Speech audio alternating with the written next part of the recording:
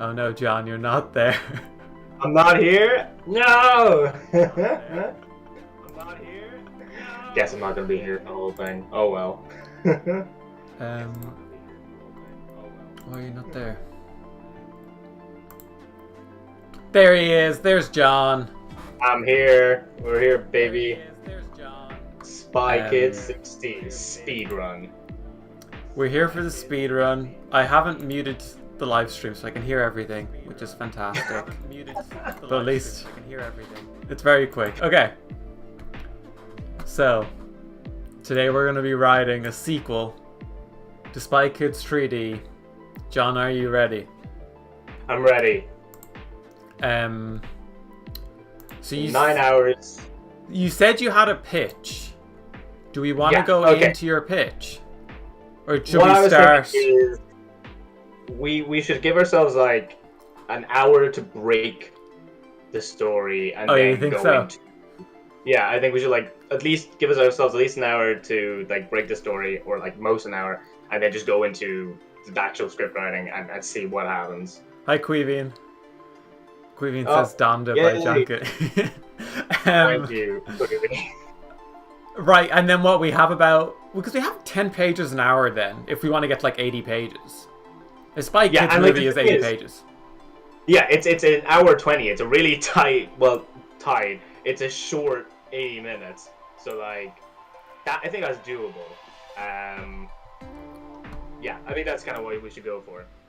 So, you want to hear my pitch? Let's get up onto our writing screen. Let's get up onto the writing screen. Alright, is our timer working? Our timer is not working, but our timer should be working on this screen. The timer is working on this screen. Yes. So, okay. What's the pitch, John?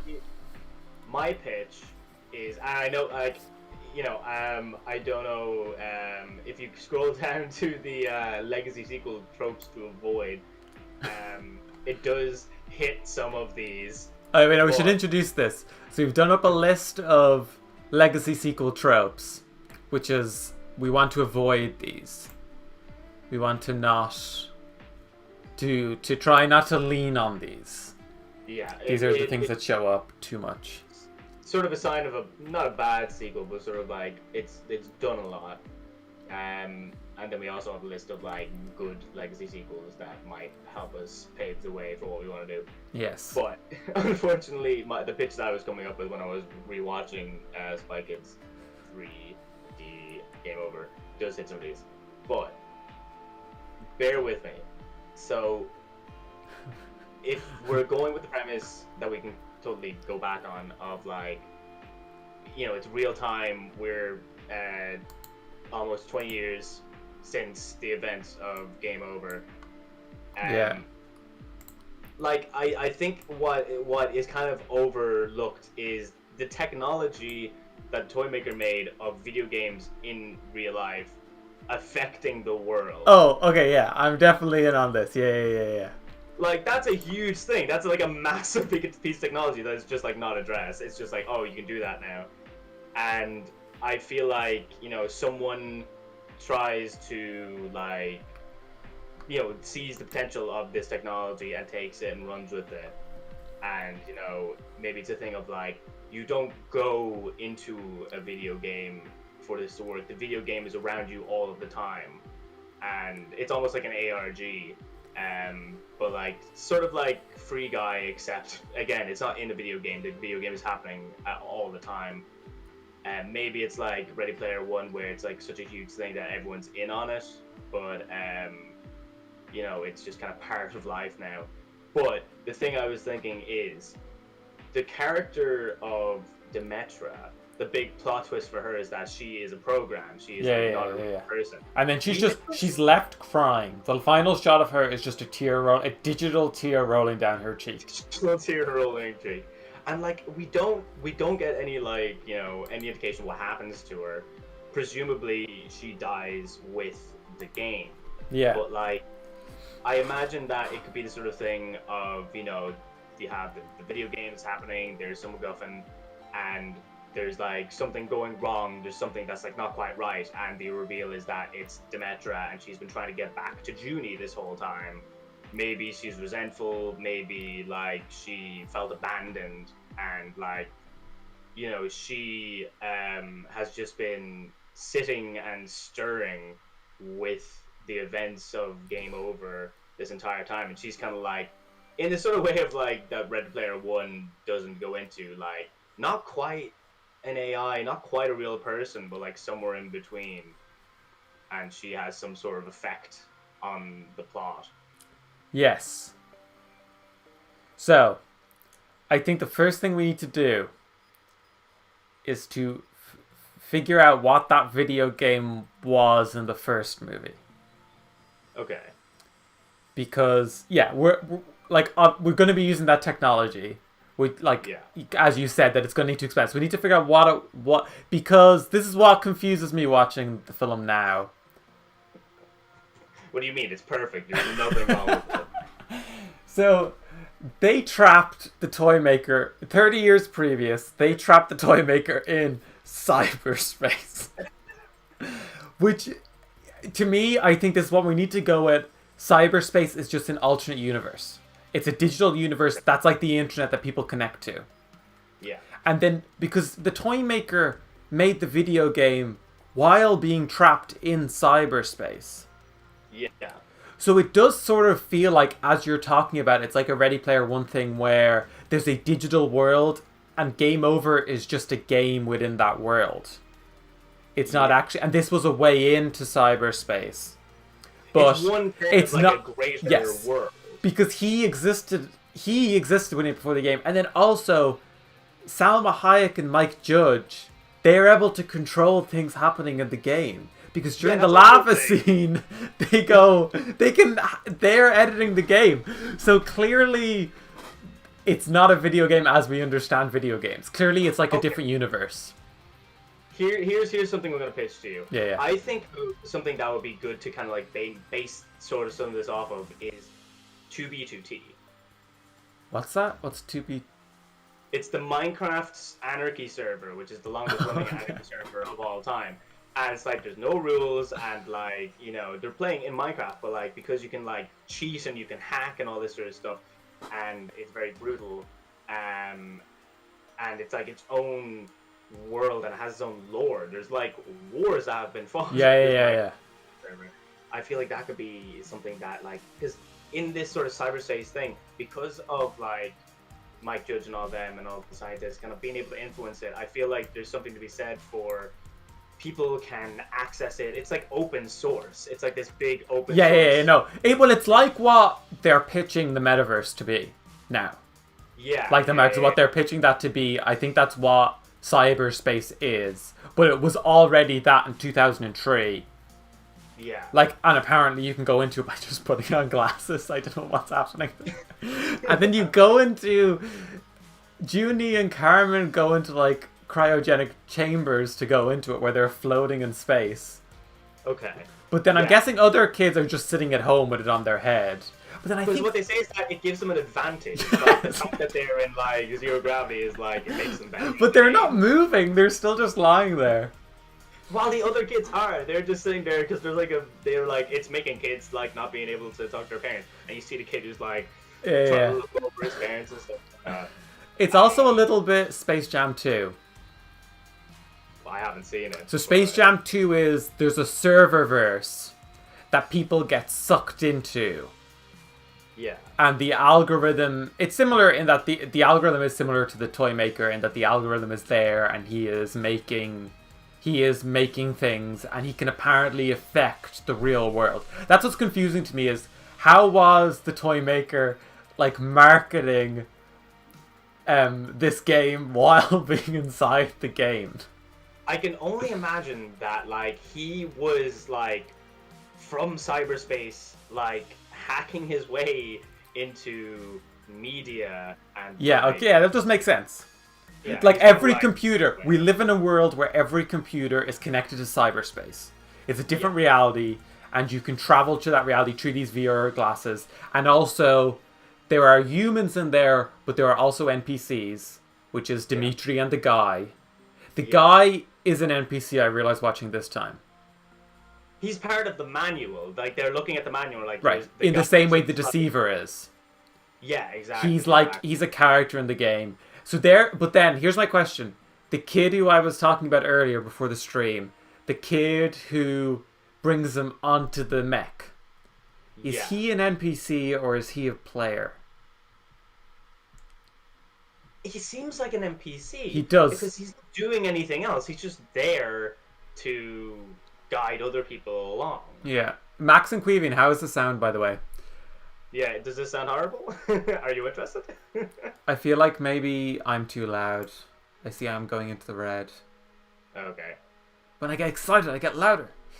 If they're even still watching, who knows? So, okay. Well, where was I saying? Oh yeah, okay, yeah. I think he's an NPC. Now, Okay. the other question is the programmers. Who are Yeah, they? yeah, the programmers. They're because like they're real people. Because the grandpa, he's like, "What do you look like in real life?" And he like scans them, and then he's So like, they're "They're NPCs." people the toy maker has hired who live in the real world to edit Yeah, cyberspace for the toy maker. and they seem like they're, if you delved any, if Robert Rodriguez chose to delve into any of it anymore, I feel like it would either be like a Ready Player One where there's like a bunch of people who are like sitting down doing stuff, or they're freelance and they're just like in their Probably own, freelance nerds. they're like admins for like servers and stuff. Yes. Yeah, yeah, no, yeah. Well, that's what I think they're like moderators. They're very Okay, so matrixy. what I'm thinking is, what if we're doing the whole thing of like cyberspace is this whole thing, Yeah. it's kind of like Ready Player One, but if it's kind of like 2v2t where it's like this kind of almost anarchy place, it's Yeah. sort of survival of the fittest, and everyone has their own little corners of this cyberspace internet, but the people who kind of like rule on top are the people who have like the most know-how in hacking and like programming and like software development, and they are just like almost ironclad, able to do whatever they can, and like it's almost like maybe like wherever their space is, their like video game that presumably the characters have to go into, is sort of like the safest place to go, but is also in a way the most dangerous. It's the most stable, like it's the one with the most structure, but there's the air of something evil going on behind it, and maybe they're Okay. trying to like over the rest of cyberspace. It's like one nation trying to like take over the rest and like civilize the barbarians. Okay. This is good because if I'm gonna say the biggest problem with Spy Kids 3D is there's not that much spy stuff. But you're suggesting wars, which is like Yeah. where the idea of spies come from. Is like World War II, Yeah, political intrigue, all that stuff. So that's really good actually, that we can bring that back. We can bring back the idea of playing sides and gadgets and stuff. Espionage. Max Barry says sounds good. Thanks, Max. Thank you, Max. Yeah, because I guess it is like you kind of want to bring it back to a bit of like espionage, like Yeah, no, that's in espionage. Yeah. it's like there are kind of, without saying it, there's like nations and there's states, because it's like In if you cyberspace. think about it very like literally, there's like even 4chan versus like Tumblr was like a big thing. Or yeah, I always do Reddit versus Tumblr, but yeah, no, I get what you mean. Yeah, Reddit versus Tumblr and all that sort of stuff, and like there's all these different. Okay, wait. This is another important law of the world we need to set up. Is it if you die in the game, do you die in real life? That was the thing I actually wrote down. I was like, maybe, and we don't have to go like more gritty or whatever, because like Spy Kids is inherently very goofy, but we could do it where like if it's a sort of thing where we're taking the technology of the toy maker, and I also had the thought of like people who play stuff like Dark Souls, they're always trying to get the more extreme, more challenging thing. What's more challenging? What's more extreme and realistic than like the stakes are your actual life? Oh, okay. Like, So maybe it's like that was the toy maker's thing, and that's why he was evil, because he had this: if you die, you die in the game. And then the world has existed without that, and then that's the sort of inciting incident to this is they've brought it back. Yeah, maybe it's the sort of thing of like people. It's and this is a weird reference, but there's an episode of Criminal Minds where they're like, there's a game that kids are playing on the internet and it's causing them to die. And I should go back to this screen. Like, it all looks like they're killing themselves, but like in this weird asphyxiation thing. Turns out it's like a game where like you can get high if you like choke yourself or whatever. But it's one of those things where like, why are people like dying like kind of like left and right in these very similar circumstances? And you have to go in and see what it is. And it's all connected towards like, maybe it's like different factions of different places of the internet, but the thing that brings it all together is like this promise, this game, this like MacGuffin of That's like turns out to be game over. Which turns out to be game over. It turns out that little seed of that game has somehow survived, and that's how we bring in Dimitri, obviously. Because that's good. No, that's good. Because then you've got your opening of your film is kids are dying while playing these games, and they can't figure out what they were doing in the virtual world when they died, and then they realized they were playing this new game, this new dark web game. Game over. Yeah. And that's where these two gangs or wars or whatever, that's where they're choosing to fight. Yeah. Is in this place where the stakes are real. Yeah. It's almost like adrenaline junkies. Yeah. Because then obviously the spy kids are going to have to go into that game, so that's why there's stakes. The stakes have never been higher. Yeah, that's good. That's definitely a point where they're like, the stakes never been higher. If you lose, you die. That is the... But was it happening in this film? Why is it happening? Why was it happening in the film we just watched? No. I think it was. I think it might have been, but like not. It was never said. I think it was like very lightly implied. Yeah, they just kept saying it's game over. I was like, what does that mean? Yeah, because like they were saying that like they were trapping kids in the game, and your mind would be given to the toy maker. Yeah. And they also said, if you die, there's no redos. And they never connected those two ideas. Yeah. I think the implication in the middle is that you die. Yeah. Okay. But that's good. That's a good to go all in on that. Is that like that's the beginning? Is somebody showing up in an apartment with a dead kid?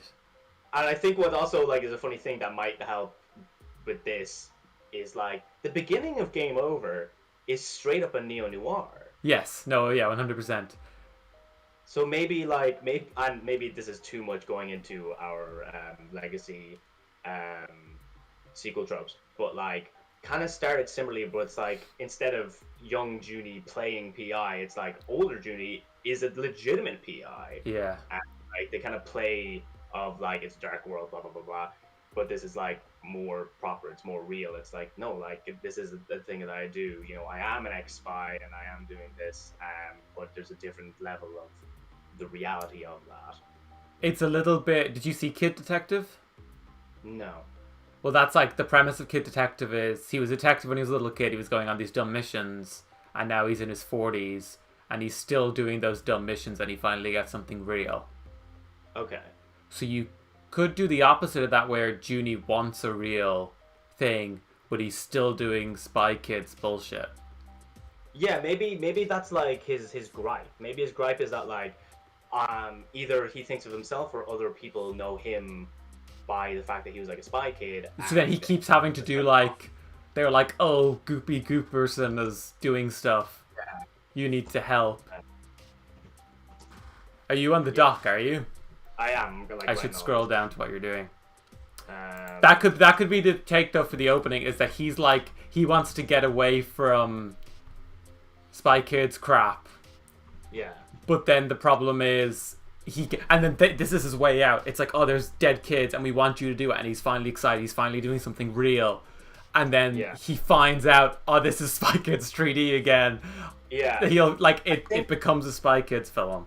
I think like a part of it could be really interesting where like one of the flaws he has is that like he's too excited about the fact that almost in like the way that like Sherlock did it, of like he's too excited about the fact that kids are dying. Yeah, that's good. To, like, take it seriously at a certain point. Like he gets like really like jazzed at like, oh, someone says like, oh, another kid has died. And he's like, oh yeah, we're back on the case. And people are like, what are you talking about? A child just died. Why are you excited about this? Yeah. What was the last thing you said? He wants to get away from Spike's legacy. Then he's excited to find he's excited to find real murder, but then obviously he's going to get annoyed then once he finds out this is the stuff that he was doing when he was 12 or 10, or I don't know what age he is in 3D. Oh, he can like never escape his past. Yeah. Maybe that's like a lesson that he learns is like, you can't just ignore and disregard the things that made you who you are today. So you kind of have to embrace it, and it doesn't define you, but it's like part of building blocks of like who you are as a person. All right. Okay. Cool. Okay. All right. I feel like Will Campos. Okay. It's still. Oh, is this not updating? Why isn't it updating?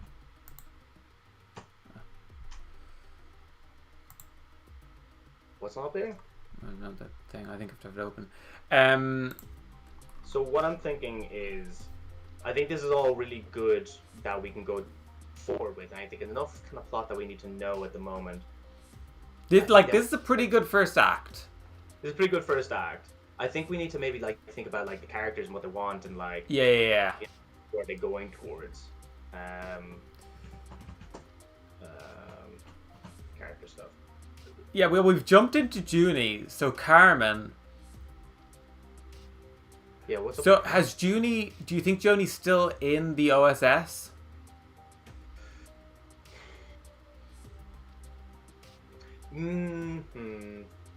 See, I feel like that's too similar to Game Over. I'm wondering if it's. I wonder like if it could do something like The Incredibles, where like if Carmen is kind of the like in this way the characterization of. Hi, Vicky. Oh, hey, Vicky. Oh, thank you. It is so exciting. So Carmen is like.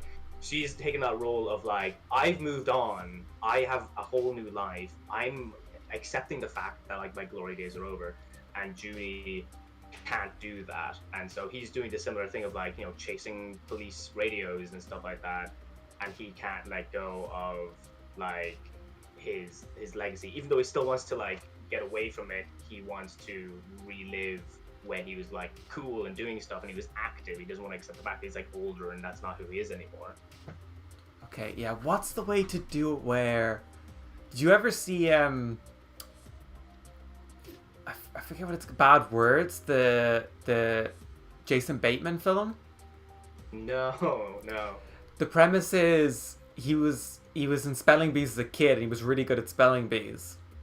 Okay. And then through some loophole, I think it's because he never graduated from elementary school or something, he's still allowed to compete in children's spelling bees. Okay. So I feel like if Junie was like somehow competing against these little kids at being spy, like somehow he ends up stuck. I don't know how you do it, but if he's stuck with the spy kids, so it's him and a bunch of 12-year-olds. Right. Unless if it's just he's the head of the spy kids, I don't know. I feel like I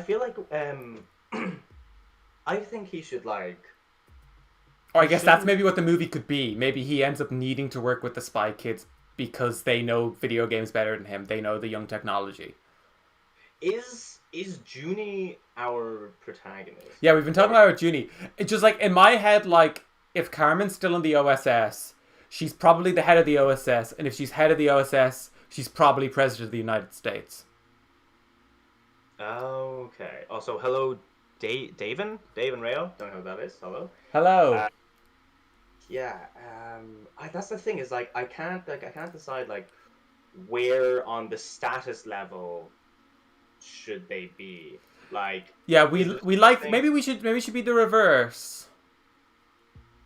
Of the roles of them two, or look, you could do the reverse. You could do Junie's president and Carmen is passionate about spy kids. I feel like Carmen's president. I don't think that Junie should be president because like I feel like you want to see him down on his luck. You do. Becoming the thing that like you want that character arc of like because I feel if you start with him as president, there's like nowhere to go. Yeah. Versus Carmen is because Carmen to me is just like I'm just thinking of older sister. Yeah, But like, this is what I'm saying. Of like, have you seen The World's End? Yeah, yeah. I think it's like Junie is like Gary King, and then Carmen is like the friend where it's like, I'm mature now, like I have a proper life, and he's like, no, but like, don't you miss doing the spy stuff? And she's like, Junie, you gotta grow up. But maybe that's like a part of the theme as well, is like not having to grow up, or like being allowed to like be a child. And maybe a part of like getting through the video game, even though the stakes are really high, is like, it's like, have you seen Green Room? Yeah. You know, in Green Room, where like the way that they escape is like they pretend like they're kids and they're doing like the story of the paintball or whatever. And Yeah. like that's kind of the turning point in like the kind of act 4, is that It you too know, does that. It. yeah, exactly, it's the same thing of like, I have to like let go of my adult tendencies and like my inhibitions. And maybe if he's working with the kids, he like fully accepts like being in that world of being a child. There's all these other people in the game, they're very serious about it, but he's treating it as what it should be treated as, which is a game. And that's how he, Yeah. you know. Then, but okay. Yeah, so we've got him. So you think Carmen? So you're saying Carmen has just left Spy Kids? I mean, the OSS altogether, and she's like done with spy stuff. That's what I think. I think like she is on like at the straight and narrow. She's like straight edge now, and she's trying to get on with her life.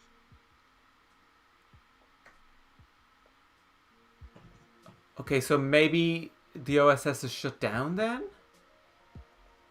Oh, kind of like a Rogue Nation type thing. Yeah, but don't you think going on to become an adult spy is that as well? Because like in this stuff, there's also adult spies, and that is the adult world in the Spy Kids movies, rather than the adult world being not being a spy. Yeah. That's what I'm thinking in terms of keeping Carmen in the thing. So you think that she would be like an adult spy? Well, that's what I was thinking of her being head of OSS. To me, that's like the most mature position in the OSS. Yeah, I guess. But you're saying the maturity is leaving the OSS. I think you could do either, because I think if Carmen is like president of the OSS, she's the sort of person where she's like, I gotta rein you in. Like, you can't be allowed to do these things. That's what I'm. That like, she could be the adult in a, but still be part of the OSS. Yeah. Because I just feel like that's her. Unless if there has to be something that has happened that caused her. Because to me, the arc is she's clearly heading towards being like a great spy there. Right. Because like in the first movie, like she's joined, but then like to me in that third film, the moment where she's revealed is like, it's like she's the one who was set in this mission. She's the head, you know. Yeah. So okay, so I'd say we should go with that. What does Junie want? Junie wants. Okay, yeah, maybe one of them need to not want spy crap. Yeah. Like if No, they're but both... maybe not. What? Like, why can't they both? Well, we said before was Junie wants an adult. Junie wants to be Tom Cruise in a serious Mission Impossible film, but he keeps ending up in goofy Spy Kids films. Yeah. That's what we were saying. Yeah. She wants to be like a real spy. An adult spy, but for whatever reason, he always ends up doing goofy stuff. That is the Kid Detective stuff. And then He's like looking for people's cats and stuff like that. yes, or even like floop stuff. Like it's always maybe. Oh, you'll be fun. You'll be funny. Is like he has to go after Floop, and Floop is being really dramatic. He's like, Junie! And Junie's like, hi, Floop, can we just... Yeah, like that's your opening. That's your introduction to Junie. Is he's being a spy, and then he's like fighting those dumb monsters and stuff, and he's like, this crap. Yeah. He's Because like, maybe what it is because the Spy Kids used to do missions to do with kid stuff, right? Of like the video games attacking children. So maybe the OSS got in trouble with like child labor laws. Oh, actually, one thing that just came to mind there is like, what if the whole game thing is not important to Carmen because she's like, that's kid stuff, and Junie is like, you're not taking this seriously, this is a real problem. She's like, we don't do that because we're adult spies, we leave that to the kids. And he's like, you're not taking this seriously, you're not taking me seriously. Yeah. So then the only reason he knows about it and the only reason he's on it is because it's a kid's mission, and that's the stuff he's doing right now. Yes. So no, but then he's not a kid is the problem with that. Like, is he actually doing kids missions, you know? What I was going to pitch there was the OSS, they shut down the Spy Kids program because they're not allowed to use kids anymore. A kid dies on a Spy Kid mission. Maybe that's what happened. Maybe that could be something guilt that one of them feels guilty about. Like maybe that's why.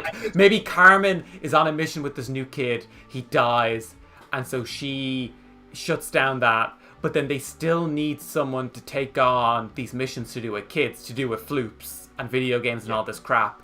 And that's what Junie's currently doing at the beginning of the film.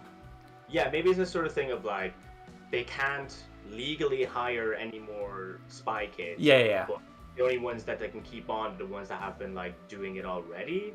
Well, it's just you need someone to do it, and Junie's been doing it, and so he keeps doing it, and he's never gotten promoted. Right. Versus Carmen, who went up in the OSS and has now gone up to the top. Yeah. Yeah. She's progressed, but he's like plateaued. Yeah. Is that too? Yeah, no, that's good. Because like the thing is, I think even though like some of this sounds two, that's good. Get that word in. Use that word in the movie. That will sound good. Plateaued. Yeah, plateaued. Yeah. Because I think you can do right. all of this, and you can do it as silly. Like I think it sounds kind of like deep and dark, but you can still like rap it. Oh yeah, no, 100%. Rodriguez kind of style. Yeah, definitely. So then Carmen, that's a good bit for Carmen though, is she's guilty over this kid she let die, and that's why she's like, no, we're not. Junie's like, we need kids to send into the video game. she's like, no, we're not risking any more kids' lives. Yeah. So she's what's the word? Guilty. Guilty. Oh god.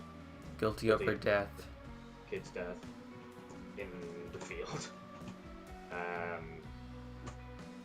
And that's why she doesn't trust anybody but Junie to lead that team. But is she sending him in, or is he like, somebody to do something, and she's like, we're not going near that again? You know, well, no, it would have to be Junie's like, we need kids to do this. We need to bring back Spy Kids. And she's like, no, that's too dangerous. Is that where the tension lies? Because I know there should be a tension between Junie and Carmen off the bat. And like, I feel like it could either be the sort of thing of like, Carmen doesn't want to give this case the time of day, or like you're saying that Carmen's like, we need to send in more kids, and Junie wants to send in kids, and Carmen says, no, only you can do it. What if there's a twist? Okay. So in this virtual reality world, what if now NPCs exist outside in the real world, right? Okay. And the twist is somehow Junie is the one who died. And the character we're following is a Junie NPC, and Carmen has left that Junie NPC to do all the Spy Kids jobs because it's okay if it dies. Maybe he's died loads of times. Yeah, that's what I'm like he's an NPC. He dies all the time, and and like that's the twist. I don't know why Maybe- she picked her brother though. I think it is perfectly logical she picks a brother because like in her head he was the best spy kid that ever existed. Yeah, that's like, who did you choose? I chose you. You know. Yeah, it's like because the first and only pick didn't answer our calls like Yeah, the yeah. second game over. I think like Oh yeah, that's then you bring down that line. Yeah. that's oh my god, that's like that'll be a really good moment of like he confronts her about it and like that's what she says back to him. Yeah. And so that's why he's like always trying to talk to her and stuff, and she's like she never wants to be with him. She's always ignoring him because obviously it would be depressing as anything. Oh, what if you know, there's this whole thing about you know, the toy makers tech and all this sort of stuff, and that's kind of going on in the background. It's not the forefront thing. Yeah. But like the reveal is that like Carmen like doesn't want Junie to go in on this case. She wants him doing other stuff. She's like, there's more important things. He does it anyway, and the reason she didn't want him to do it is because he'll discover. Yeah, exactly. She doesn't want him doing digital stuff. Yeah, she had a hand in like bringing this technology back because she missed her brother because he's dead, and like, you know, and that kind of makes it kind of Blade Runner-y as well. Yeah, so we're definitely, this is very Blade Runner 2049 now. Yeah. I think that's good. That is good. So, what do you feel about that whole thing about like Carmen's like, I don't want you doing this, and Junie's like, okay, is Carmen still the? I've been imagining Carmen as the president the whole time. By the way, of the like digital world of the United States. Oh, okay. Do you mean that as a reveal, or just like that's just like a thing that's going on? That's just like what, because if she's head of the OSS, that's what it is in the first film. The head of the OSS is also head of the United States. Yeah. Because what does he say? I was leading the country anyway, so I just made it public.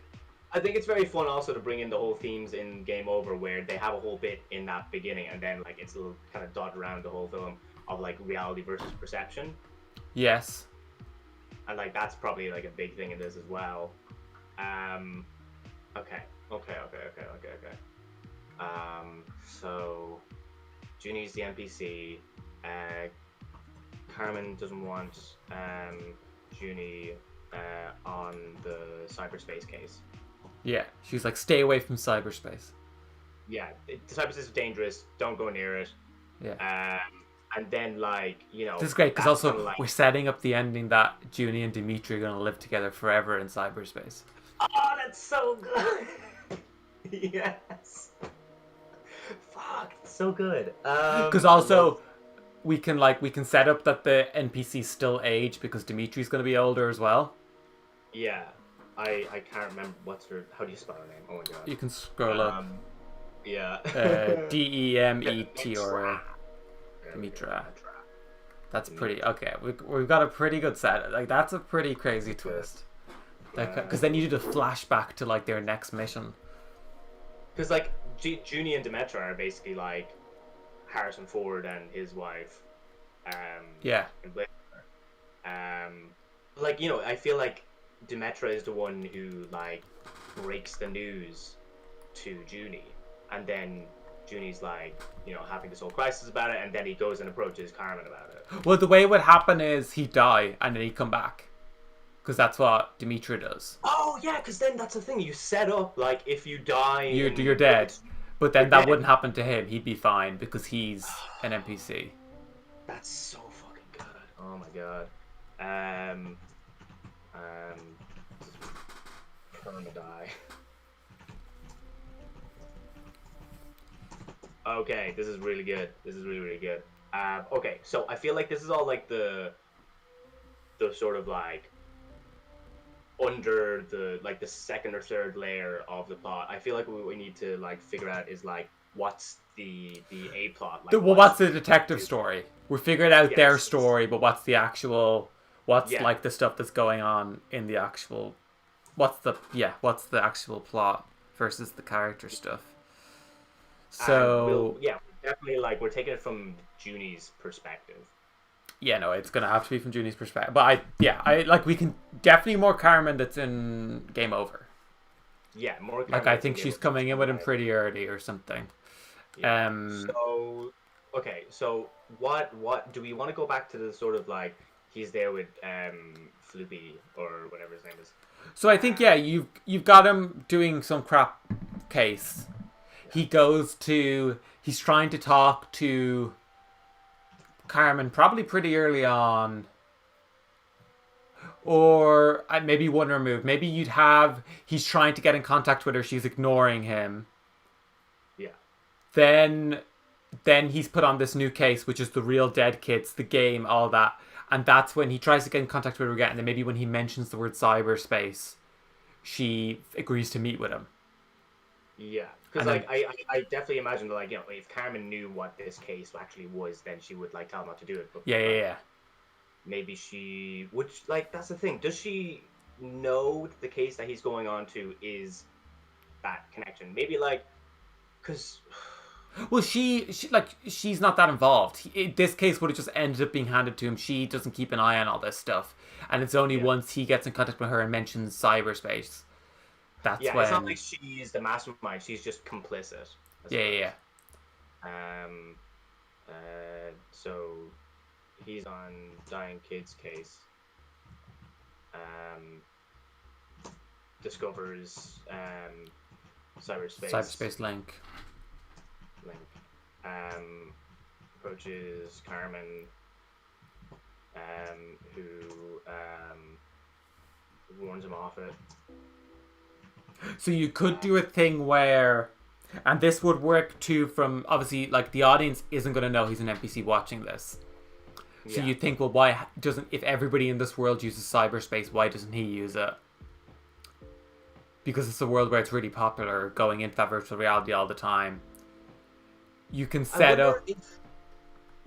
Yeah, go on. You can set up that he despises it. He really hates it. Like, he walks around, he sees kids using it all the time, and he goes, like... And then your excuse and thing is because he went on this adventure when he was a kid, but then also, I suppose he would have been programmed for it or something, but... That's what I was going to say, is, like, I think you could have it under the guise of, like, it's like a trauma thing of, like, you want to go to, like, it reminds me of Game Over, but because he's an NPC, it's like Carmen specifically put it in his programming that, like, he is an aversion to the digital world. Yeah. Of it. And maybe that can work with him so that, like, when he is actually in the game, he's in that cyberspace, that's an extra level of difficulty. Yeah. And it means too, when we go into cyberspace for the first time in the film, it's a big epic moment because it's going to look totally different than it was all that time ago. It's going to be a character experiencing it for the first time. Yeah. I think a good reference for, like, how that feels, or at least how I think it should feel, is the reveal of the city in Detective Pikachu. Yeah.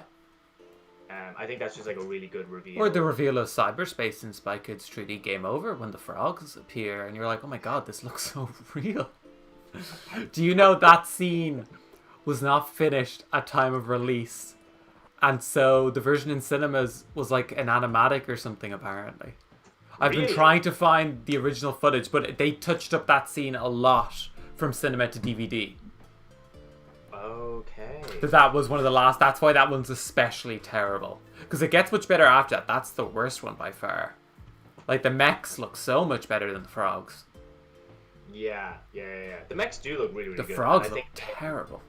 Frogs look really bad, but, like, the robots at the very end sequence look really good as well. Yeah, no, I think it's because, like, they went through all those trailer moments first. The best sequence is definitely the race, I think. Yeah. That's like, that honestly competes with the pod race for me.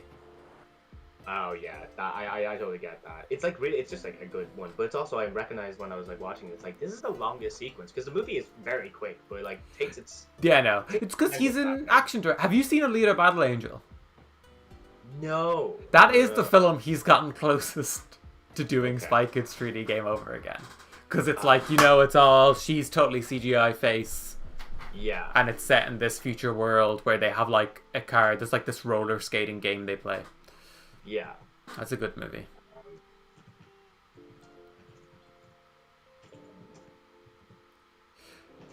Okay. So we kind of have the first act. Yes. So then, what is happening in what is the inciting incident? I think the guy has to be involved. Yeah. So the guy because the guy would have also respawned in the same way Dimitra respawned. So they were both there. Think about it. The toy maker comes out of cyberspace. That game is shut down. It's left to float off in cyberspace. Dimitra and Guy are just left together for years.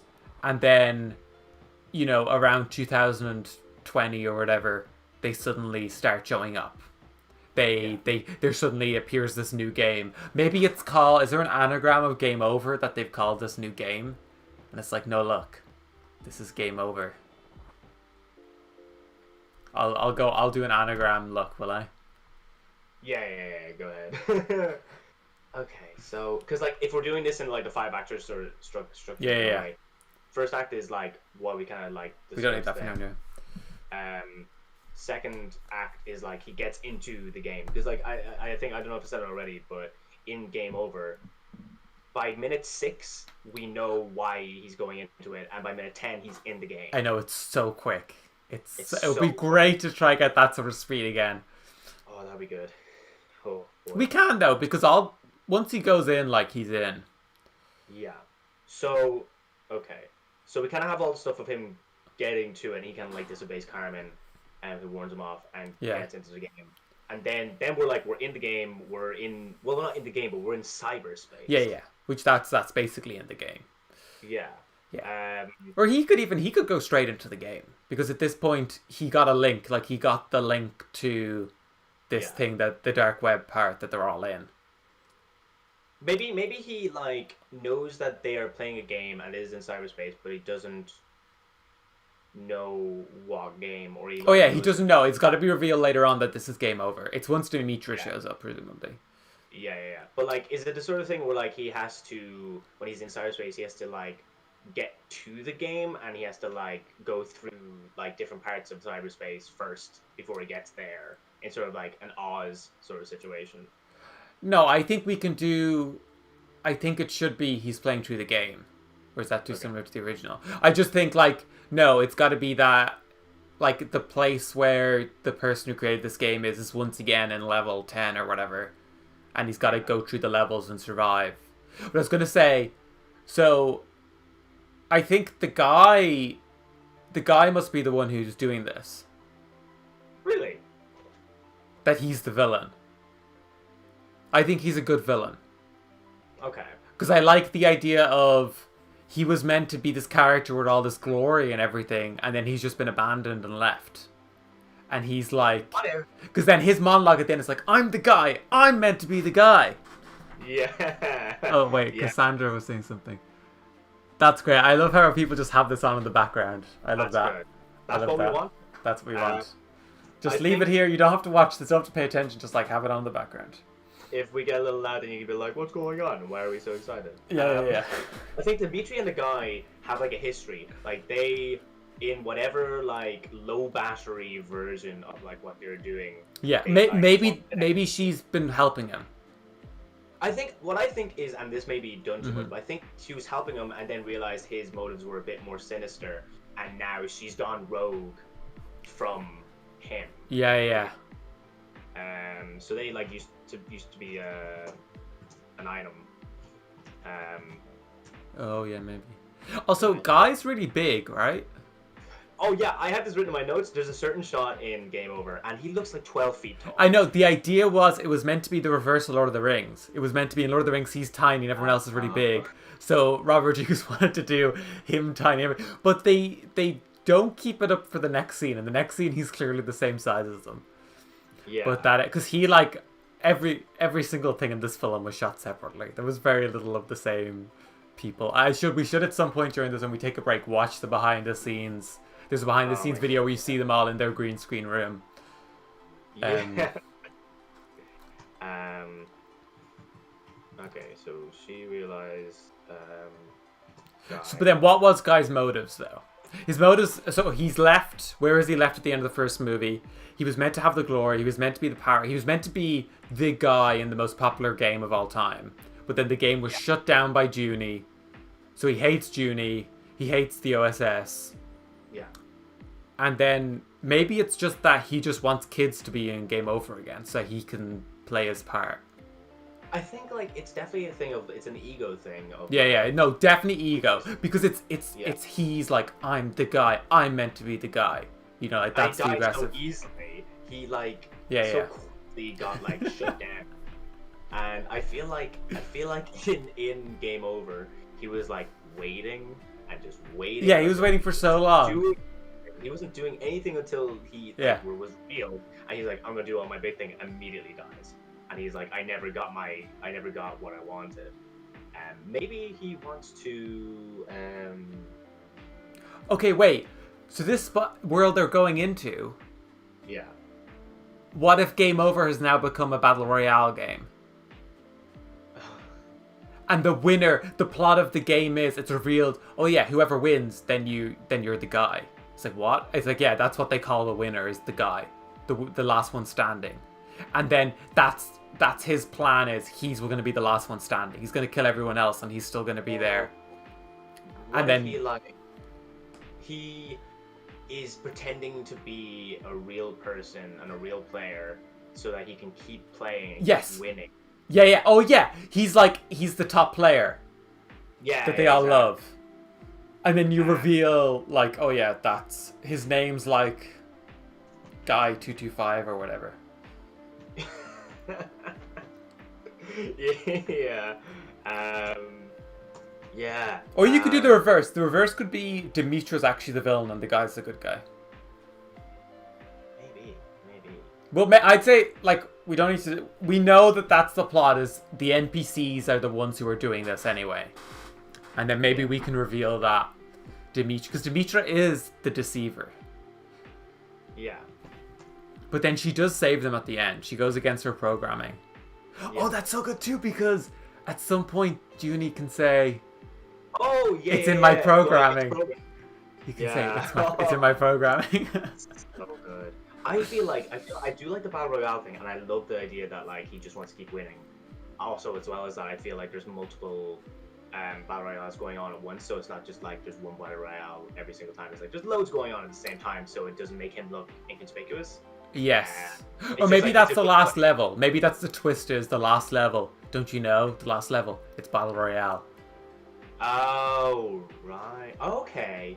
Oh, that would make it like really intense stakes then. And then we could do another. I love the way I said in our quotes, like no callbacks, and all I can think is callbacks now. That then one of the characters is like, why does every video game have a battle royale now? Because they do that about lava in the original. Why does it always have a lava level? They're like, why does it always battle royale? Well, Halo doesn't, and Metroid doesn't. Yeah.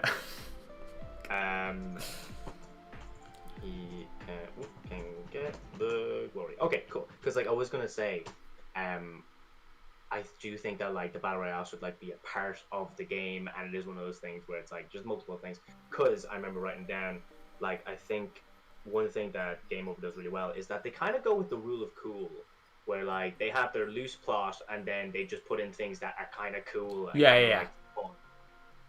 So I think like if we go with, we have our first act and like the setup, and we kind of know what our payoffs are, and we have the battle royale being like the last level, then we're just writing really cool level ideas. Exactly. Yeah. So should we start doing that, or should we like understand what the ending is going to be and then go back and fill in the like the fun parts? No, I think if we're doing speed writing, you gotta write it in order. Right. Okay. We gotta go start to finish. So I think, do we have a rough idea of where we're ending that we can get there? I think we need to figure out what Carmen's doing. Is she going in with him to chase him? Is she like following him throughout the game? Are we cutting to Carmen in behind? I wonder if maybe Junie becomes like almost like in Free Guy. I haven't seen Free Guy. Oh, okay. In Free Guy, Ryan Reynolds, who is the Free Guy, becomes really famous because people are like, who is this guy? And then like people kind of watch him and stream him and stuff like that. But I wonder if there's anything you could do like that where like Carmen is like watching him all the time, or maybe it doesn't need to be like a live stream thing. Maybe she is just like watching him as he's going along. But you do want No, you want her. You want her in action scenes. I think it's. Did you hear? Did you hear who joined the game? Who? The president. And it's like this big news story that the president has joined this game that everybody's obsessed with. Oh my god. It's got AOC playing Among Us energy. Yeah. Oh my god, I forgot about that. That's really funny. It's just she joins the game. It's like it ends up being a reverse Escape from New York, where instead of Snake Plissken entering into New York to save the president's like entering in to save Junie. Yeah. Okay. I feel like we can figure out why, like, she justifies that to the world later. I think what I want to do is like figure out like the ending, or at least some semblance of like where it's leading towards. So we have like Junie discovers he's an NPC, confronts Carmen, so that's a whole thing. The guy. Where are you typing right now? I'm not showing. I should be showing where you're typing. Where are you typing? I'm down just under detective story. Yeah. So the guy, he has to have this whole thing. So like the guy is like defeated, but I feel like definitely only level 1 of villain arc, if that makes sense. Like it's like, oh, you thought you won, you thought you defeated the person you needed to defeat, but like Demetra does her thing, and it's like that was only the front.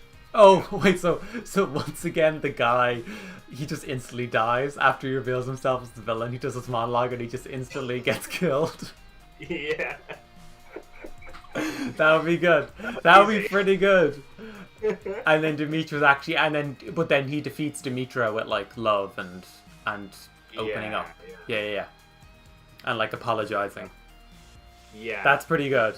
Okay, so yeah. So Guy, we're seeing Guy, his seeds of him throughout, but then the real twist is Demetra. Yeah. I feel like should Demetra be like left till the very end, or should she like be there with Junie in parts, and like it's like a fake ally enemy where like she's trying to ward him off doing things because she knows that she'll eventually have to like.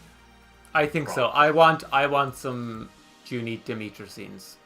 Yeah, I don't think that should be left to the end. I think you want the two of them doing this together. Yeah.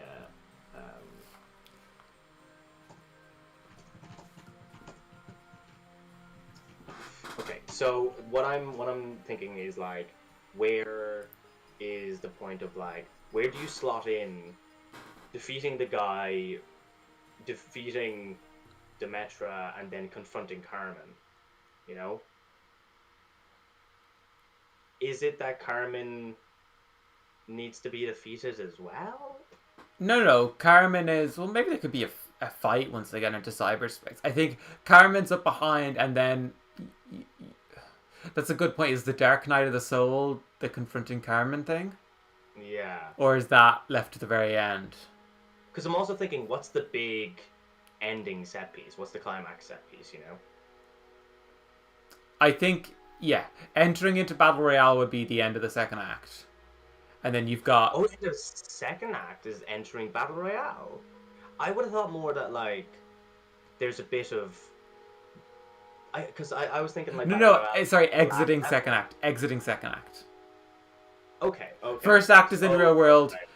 Second act is level 1 through 4, whatever. Then you get into level 5, the final level.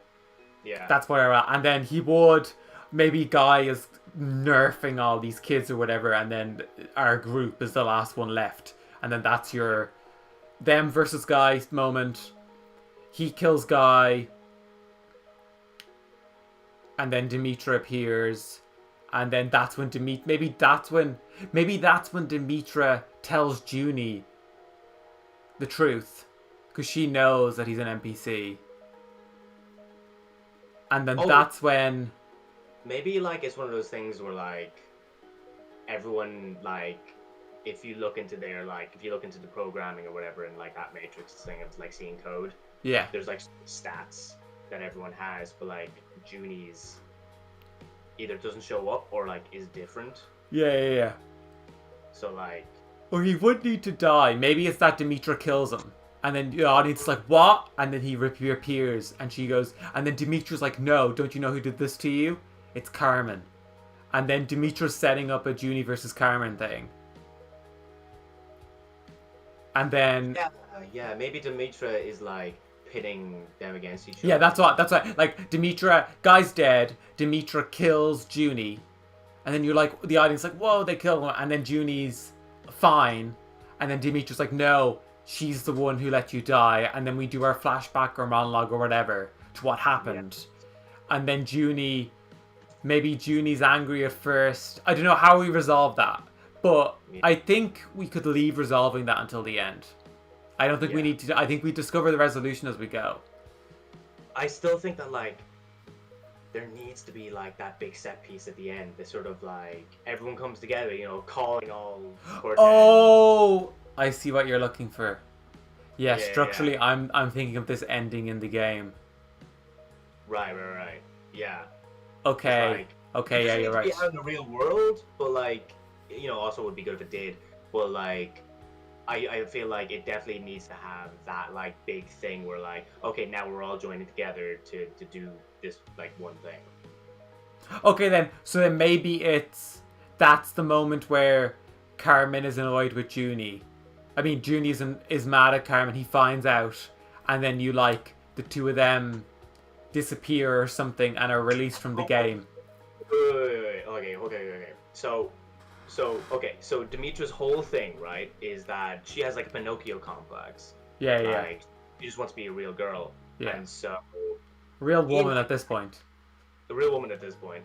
And I don't know if it's too similar to Game Over, but she, like, has been working with this toy maker technology, and so she wants to put herself out into the real world, and, like, that's kind of like what that set piece is that, like, now I'm real. Yes. Now Okay.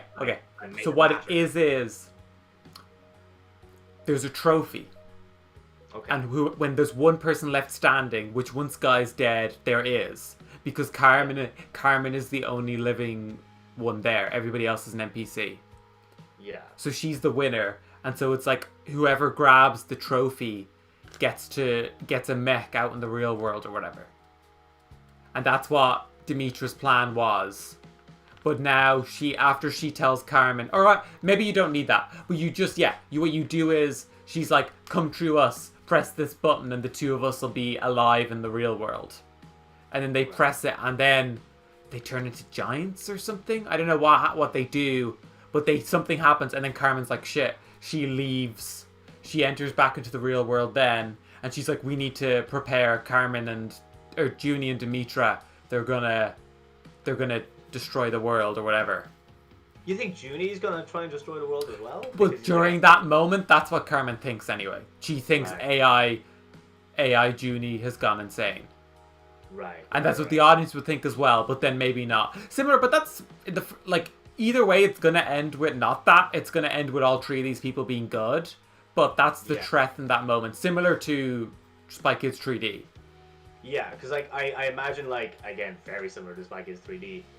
I was thinking, like, you know, Junie is sent by Demetra to, like, take down Carmen. Carmen, you know, through whatever means, like, is like, no, Demetra is, like, lying to you or, like, manipulating you. And then they both have to try and defeat Demetra. Carmen wants to kill Demetra, and Junie's like, no, let me talk to her. Yes. Yeah, no, it definitely ends with Junie being like, no, me and Demetra are going to go live inside cyberspace. Yeah, because, like, you know, Carmen obviously wants her brother back. So you think about it, we're in the virtual world during this final act. Yeah. Junie and Demetra leave to go do their secret plan. Then we follow Carmen back in. She wakes up in the Oval Office. Code red. They're doing something. and then you cut to she was in the Oval Office. yeah, she's playing this game, and then she puts on her thing, and she's in the Oval Office. Okay. And then she has her 3D glass on, she takes them off, and then she goes, oh, my eyes hurt, and then it says glasses off, and then you have a sequence, whatever, we need to prepare, and then they walk outside into Washington or whatever, and then the reveal is whatever the plan was is there. That's happening. Maybe, yeah, she calls in her family again, or maybe she calls in just a whole new generation of Spy Kids, who knows. Maybe there is the setup there of, maybe that's when she goes, we're bringing back the Spy Kids or something, I don't know. Because we do actually forgot about that. We need to do, I do think we still need the Spy, she gets over her thing with her brother and she brings back the Spy Kids. I don't know how that happens. Yeah. I think, okay, to try and link some of these things in. Yeah. Junie died on a Spy Kids mission. Yeah, no, definitely. That's why she doesn't want... She's like, no more kids on missions, no way. Yeah. While the programming that, like, oh, maybe, oh, God, okay. So, if there was a sort of thing where Junie is, like, figuring out, like, his existence and stuff, he's, like, going back through his memories, and his memory was always that, like, he was on a job with a kid, and the kid died on his watch. And then, like, he never, like... No, they wouldn't... What?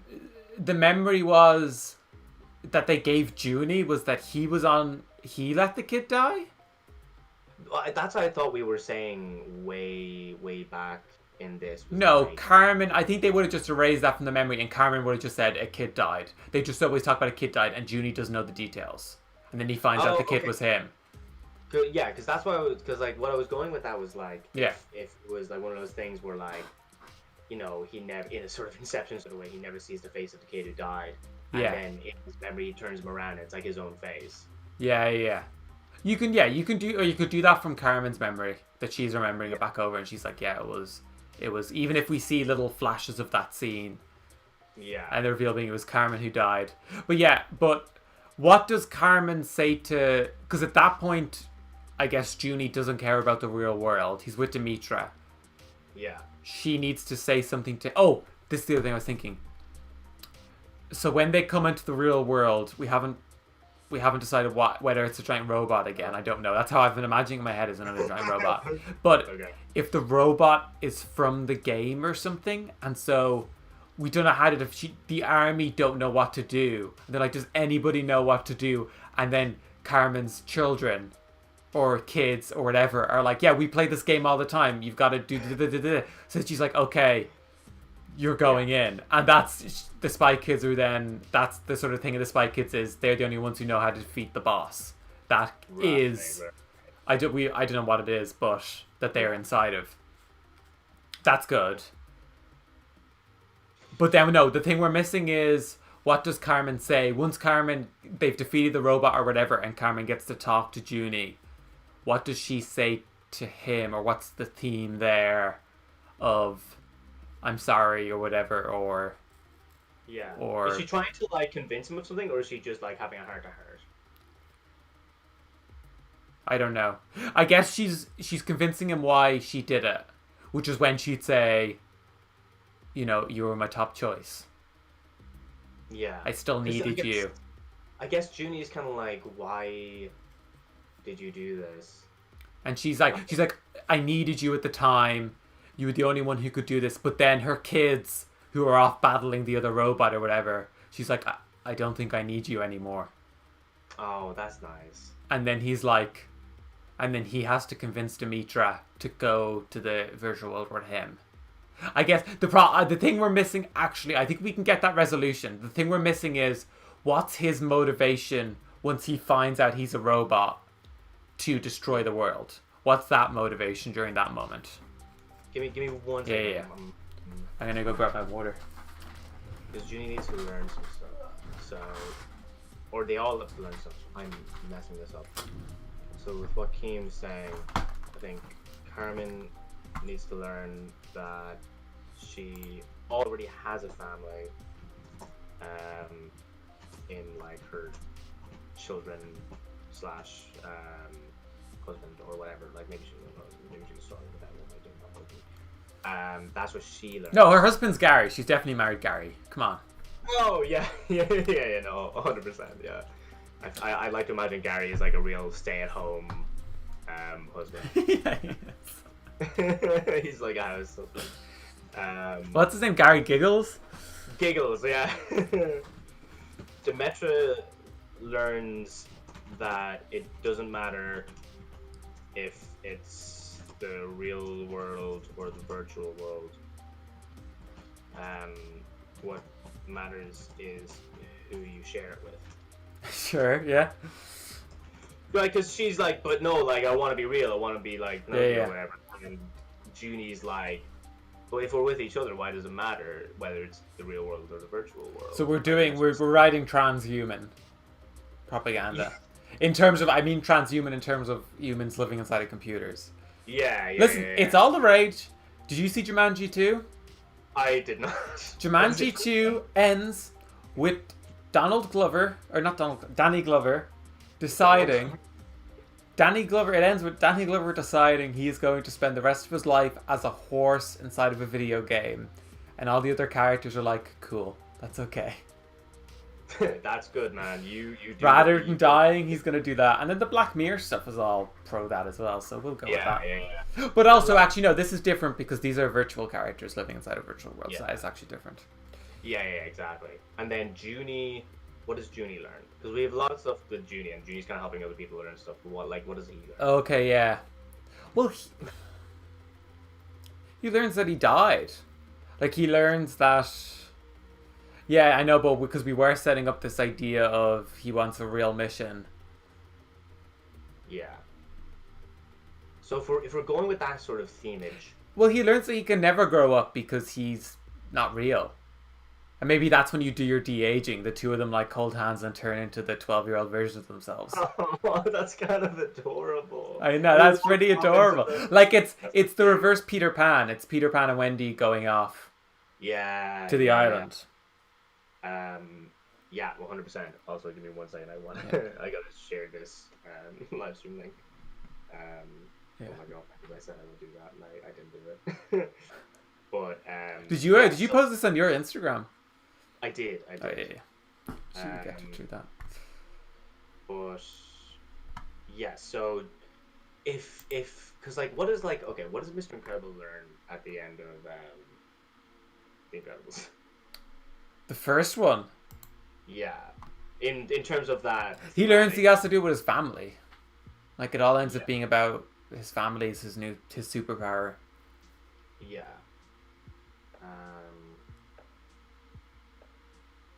Because like that's the thing. Because if we're sticking with that sort of like the gripe that he has. No, but I think it's a never growing up thing. I think it's that he's never going to grow up. And he does the opposite. He becomes a kid. He's like, no, I'm gonna do Spy Kid mission. He's like, somebody's gonna have to clean up the virtual world. Yeah, but I feel like that's like what like Lillery learns. But like, what does he like emotionally learn? Well, it's the emotions of maturity that he's gonna stay childlike and stay doing. I know I'm saying the same thing, but you know that it's the childhood thing now that he's staying young. He's gonna stay. He's not gonna graduate to adult missions. But like, say with like, if going into it, his whole thing is like trying to return to his kind of glory days, but also like wanting to get out of the idea that he's plateaued, like he's not satisfied. It's like, what is the resolution of those things? Well, I think the glory days thing, it's not that he's trying to return to the glory days, it's that he's trying to have new glory days. He's trying to be... Okay, so it's kind of like in Up. Yeah? You know, like when he opens the book and it's like the new adventures, because he's trying to recreate like with his wife, and then he puts in like, you know, he's trying to recreate this thing, and then when he opens up the memory book, it's like the adventures section is like their marriage, and then like, you know, he's making new adventures. Yeah. Oh, yeah. That could be part of it, but to me, it's a thing of right. Junie at the beginning of the film, he's doing kids missions. He wants to be doing. He wants to mature out of that. He wants to grow up. he wants to be doing adult missions. And then he learns that, no, he's built for these kid missions. He's going to stay. He's not going to mature out of that. He's not... I feel like that, and maybe I'm picking the wrong end of the stick. Yeah. But it feels like that's like a really like defeatist theme of like. Yeah, maybe it is. Don't try do other stuff. Like, you are built for one thing, and you gotta do that thing. That's what it is like, for him. Or, well, no, because that's what the SpongeBob SquarePants movie is, though. In the idea of I'm just a kid. Yeah.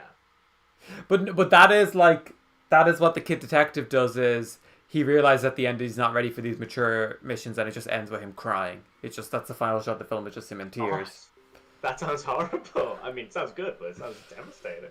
And like, yeah, but he's dead, right? So he's never going to go on to be, that's the thing. You're forgetting. He is dead. He is dead. I think metaphorically, he's dead. In the film, he is a ghost. So therefore, a ghost should accept, especially one who died when they're 12, is going to have to accept they're not going to grow up. Yeah. So he like learns. So it's not defeatist if you think of the fact that he's dead. Yeah. Yeah. He's essentially Well, listen, we're not going to be writing this until 8 o'clock tonight, this scene. So we'll definitely, we might know him better. We might know Ghost Junie better. Yeah, like, I think once we start going through the actual writing phase, which I think we can start doing now. I think we can. Because we're already 15 minutes into our second hour. Yes. We've had 66 people click onto this. Wow. 71. We're now down to, we're down to 3 people currently watching. That's pretty good, though. That's too many people. No, we gotta be like Ninja. We gotta get like 5,000 people. But yeah, okay. I think we can get to the script writing bit. I'm gonna go. Real fun will start. I'm gonna leave for 1 minute, and we'll go do that. I'll leave the screen on the very end if you want to write something else there while I'm gone. If you want to talk solo for a minute. Okay.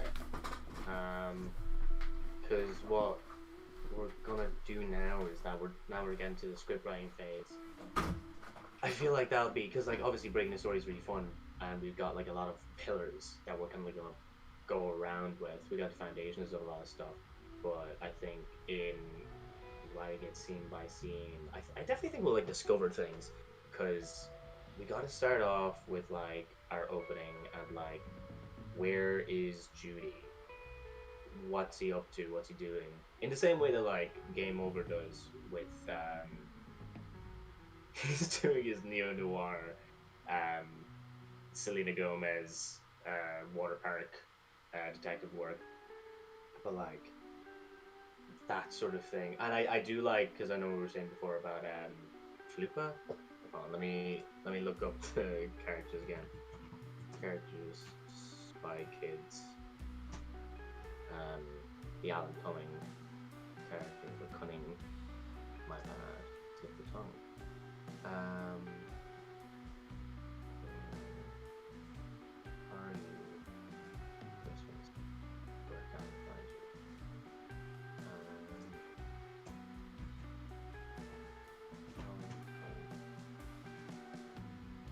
Oh no, it is coming. Never mind. I wasn't being dirty.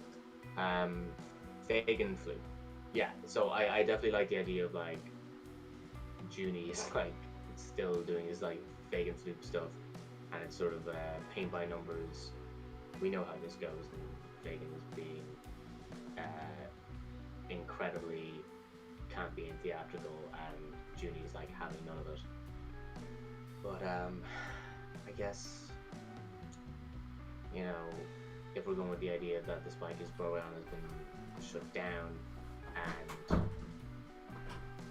you know the kids aren't allowed to do those missions anymore, I guess it would make sense then that Junie is still doing these missions. But I guess how do you explain that naturally? I was just talking about like how do you like explain that Junie is doing the Spy Kid missions because there's no more Spy Kids, and that like it makes sense that he's doing them in like an organic way. What?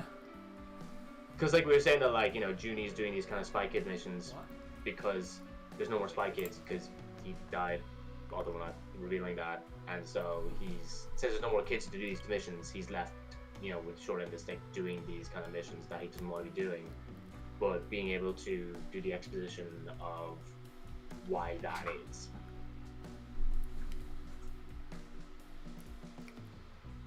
I think you wait. I think you wait until you're with the Carmen scene. I think that's when you introduce that, and I think you should just talk about it. Yeah. Or who's like maybe if Junie's head, who he first goes to try talk to Carmen. Yeah. It could be what's her name? What's Gary's sister's called? Emily Osment. Gertie. Because we got Emily Osment, we got to get her back, right? Oh yeah. 100%. She could be like she's between him and Carmen, sort of. Yeah. Oh, do you mean the husband? No, Gertie even. Okay. Gertie plays a big part in too in terms of getting her on. Yeah.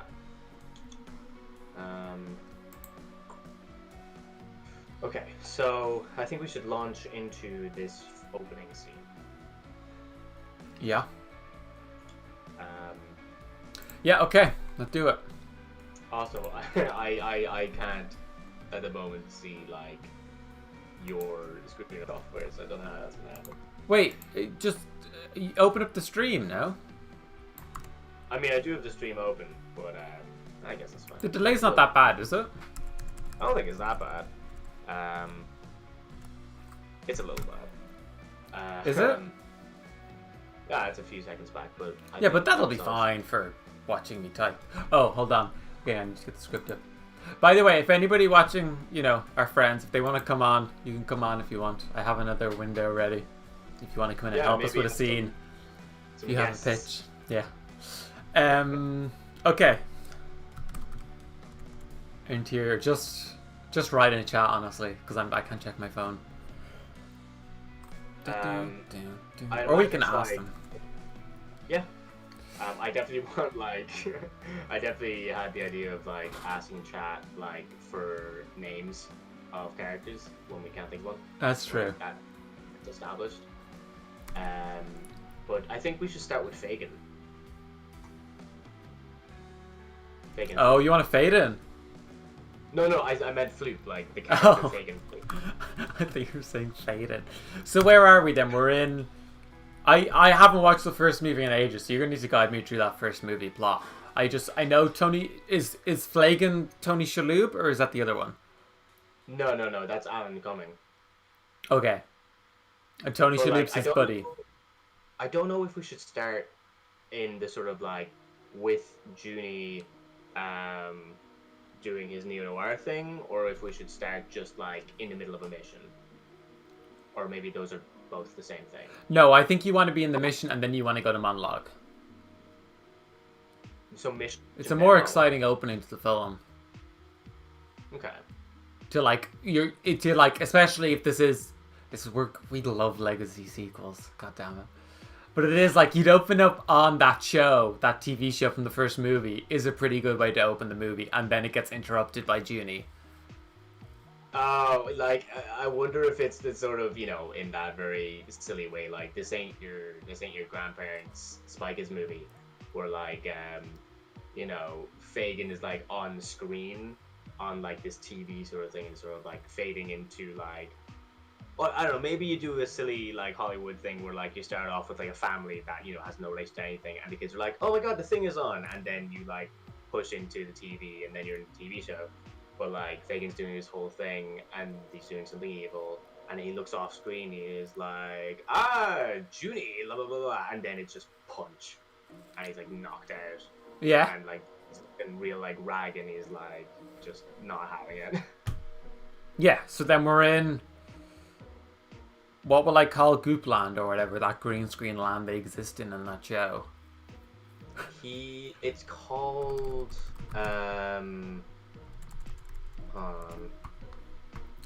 We need Paul Began's a real expert, isn't he? on Spy Kids? Yeah. Sure, why not? Message him and see if he can come on. Right. I know he's the guy who like first in college was like all in on Spy Kids. Yeah, maybe he's the what do you call it? The people who like everyone like refers back to. On, Yeah. Like, he's the consultant. Anyway, interior flute plant, whatever it's called. Yeah. You could definitely do it like, where you do like a shot reverse shot of like Floop talking in depth. Floop's his name, yeah. Yeah, his name is Fegan Floop, so like In H-N-O. F-E? G-A-N. It's very important we get the spelling right on Fegan Floop. In Age Fegan Floop. Yeah. Appears, I don't know.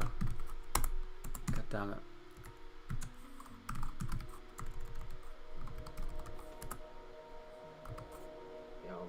What do they used to talk like on that show? Wasn't he always singing songs? He was always singing songs, and people were like, some people were like flying around him. Surrounded by CGI goop. This is good. We're starting the movie in Goopland, because then we're going to go away from it for a bit and then we'll come back to it. Surrounded by CGI goop and tum-tums. Tum-tums.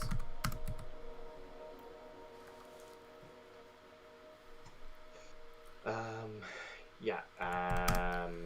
So are we saying because I know he was an ally in Game Over. Are we saying he's going back to being a villain? I think he's always a villain every little while, right? Like that's the vibe you get from the Spy Kids films. It's like Scooby-Doo villains where they'll start a new plot. Yeah. So does he have like someone tied up and he's being dastardly? What if it's just like he's like doing product placement illegally in children's programming or something? Is he like pushing like cigarettes or something? No, but even like he can't advertise anything during a kids show, right? I think so. I'm not sure. And wait, how do you pluralize tum-tums? Is it thumbs or no, just one S, tum-tums? I think it's like thumb-thumbs. And how does he speak? Theatrically, I recall. I meant more so like actual dialogue. I'm just gonna write theatrically. I'm gonna watch a video real quick. Watch a video. We need a song. Is there a theme song to that thing? Yes. He definitely has like an almost Gene Wilder type feel to him. Watching exactly his song right now. He's speaking with his like finger.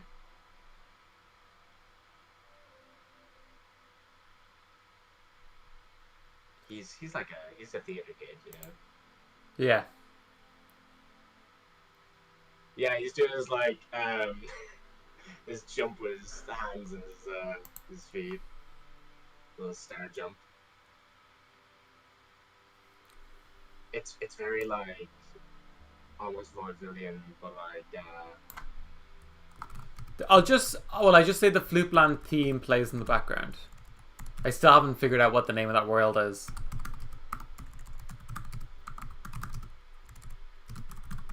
Plays. He's basically like mustache twirling, like Yeah. and also very full of himself. Hello. He's just like, hello, children. Or something. Yeah. Hello, children. I feel like we're spending too much time. I know we need to go. Like we really need to go. We're already a half hour through. Hello, children. Today we're going to... I'm waiting for you to fill in the blanks here, John. We're going to learn a little lesson about Yeah, it's great.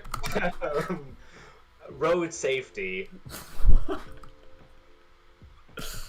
Well, it should be thematically connected. Internet safety, cyberspace. Oh yeah, maybe this is where we can introduce a little bit about how cyberspace works. Right.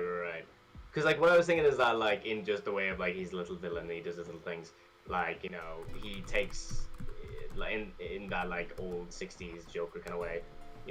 He's like if it was like say road safety, it would then be like you'd pull out and then someone is like tied down to like a road or something like that, and a car is like ready to run them over, and he's like, "You need to be careful." Like he makes like whatever. Is there a cyberspace version of that? No, we'll ignore that. We'll do road safety. About road safety. Wait, what? Hold on. Firewall? Oh yeah, he's teaching kids about firewalls. They just got a wall on fire. Yeah, exactly. Yeah. Firewalls in the cyberspace.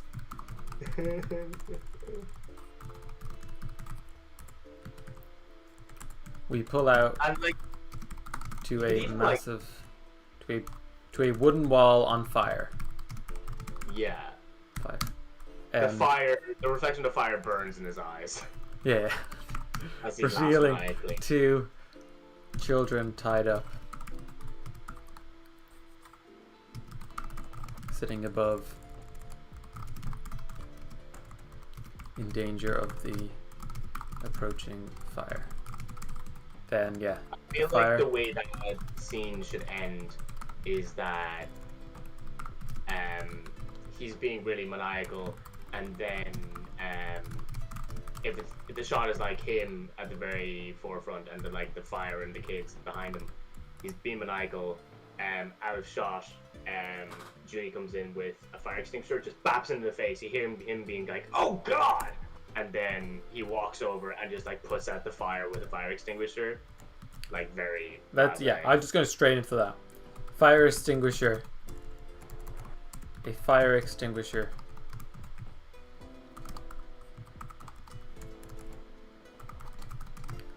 Sure, impacts into Floop's head, knocking him across the set. Because then, now we pull out and reveal it's a big green screen set. Yeah. Junie Cortez. Like how old was he in Spike Video? Well, he's 9. He was not 9. What age is the actor in real life? Okay. Junie Cortez. The actor. Daryl Sabara. Yeah, that's him. So Daryl Sabara is 29. 29. Okay. Oh, I was 1 year off. That was pretty good. 29.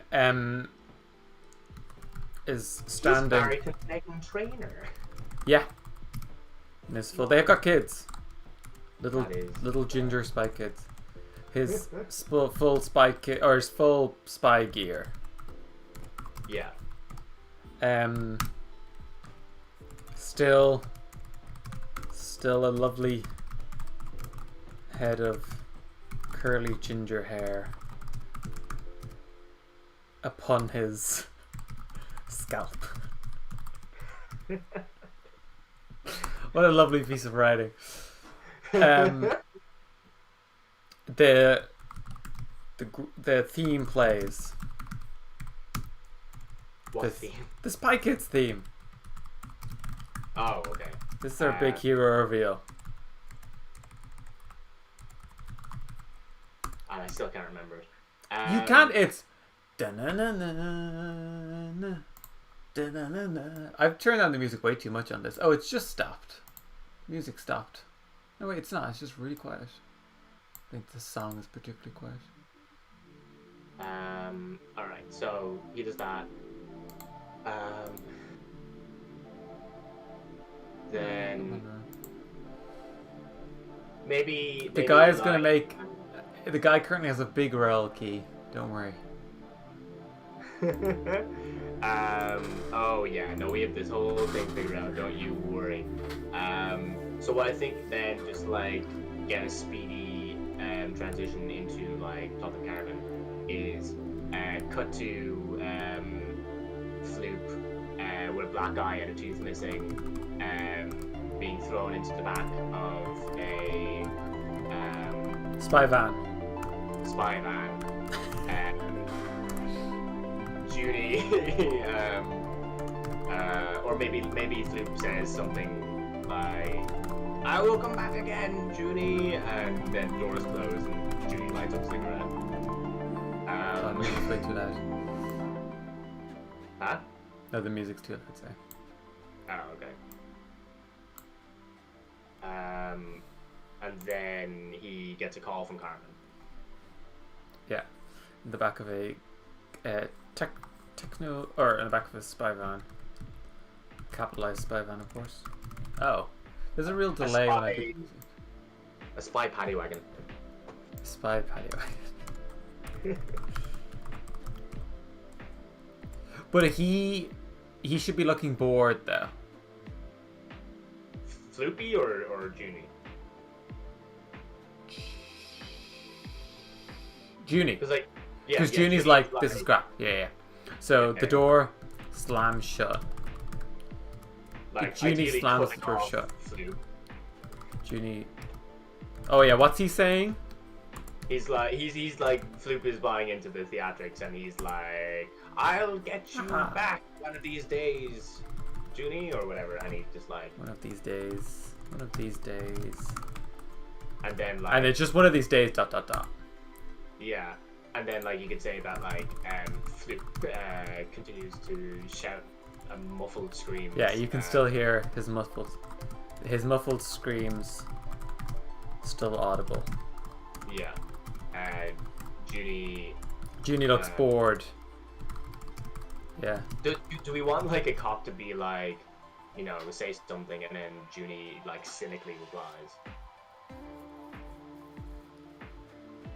Yeah. No, it's like he just like, great job, Junie, another one, and then Junie's like, yeah. Yeah. Bored as he hands the keys over to an OSS agent. Great work, Agent Cortez. Another case closed or some shit like that. Yeah. This is all temp dialogue anyway. Yeah. For our Spy Kids 60 speedrun second draft challenge. That'll be the next lesson. So he says that, and then Junie. Yeah. How would I describe how he's saying this? Bored? Just bored? Yeah. Or what's apathetically? Apathetic, yeah. I don't know how to spell that. Apathetic.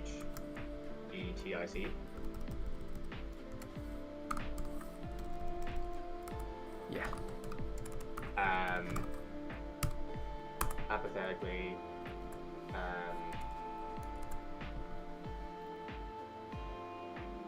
I don't know. Like, he probably like. There's probably a space for something like interesting to go in there that tells us something about him, but like something interesting happens. That's not the point. He has a cynical, apathetic response, and then he gets a call on his really old watch from his watch device. His techno watch lights up. Yeah. But wait, is he getting a call? What's his call about? Carmen is calling. Carmen's calling him? Yeah, right? To then get them together in a scene? Well, no, but what we were thinking was, story-wise, he should want to call her. Because he wants to reconnect with her and she doesn't want to see him. She's trying to stay away. What we were talking about before was, the first scene is he's trying to get in contact with her, she's like no, and then it's not until he ends up on the cyberspace thing that's when she becomes interested. Right. So what we want then is him to like. Maybe he takes out his techno watch. So like what are we going for? So it's like him getting to closer to like we're getting him closer to the case of like these kids dying. What if he's like, yeah, but here it would just be.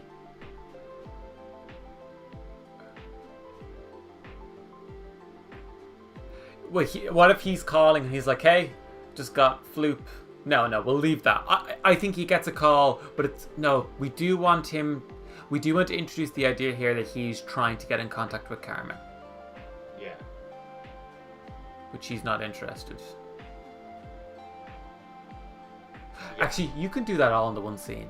You can do that all where he's talking and she won't pick up, and then it's only when he mentions cyberspace and she finally answers. You could just do that all in one moment. Oh, like it's like that's better economy. You cut. You have him doing his thing. She's listening to the voicemail. She's not answering, and then as soon as he mentions cyberspace, she goes and she answers. Yeah. So here, his techno watch does ring, and it's about this other mission. His techno watch rings, and then I think Gertie is like, "You got to come in." Okay. Yeah. Jeannie, you gotta come in. She's now like. What's her hair nowadays? We need to figure out her hair. Well, I mean, like, funny enough, her mom had the same hair she had. Oh, that's true. So maybe we'll do Gertie. We'll also make her 29. It's probably the same age. Yeah. Gertie still rocking Still the rocking ponytail, the pigtails. Still rocking the pigtails. Wouldn't have big bags under her eyes. Oh yeah. But large bags under her eyes, and plenty of bureaucratic paperwork on her desk. Yeah. So she's calling him in. Yeah, because she's telling him about this, and he's like, whatever, and she's like, no, it's dead. There's a dead kid. You know, that is not how you spell bureaucratic, but we will take it. Paperwork. So like she's getting him onto this case. Yeah. This is the equivalent of. Because maybe nobody knows she's an NPC. Maybe only Carmen knows. Oh, I was assuming that as well. Yeah. No, I never even thought about that, but no. And maybe even the parents don't know. Oh, jeez. And that's where Carmen goes.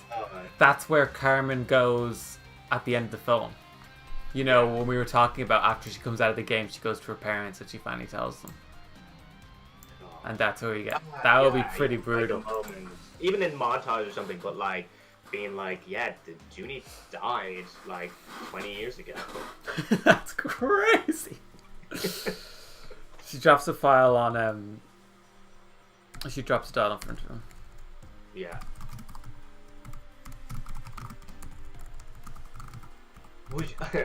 Would your computer completely just die if you also shared your screen on Discord? Is it too really slow behind you? It's just like there's no real. Well, I mean, hold on. Maybe I can just. Yeah, give me 1 second. I'm gonna stop watching the stream on my phone and just bring it up on YouTube and see if that helps. But yeah, because I'm just like the only way I'm following you at the moment is the theater of the mind of what I'm imagining you have written. Oh, do you not? Yeah, just open up the stream and mute it. No? Yeah, okay. So, okay. So, that way we have more viewers. I think you should say that Gertie is like, and we can skip this, but like Gertie is like the 3D like hologram that like pops up from his watch. Oh, yeah, no, that's good. It's techno trends. A hologram of Gertie appears. But then we're still cutting to the office, yeah? Yeah.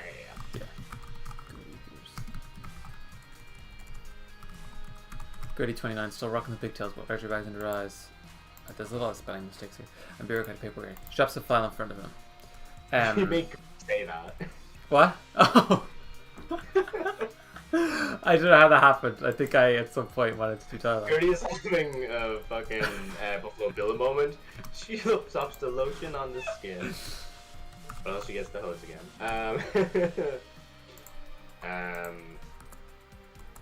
What's she saying? Maybe she's like, there's been Well, no. What she needs to say first is to set up that he hates the Spy Kids stuff. So she's got to say something like, "It's a kid's video game," and he's like, "I already did that." And she's like, "No, there's been a murder, or there's dead kids. There's dead." No, she's like, "There's 12 dead kids, Junie." And that's the end. Yeah, of the because like what was in my head was sort of like a sort of thing of like we've got like a case of someone died, whatever, and then Junior could be like, "What's new?" And then Gertie says, "Well, it's a kid. Like this is different. It's a kid, or something like that."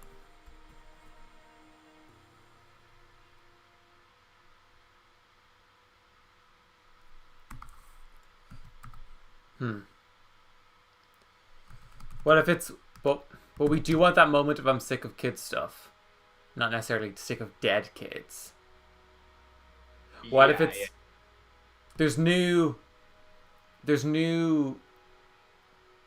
what if she starts like there's a new video game, there's a new virtual game, it's kids are, then he's like, "God damn it, I'm sick of this kid shit." Yeah. This is what's the rating on this film? I think we should try keep it 12? universal. Keep it you. No. What's way. Spy Kids 3D? PG. No, I think they're still. I think they're gonna talk like what's. We need some kid swear words. Because they always do that in the movie. Is shiitake? You know that thing where in the second one? Isn't that a thing? Maybe he's like, what a bunch of baloney. Yeah, it has to be baloney. He's really passionate about it. Okay, also in this, because like I definitely think like all this sort of stuff, but also I think in the espionage spy kind of way, you gotta have that like she's saying all the like info, and it's all sort of like we've all been through this before. They're walking and talking, or something like that, and he's looking at the file, and she's like, Intel discovered a strange case of blah blah blah. At 22 hours last night, there's been some disturbing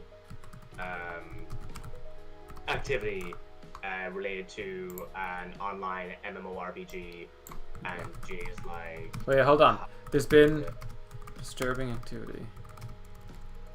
We're just gonna have to accept there's gonna be a million spelling mistakes in this. I think I turned it off because I was writing Oscuelga last. Oh wow, okay. But we'll leave it. Unless it's in services. No, preferences. We'll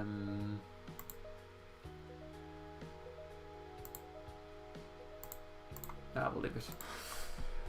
There's been disturbing reports of related to a virtual reality game. Maybe it's like there's been disturbing reports of deaths in relation to. No, but I think you want the deaths to be a reveal. Oh, I thought we wanted the kids to be a reveal. No, it's the opposite because you want it to be. There's kid stuff. Yeah. He's like, "That's crap. I don't care." And then she says, "There's 12 dead kids." Yeah. Junie, there's already 12 dead kids. Yeah, totally. To a virtual reality game.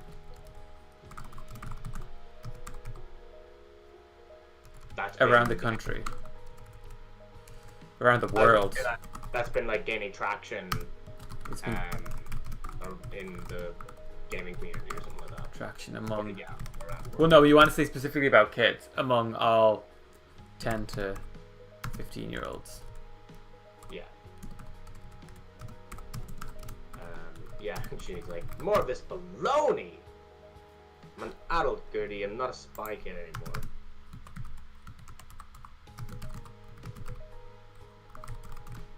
Junie, there's already... Junie. There's already 12 dead kids. And then you cut to dead kid. Yeah.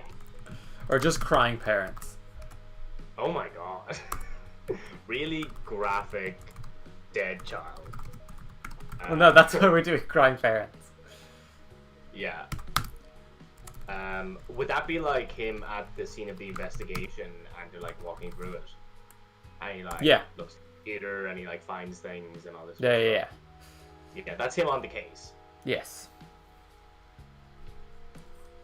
Junie, crying parents.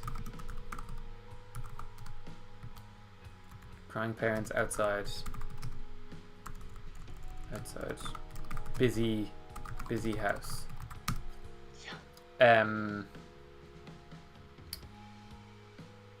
Junie shows badge and enters.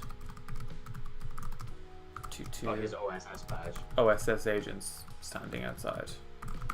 Yeah. He like goes under the tape and like walks in. And then here we could even set up. He says, Junie Cortez, Child Division, OSS Child Division. We're setting up that idea. Yeah.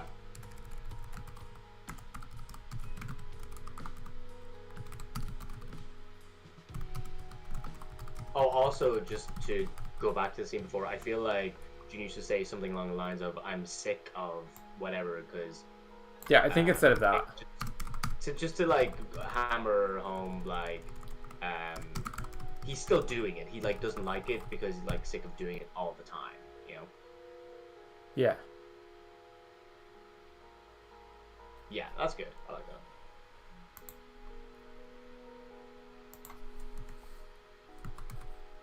Child of that's very funny of this like 29-year-old.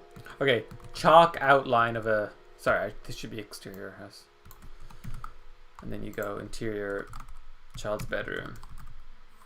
Yeah. I keep thinking this film's set in the future, but I set in modern day, but I guess it's an alternate modern day. Yeah, it's a Spy Kids modern day. Oh wait, maybe... Oh, what? Key was asking what the rating on this one's going to be. I was like, was that before or after we were talking about that? Oh, I thought I was just late to the game, and I thought you saw that. Oh yeah, no, I hadn't even noticed that. But yeah, we're going to go PG. Hopefully, we'll see how it goes. So yeah, I think it'd be morbidly funny to have like the outline of like a chalk outline of an obese child. Obese child. No, just like a child. Like the outline of like headphones and like the controller. Of a child, yeah, controller. What would? Oh yeah, I guess. Okay, we shouldn't go into detail of how this child died. Yeah. Of a child, controller, and snacks. Because they do use controllers in the first film. They would have. I think they would have like the way that like Oculus Rifts and stuff like that. You have controls, but they're in your hands and like you're like kind of like wrapped around your wrists. Yeah. It's not quite the Xbox Connect. Not quite the Xbox Connect. The peak of all video games. So maybe like another cop doing exposition of like, now we found him. Yeah. Blah blah blah blah. We'll just do another nameless OSS agent. These are all because it's a Spy Kids film. This is going to be like, God knows who. Oscar Isaac probably plays this guy. Oh yeah. I love that idea. Do you know in Spy Kids 3D there was going to be a scene early on during that opening montage where it's the grandpa and it was going to be him with two other agents talking about what happened in the past. That's why he sort of comes out of nowhere in the film. And the reason why I wasn't shot was because it was supposed to be Sean Connery and Roger Moore. Oh wow, that would have been incredible. And apparently Roger Moore was the one who couldn't do it. Oh no, that's unfortunate. Oh yeah. Okay, so OSS agent.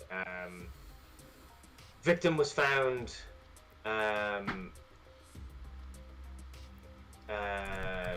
was found deceased by the parents at 3 a.m. last night. No sign of foul play, violence, or... God damn it, John. You should be writing procedurals. You're so good at this. No sign of foul play. No sign of foul play, excessive violence, or underlying medical condition. Or underlying medical condition. And then Junie says, what does that mean? And the OSS agent says, it seems that his heart suddenly stopped for no apparent reason.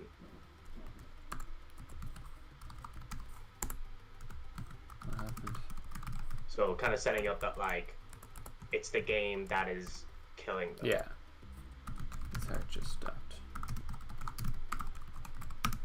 And then, okay, what's the name of the game that they're playing? Because I still think they should be buying discs of these games. Okay. I don't know why, but I do think they should. So what's the name? I'll I do anagrams of Game Over? Yeah, do anagrams of Game Over.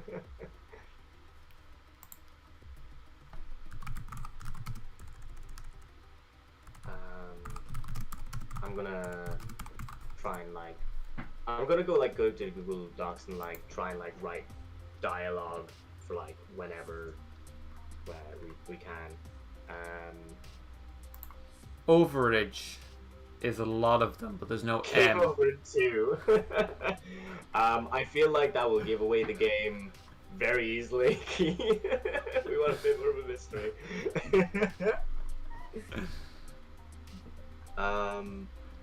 Okay.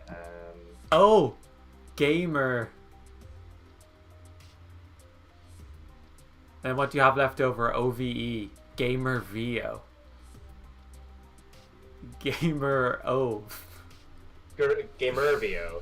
It's like a nation. Gamervio. Yes. Oh wait. So what would it be? It would be two over. The game and the over. It could have a 2 in there. It should have a 2 in there actually. So then when they solve the anagram, it's like, oh my god, the 2 is part of it. This is Game Over 2. Okay, yeah, but so it does have a 2.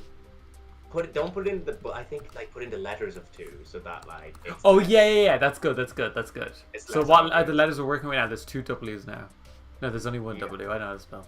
Junie notices a game on his desk, on the boy's desk, on the child's desk. Actually, yeah, we don't have the gender. Oh no, we do have the gender. We just assumed this child was male. Yes. On the child's desk. He reads the title.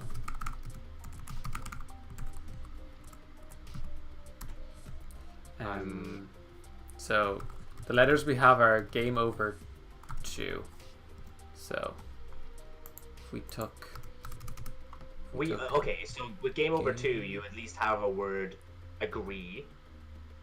So that's something. Do we? Do we need... Yeah. Oh wait, that is pretty good. I like gamer though. I like gamer being in there. Gamer being in there, okay. So then what have we got left? We've got 2 O's.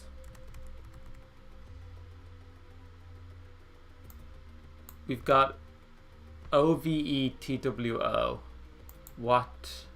We've got Woot. T.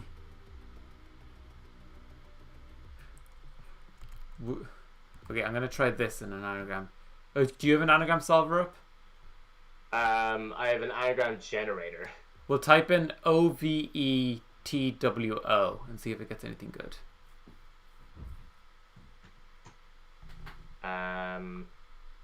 Tovow. Is that it? No, there's other ones, but not ones that make a lot of sense. Vetwu. Yeah. Ow-tove. Ow-veto. Ow-vote. Vote? Vote. So if we do vote, then we have a W left over. And an O. Oh, yeah. Gamer vote. Whoa. No. Gamer. Gamer. Okay, maybe Gamer veto is pretty Gamer good. veto. VETO, and then we got a W and O left over still. Gamer veto. Ow.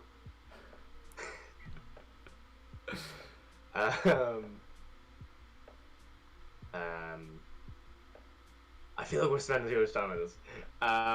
We gotta keep going. This is important. We gotta keep going. This is important. Will we just call it Gamer veto? Ow. Let's try. Let me try one more anagram with all that. With Game Over 2. Okay. Key says, "Whoa, gamer vote." That's pretty interesting. Whoa, gamer vote. Game over. That sounds, for some reason, that is too close to Gamergate. Over tame. Over awe. Woomera. Yeah, still getting overage. Rootage. What if instead of gamer? Okay, I need to get off a Scrabble one because they're just recommending me words with the most points. Also, who goes on the internet when they're playing Scrabble to cheat? Horrible people. That's who. Hello, Nether Star Builds. That feels like a Minecraft account anyway. Well, we were talking about 2B2T, so... Yeah, if you've got any video game knowledge to share with us. Oh my, you getting annoyed at my thing. Okay. Oh, okay. Here's something. Yeah. Oh, no. Aggro. Aggro? No, that's not right. There's not two G's. God damn it.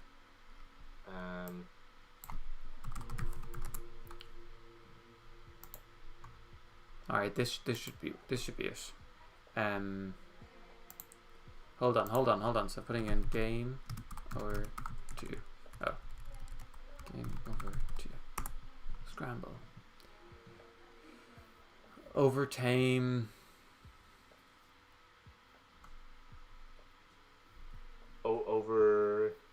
Overeat.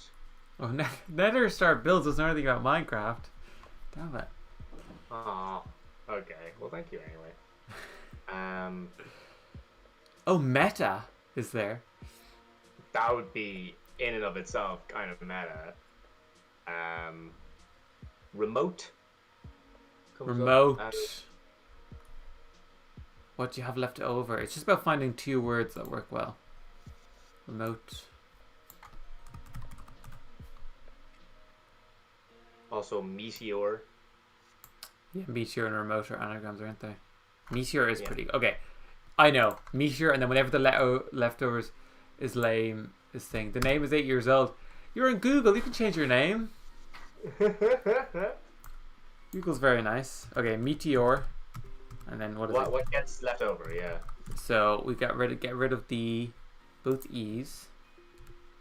Get rid of the or. Get rid of the 2. Get rid of the M. Okay, a lot of vowels. Meteor. Gow. Goo. Meteor. What are the letters? What are the letters left over? It's GAOVWO. GAOVWO. I think we're just gonna have to make up a word though here. There's nothing that'll fit that. Vuga. Meteor Vuga. Okay. Yeah, that'll do. That'll do for first draft. Meteor Vuga. Okay, now he's going to Cameron, right? This is when we're gonna cut to him calling her. Yeah.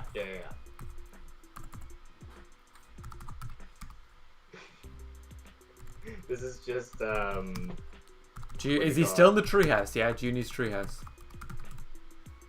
Oh god, is he? Oh, Junie is in his... It's covered in beer cans and... Yeah, okay. Updating. Oh, we gotta bring in the little robot bug. Yeah, is he dead? Is there a little robot bug grave? I think he's dead and he uses him as a cat, like a bottle opener. Oh, that's so sad. It is. But in the game. Or researching the game. Maybe we could drop foreshadowing in here, where like, the little robot bug doesn't like him. He doesn't like, because he's not Junie. Okay. Has that been happening this whole time? I guess so. That's all right. Yeah. The treehouse is full of. And also the little the thing that Romero gave him. What's that? The monkey horse. Oh yeah, the two of them are fighting at the start of Spike. No, one of them has got to be dead, right? I guess the monkey spider has to be dead. A grave or little robot guy sits by the grave of Spider. What's it called? What two animals was it? Monkey and spider? Spider monkey. It's a pun. Spider monkey. That's the idea, because like spider monkeys and like he's both a spider and a monkey. Spider monkey watching Junie work. The robot is called Ralph, by the way. Goddamn expert. Oh yeah, that's a key. Yeah, I was looking it up as you were sending that in. Thank you.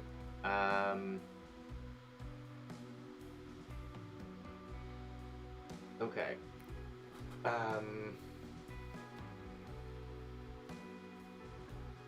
I feel like there should be a little moment there with Ralph, and then he calls Carmen. Yeah, it's like Ralph should do something. Like Ralph's looking at him. Yeah. And pressures him into doing it. Wow, Key remembered that. That's pretty impressive. Yeah. Especially considering me and you, John, just watched this movie. We just watched Spy Kids 3 and didn't know it. Yeah, do you think it's either that, like, you know, we're setting up the whole thing where Ralph is like, something's wrong with you, or do you think Ralph is like, hey, you should call your sister, and like, obviously there's a conversation where like one of the people in the conversation doesn't speak English, and is like, I know, yeah, that's what you do though, is maybe should that happen after the conversation though, when Carmen says stay away from it, and then Ralph is like, yeah, you should stay away from it. Yeah, he's like, because I think this is the scene where I think Junie goes into the game, like, in this scene. We've done everything now. I think he, like, buys it after this, and then he, like... Well, no, he's got a copy. Oh, he does! Oh, that's good. Like, if we want, he can do it right here. I think we should. Just let's get into the game. That's our first act. It's 3 pages long. Rodriguez would be proud. He had to do it in 6. He took 6 pages. What a waste of space. Oh, 6 pages. Actually, we don't know how long this conversation is going to be. So, Junie finds looks through images of the game. He hovers his finger over. Oh, it's like he's about to join in, and then he gets the call from Carmen. I was gonna say hovers over calling her. Oh, okay. Yeah, I think it's good to like have the image of the game, because then you're like, this is what the game looks like, and you're kind of like setting that up. Carmen.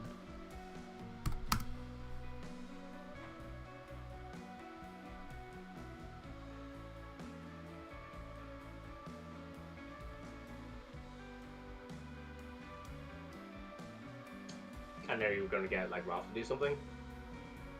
Oh, okay. What if Ralph is like watching him? He's getting impatient, and he just jumps on his hand and goes like, boom. Ralph, what? Like Ralph jumps on the back of his hand, so that pushes it down. Like, press the button. Yes. So Ralph. Okay. But is this during the call? Yeah. What does this sound? Is it gone? My microphone got very. Ugh. My microphone sounds terrible right now. unmute it. But yeah, like what I was thinking is like because he like doesn't want to call Carmen and he's hesitating on that, I think Ralph should be the one like who pushes him into it, and because he's like, oh, I don't know if I should do it. Ralph just like jumps on his hand and like pushes it down and like inadvertently calls Carmen. He's like, Ralph, what the hell? And then, oh sorry, it's PG. Ralph, what the heck? Okay. And then Carmen's coming up on the screen. Carmen. He pulls his finger away. Finger away. Ralph appears. Appears on his desk. Junie looks at his stare. Junie, you know what she's gonna say. It's such a classic like line of dialogue. Listen, first draft, shorthand. You know what she's gonna say. Yeah. And then Ralph continues to stare. Listen, whenever a character's speaking to a non-speaking character, they're always gonna pull this crap. Ralph sits idly. We know what's going on. He like cocks his head. Oh yeah, that's good. Ralph cocks his head. Okay. Okay. Okay.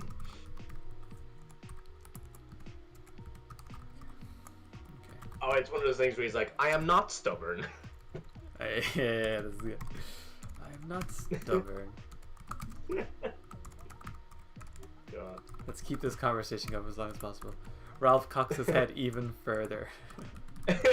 Oh, why have you just like done a 360? Like all the way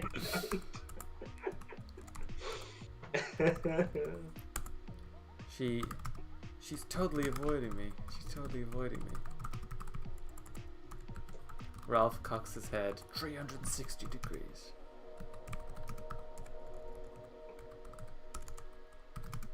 And maybe he's like, fine. I just wish he'd call me every once in a while.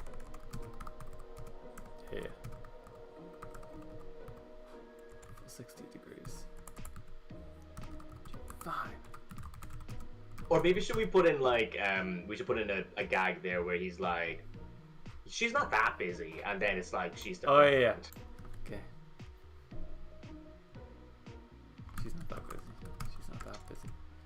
Okay, so.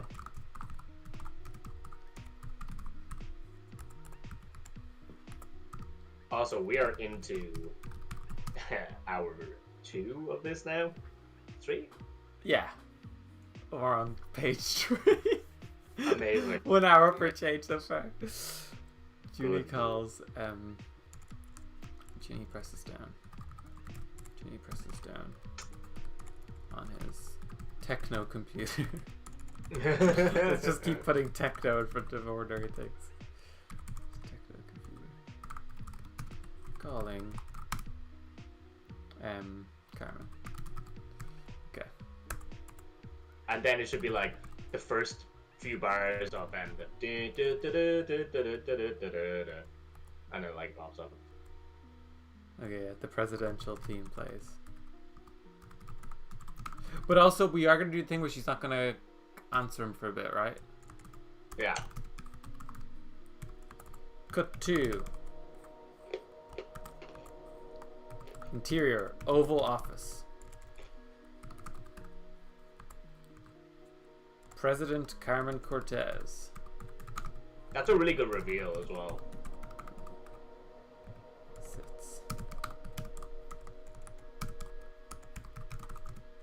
Sits in the Oval Office.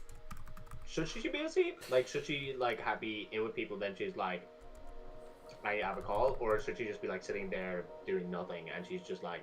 She's doing something. She stands. Staring out the window. Yeah, stands staring out the window. Yeah, because she's thinking about what happened.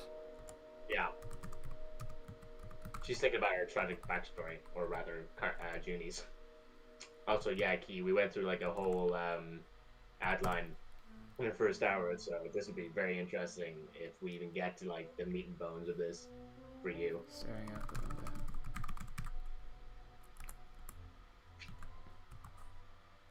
Her techno computer rings. You know when your computer rings and you just have to answer it?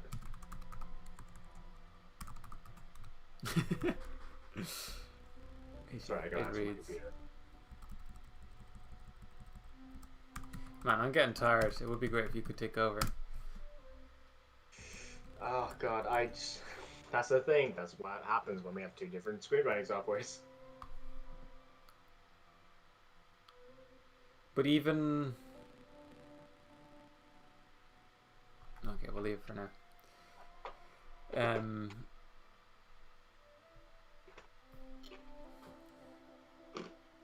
It reads Agent Cortez. She turns back to the window.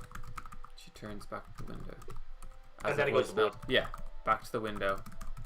As a message is left. Because then we cut back to... I always forget how you do this phone thing. I usually do simultaneously in the... Over on the right? Oh. Yeah. Oh god, I really need to have spell check on. Simultaneously.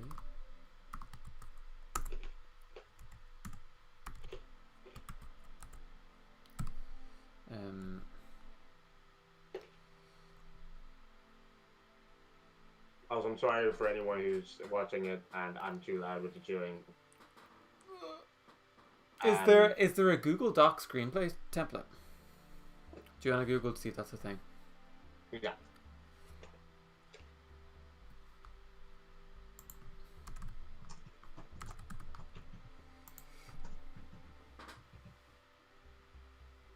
Sorry about my thing there too.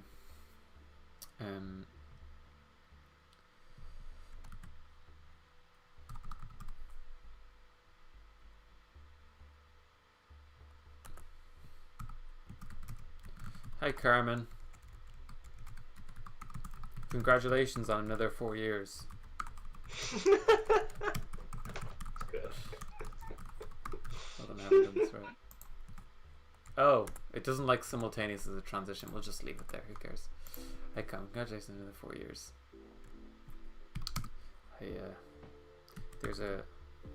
I'm on a case. It's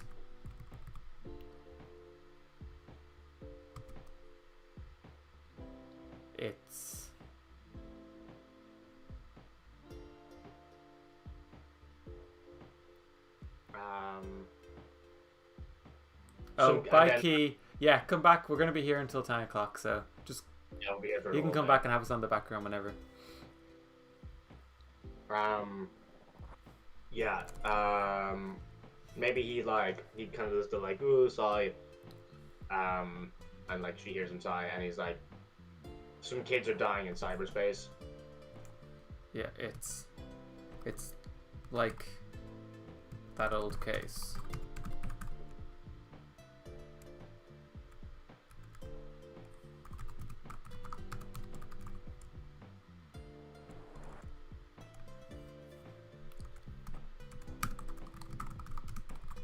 Maybe we could use the toy maker as a red herring.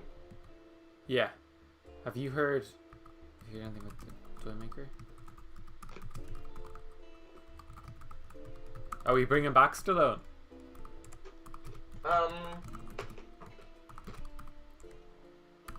Maybe for a cameo, like a very short one. Yeah, because that could be where you reveal that the granddad died. Yeah.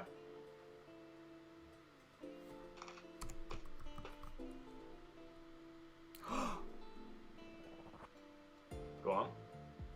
What if the toy maker is the one who did this for Carmen? Oh, yeah.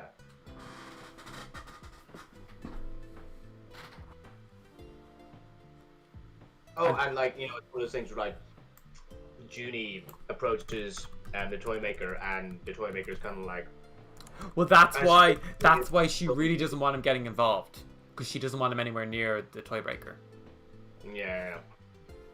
It's a video game thing.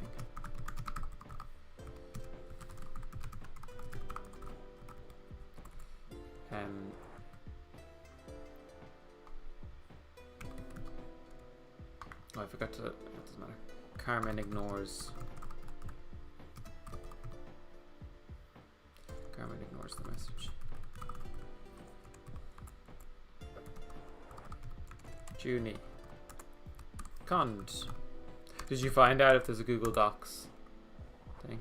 I have like, I mean, kind of. It not really though.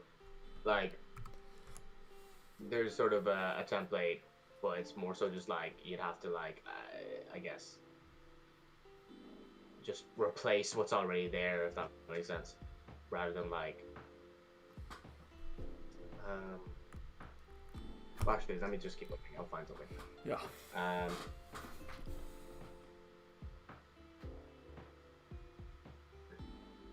Yeah, Junie's like, I think it has something to do with. It might have something to do with Toy Maker. I'm not or sure. have you heard anything about the Toy Maker? Yeah, or like from the Toy Maker, because like they know who he is. The Toy Maker or something.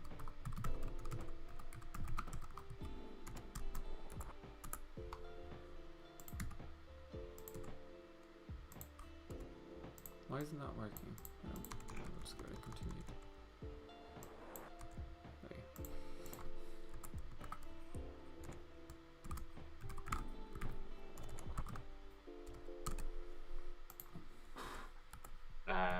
Yeah, Carmen's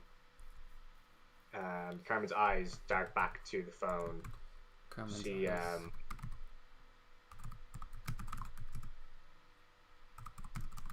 Is that giving away the game too early? No, because it's a crazy thing to assume. Yeah. We just know there's something to do with the Toy Maker that she's involved with, but we have no idea what. We probably think maybe Carmen's the villain, you know? And also, this is a Spy Kids maybe. Like, early on in Spy Kids 3 when Sylvester Stallone is on the TV and he's announcing that there's a new video game, I think most people know that he's the Toy Maker. Yeah, he's even adjusting his mustache. What am I trying to say here? Carmen.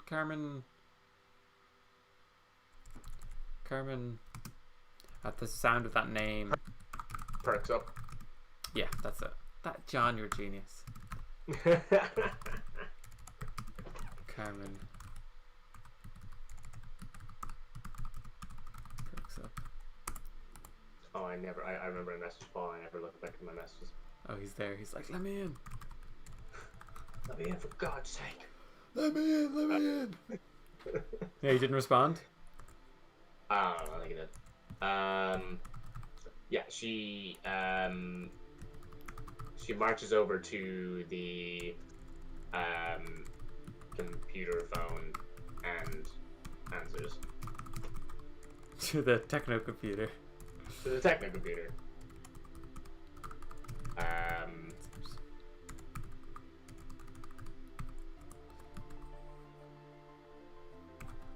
And she's like, Junie, and then Junie makes some sort of snide comment. I want you off that case. What if she just instantly like, I want you off that case? Yeah. And Junie is shocked to see Carmen. Yeah.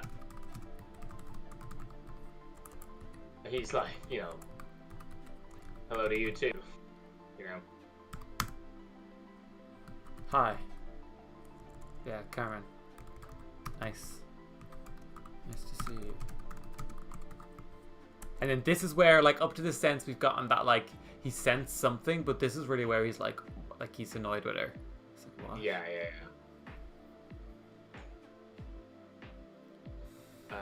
Maybe he could say, you know, Carmen is like, Carmen avoids looking in the lens. Yeah. Into the camera, into the techno camera. Maybe she's like, we need you on other OSS business. Oh yeah, and then this is where he's like, you wanted me to do all this Spy Kids stuff. You wanted me to take care of the kids. Basically opening up that dialogue and exposition of like... Yeah, take another case. Yeah. You're the one who wanted me and all this stuff. Yeah. Maybe she's like child death officially classifies this as an adult adult case. This is out of your jurisdiction. Yeah, you're the one who wanted me to.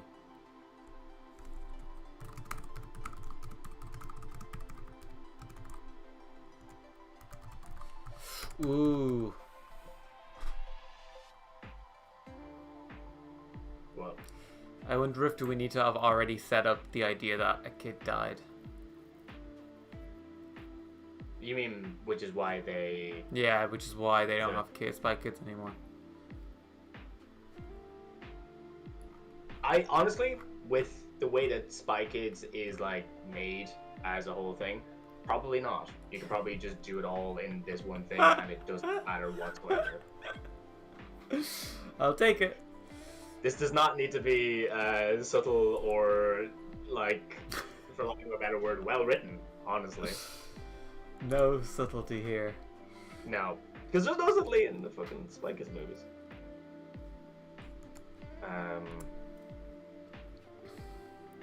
Maybe Carmen's like, listen, Judy. I needed someone. I couldn't have kids on that case. I couldn't use kids anymore. And and then she can say like, Not after what happened. Not after what happened. And you were my first and only choice.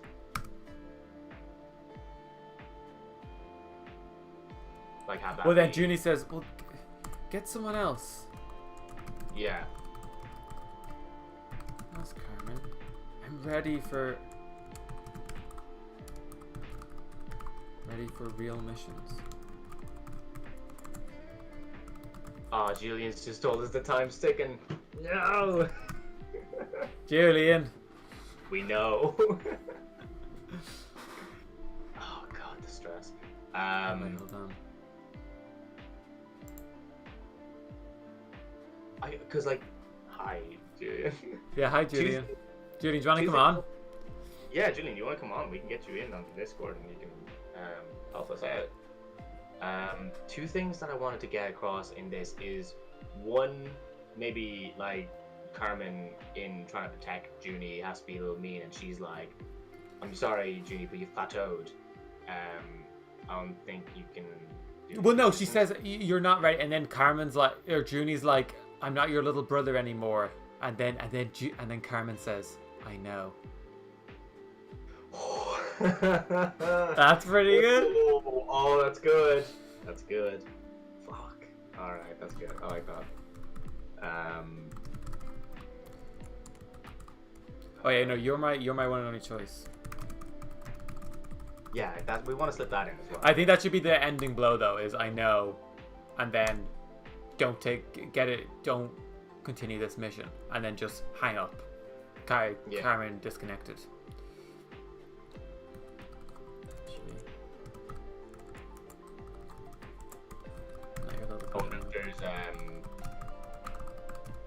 I was gonna say maybe there's a place for being like, it's for your own good, but I don't think that works as thematically. It's what? Because I was gonna think of like, you know, kind of being like, you know, if you follow this case, I'll be forced to have you tried for bloody Oh God. or I'll have to you'll be dishonorably discharged, and you know she's like, I'm sorry, but it's for your own good. Yeah, listen. Well, just listen. These are my orders. That's like that vibe, right? Yeah.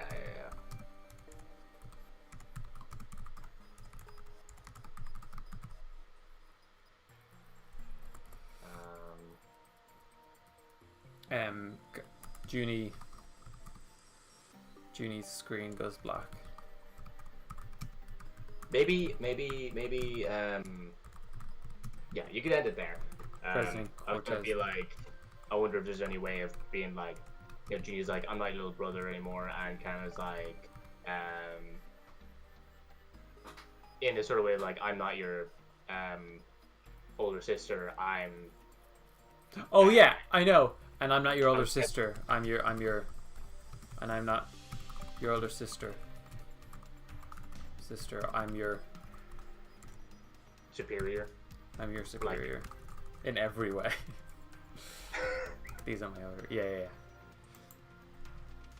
Or like maybe I'm your like military superior. I don't know. Like I'm the commander-in-chief. I'm your commander-in-chief. Yeah.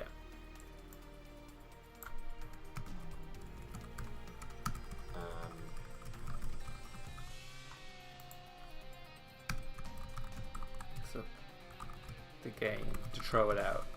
Oh no, I think yeah, it should be he's ready to throw it out in anger. Anger. He pauses.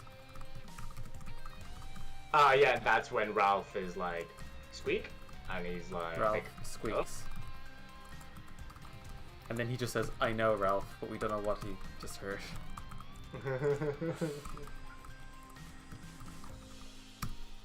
Jimmy slides the disc into his techno computer.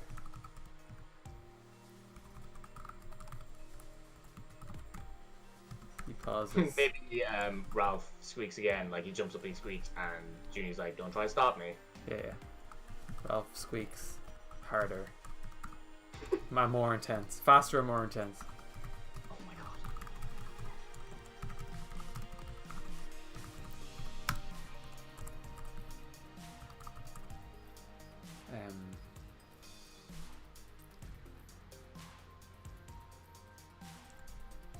What does he say?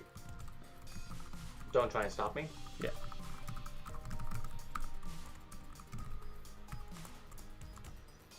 The game is booted on.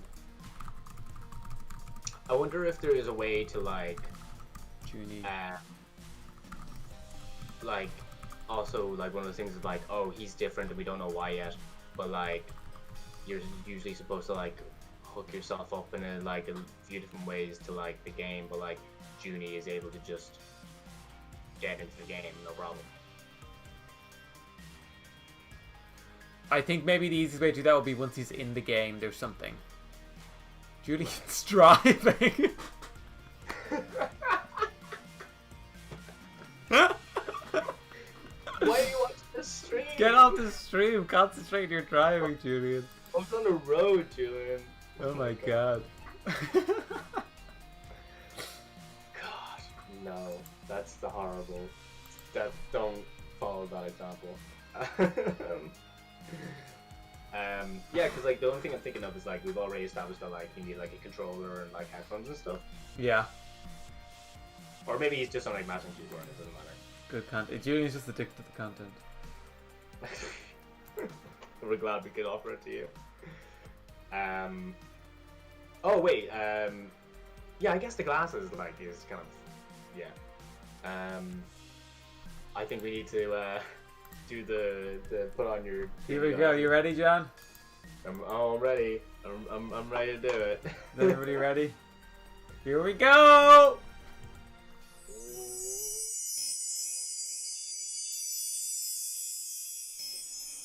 And we're back. Glasses on. Glasses on. We're in. I don't have glasses to wear them. All right, so we gotta do like we gotta do a whole like 2001: Space Odyssey like. Yeah. Okay. Oh. Wait, but first of all, on screen the words on screen. What do you do? Oh, title. Yes. Title. Put on your 3D glasses.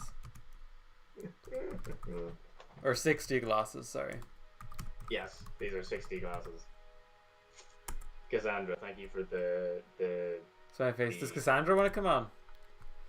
I mean, she can. Oh yeah, she is doing stuff. But if you do want to come on for a few minutes, Cassandra, we can put you through Discord on here. John, did you? Yes. Is there a Google Drive thing? My hands are tired. Not really. And we're about to write the second act. I can write stuff in Final Draft and then paste it into. No, but we want it on screen. Come on, yeah. John. Come on. Just you do the Google Drive. No? I'll just do it like in a normal way. Yeah, I'll just. You could just center everything and. I can like type stuff in and you can like copy and paste it and then it'll like format itself. Okay, I'll show this on screen though anyway. Okay, the computer screen lights up with an array There you go. fantastical colors. Or you could share your screen on Discord and we could try that. I mean, if you want to try it, I can. Yeah, do you want to give that a go? Do you mean on Final Draft or what do you mean? Oh, Cassandra can help with names anyway. This is where we're going to need a lot of names now here. So Cassandra, if you want to just start throwing out some names into the chat. Because he's going to be meeting a bunch of gamer kids, basically. So whether they have fake names... I guess no. In the original movie, they all have, like, res and... Yeah. Because high res. We got to have a pun in there somewhere. If there's video game puns or things, that'd be great. Yeah, John, give a go at sharing your screen here. I think it's going to be a disaster. I think it's going to be a disaster as well. I think it's going to destroy... I'm glad we're doing it. Whatever is going on your computer. It might destroy mine. Yeah, it already, like... Okay, so the biggest problem is your cameras are really small. So I'm going to full screen Discord and we're going to try to get this set up. So everybody, hold on. I know you can't see John right now. We'll get this fixed. So... Okay, I'm going to duplicate this. I can't. I got to copy and then paste, duplicate. Okay, and then this John. Oh god.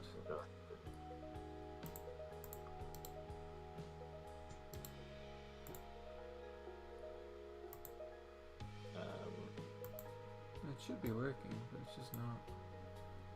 No. Oh my god, oh my god, oh my god, oh my god. I'm telling you, this is a disaster. It's not going well. No, the stuff with you is fine. The problem is the setting up the thing. Oh, okay. There's little John. Little John. Robin Hood. Can you make your text bigger? Yeah. And longer? No, wait, no, that's too big. I don't know. The problem is your screen is like so wide. What? Oh, your margins are really, really wide. Make your margins smaller. That's screenplay margins. I know, but my Highland margins aren't like that for whatever reason. God, okay, give me. But now it's really tiny. Oh god. Format. This is a disaster.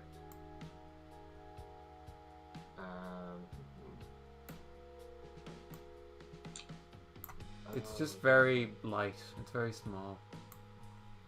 But speed-wise, it's fine. And then, yeah, the biggest problem is your camera's like dead or something. My camera's dead. Julia, thank you, Julia. Well, thank you, Julian, for passing on Julia's suggestion.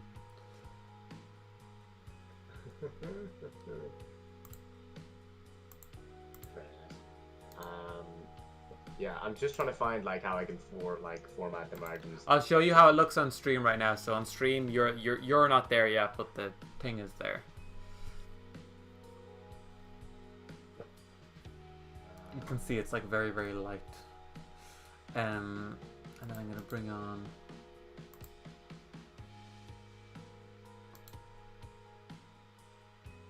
Oh, okay.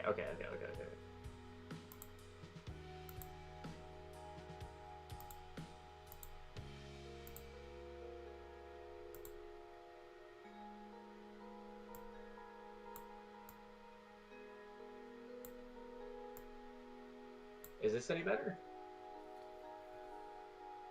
That's better. Look, see, if you just get the margins a little bit smaller. Even smaller still? Yeah. And then you're bringing the margins of every line over. And then I might be able to fix that a little bit better now.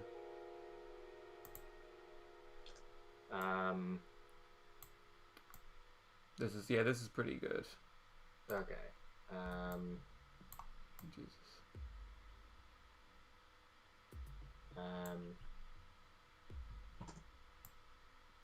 Wait. 100.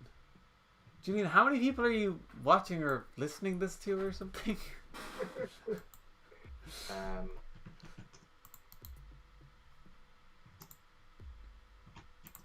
Okay, wait, guys. I've nearly got. There we go. Okay, screenplay's good, and now I need to fix John's. I just need to get up John again.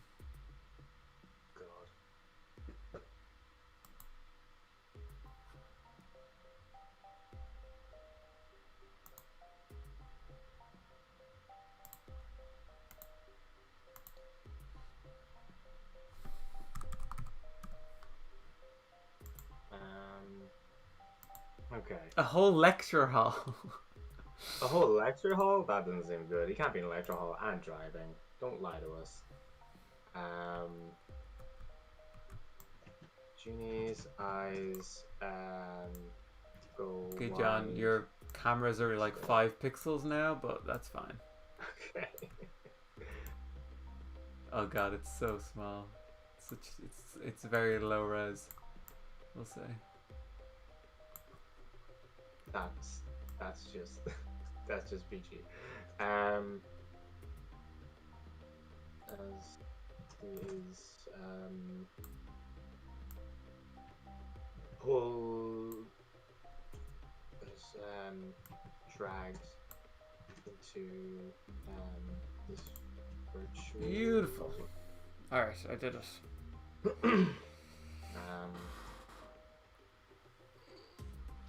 This is the thing. It's so like I have to do this for like if I ever go down the line, I just have to like redo the markers. Do you really? Why? Can you not just pick permanent? I don't think so.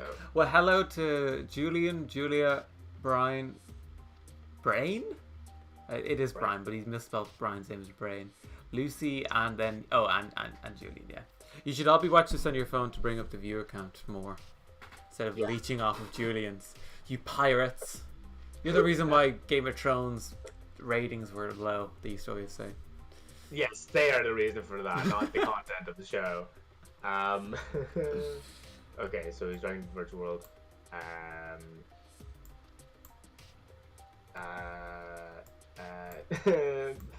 I'm just gonna go off on one. Whereas John does look like a video. It looks like in a video game when like the little 8-bit figure pops up above dialogue. That's the energy John has. Oh wow! Cool. Have you seen it on the stream? I haven't. Like It's so bad.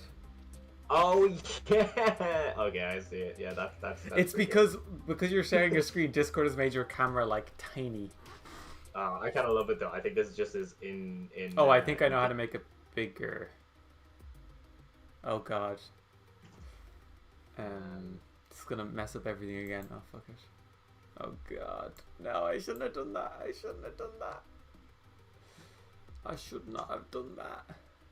Should have said that. I should not have said that. How do I reverse this?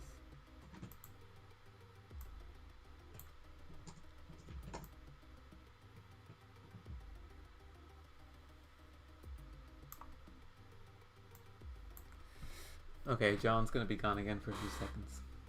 No. But I'll get it perfect because I think I'm gonna go down and get a snack, and then I'm just gonna leave John to do it. Is this it? No. Don't leave me. I need to sort out the margins. There it is. It's gonna be higher quality now, so you could theoretically do something. I'll show it to you what it looks like now. Oh yeah, it's much bigger.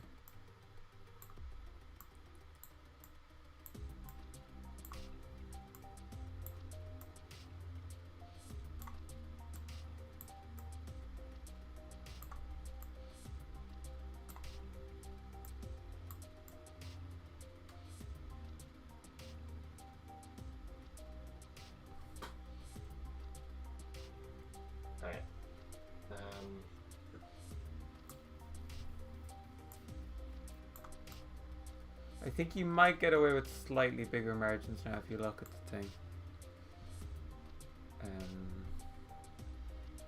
Oh, sorry, hold on. Sorry. There we go.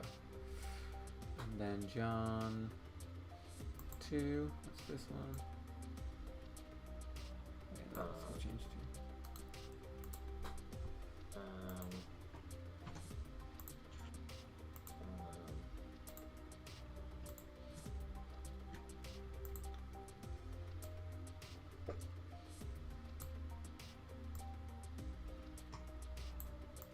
This Japan, like just every line do this. Okay, so then we're in the virtual world.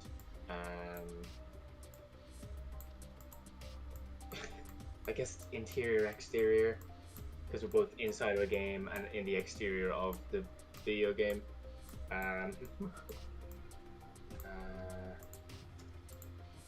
Oh yeah, no. Well, anything that's not a building is exterior, right? Oh god, yeah. What's happening? This is a disaster.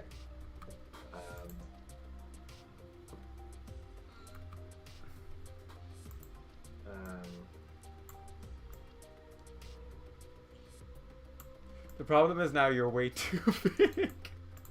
I'm way too big.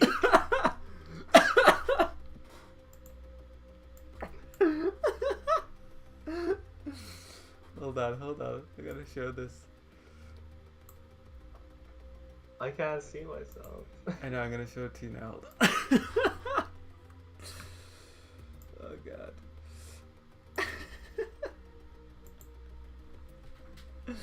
Look how intense. What? Why isn't it there? What? Oh, no. Oh, it's just frozen on you.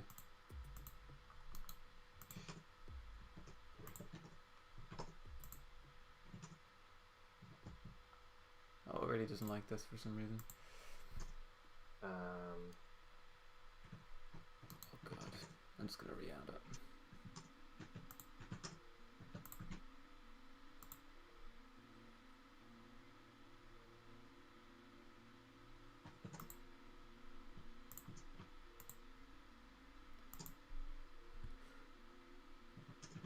John, scroll down more. Thank you. Turn on typewriter mode and then it'll always make the line you're writing on the center. Have you ever done that in Final Draft? It'll definitely have that. Typewriter mode. Is it in help if you type in help?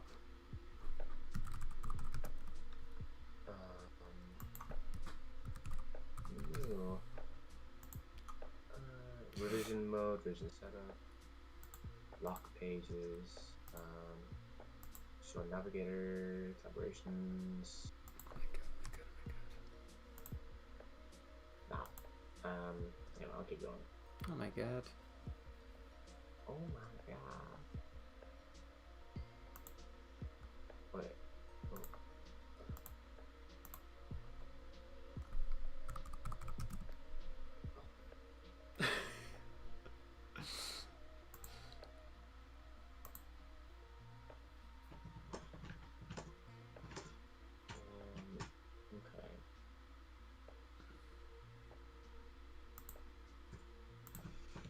Yo, get there, Keen. What's happening? Keep me updated. I've almost got it. Okay, so what kind of world is he thrust into? Is he in like a city? Is he in like a big hub? Like, what are we going with? Yeah, I don't know. What would be fun to do here?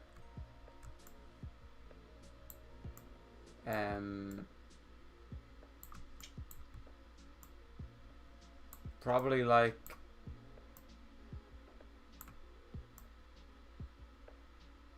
I don't know. Oh, John, you froze again. This is all because you were like, I was tired. Tired of typing. What is the name of the world again, or the name of the game? Big meteor voo wow. What was it again? Meteor voo wow. Wow? Really just doesn't like your face.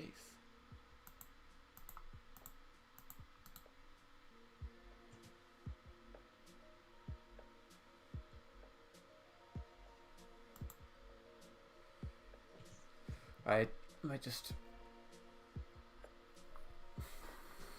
John, just smile for me for a second. Okay, we're just gonna put that up as your picture. Oh no. Spell the Meteor Vuga thing again. That's close enough. Okay. Yeah, I think that is it. I think that's it. Vuga.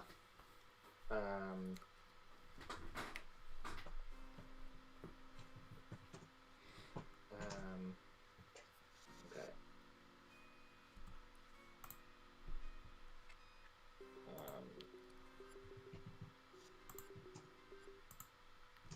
Place around the world. Populate the expansive area. I do. I'm gonna get a drink now. Thanks, Vicky. John, you haven't been drinking enough water. By the way, Vicky, make sure to stay here for this reveal of John's new picture. Actually, I have multiple monitors. Why don't I use them? We are doing terribly, Kane. Alright, there you go. You're back up, John. Look at the video source. You can see your beautiful picture. Oh, amazing. Love that. I hate it. I hate it so much. I don't want to... I have to look at it, though. Okay. I do hope you just know him with those teeth. You're going to have to copy and paste what I'm writing into the script, by the way. Yeah, well, we're going to write it all anyway, and then we can combine it in. Yeah. Okay. Yeah, I'm going to keep writing this and see. Alright, I'm going to go now, John. Bye. Good luck. Okay, thank you. I'll be back in a minute. Make it quickish. You take the stream. Okay.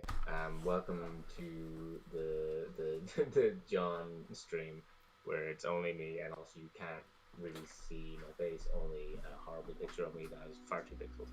Anyway, we gotta get through this. So, Meteor Vuga. I gotta describe what it looks like. What does it look like? Because it could be. I'm feeling very like, is it Free Guy? Is it Ready Player One? It maybe enormous. Yeah, maybe make it kind of fantastical, but also cyberpunky.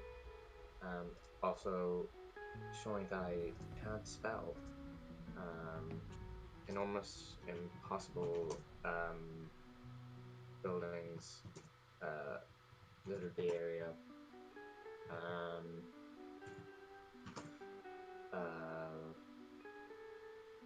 Skyscrapers.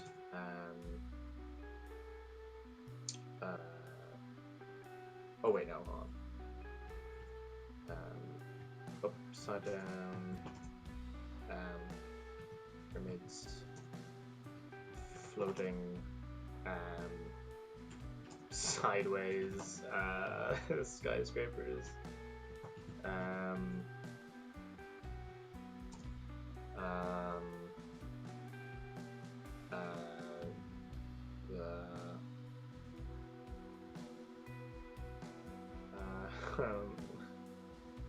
A third thing. I don't know what the third thing is. Floating.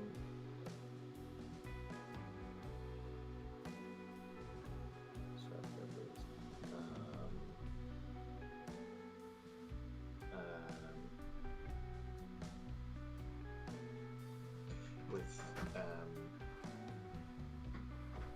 yeah, I guess I'll just go right back into that sentence.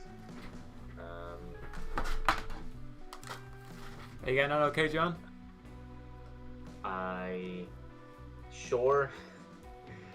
I just wrote a short description of like what the world looks like.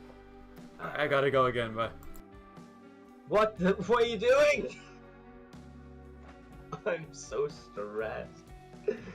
Oh god, I just have to keep going. I have to go faster because there's no way we're gonna get like a whole fucking thing out of this. Maybe I should stop talking and just write. Okay. There's where I'm going to get atmosphere. Gotta look like a notes to see where we're going with this. So gotta get the guy in as well. So thinking about how Game Over started. Maybe it says something silly and stupid. Yeah, or Junie, I should say.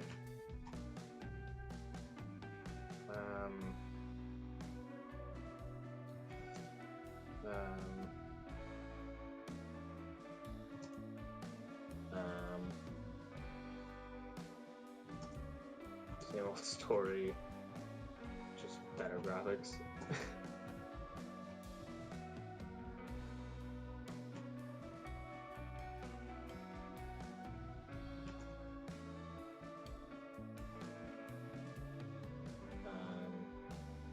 To yourself, I suppose.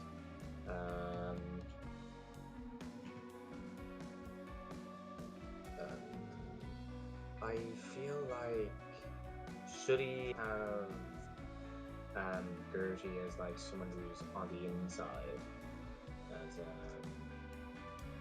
someone who, because yeah, like well, he had in Game Over, he had the people who were. Okay, thanks, Cassandra. Maybe I do own a little more than usual. I have no comment for that. I'm just gonna allow that to be the case. Yes, I own a lot. I did it again. Do I want Gertie to be in there? Because she was kind of like the one. He's supposed to be doing this covertly, and he's supposed to be on his own. So.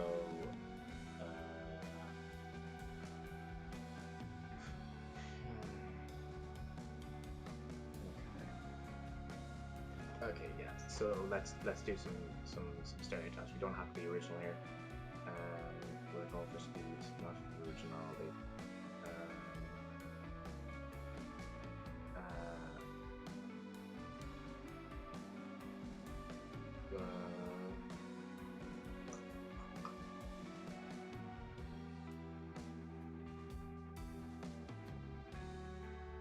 From 4. No, I can't. Like I was thinking of like him be in a what do you call it? Like in the middle of a intersection, but I feel like we need to get him talking to someone.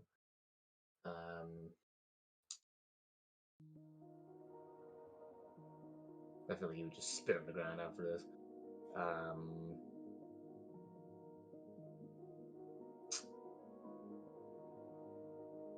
Okay, so maybe he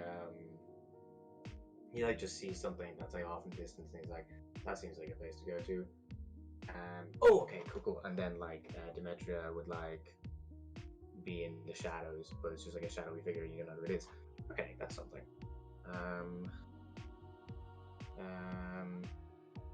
Junie looks around. Or yeah, okay. She looks around. Trying to make heads or tails of this new foreign environment.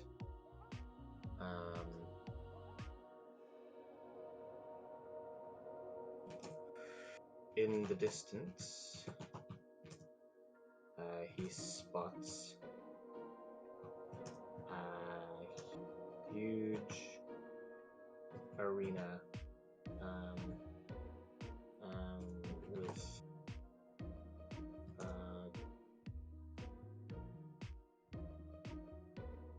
a glowing neon sign.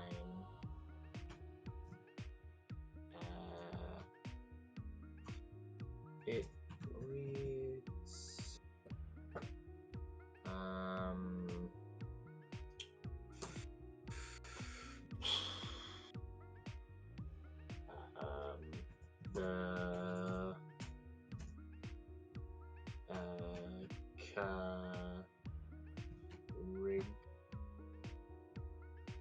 the Cariglia.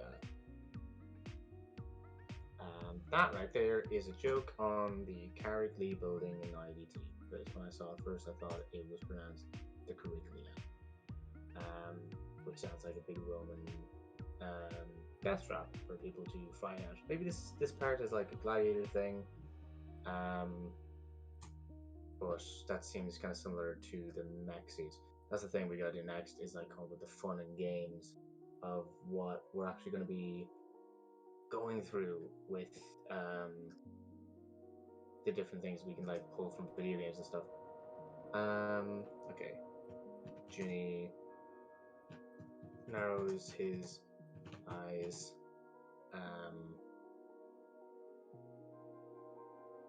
places his hands in his pockets, and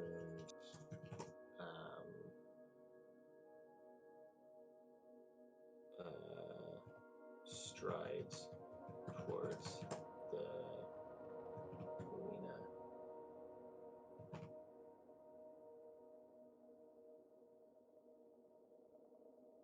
Yep.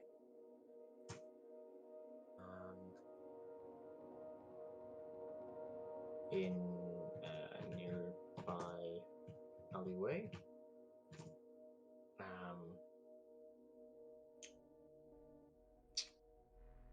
a shadowy figure watches his watches him move before disappearing into the shadows. That will be Demetria, and she will be revealed later on. Okay. And then we could just like, he just is then immediately in the arena.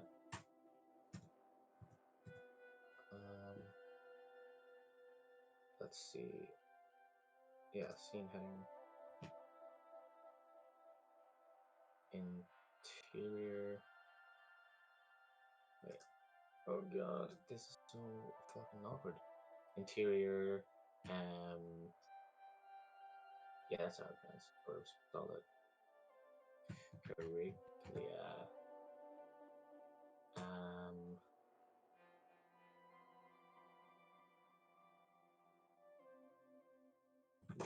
The place.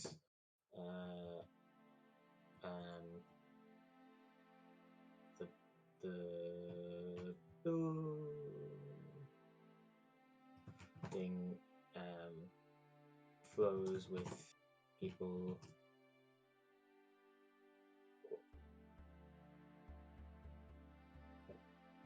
walking to and fro as if it were Comic-Con.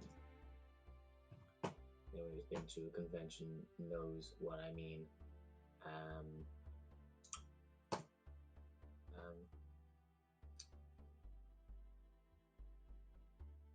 Ginny walks up to a desk which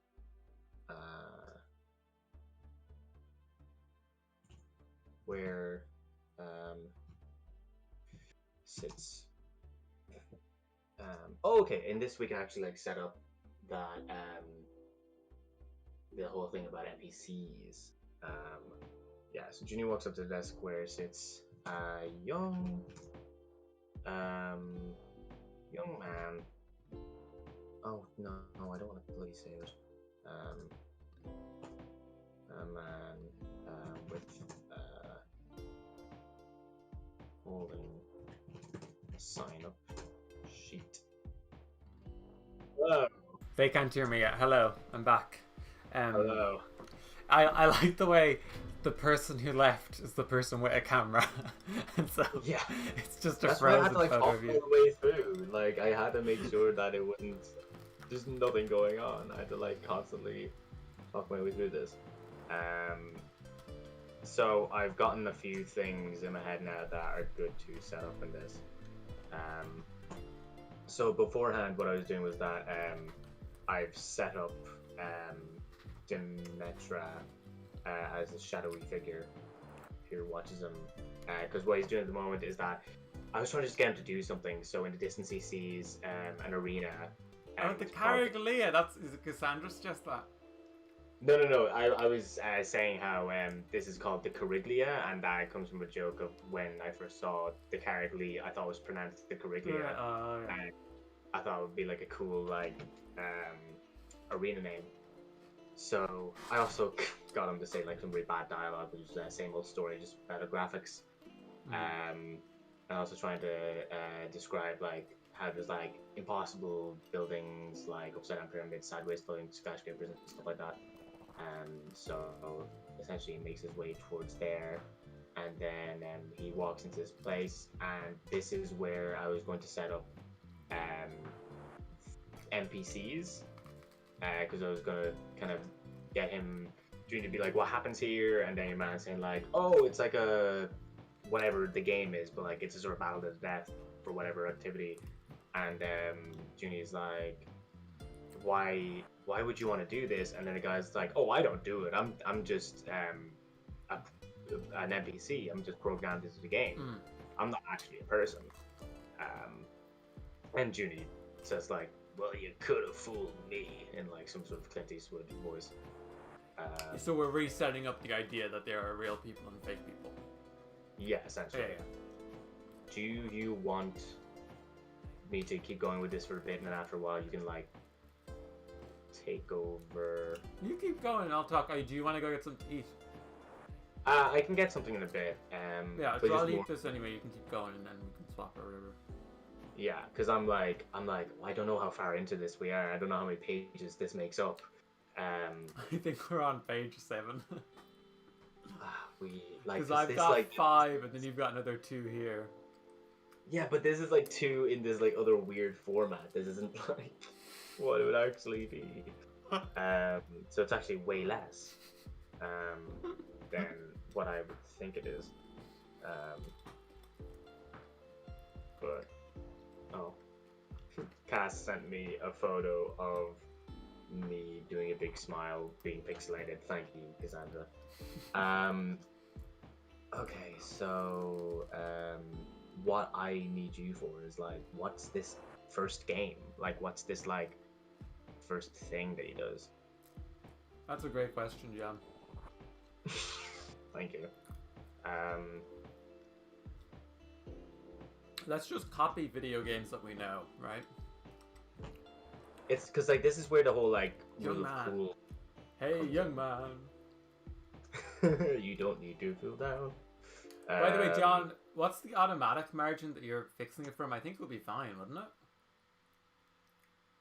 What do you mean? Like just there when you brought the margin in, I don't think that would go off screen. Look at the screen. Look how much space you Oh have. no, that was just for dialogue. All right. But because you Yeah. got the action dialogue in so much. Yeah, exactly. Hello, sir. Would you like to sign up for the games today? And then we'll have Junie inquiring. What sort of games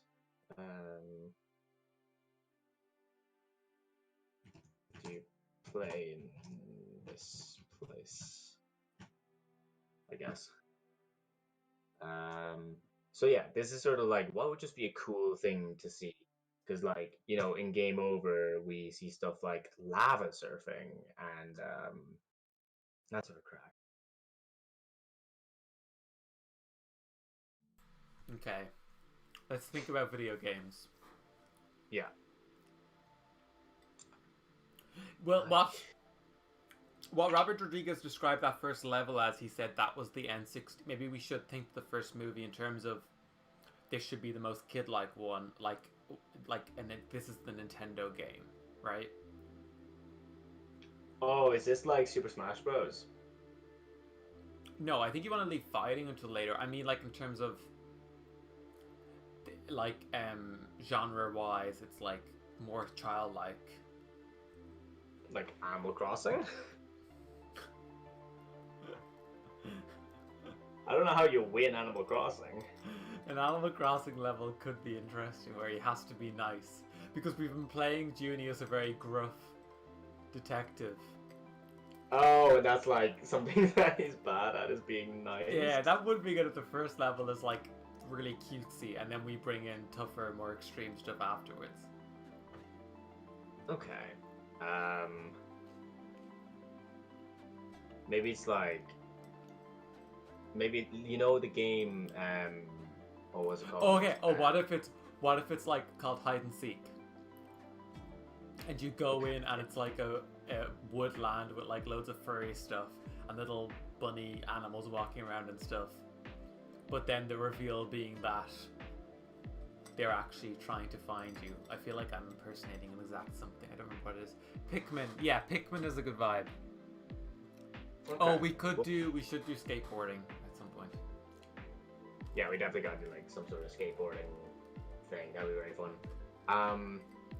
I wonder, like, cooking, what's it called? Cooking time? Cooking time could be good. Isn't that what it's called? Cooking time? Game?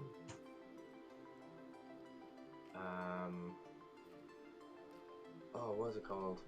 Because, like, we used to play Nibble Lintel the whole time. Cass, yeah, help me out here. You played this as well. What is it?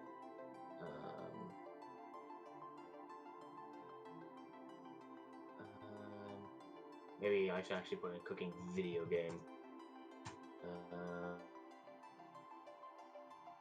Overcooked. That's it. Overcooked. Do you know Overcooked?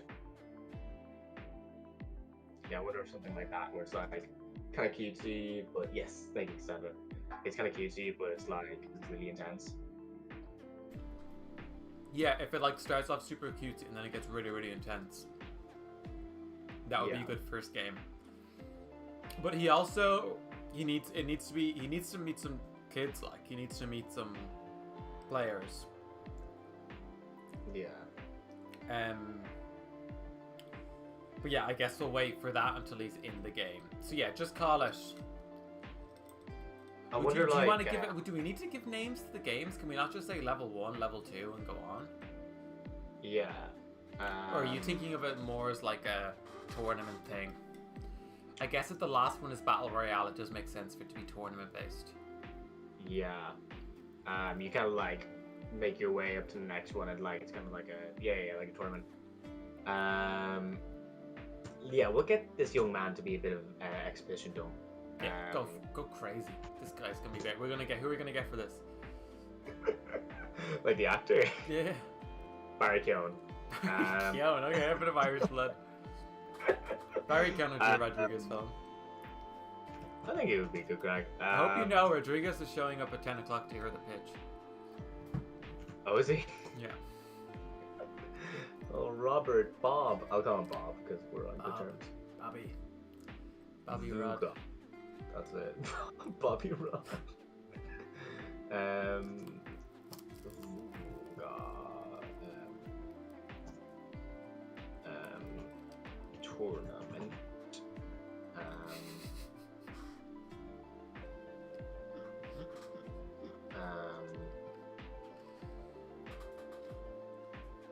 Well.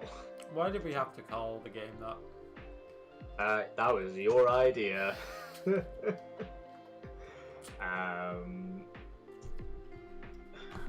You were there, John. You could have said no. No. I was saying we were taking too much time, and you were like, "Give me one more try." I thought I could crack it, but I didn't. I clearly did not crack it because the game's called Meteor Vuka. Like, it's... I don't even see how that... It's a good... I tell you what, no one's going to suspect that that is an anagram. You can say that. And then we'll do the I am Lord Voldemort on it. Right.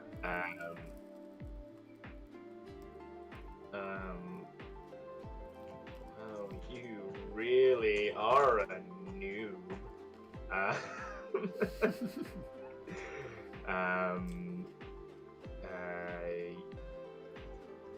Yeah, this whole game is a big,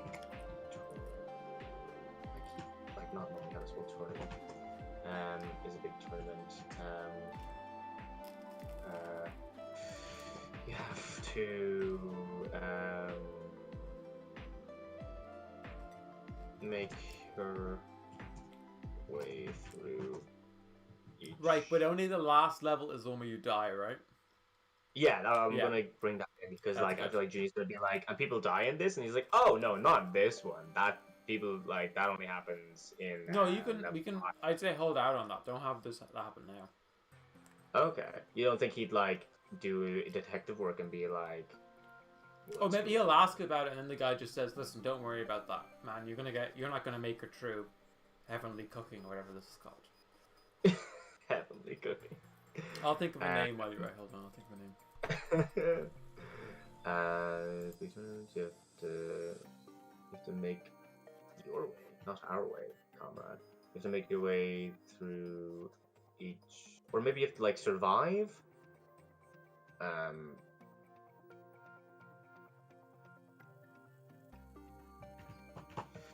You have to survive each. Or what's a better kind of way of saying it than survive? Like to. You have to like, win. You have to win each level. Oh, so But, wait. like, Oh wait, we're just doing Squid Game, John. We've just written ourselves into Squid Game. I don't think so. We would 100% have. We're saying there's a bunch of people and they go through all these games and the amount gets smaller and smaller. We've just written video game Squid Game. God damn it. But that's fine. We can. That hasn't ruined everything. That's just the last like page. That's fine. We can do something else. Or we can like just make it so it's not like that. No, we'll just keep using the word tournament and then nobody will put 2 and 2 together. Cause like that's the same with any video game. You gotta like win one thing to get to the next thing. That's like a very basic thing. Squid Game doesn't have a monopoly over that. Yeah. And it's not like they die until the very end. It's only then that they die. But why don't we just do what the first film does and just make that? He just says, what happens when you die? It's game over. And he doesn't say what that means. It's game over, no second chances. Oh yeah, also, does he have levels? Did you set up like what he's wearing in this world? I did not.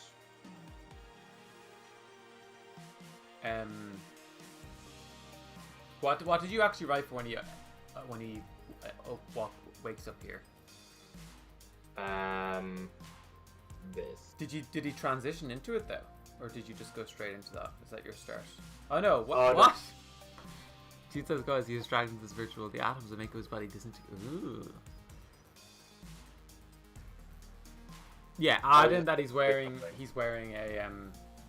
a techno suit. his hands were metallic. Oh. Metallic. Gauntlets. That's the difference between me and you, John, is I would have just written techno suit. You were like, let's use language. let's make it a little fancy. Gauntlets that pulse with electricity.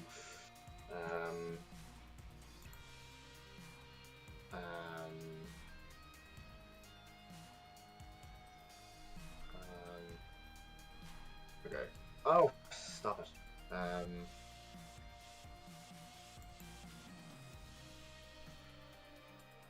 Okay. And let me just like put in a little bit here. Junie wears techno suit that covers his body, and he looks at. Oh, I gotta bring this in as well. He looks at his new outfit and size, and then that goes into the line where he's like same old story, just paragraphs. I feel like this is way too low. What? Your volume. Oh, Fixed it now, I think. okay. What?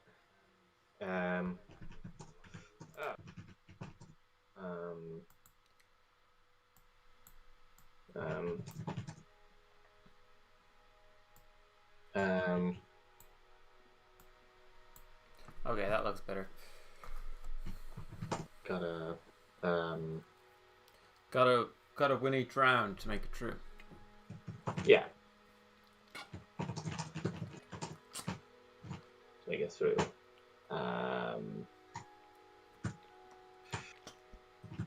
What happens if you lose? Game over. Game over. Man. Game over, man. It's game over. Oh, no take. Don't take back. Sees. No second chances. No extra lives. Yeah. It's one and done.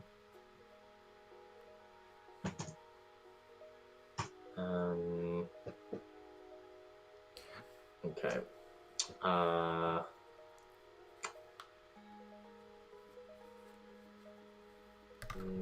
Ginny takes the clipboard in front of him and signs his name.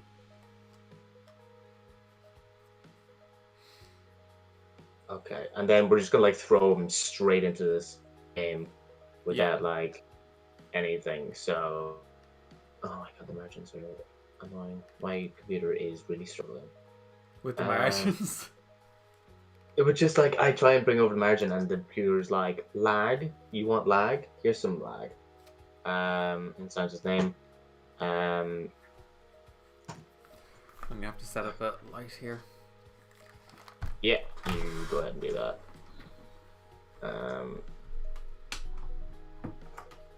As soon as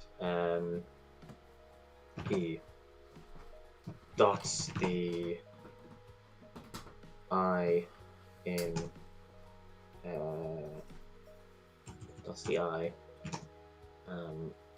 the clipboard flies out of his hands, and a large claw. Oh, that's good. Oh, Oh, another page. Another page, which means this is probably about a page and a half now. Okay. All right. You ready for some Rodriguez visuals? Oh yes, I'm ready. Will I put my 3D glasses on? Put your 3D glasses on. It's time for Here some we 3D go. glasses. Everybody get ready.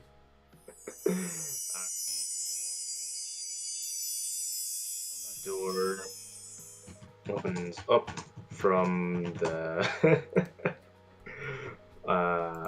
from the floor as a giant claw extends out, grabbing Junie and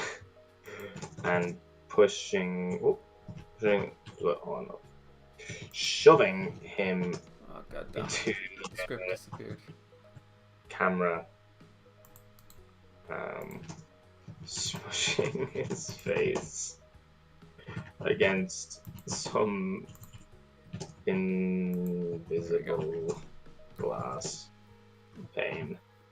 That's classic. That's some before- classic Rodriguez. Pulling him back. Alright, now we're getting into some antics. Alright, bear with me. Because I'm going for some harsh antics. Okay. Several smaller claws extend from the bigger claw. Are they gonna dress him? Yeah. Dressing, or let's say undressing and redressing Junie. Junie. Wait. What game is? Hold on. What game is this? Emphasis on is. Good luck. Goose luck. Oh no. Alright. And then he gets like, okay.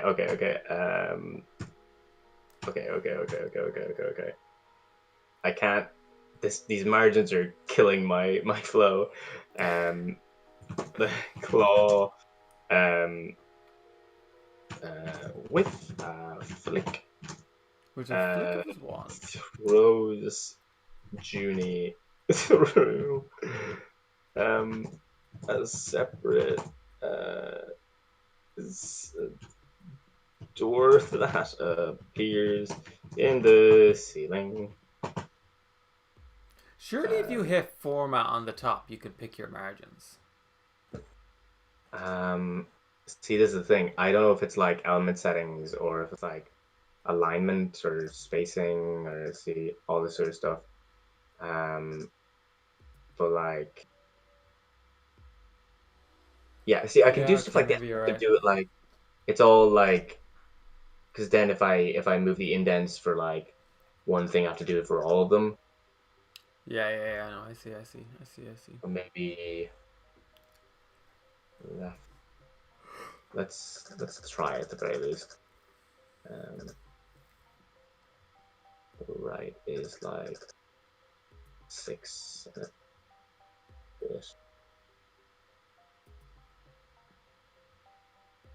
Okay.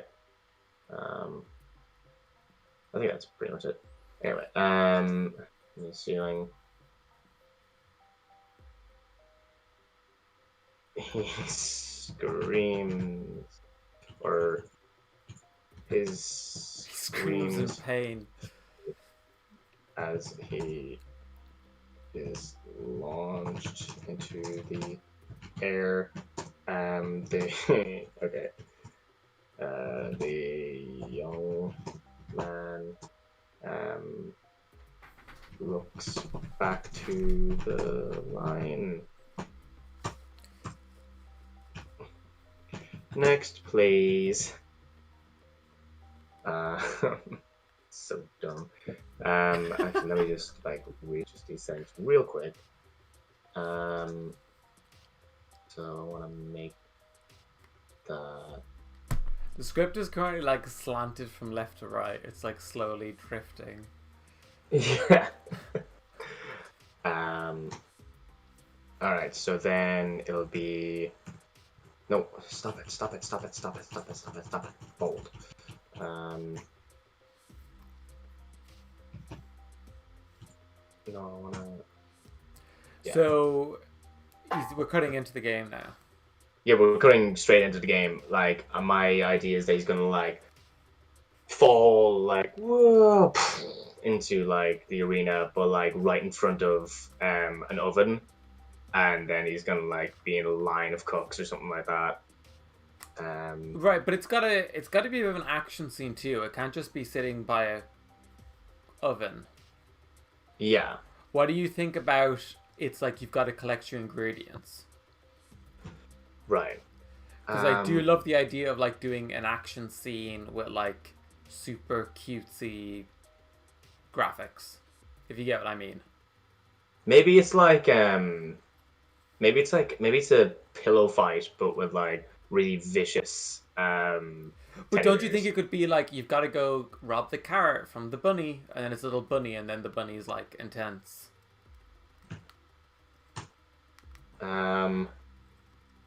Yeah. Also, one thing, I'm gonna save this real quick. Spy Kids 60. What can you send it to me as? Because I can start pasting it into mine. Let me. Like if you just paste this into Discord, what's it gonna look like? Like, I think if I do it into the docs, that it should be okay. Let me try that.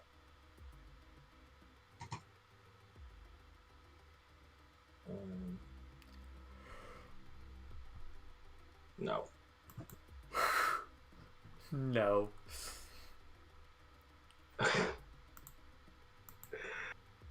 Will I just do it into Discord? I guess that's not gonna be much better. Just wait. I like you can probably better off just exporting it as a PDF. Wait until you need to like. We'll keep going. Okay. I'm I'm try going to get your some. camera up again. I'm gonna try and get some grub and stuff. You can take over for a bit now. Oh, okay. Oh wait, just hold on 1 second. Oh wait, you're leaving Okay. anyway, are you? Yeah. Yeah. Okay. You I'll want me start to- writing this game then. Okay. Okay. I'll be back in a second.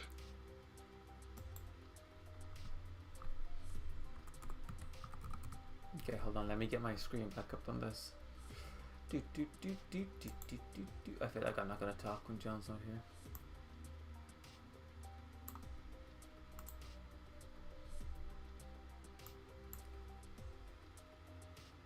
Oh, I don't like the look of what I'm seeing that John's doing over there. I think I spotted something in his hand there. Alright, John's scene goes here. Alright, exterior, fluffy field. Junie finds himself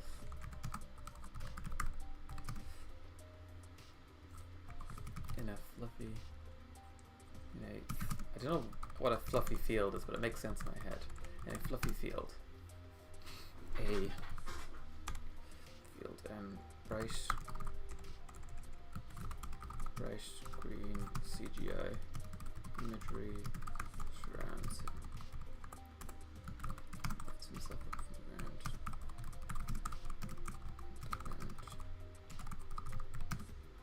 Before being run into. Did we ever get a name? Any names? Any names for a young child? That's what I need right now. A name for another little kid who's playing this game. Being run into by. Can I think of one? Can I think of one before? Anybody? Derek Dillard. Oh, Cormac. Hi, Cormac. Derek Dillard's good. Who is Derek Dillard? Wait, is this somebody, Cormac? Crystal. Oh yeah, it could be Crystal. I wonder if they've got avatars. I wonder if everybody has like an anime avatar. I guess not. I guess in Spy Kids you just exist by yourself in Spider Space. I tell you what, there's gonna be 2 kids, Derek and Crystal. Do you like Derek and Crystal? Is there a way we can cyberspace up the name Derek though? Oh, I guess you did have the ICK. Auto. Okay. Cormac, it's an auto-suggested name. Derek, Cormac, look what's here. I'm using this in a video I'm doing right now. I have you in the credits right now. Oh.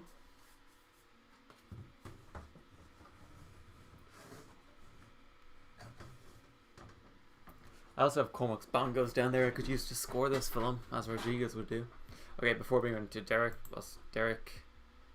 and oh yeah, Crystal with a K, right? Yeah. 2 kids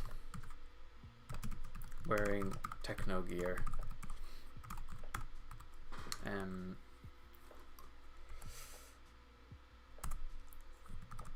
John. No, wait, John's who I'm doing this with. That is your greatest creation, Cork. Maybe John should show up in the script. Another kid named John. Another kid named John appears behind. John isn't back yet. No, yeah, let's put him in the script and see if he notices. Kid named John appears behind. Oh wait, no. Oh wait, actually, he'll be introduced in the next little mob beat here. 2 kids wearing techno gear. Junie turns to them.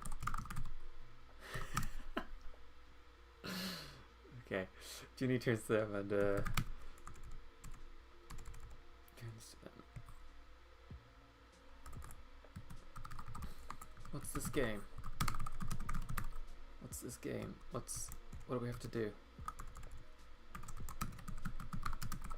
What do we have to do?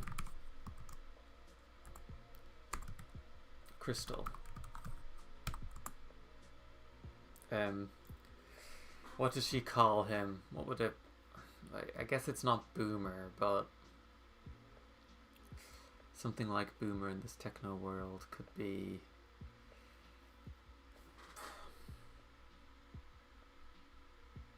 maybe I'll just write Boomer as a placeholder for now. Boomer. The 2 kids laugh and run off. Junie notices they're wearing baskets full of eggs. They're holding baskets full of eggs.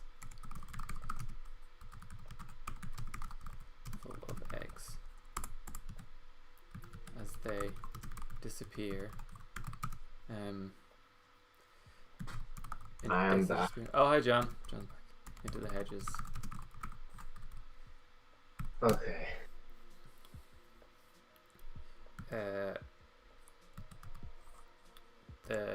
The ground begins to shake. That's a placeholder. I couldn't think of anything else for them to call him. Could just be Boomer though. Oh, I should be able to get your camera back up now that I'm writing. He's like, I'm 29. Hold on. Also, shout out to my girlfriend who just joined the stream as I was leaving. Alright. So have you figured out like what the game is? So, but what I'm doing right now is I'm doing the idea that they have to rob eggs and that there's a big rabbit or something chasing them. Oh god, okay. Okay. Like an Easter bunny type thing. That's what I'm thinking, yeah. Does that work? Okay, I think I'm going to be able to get you back up. Amazing. Show the people my beautiful face. Also, not to be overly excited, but 6 people watching is like, I'm very excited. I'm very happy about that. Oh, it's not... It's not Ninja though. Hey, it's for some reason when you're... I guess it's because you're too small. It must be that you're so small. It doesn't like that. I'm so little. I think, would you stop sharing your screen? Oh, yeah. That might help. I might be able to get you up then.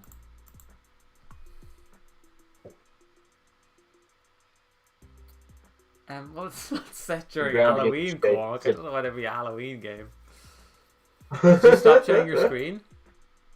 Yeah, I did. You just disappeared then. Oh, there you are. There's Jono.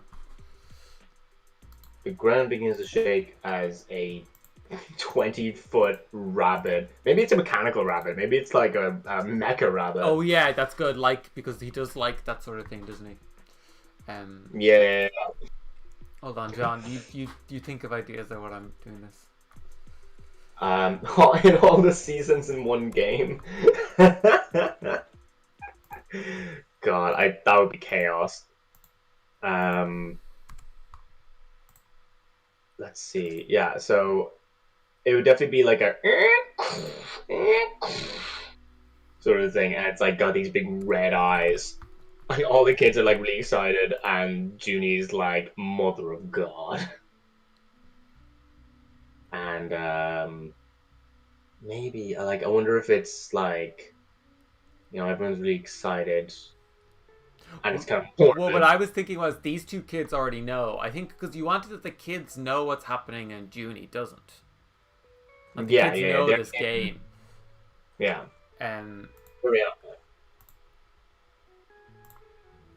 Show windows empty names. Show windows empty names. Is this gonna work? Is this gonna work?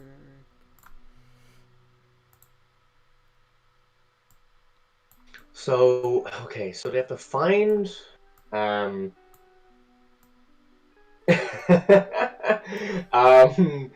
don't know how much you heard, Scally, but you're not far off, honestly, with Fortnite dancing. But this is on you for not being here from the start and seeing the outline. But the idea is that the last level is like PUBG, Fortnite, like Battle Royale. Should I like spoil what we're doing for people who like? We spoiled it at the beginning. Eva said she's my biggest fan. It's alright, Scully. I don't blame you. No, it's definitely gonna be a scary bunny. Yeah, definitely a scary bunny. I think the idea is that like the kids don't find it scary because they know what the game is, but Junie is like scared shitless. Yeah, Sky. The idea is that like there's usually these levels this tournament, and the last one is the kind of Fortnite battle royale thing. And there's kids dying in these games, but they only die in that one because like you have one life because the way of like the toy makers technology, like, or the extremism of like the cyberspace now. These people who are like really into sort of Dark Souls level of difficult. The shopping montage is there can be even getting gear at some point. That is good to put into the plan. Yeah, I feel like John. I feel like we need an outline of what the scenes are going to be during this second act. We need to do an outline of that. Just a quick one line. Here's what our scenes are. Don't you think? Yeah. Maybe just like to just structure so we're gonna like... know where we are. I might switch it, and you can do that while I'm fixing the camera. Okay, so I'll go for now that we are doing the 5 levels like it was in Game Over. So well, look, if it worked the first time. Look, don't fix it if it ain't broken. Robert got a good thing going, and we're just we're just trying to pick up the pieces from there. So level 1 is scary bunny eggs.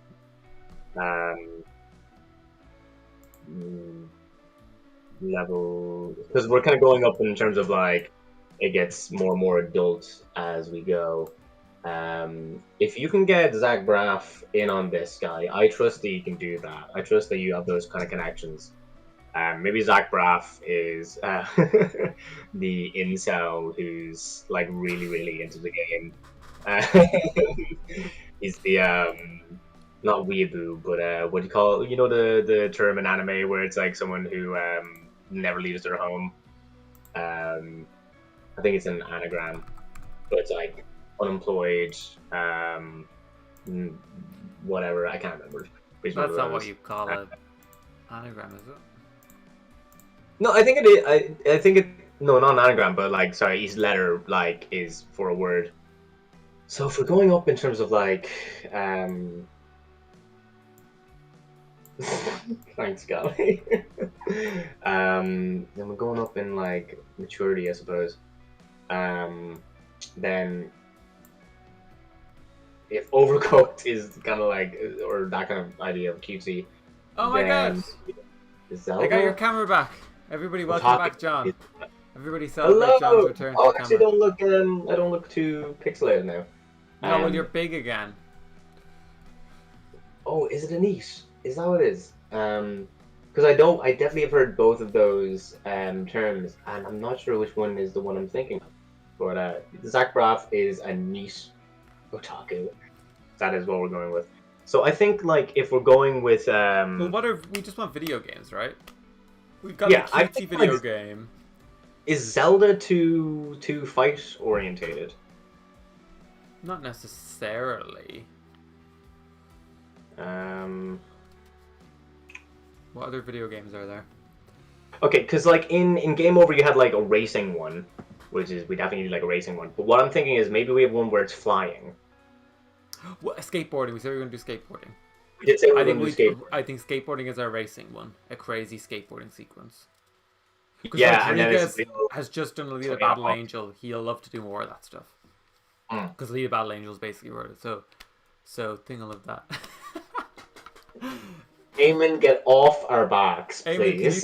Eamon, can you come into Discord and can you come on and be our producer and get us and produce We need someone to a better do script that. for us? Can you? Oh shit, Cormac, that's a really good idea actually. The music games, that's a really That good is one. good. Music game. Okay, I'd say that's next. Let's do Beat Saber next. That's good. Oh, That's Beat good. Saber is a really good one. Yeah, Beat yeah. Saber, But like, then skateboarding, and then we know level 5's Fortnite, so we just need a level 4 then. and I think like the kind of danger level goes up a little bit each time. Can Eamon So- come into this call? If like say the things that you're cutting in Beat Saber like touch you, it's like it'll hurt you.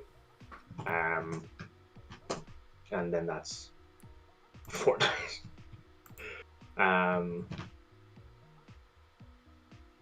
Oh.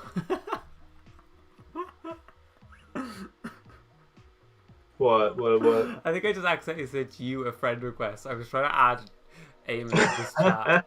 Do you know how you add somebody to a chat on Discord again? Oh, Crash Bandicoot. I like that idea of like that kind of like, you know how like in Crash Bandicoot you're like, I think you're looking at him as running, but maybe a bit of Indiana Jones where something is chasing you and you have to like, it's like that linear sort of temple run type thing. Yeah. Maybe that. Um.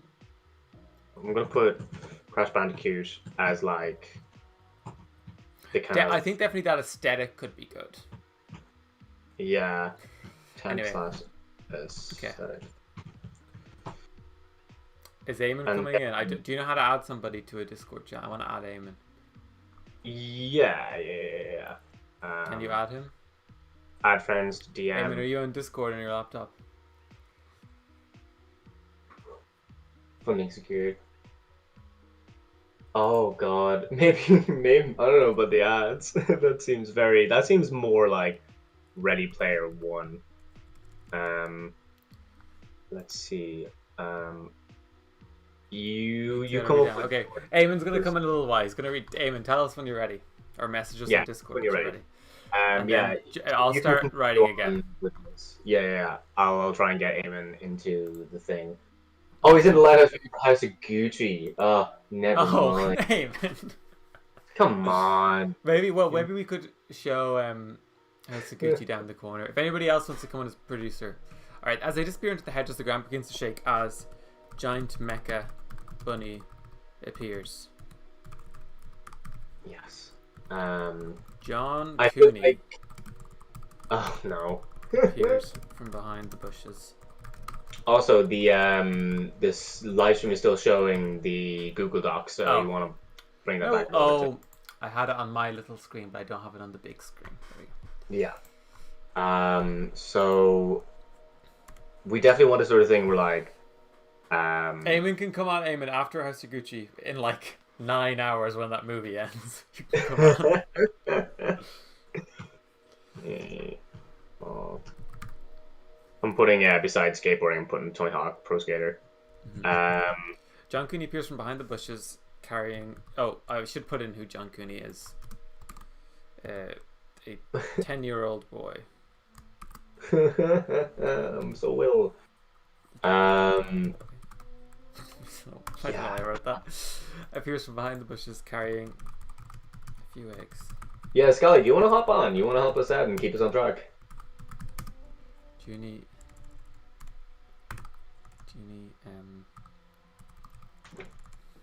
Cause like, yeah, we no want to idea. bring people in to like write a scene with us because we're running out. You'll run out of energy.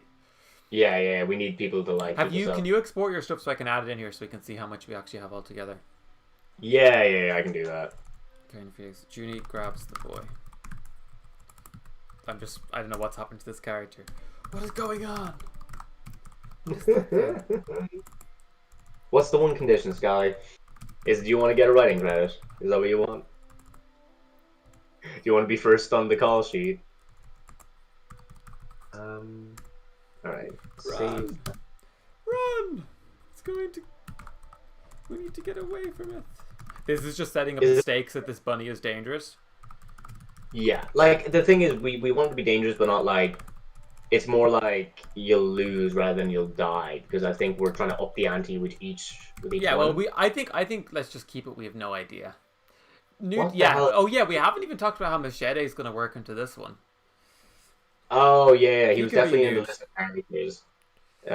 I think he should be. I think there's no other way to have him in here. Was he in Spy Kids 4? I don't know. I don't remember him being in Spy Kids 4, because like that's like specifically the Cortez family, right? No, it's a whole different family. Yeah, but I mean like Machete is like. Oh, you're right. specifically- He's Uncle Machete. So Uncle Machete. the mecha bunny. Yes, Scully, we can fulfill that for you. If anything, Pushes that was down. exactly what we wanted.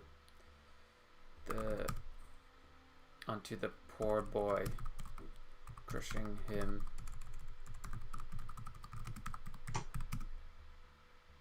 Instantly. Does he die though? Is that the thing? Because like We don't know. He just disappeared. He disappeared like in the movie. He disappears into a puff of smoke. should we do a cutaway to him like? Oh yeah, let's do a showing- cutaway. Yeah, that's Yeah. what I do. Interior, John Cooney's bedroom. oh, like in real life, he's like, oh man. Yeah. John sits Punches the monitor. in his tiny, cramped room. Oh, he locks a new skin. I love that. Waking up.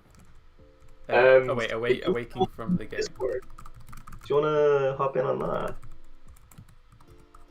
If you do, like, send me your Discord deeds, and I'll get you in. And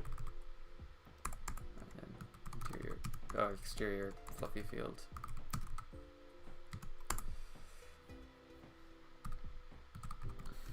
Junie looks shocked, running from. Oh wait, grabbing John's eggs. Oh yeah. Racing into the hedges. He finds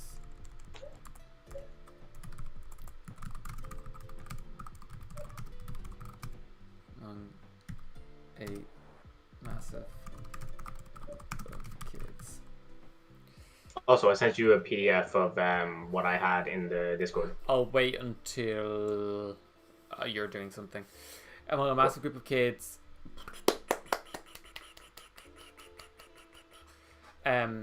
all carrying eggs and racing. So what like is do you have to like Steal the eggs I've and just then been drop them off. imagining they're racing towards a kitchen. And they have like a shopping list or something. They're making, what's the ingredients of a Minecraft cake? They're just making that. It's sugar, eggs, and Wheat? Wheat? Come on, somebody in Where's chat should know. Where's that user from hours ago who had a Minecraft user? I knew we'd need their Minecraft knowledge, chat. I told them. I said we need he your was Minecraft knowledge. vital. Eggs and racing through the field.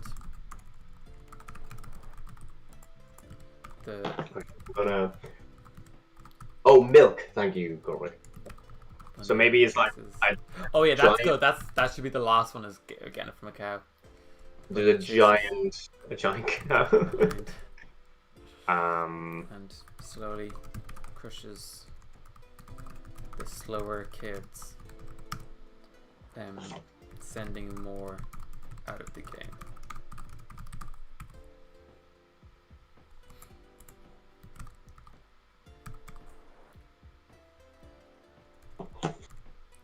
There's a Good closing, or there's a lifting platform. Yeah, Thank you, we Ian. actually, Thank you for Eamon, the we've base. actually got another 2 pages that are not in Yes, this right now. back off, So we are man. doing a bit better. There's a lifting platform the kids are jumping onto. Junie. Alright, I'm gonna try and get Scally in on this. Junie arrives at the platform. Already risen too far. He spots Crystal and Derek. By the way, were you here for the introduction of these 2 characters, John? No, I wasn't. Who are these kids? They're just 2. I guess like they're going to be some kids who's with him, right? So I was like, these are as good as any. I haven't really said anything about these characters yet. They're the ones who called him Boomer. That's all I've done so far. Oh, is that gonna be like a thing where he like gets help Yeah, with he's going that? to win them over. Yeah. And they're like, not too bad for a, Not too bad for a Boomer. not too bad for an old piece of shit like you. 28 years old. I'm married to Megan Trainor. Derek on the platform. My wife is Megan Trainor. You like her, you're kids, you're young, you like my wife. I start singing all about that bass, and they're like, "What's wrong with this guy?" He spots Crystal and Derek on the platform. Hey, give me, help me up. This is very, like, I love the way we were like, yeah, let's not do a rehash of the first film. We're literally doing the first film beat for beat. We only have so many. There's only so many stories. And one of those stories is Spy Kid goes into video game. Crystal, give us your eggs. Bluntly. Give us your eggs. Oh wait, no. Go. Give me them eggs. Oh, okay. So like, they're like, "We'll help you up if you give us your eggs."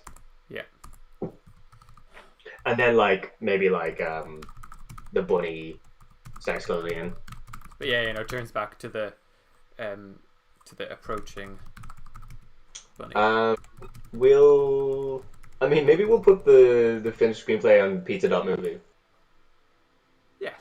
Plus, this is all going to be a VOD, so you can, the only way to read the screenplay is to watch us writing it for 9 hours. Kyle's here. Oh, hi Kyle.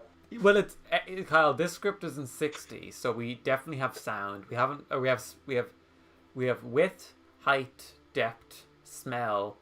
We still haven't decided what the other two senses or dimensions are we're adding to the film. Maybe it's in AOR, because we did talk about that. Yeah, we were saying that like it was because of the toy makers technology from the first one, where it was like the video game is now in the real world, and no one ever did anything with that. Also, I may completely destroy way the Discord is showing up on the stream, but like bear with me, and I'm gonna try. Yeah, and, like, I think you already have. do this. I already have. Oh no, you're back now. It go What do you nonsense. mean? Wait, Eamon's messaged me. Hold on, you're gonna disappear for a second. Yeah, you did. Okay. Oh, Eamon said, "Okay, I'm here." Okay, hold on. Okay, everybody freeze. It's showing me on both screens. Okay, John, I'm gonna switch back to the Google Drive. You can write some stuff. I try to get Scally in there, and He's here. He's just. I don't know what's happening. I've muted. He seems to be muted or something. But I'm gonna set it up. Is he crow food? Yeah. Yeah, he's got food. Okay, just hold on. This is a 5 hours to go. Oh god, 5 hours. Oh, he left again. What's going on? No. Oh dear. Why is this now like this? Oh, this is so annoying too because it's another John. I've got everything named John. This is gonna get really confusing. Yeah, he's Agent Scally. Yeah, he is gonna be Agent Scully. It's a good point. Oh, Barra's here. Barra, can Barra come on? Barra, we're trying to get in somebody to help us, but nobody's got Discord or something, or I don't know. It's all going to shite. Hold on. I'm gonna bring John back up here at least. Alright. Alright, John should be back on now. Okay. Where were we? Okay, fine. So sorry, Scally, for this not working out. We'll keep trying. Is anybody on a laptop? Yeah. Okay. Junior seems back to the approaching committee. Okay, fine. Barry could join us, found out. Okay, fine. Yeah, you continue on with that. I'm gonna try and like add people and see how that works. You try find somebody to get in, and then once you do that, that's when I'll fix the cameras. Yeah. Okay. You did something again, John. What did you do? Oh, Barra's here. Why is Barra also quiet and muted? I have no idea. Oh, there he is. Okay, he's going on. Okay, hold on. Everybody, hold on. Hello, everyone. Oh God. The sound quality is not ideal. Hold on, Barra. Be quiet for a second. Wait until your introduction. No, that's Barra. This has all gone horrible. Barra, just hold on. Can you at least go on landscape there, Barra? Landscape, like, yeah. Okay, everybody relax. Okay. I'm on my data now, so I might not stay on too long. I don't know how reliable it is. Where are you right now? Are you like on a set? Yeah, I'm in Limerick. I'm on a short. It's gone back to the picture of John. Hang on, let me leave. Hang on, something's crashed. No, don't leave, Barra. I just set up the camera for this. Well, can you see me? Because I'm frozen. You guys are frozen for me. That's fine if we're frozen. Scally's in now as well. I can't keep up. I'm so Hi, sorry. Barra. Hello, Ali. Wait, no, I can't do two guests at once, John. Just put up a picture of me, and then we'll just have the voices. Okay, hold on. I don't know how long I can stay for either, just as a heads up. So if you want to favor Scally over me, then work away. I mean, he tends to. Don't pit me against Fuck you. you, Barra. Okay, so I'm what John's. we're doing at the moment is we're doing this first of 5 levels for the Spy Kids movie. The first one we tried to make like a more like we're trying to go up in severity and also up in maturity of like the game. So the first one is kind of more like a cooking thing, and then we're gonna go to Beat Saber, then we're gonna go to like Tony Hawk Pro Skater, then Crash Bandicoot-esque thing, and then the last one's gonna be Fortnite. So that's what we're doing at the moment, and it's. Okay, what do you need this for? We need someone to keep us in check and tell us where to put our priorities. Oh, okay. I think you have a good thing going, and you don't need me here. Thanks, All right, Barra. then. Go away. No, I thought you needed a question answered. That's why I was like, No, we need a producer. Is what we need. oh, right. This is a great idea, guys. I shared it on Instagram. Yes. Thank you. Thanks, Barra. I love this idea. I was driving earlier on in the van down to Limerick, and I saw you guys were doing it, and I tuned in for a little bit, but I didn't. Oh, I very didn't nice. stay because I didn't have Bluetooth, so I couldn't hear. I would have otherwise, but I couldn't hear you. So. Oh my god, I think I'm going to do this. No, it's all chaos at the moment. Alright. Well, okay. How Wait, about hold this? on, Barra. I just want to get you video on stream before you go, and then we'll say goodbye to you. Okay. Vicky wants to get in on this as well. But just before Look, before you everybody's go, going to get in. We're going to be here for another 4 hours. Like, Let me- ideally, if let anybody needs me- to come in, they need to write some of the script, though, because it's very tiring. Hold on, Barra. Hold on. Here we go. I just I've want to got a give a whole bit of graphic for producer this. before I go. Make sure you're looking at the thing. All right. I'm looking at the camera.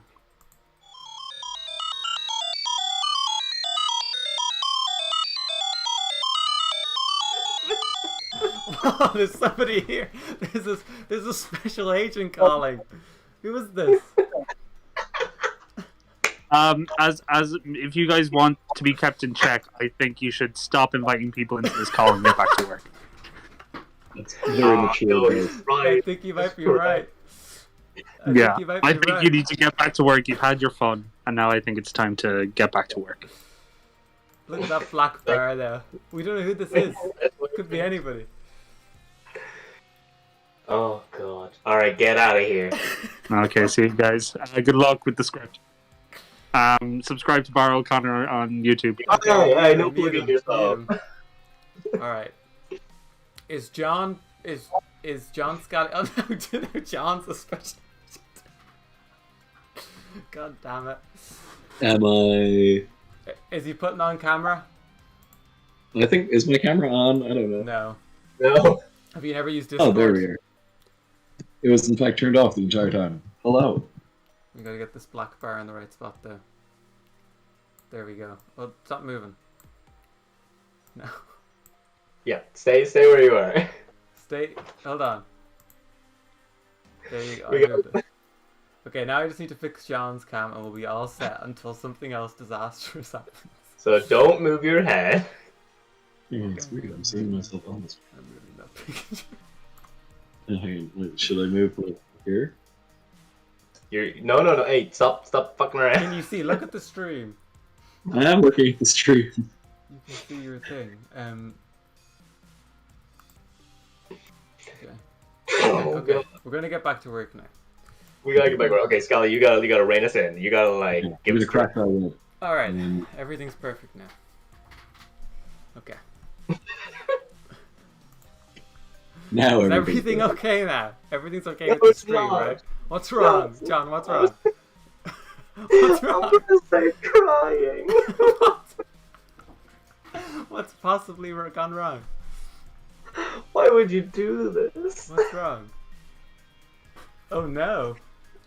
There's a rogue John picture. That's Say what I'm goodbye. saying. Say goodbye to him. Bye, Rogue John. There he goes. Bye. He fades away. All right. Okay. So we have so they're making a cake. We're doing lots of Minecraft rules. They're making a cake. guys. What's the emotional core of this film? The emotional core. Yes. We Junie do and actually Carmen's have that relationship?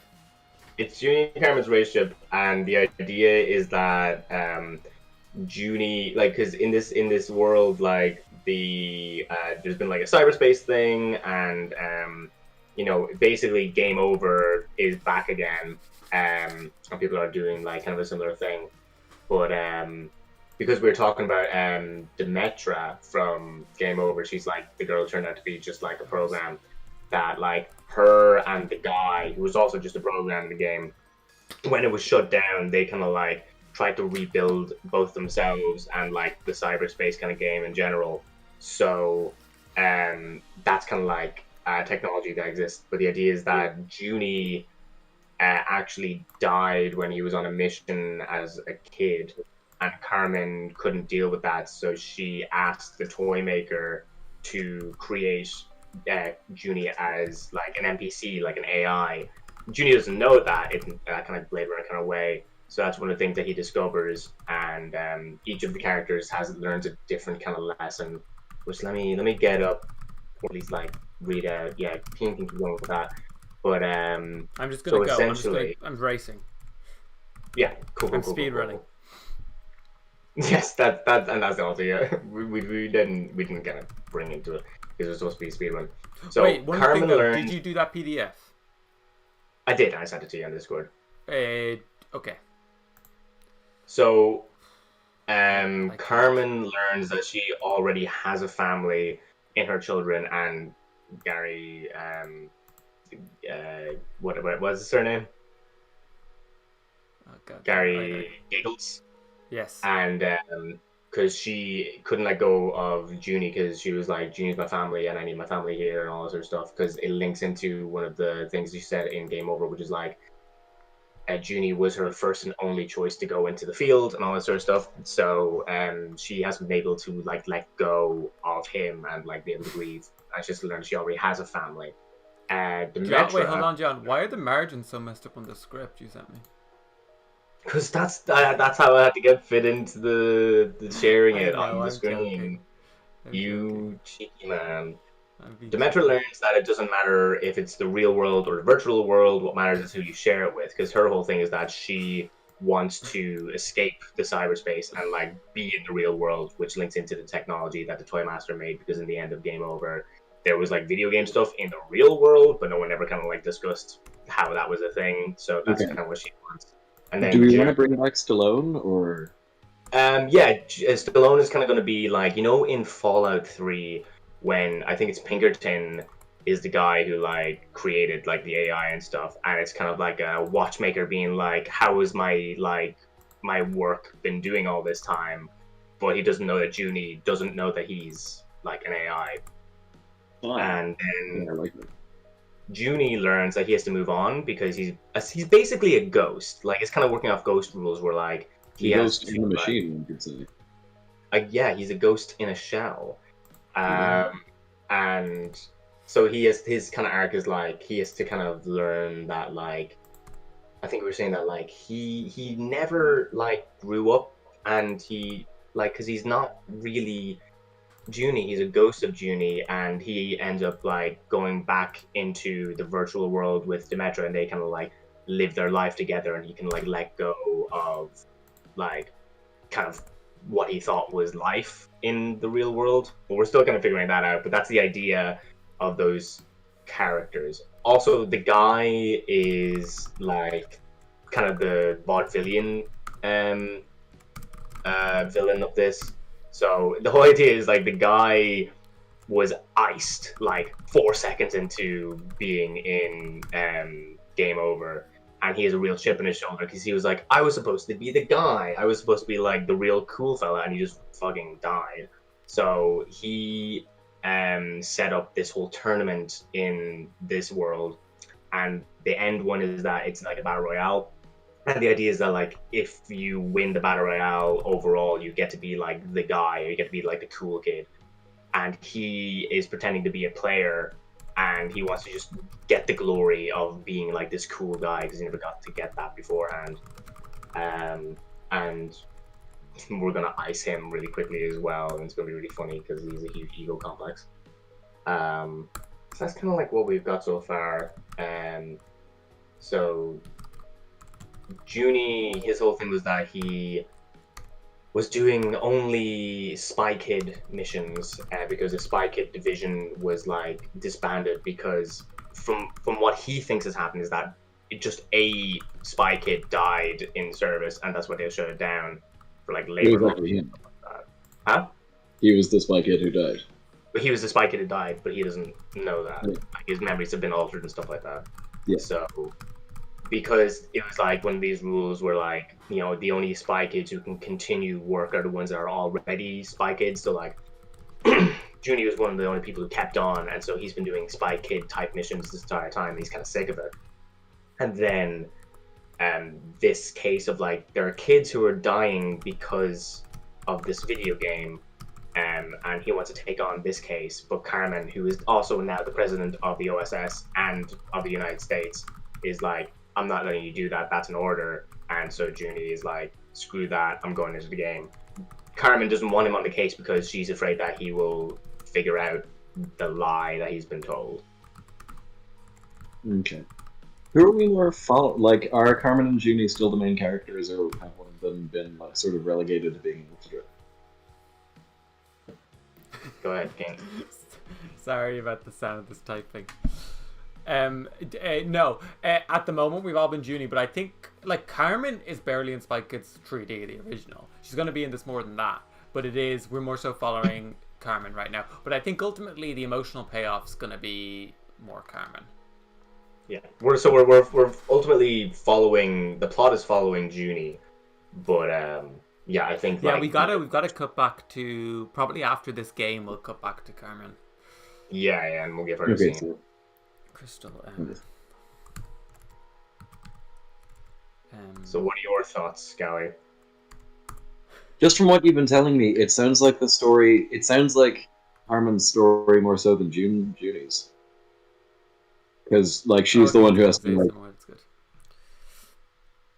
You know, it's like just from what you've been saying, it sounds like her story is the more interesting one and the more related to the themes. I mean, unless it's a different kind of story you're trying to tell, but I don't know.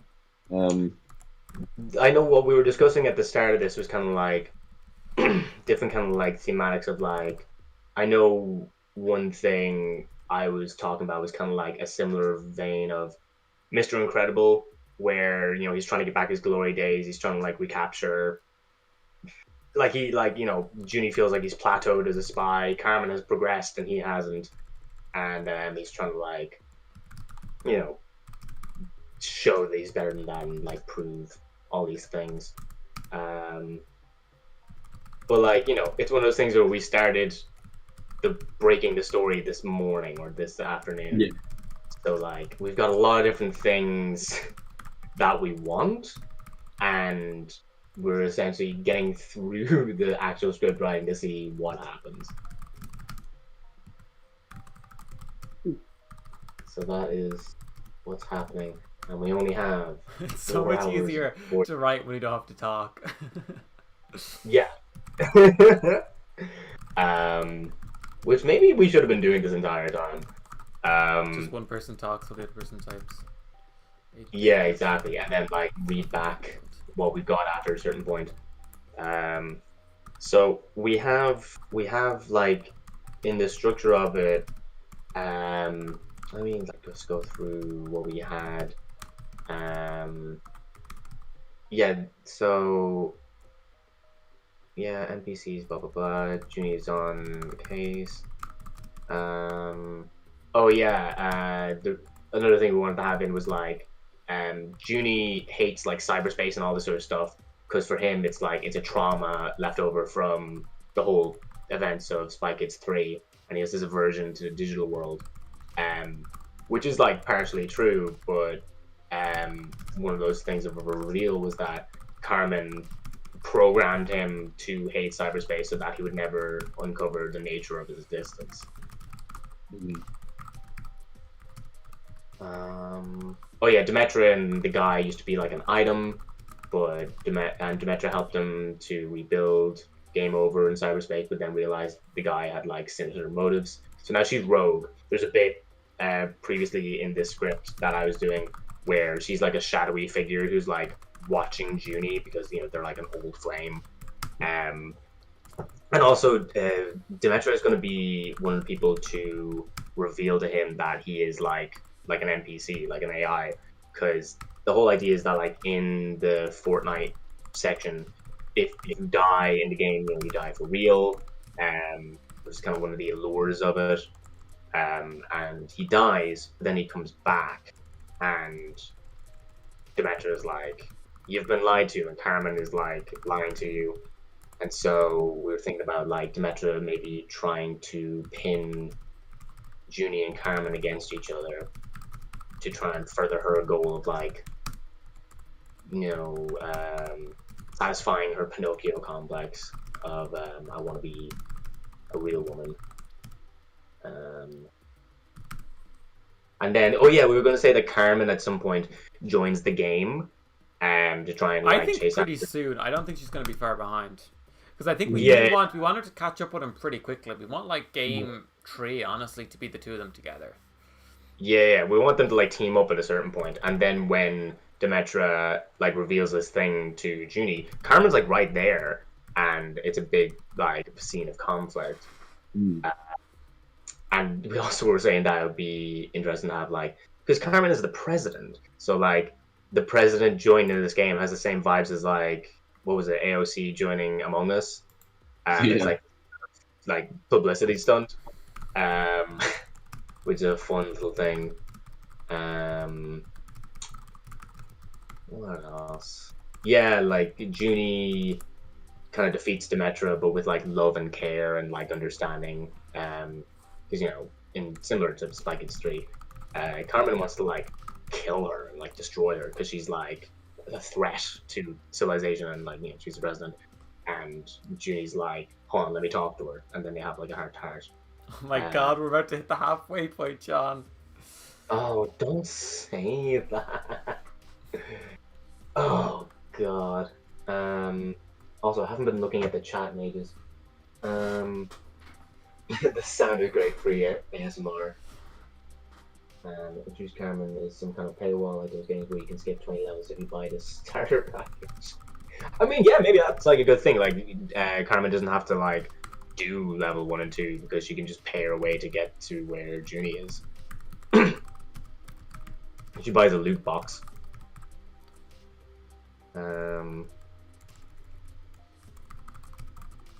Yeah, we were also saying like maybe I've decided, so these two kids that have met him, yeah. Crystal is just like, I don't know, you figure out Crystal's character. But I've decided Derek is mute because I haven't been giving him any dialogue. Oh, okay. It'd be easier to deal with one character. Okay. Alright. I like the idea of like something like that.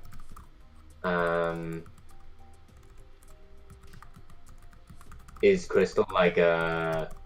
She's just a gamer girl, I guess. She's you two decide what Crystal's character will be while I'm writing. Like Come up with a an real interesting character. Yeah, let's do it, Sky. Let's like come up with something interesting on the spot. Okay, that's fine. I can do that. We can do that. So what's her? It's Crystal and... Yeah, what's their like dynamic? Figure out these two characters. They're two kids. I would imagine... So far, they're really into this game. They're quite like effective. They don't like him because he's old. Derek's mic is broken. I think that's very funny. That could be cool. He couldn't afford the microphone package or something. I know, like, if we were to like work with stereotypes and then like develop from there, I can imagine that, like, you know, Derek is, well, Crystal is like very protective of Derek for whatever reason, and you know, she's like very plucky but very like aggressive, and maybe Derek is like super smart but you know, he's not very violent or something like that. What do you think, Scully?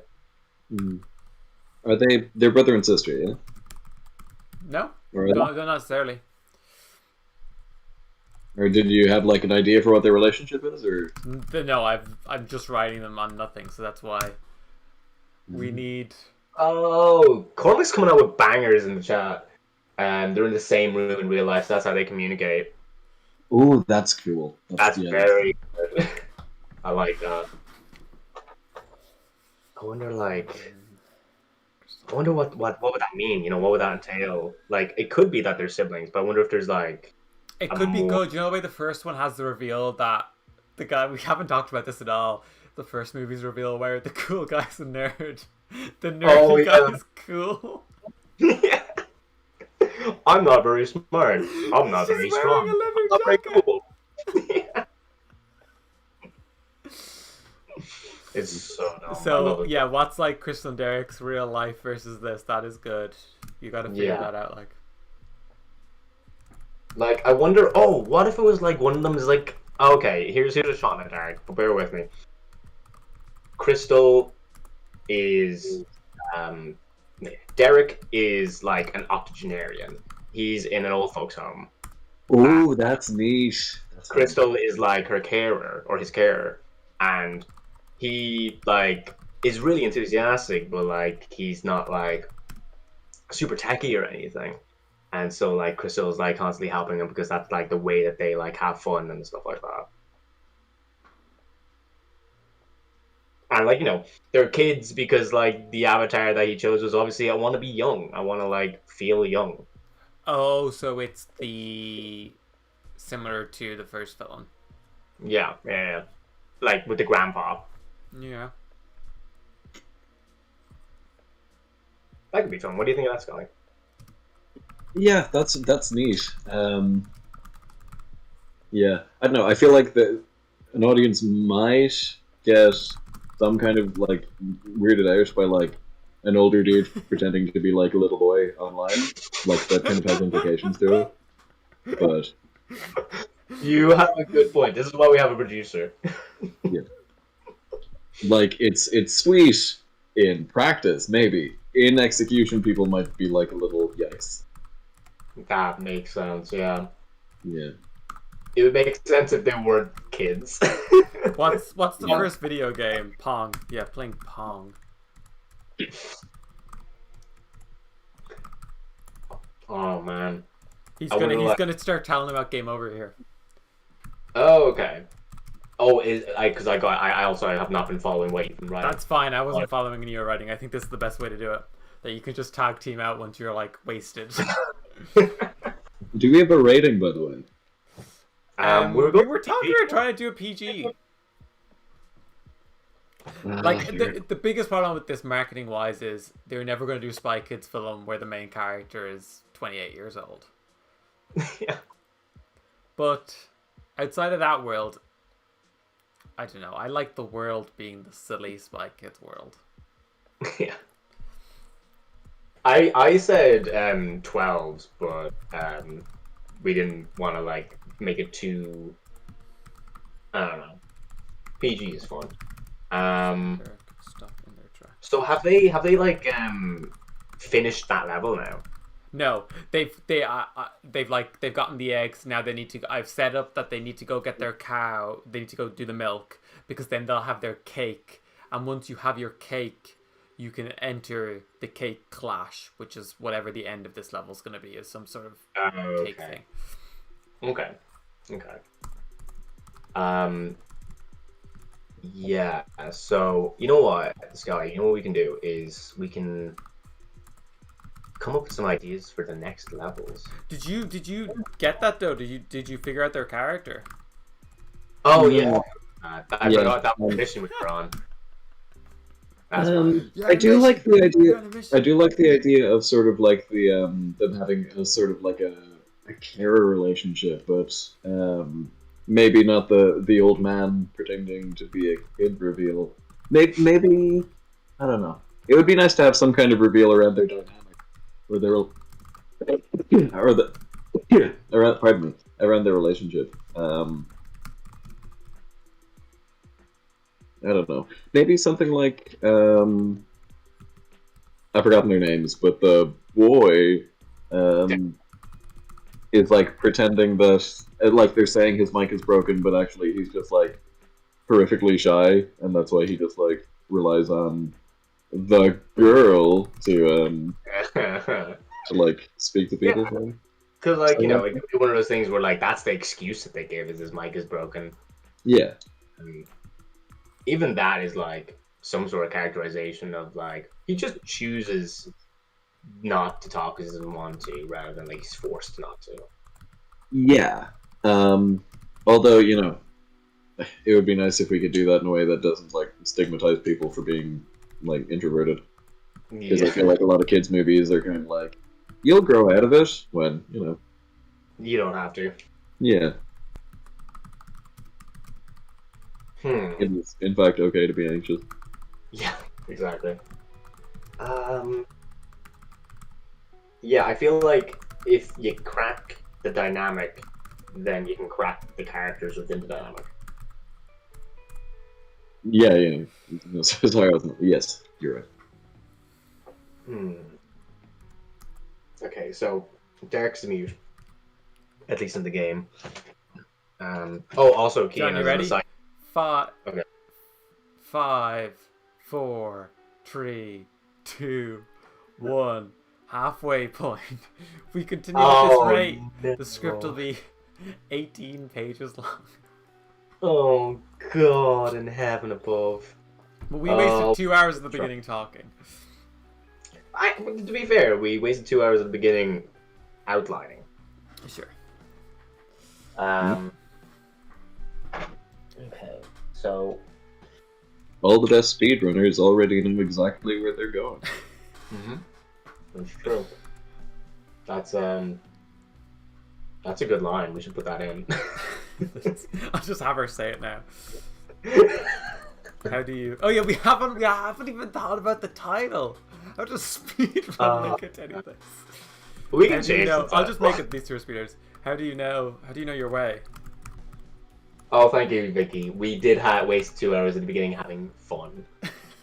Yeah, you fucking losers. This is a job. How dare you enjoy yourselves? This is professional. We have to get the script out of So it. funny. I love the capitalization of fun. It's very good. I very much appreciate it. Vicky, that's so you. That's so Vicky. All the So, best speeders. Also, fucking congratulations on your shoot, which I believe was this weekend. yeah. Congratulations, dude. I hope it went well. I haven't Yeah, actually talked to you about it. See it. I'm sure the script will Vicky, that is so you. Okay, so Crystal and There's, by the way, they're speedrunners now. Just so you know. Oh, okay. So they've okay, that's good because they've done all of these levels multiple times. Oh, that means they can be mentor figures. They very much are. Yeah, But they're well, younger mentors. Do you know Because what? that's the classic, younger person having to explain technology to older person. Yeah. Actually, Keen, do you know what the vibe I kind of like that I don't know might work for Crystal and Derek? Yeah. It's Kill It Them All and the in Dungeons and Daddies. Yeah. What's the boy's name? Do you know what I'm on about? Oh, you're welcome, Vicky. Thank you. What did you say, John? The kid that Grant has a crush on in Dungeons and Daddies. Yeah, I don't remember much about their character. Ah, okay. Oh, nice. Never got past level 4. Sorry, never made it to level 5. Oh, Cormac had an interesting thing there about exploiting a game that's only accessible through a kid's skin. Do they have skins though? No. Oh, I'm getting echo. I really feel like the if we go Ready Player One style with the avatars and the idea that they're super customizable, we might be opening a Then I fridge feel like style. everybody's got to have an anime skin, right? It's all the same anime skin. No one can tell each other apart. I know. I feel like there's something wrong with the page thing. It's the longest page 9 ever. I swear it is. Dialogues always take up so many pages, but apparently page. I think I'm about to break page 9. Level 5. Nobody knows. No one's ever come back. Okay, so if we know that they're speedrunners, what does that tell us about them? That they're dedicated. So, They're what are gonna the be rules? dead by the time you figure out these guys. Explain this? How can they be speedrunners? So there's 5 games, but you don't have to beat them in sequence. You can just You do. You start off at level 1, then you go 2, 3, 4, 5. But obviously, if you get knocked out, you have to start at the beginning. So there's thought they died. speedrunners in that they're trying to do it really quickly, but they've never actually completed it. I Okay, think their so thing is that they always trip up on level 4. Yeah, that's what I have. Yeah, they've never made it to level 5, Yeah. which is literally exactly what it is in the original film. John, we're just writing the original film again. Yeah, I mean, you could. It could be worse. You could not be writing Spy Kids 3D. Yeah. This is true. That would Like suck. if it worked, this is how all these reboots happen, where they all just go, "It worked once, let's do it again." Like they just sit there, just like, if it isn't broken, the Ghostbusters are back. Same thing. No one knows. No one ever's going back. Okay. Moo. They turn. What was that, Scully? Cow. Just referencing the fact that the new Ghostbusters film resurrects Harold Ramis with CGI. We have that in our rules of what we can't do. Yeah, we have like I'll go through it. We've already broken some of them. Honestly. So we're not gonna get Khan to play the granddad. We're not bringing him back with CGI. No, Robert Rodriguez already brought him back with CGI, and that he brought him back from before his accident. So he's already like Robert Rodriguez just did a nice version of that. Well, hopefully you enjoy it. I haven't seen it. Yeah, I haven't seen it either. But I know, yeah, I know everything. We have to milk the cow. So is Vicky, what time are you going at? Because we should get you on before you go. Yeah. We have to milk the cow. We have to milk that cow? What's the cool mechanic for how they milk the cow, John? Oh yeah, I was just about to like talk about that. Like, because you feel like is that you've cracked crystal into. How do we introduce some danger into milking the cow? Okay, we'll at 6 o'clock then. We'll bring you on, or maybe maybe at 1:45. Vicky, for God's sake, you gotta download Discord. You gotta download Discord now. Please, if that's if you want to. By the way, you don't have to come on. I think you offered earlier. So we have to milk that cow. A hose or like it's obviously like in my head it's like a giant set of udders. It's a giant. We have to milk the cow. Camera zooms in on maybe mechanical udders. Maybe the milk is like flies into udder and up into robotic system. And then Crystal says, "Oh, Cormac coming again." Says, "We have to milk it." Okay. And then does the mute? No, we have to milk it from the inside. Oh, what? The cow opens its mouth. Oh, no. Like anytime she says anything, the we'll say brother has to be like agreeing with her just through like hand movements, and I feel at this point he has to start going like this. Is it just like really grim face, just like? Is it Phil of the Future where Kim had like a friend who would just Lizzie McGuire I think had a meat friend, the brother. Side job. It is a side job. The cow opens its mouth and the gang heads inside. The gang. Inside. Interior cow or mecha cow.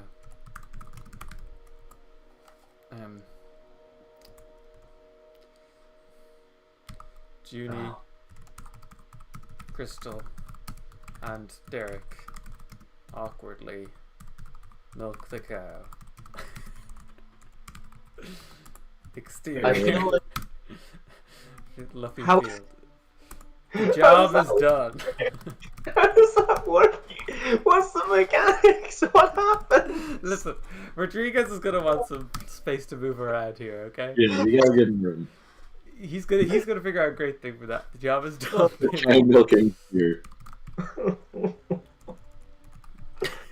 I'm dying inside. This is why people don't do 12-hour streams. It's only been... I have no idea how long it's been. Because the timer's going down. I can't do the maths. I guess it's been 4.5 hours. John, do you want to go get something to eat? I still haven't done that. Because I'm gonna, like, once I get to the end of this, I'm probably gonna leave again.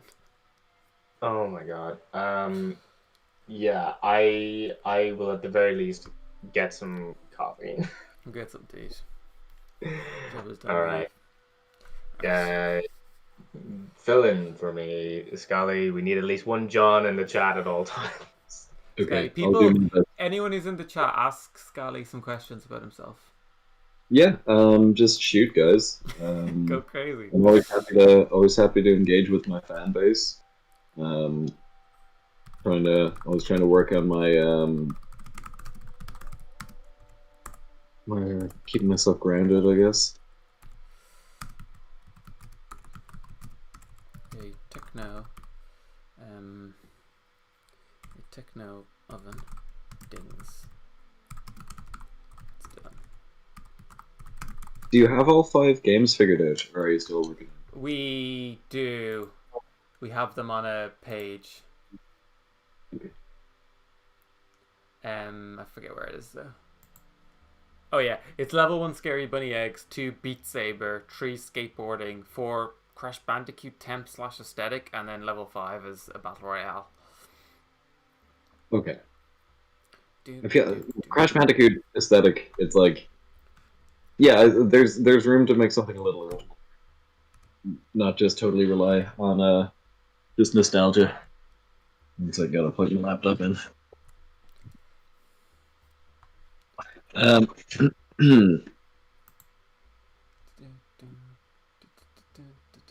Oh, here we go. What is your favorite Vicky memory, and what video game do you most relate to? Video game do I most relate to? Okay. So great questions coming in from the chat, guys. First off, what's my favorite Vicky memory? It would have to be that time. How could I ever forget it? You already know what it is. It's got to be that the real ones already know. You know what? The real ones already know. And the video game I relate to the most is We Happy Few. 8-bit cake. Put in the oven.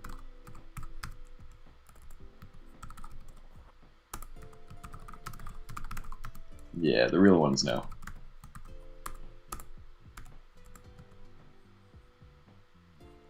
Vicky, what's your favorite John memory? Cormac, that's my favorite Vicky memory too.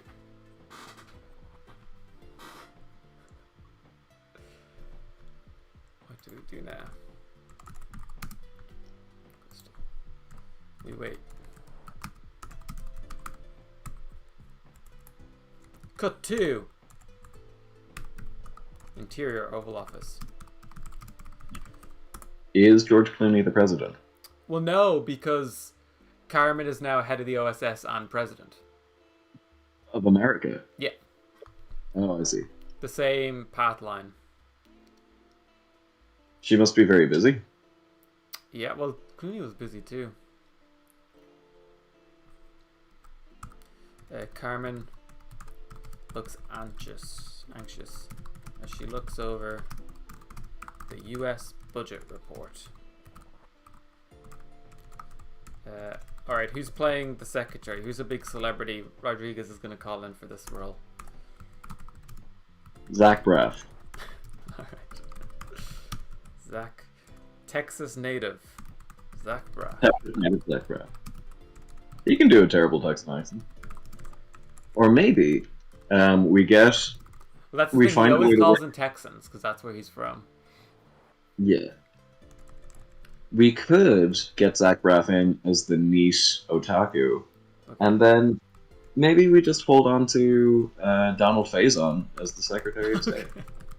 And then it'll be like a fun little Scrubs reunion. But they're never on screen together, though. No. But they No, can we still don't. talk about it on the podcast. Exactly. The podcast where they exclusively talk about COVID and rarely Yes. dip into Scrubs. Donald Faison. The Unfazable. Okay. The Unfazable. The Unfazable. Donald Faison. Wearing his iconic green scrubs. Scrubs. From the hit NBC and ABC, because it is, of course, a Switch network. The hit NBC and ABC. Sitcom. Screw-ups. Capitalized. At some point, we need to find a way to work in saying that girl is poison, and then look at the screen. The first thing he says. Yeah. Maybe, I don't know. It's maybe Carmen's being like a real, like, she's being real tough on him. And Oh she's yeah, saying, hey. that's his last line. He like leaves it and he goes, "That girl is poison." And then it's so dramatic. And then he just like spikes the lens for like half a second. Yeah, but then spikes the lens. Alright, what I missed? It's your brother. Oh, John, you've missed so much. We're nearly finished. Donald Faison's in it now. Who is? Donald Faison. Who's Donald Faison? What? Turkleton. Madam, it's your brother. Oh, wow, we exited that Dr. scene. Turtleton to you. Yeah, they're waiting for their cake to cook. Okay. What? Oh my god. Oh, yes. Who's Donald Faison indeed? John, you've discredited yourself in front of the entire So I know him as Turk. I know him as Turk.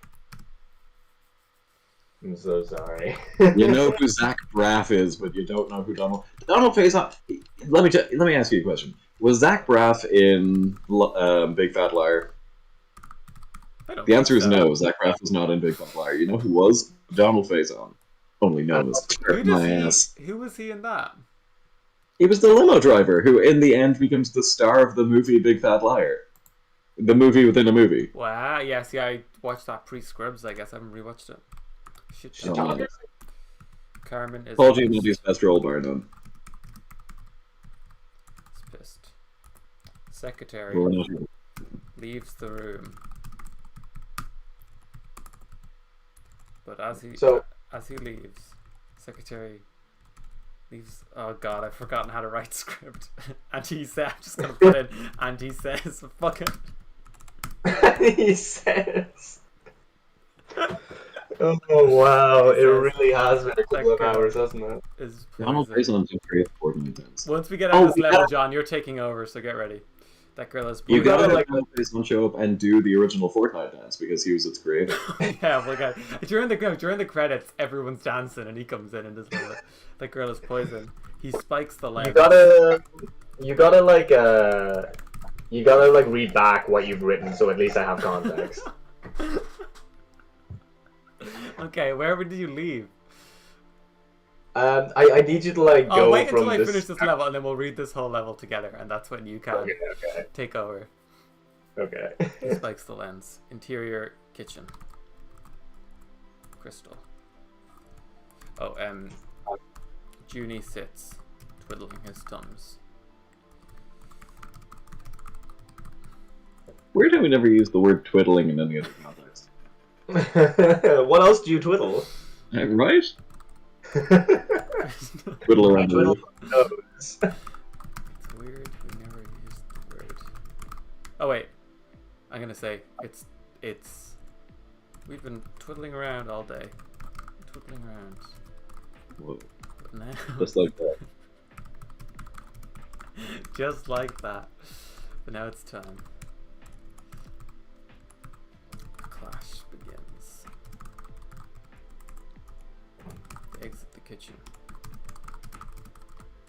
Sorry, I know I've probably asked this before already, but just so I fully understand the mechanics of the game, it's if you at the beginning people if they die they just respawn, but then in the in the battle royale it becomes That's once you get it to level 5, they're like, this time you're dead.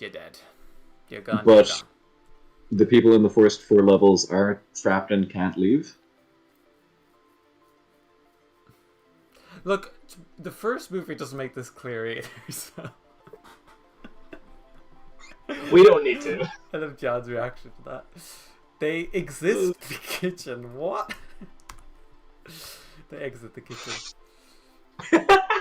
They exist in the kitchen. Don't we all? Alright, what's next? I know that's what I do.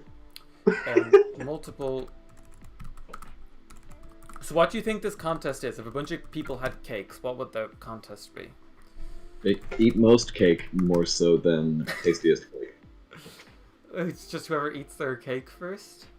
I feel like what you could do is Sorry. like you have to feed the cake to like maybe the bunny or something, and the bunny will like either accept it or not, or something like It's a that. very scary bunny idea. I like it. It's a frightening bunny. Oh, it's an 8-bit cake. Very nice. I like that. Crystal, we wait. Exterior, interior, Oval Office. Oh, feed the fat king is my favorite sentence. Carmen It doesn't need any further context. sits, twiddling her thumbs. Interior, exterior, fluffy fields. What happens now we wait is also a classic Hollywood line. Which I've already used once before, like 20 lines ago.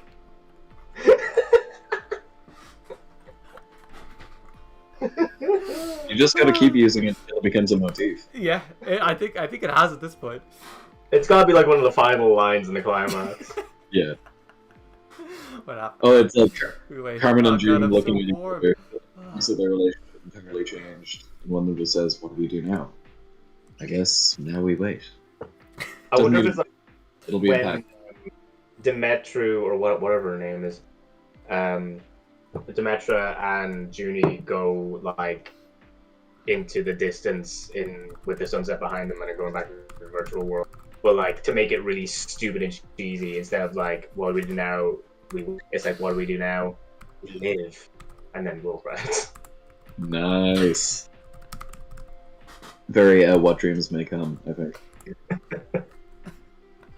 The bunny. So you think it's where the bunny eats all the cakes? Is that it? I think like the bunny eats a cake and like it either like Oh, it picks Maybe its that's favorite cake.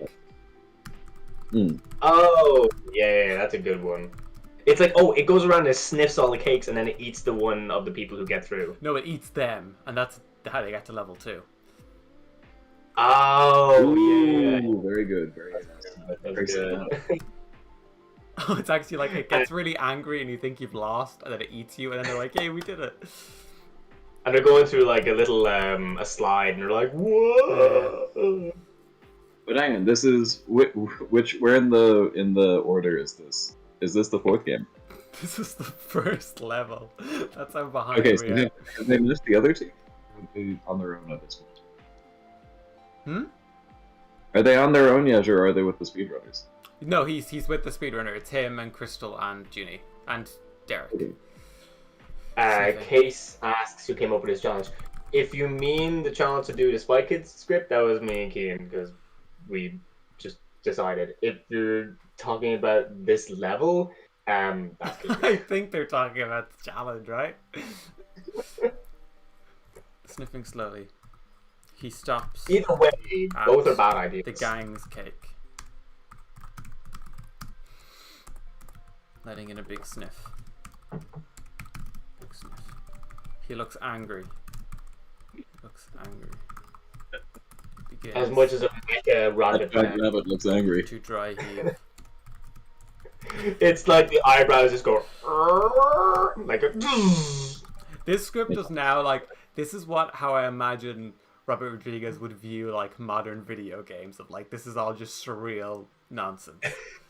Yeah, there's you feed the giant rat. Yeah. You gotta jump inside because that's what the first movie feels like. Like Robert Rodriguez was like, what? There's a It's bunch like, of frogs hey, do bouncing this thing. around. There's lava. Who cares? Junie panics. When you say the first movie, do you mean the third movie? Or... Yes. We don't But in recognize Spy Kids or Spy Kids 2. Because this is a sequel just to Spy Kids 3. So to me, the first movie is Spy Kids 3. But Is that why it's not Netflix? Because it's Two. Spy Kids 2. Yeah. Yeah, exactly. That's exactly why it's But 16. he looks really pissed. Because we can swear in the margins, because that's not dialogue. Yeah, no one's gonna hear the. It's just gonna read the script. That's okay. He's freaked out. the action lines are just profane. There's just so much debaucherous language and then none of the dialogue. You can't convince me that like the scripts for like Wallace and Gromit movies don't have the word They cunts. probably do, yeah. It's probably like there's probably lines for like what Gromit is like thinking, but never You says. just know that Gromit is calling everyone motherfucking music. He's just like, God fucking damn it, Wallace, you asshole. I hate you. You're my best friend and also kind of my dad, but fuck, I hate you sometimes. It's like, what is their dynamic? Are they owner and pet? Are they like father and son? Are they just friends? Like, Oh, I don't want to think about it. That makes me very uncomfortable. That's horrific. Really far away. I need, like, when I get back into the writing chair, I need to start writing like this. I've been having too much flowery language. Yeah, I know. I think, like, John, we just need to power through. This is how you need to write it. Got it, yeah. Just nonsense. Just write the same lines over and over. Crystal, it's time.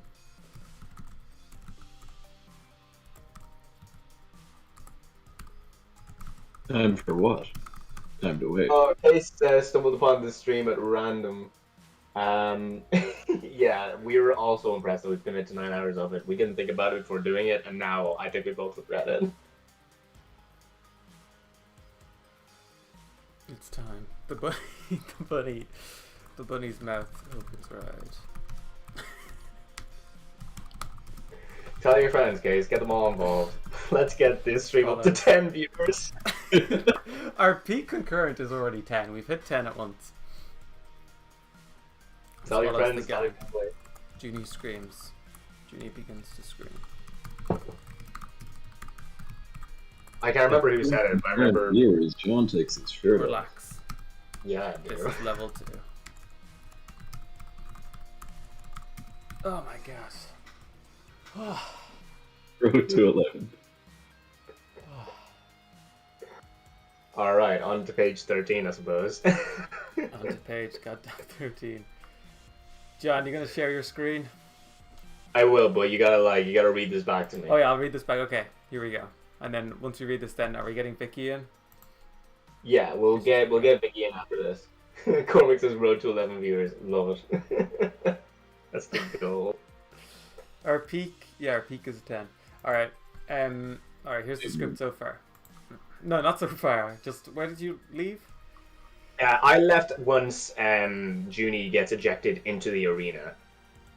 Oh god. What? Are you serious? That was the last you thing I paying wrote. attention. Were you not paying attention since then? No, I was talking to Scally. Okay. I'm an excellent producer. I'm keeping you guys so like close on track. Okay. Junie looks 5 up, hours- grabbing 5 hours John's later. eggs and then racing into the hedges. He finds himself among a massive group of kids, all carrying eggs and racing through the field. The bunny chases behind and slowly crushes the slower kids, sending more out of the game. There's a lifting platform the kids are jumping onto. Junie arrives at the platform already risen too far. He spots Crystal and Derek on the platform. Help me up. Give us your eggs. Junie turns back to the approaching bunny. Okay, fine. Crystal and Derek offer him a hand and he gets onto the platform. He's lifted above with the rest of the kids. Crystal snatches Give his us your eggs. Thanks. What do we need these eggs for? Good luck. To make our cakes. You can't win Clash of Cakes without a cake. The platform is lifted far into the air. One little kid knows from the distance. Cow, crap, cow. Our cake will be complete. Let's drop. Crystal and Derek jump from the platform and parachute into a different fluffy field.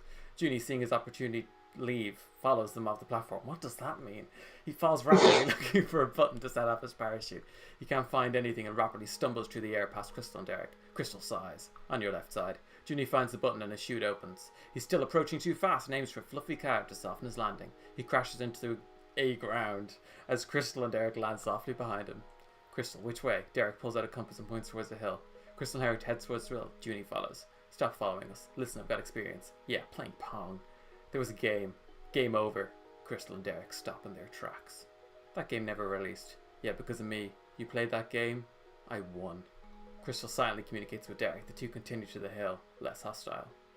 How do you know your way? All the best speedrunners know where they're going. Courtesy of John Scally, that line. How many times have you played this? Hundreds. Never made it to level 5. What happens in level 5? No one knows. No one has ever come back. Moo! They turn. Mecha cow. We have to milk that cow. Oh, we have to milk that cow. Camera zooms in on giant mechanical udders. Camera flies into udder and up into robotic system. We have to milk it from the inside. The cow opens its mouth and the gang heads inside. Junie, Crystal, and Derek awkwardly milk the cow. The job is done. They leave. Crystal is preparing the cake. A techno woman.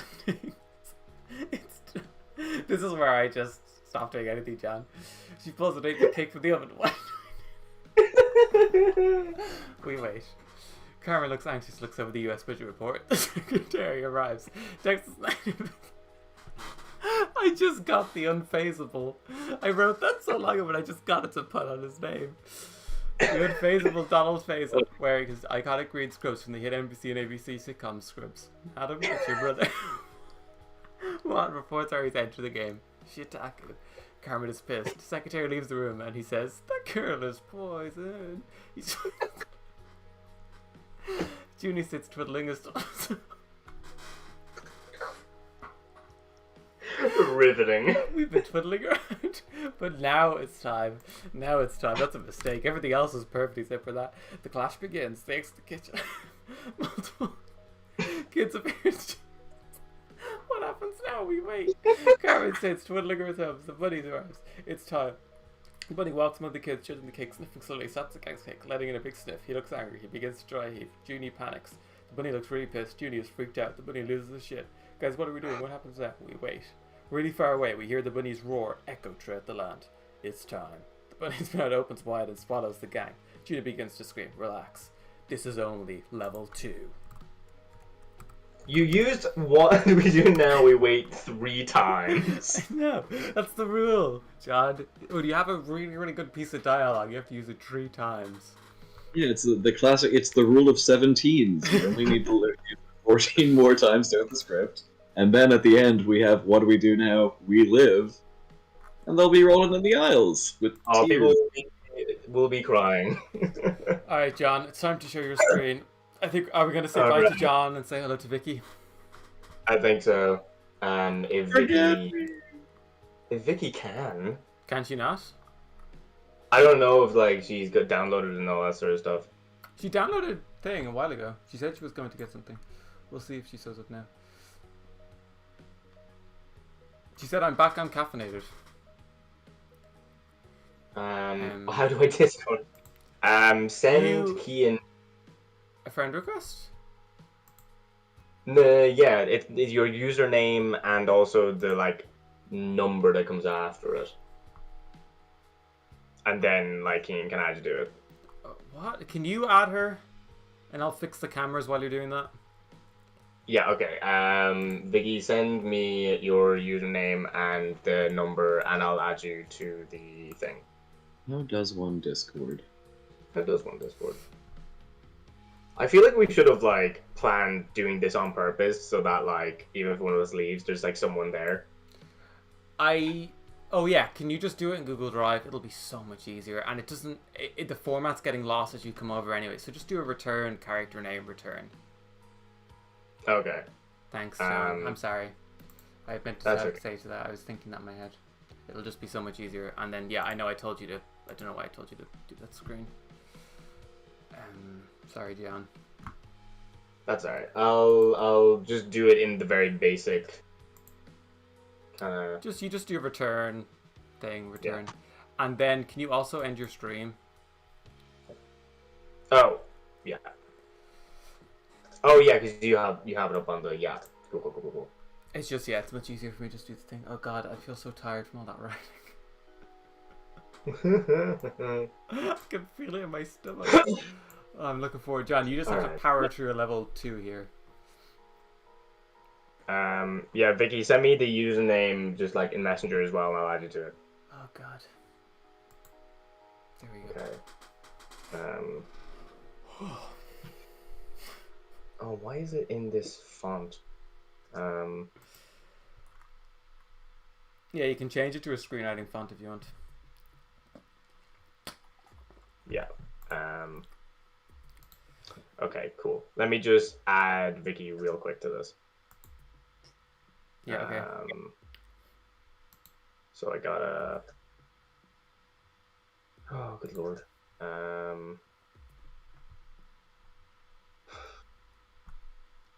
1 second. This is hell on earth. Oh god, my chest hurts from laughing now.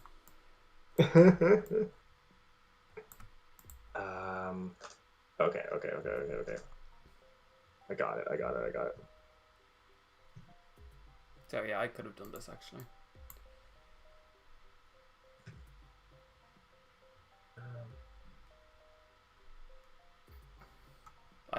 The problem is me, I can't go into Facebook, I can only talk through Discord. Alright, so Vicky, I've sent you a friend request, and then as soon as you accept that, I'll... Okay, cool, I got you now. I will add you in.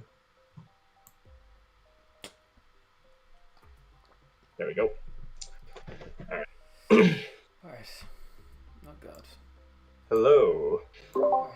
Am I in? Yeah, you are. Hello.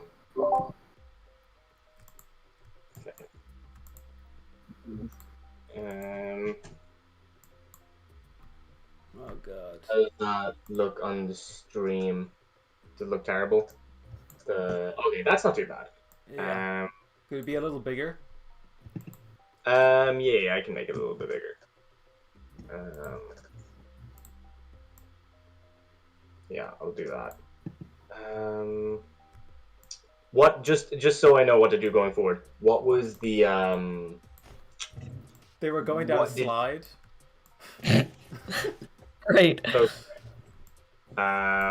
did you describe what it looked like, what they were doing, like the environment? No, they just went inside the bunny. Oh, okay. Okay, cool. I can work with that. Why is it doing this?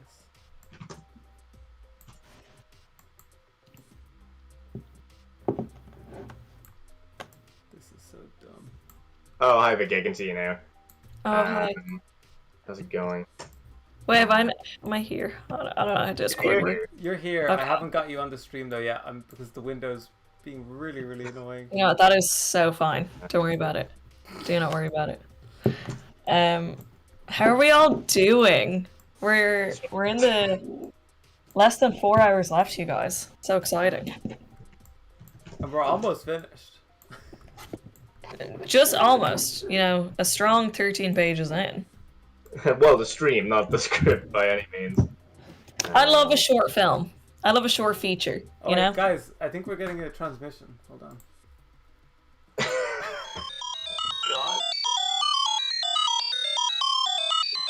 Whoa. Oh my Love-hate god. relationship with all of this. Oh my god! That's so trippy. Oh god. He's right over your eyes.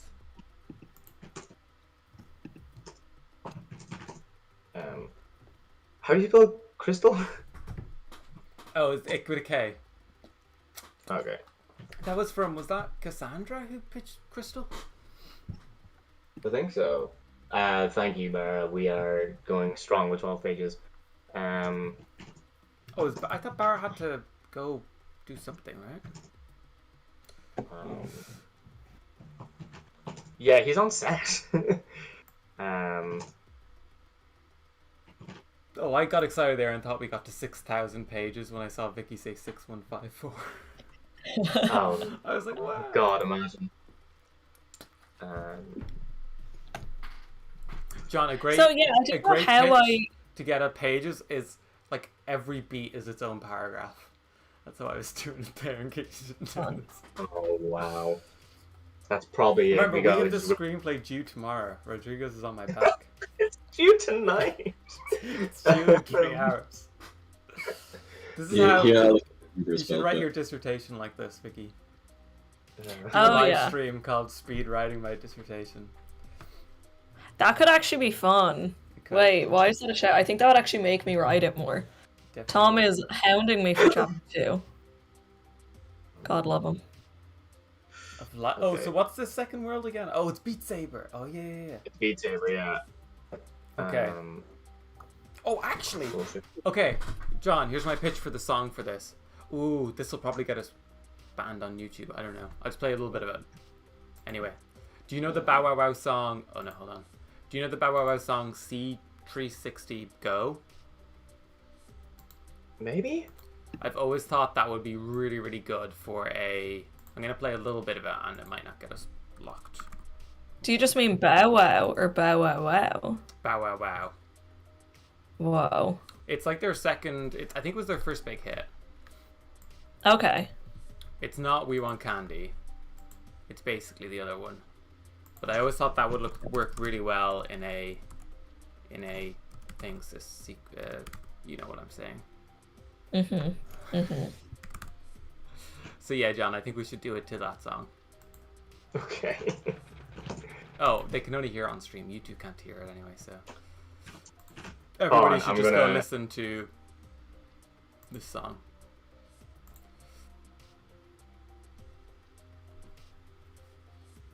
Oh yeah, Vicky. Here's some things we need, alright? Okay. We need nicknames that a young person would have for an old person. Gotcha. You're young, right? You're young, Vicky.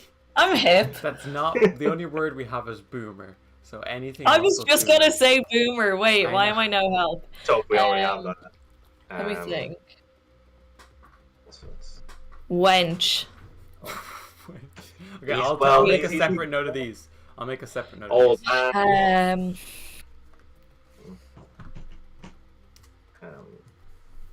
Old maid. These are all anti-feminist seeming. No, that's You really are old, aren't you? Or you could call them like a character from like an old movie or something, like Scrooge, that kind of thing. Yoda. Like they wouldn't know what that is. Scrooge. Yeah, They would. They saw Scrooge Jim Carrey's starring Christmas Carol. Bill Murray. That would have been on TV for them. The Blank Check episode on A Christmas Carol is so funny. I'll actually listen to that one. It's a good episode. Oh, John! Today on Blank Check, they were talking about how Ice Cube introduced John Carpenter to Pro Tools. That's amazing. That is so good. That's so good. That was so funny. He was like, "It's great. You can see the waveforms." Because I don't think he'd ever used like a proper digital modern thing. He's just doing like tape. Yeah. That's incredible. Driving makes me really anxious now, so every car ride I just play Blank Check and it calms me down a lot more. Just That's to hear the sweet talking of Ben Housley. Griffin being panicked is a great way to calm yourself down. Yeah. Oh, for sure. No, but Griffin's such a weenie, isn't he? I love him though. That's why I love him. I love a little weenie. We should get Hosley in the script, actually.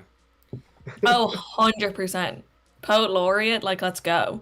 I think Ben Housley is the best part of Blank Check. Old names. Like, again, with sticking with the Scrooge theme, you know, like Ebenezer's, like, so, such a grueling name. What are they? Oh my god, I can't believe I've forgotten their names. What are they called? What are they called? Who? You know who I'm talking about. Griffin and David? No. What the hell? Statler and Waldorf. Sorry, Statler and Waldorf. We'll save Statler and Waldorf when Carmen's there as well. And she says, "Thanks, Statler and Waldorf." Oh, yeah. Or like Bert and Ernie, or like think of like old duos. I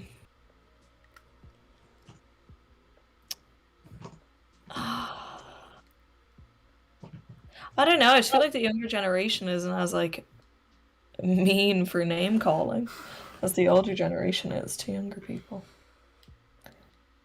I don't know. I got a picture of my dead granddad. We could just call one of them George Moon.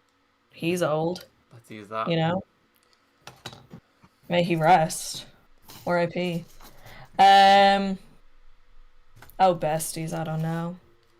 Can I just, like, talk about, like, copyright laws? Yeah. Let's do that. Okay. So we're fucked, okay? We're gonna get done for this film. What was the reason that it's a direct sequel from Spy Kids 3D and not included in Spy Kids 4D in the canon yet?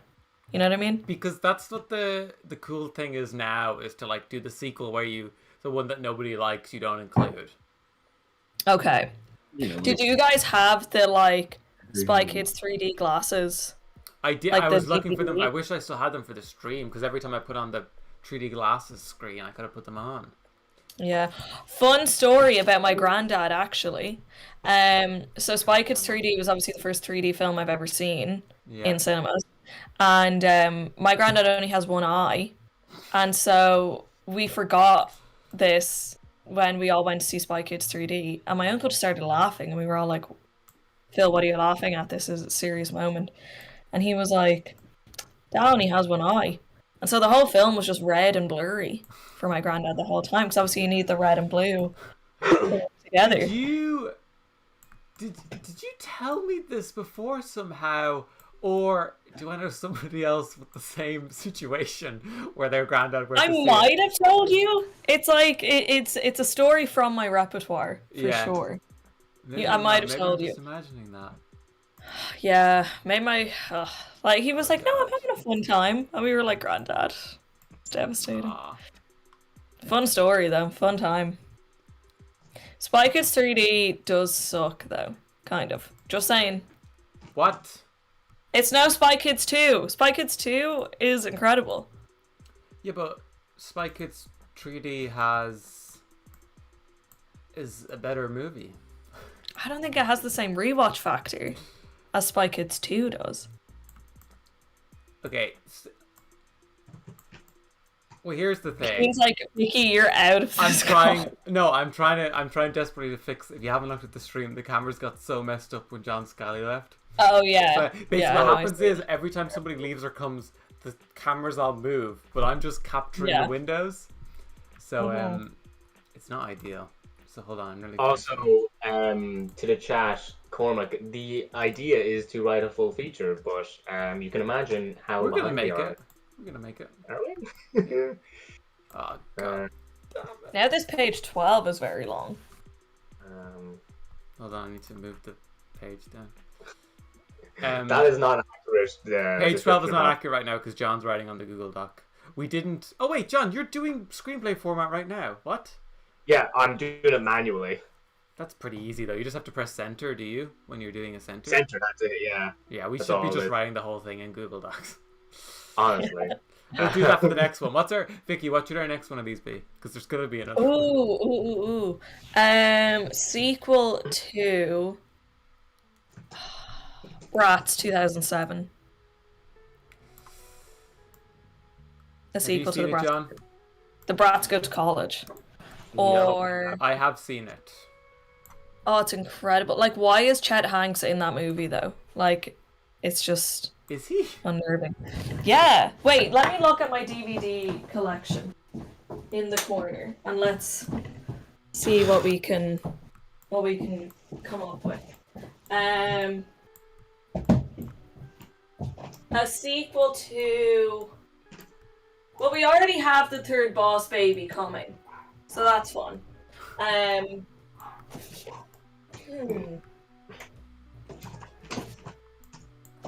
A sequel to Frankenweenie, maybe. Or Oh my god! I finally fixed the camera.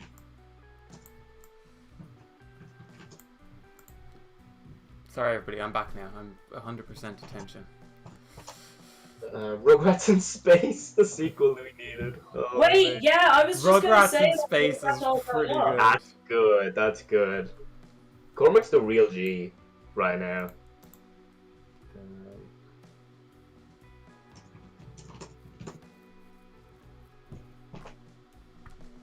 I'm gonna update the page count.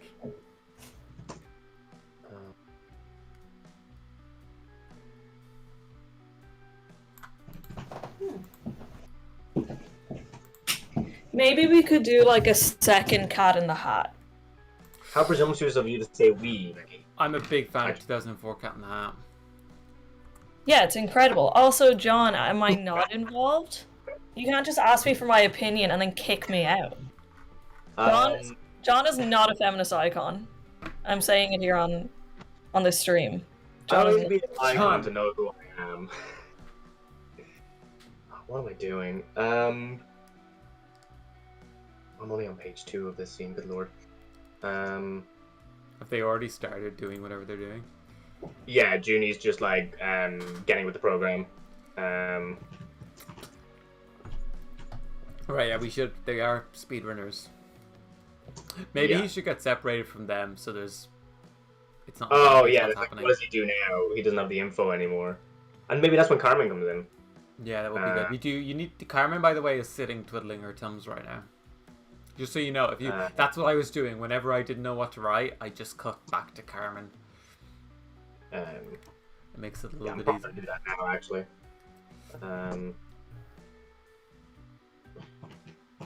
I think Carmen IRL is like anti-vax, which sucks. Oh, yikes.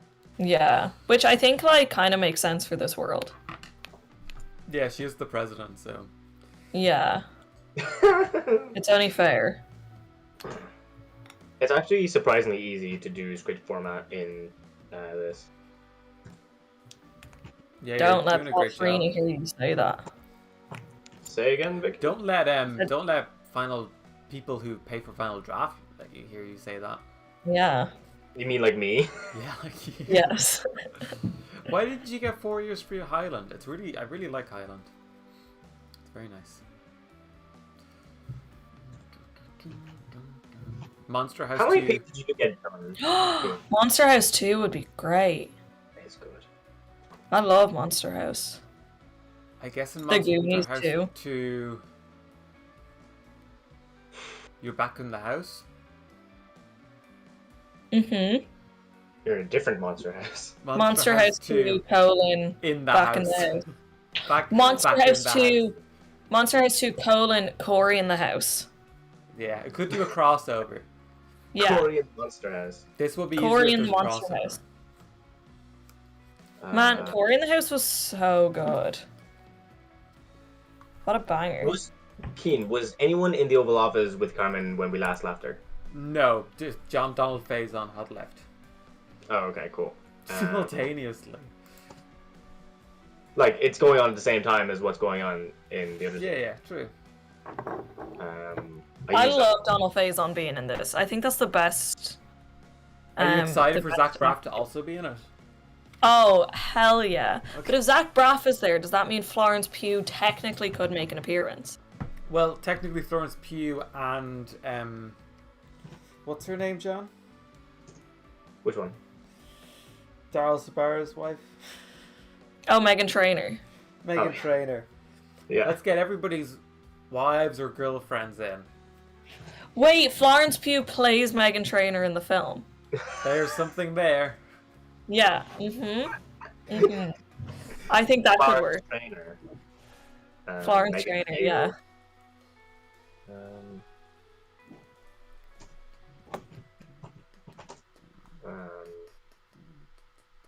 Monster House in the city. It's a party every week, baby. Cormac, that's great. I'm a fan of that. Cormac, do you have Discord? Do you want to come on afterwards? Oh, Andy's here. Is Andrew here? Andrew should come in as well. He should. He would completely derail everything, but he definitely should come anyway. Yeah, well, I can't believe I have Discord. I don't know why I do. I think Andrew Never could come used in and blare out and blast out a page pretty quickly. Mm-hmm. Actually. Because I think that is what we're going to need to do. We're going to need somebody who has 30 minutes of writing in them and just give them the Google Doc. And we just tell them the plot points they need to hit and we just chat. Are the parents in this film? Not yet, but we did But they plan will for them be. to Yeah. Which Okay, once good. John because finishes this scene. they're the hot parents. And like, where is Danny Trejo? Danny Trejo, yeah, he's going to be... Yeah, we should think about that third act. Okay. So the plan is, they're in the game, then we follow Carmen outside the game, and she's like, there's a threat, and that's what she calls in the family. Uh-huh. But we haven't figured out what the threat is yet. Okay. Because we don't just want to do giant robots again. No. So what else could we do? The trap be.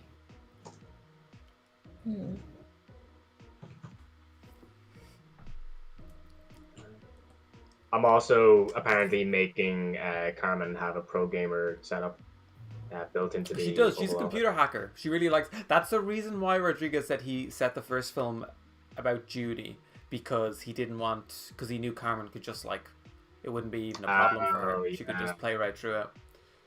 That's Carmen is fair. a hacker who codes. Mm.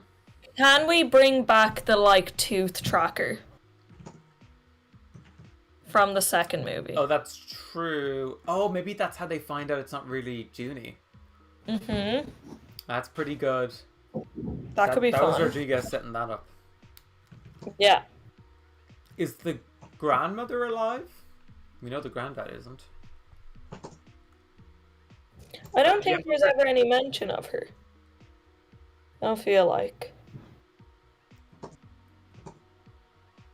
Okay, Cormac, we'll have you on for the last hour then, if you're gone too soon. Dropping Liam to college. Ah, little Liam's gone off to college.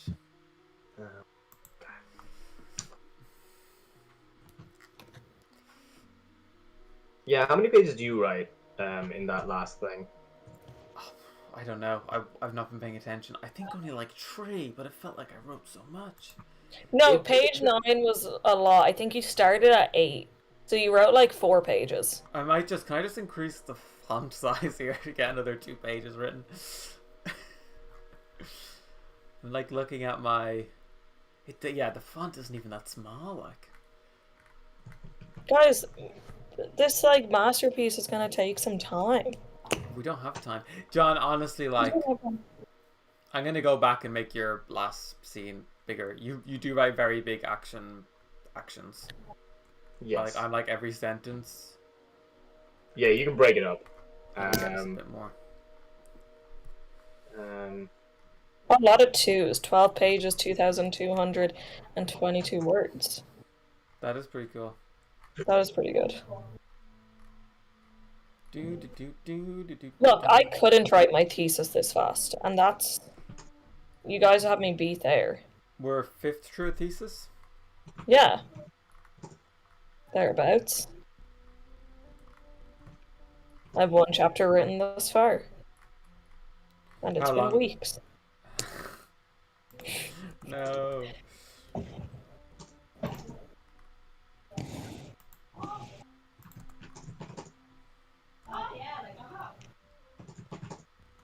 Okay, so I think the goal, because this is basically like the challenge is basically over in like 2 lines, but I think the goal here for the end of this is to lose Crystal and Derek soon enough, and then bring in Carmen. I think. Yeah. He just like fires through the first level. Yeah.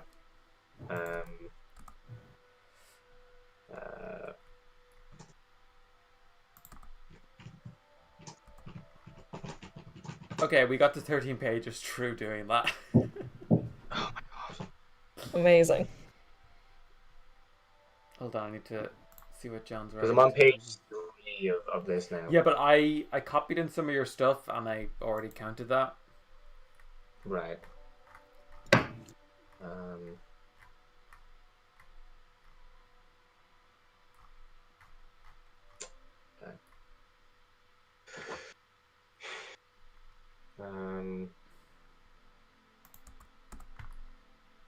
Okay, I'm just. I gotta be time efficient. I can't. Just keep be going. creative. Just write as you think things. John, you got this.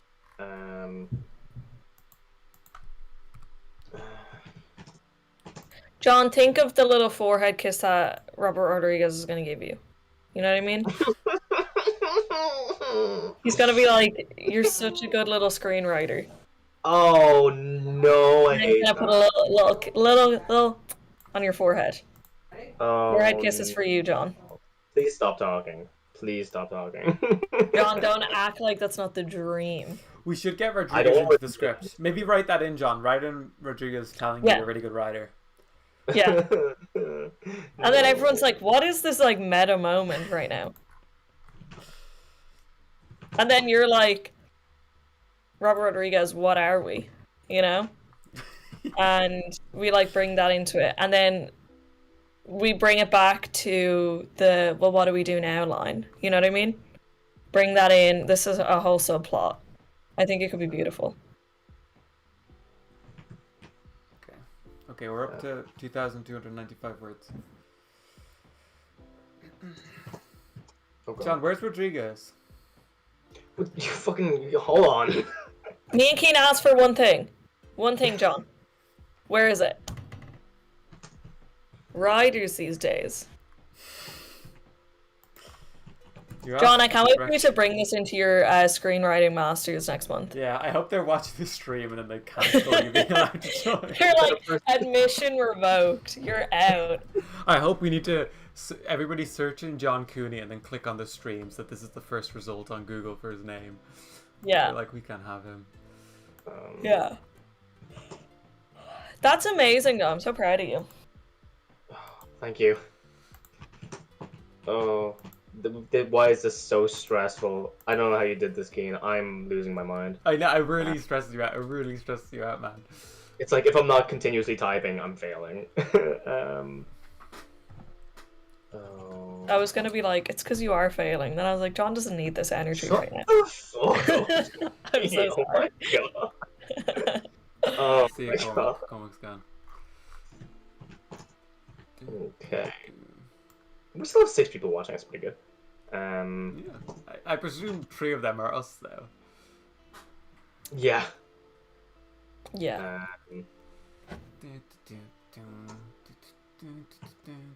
I told my friend about this, and he thinks it sounds incredible. Him and my housemate always write fan fiction, kind of in this fashion.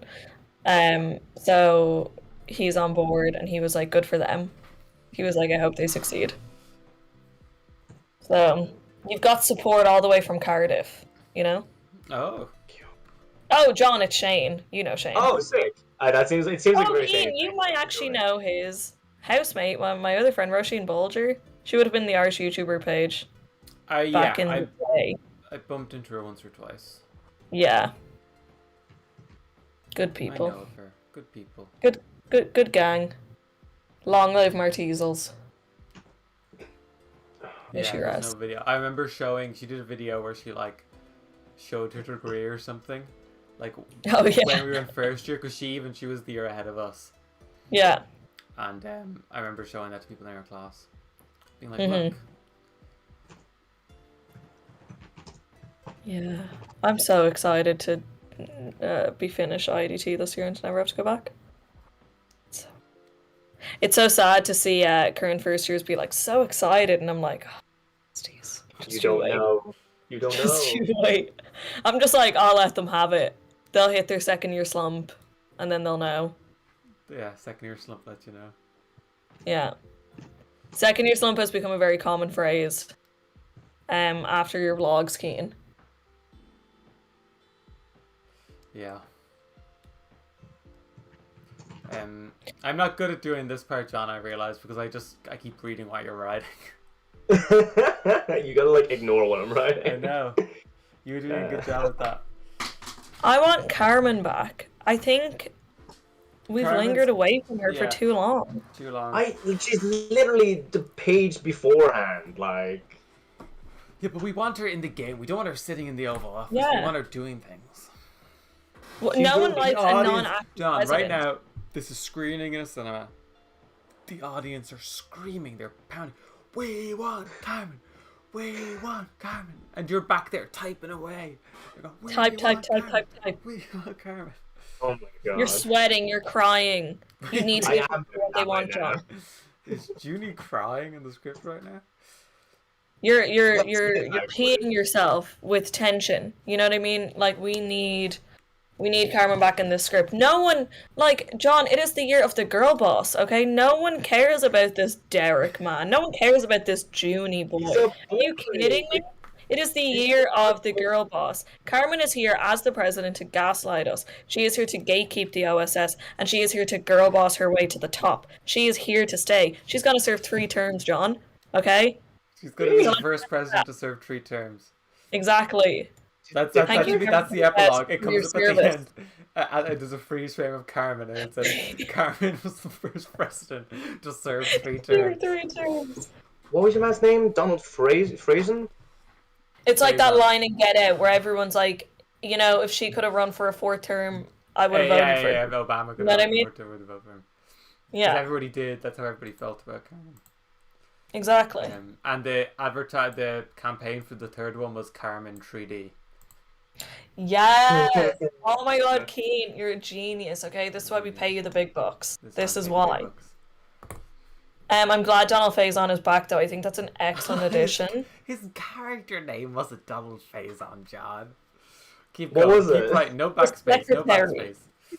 No backspace. Secretary. Donald Faison re-enters the room. Faison. Faison. It's Fraser. It's Fraser. John, do and you not Donald listen to Faison the mixed together. podcast? What is his and Zach Braff's podcast called? It's called Best Friends Who Are Doctors or something. They just talk about COVID, and then they talk about scrubs, and they're like, yeah, this episode was very politically incorrect, and then the episode... They're like, yeah, so this episode was in fact brought to you by Brooke Lennon. Yes. And that's it. No. So they Oh, wait, wrap no. I haven't listened to one episode of it. The episode I listened to, the main bit of the episode was the guest they had on was this guy who owns a restaurant in LA they both like, and they were just talking to him. And then at the end, they're like, anyway, this week we're talking about this episode of Scrubs from 10 years ago. It's Always Sunny are doing one of them now, too. Can we have Dax Shepard pop in? Yeah, maybe Zach Braff and Dax Shepard are put together. Yeah. I'm down with that. That's fun. Dancing a little. Zach Braff and Dax Shepard, same person. A lot of men, though. Yeah. This is why Carmen has got to come back. That's why I'm writing for Carmen right now. Okay, I guess. Hey. I just never trust when a man writes a woman. You know what I mean? When a man writes a woman. Okay. I love that song. Thank you. John, where are you living at the moment? Dunleary. Oh, still? Yeah. Where I was, like, in the last couple of months. I haven't changed location. That's not the house. What? Are you not still living with Adam? I am, yeah. But that's not their house. What do you mean? That room you're in.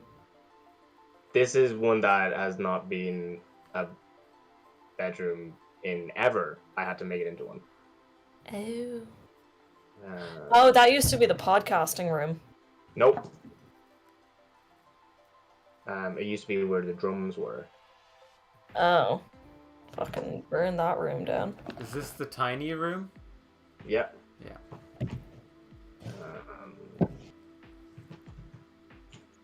Interesting. What does Donald has to say something after she leaves? What should he say? You should sing Oh, another no. song.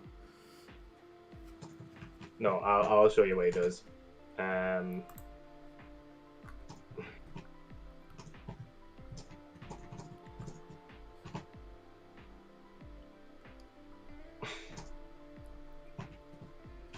This character's name is not Donald. It is now. Funnily. Whenever you're writing a comedy script, you should end every single sentence with the word funnily. And then people understand it's a comedy. You're like, oh, I was actually really confused about this tone. Thank you. I think this should be, John, I think it should be a moment to put on our 3D glasses. Let's get ready. Put on your 3D.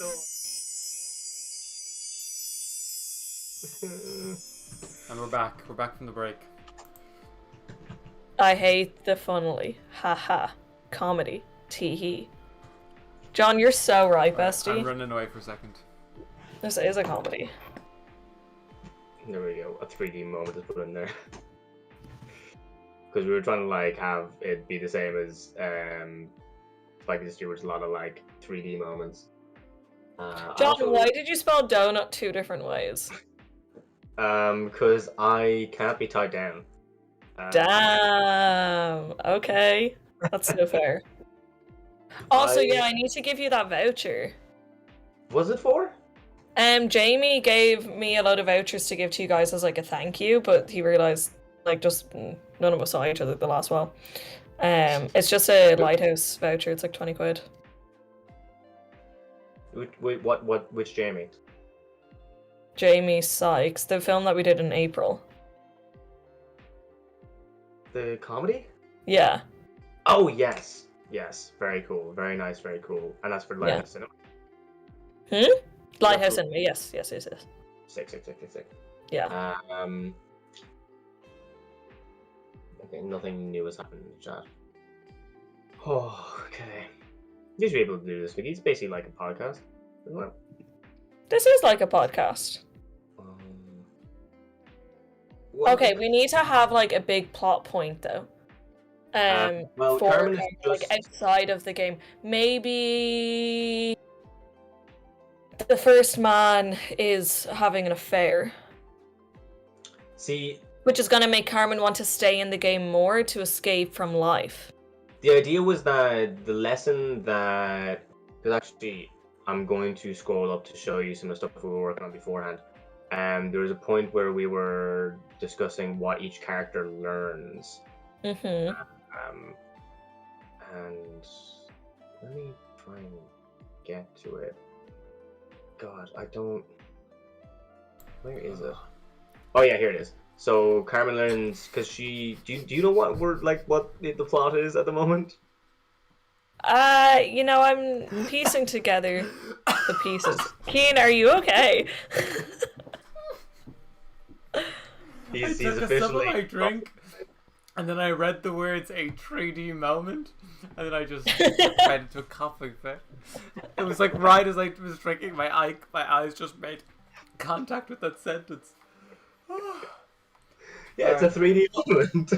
Yes. Ever heard of one? Keen, will you explain what Carmen learns and why? Carmen. Oh yeah, this should be a flashback. We have never done a flashback to what happened. I think Donald should ask her, go back up and write a bit where Donald asks her, what happened? Why did you shut down the Spy Kids? And then have her say somebody died and then do a little flashback. Oh. But then, then we have to get rid of all this. No, because that can also happen after. It's right before she presses enter. You just go, like, you can write a little bit within the paragraphs you just wrote. Oh, okay. Vicky, what happened to Carmen is her and Junie were on a mission shortly after the events of Spy Kids 3D, and Junie died. She let him die. Yes, I gathered that much. And so she went to the toy maker and got him to build a AI version of Junie to take over the Spy Kids, because she didn't want, and obviously the AI doesn't know, and she shut down because she didn't want any more kids. She didn't want child labor in the OSS. She didn't want the danger of a kid dying. Yeah. So that's what she had to do. Okay. And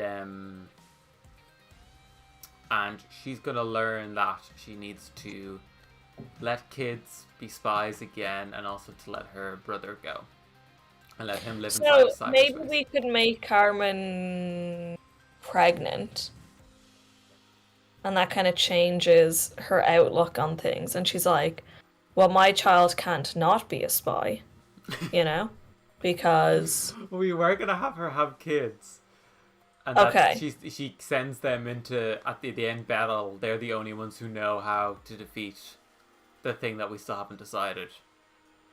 But that is, I do like the idea that the line of that moment is, well, my children can't not be spies. Right? Thank you. That is I am a screenwriter, famously. Why has Floop come back into it? I saw he had a line at the start. The opening scene was just a taken down Floop little mini mission, just for a little taster. Classic. I'm more into... Did I ever even say why I'm more into Spy Kids 3? I don't think so. I saw that one first, and I thought it was really good, and then I watched it. Oh, really? Good. Yeah, because I went to see it in cinema. Interesting. Right. So I was all in on... I was like, that was one of the greatest films I've ever seen in my life.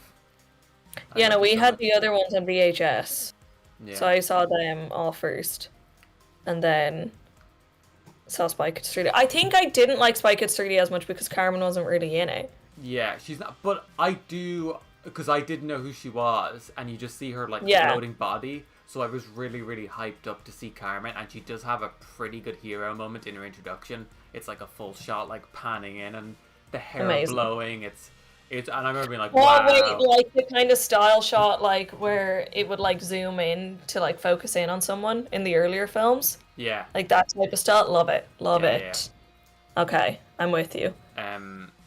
So I do think it does maybe do her dirty in that she's not in as much, but I do think, like, as somebody who hadn't seen the other ones, I was very excited for that. Yeah. character. I am. Agent went KIA. God, Leave KIA? it. Leave it. An agent went KIA. Leave the typos, John. Leave the MIA. typos. We've only got 3 hours left. Oh, don't say that. God in heaven above. Well, remember at the beginning of Spy Kids 3D, he has 9 hours left, and then suddenly he is 3 hours left. Oh, I do remember that. You gotta move your bar again. Oh, sorry. Oh no, I just... When I was younger, I was babysitting some neighbors, and I was like trying to put on something on the TV for them to watch. And the way I convinced one of the kids to watch Spy Kids, because I wanted to watch it, was being like, "Oh, there's really big hands in it," meaning like the thumb people. Yeah. And anytime a character came on the screen before the thumb people, so when Carmen was first introduced, the kid was like, "Is that the one with the really big hands?" And I was like, "Damn, no, fortunately not." I think it could have been a good plot point, though. Everybody could have had big hands. That could have been exciting. Damn, that's... Ian, if you don't watch the YouTube channel Defunctland, I think you should. I think you'd like it. Defunctland's miniseries on Jim Henson is like the best documentary Oh, it's anybody made fantastic. on Jim Henson, yeah. Yeah, it's so good. No, Defunctland's very good. Have you listened to any podcast The Ride? No. Griffin goes on it a good bit. Oh, fun. He did Muppet Vision 3D on it. Okay. Wait, And that's exciting. He did the Shrek tree. He did like the 3D trilogy, and then he's also been on their Patreon twice. I got their Patreon once because he did Muppets Haunted Mansion on the Patreon, and I was like, well, I have to listen to that. So, Yeah. but most of his Wait, episodes are on the main feed. what's the podcast called again? It's called Podcast The Ride. Oh. They, Fun. Yeah, 'cause I'm looking for more podcasts. I've started listening to You're Wrong About, which is fun, but I want more podcasts that like are just fun things. Oh, I love theme parks and like videos about Podcast The theme Ride parks. Like, is the perfect. best theme park podcast. Love Jenny, that. do you know Jenny Nicholson from YouTube? I love Jenny Nicholson. She's been on Podcast The Ride a few times. I want to protect Jenny Nicholson with like every fiber of my being. I love her. She still hasn't done her Goosebumps video.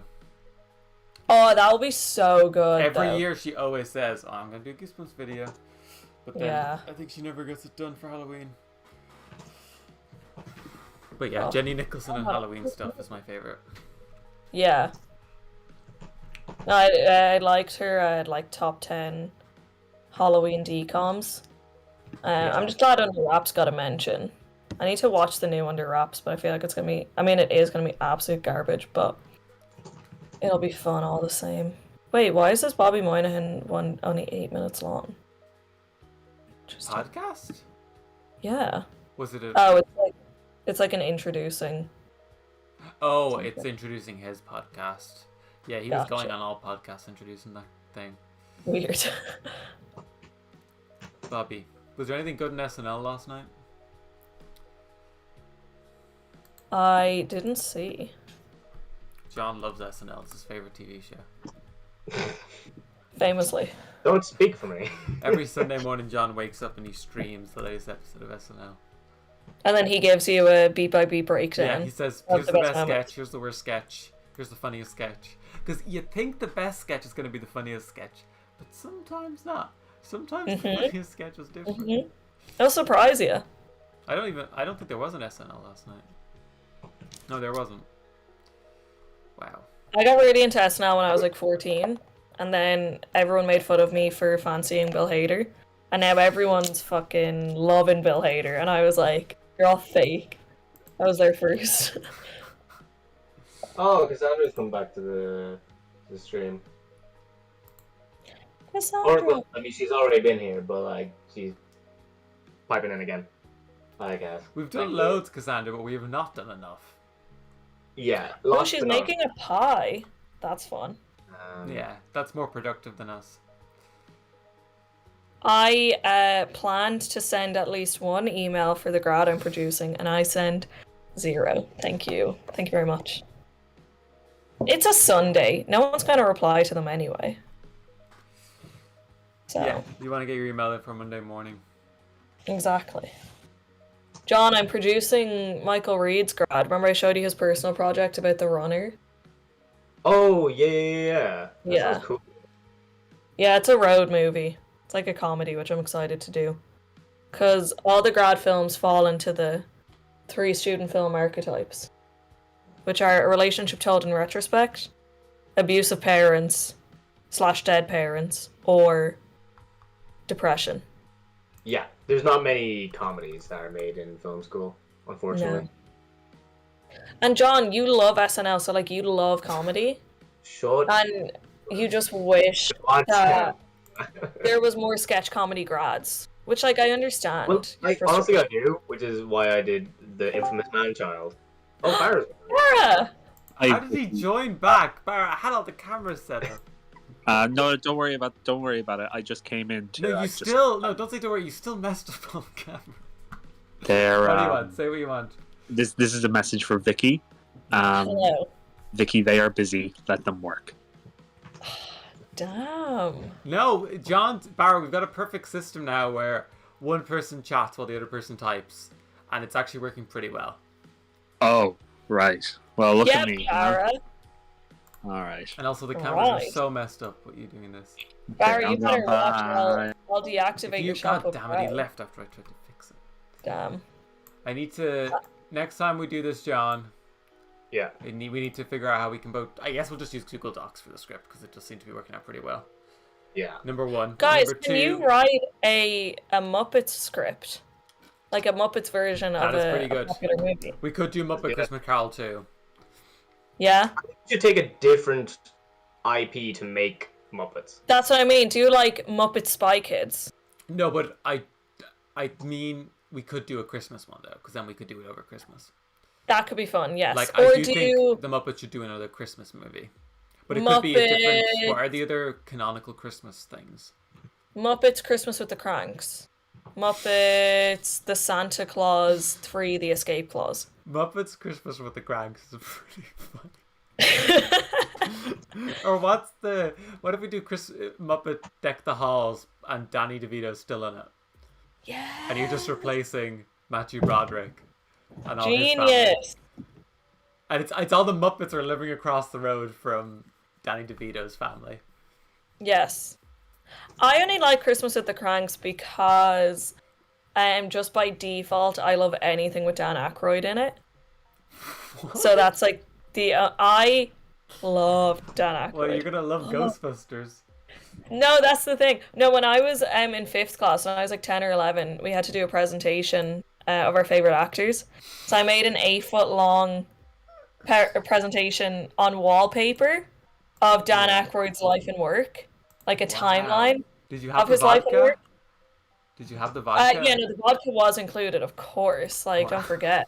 Yeah, and everyone made fun of me for it because they were like, "You fancy an old man?" And I was like, "What?" Because everyone was doing it on like Zac Efron, and I was like, "Okay." I was like, "No, I just love Dan Aykroyd," but I was like 10 or 11, so it was just kind of weird to like Dan Aykroyd, I guess.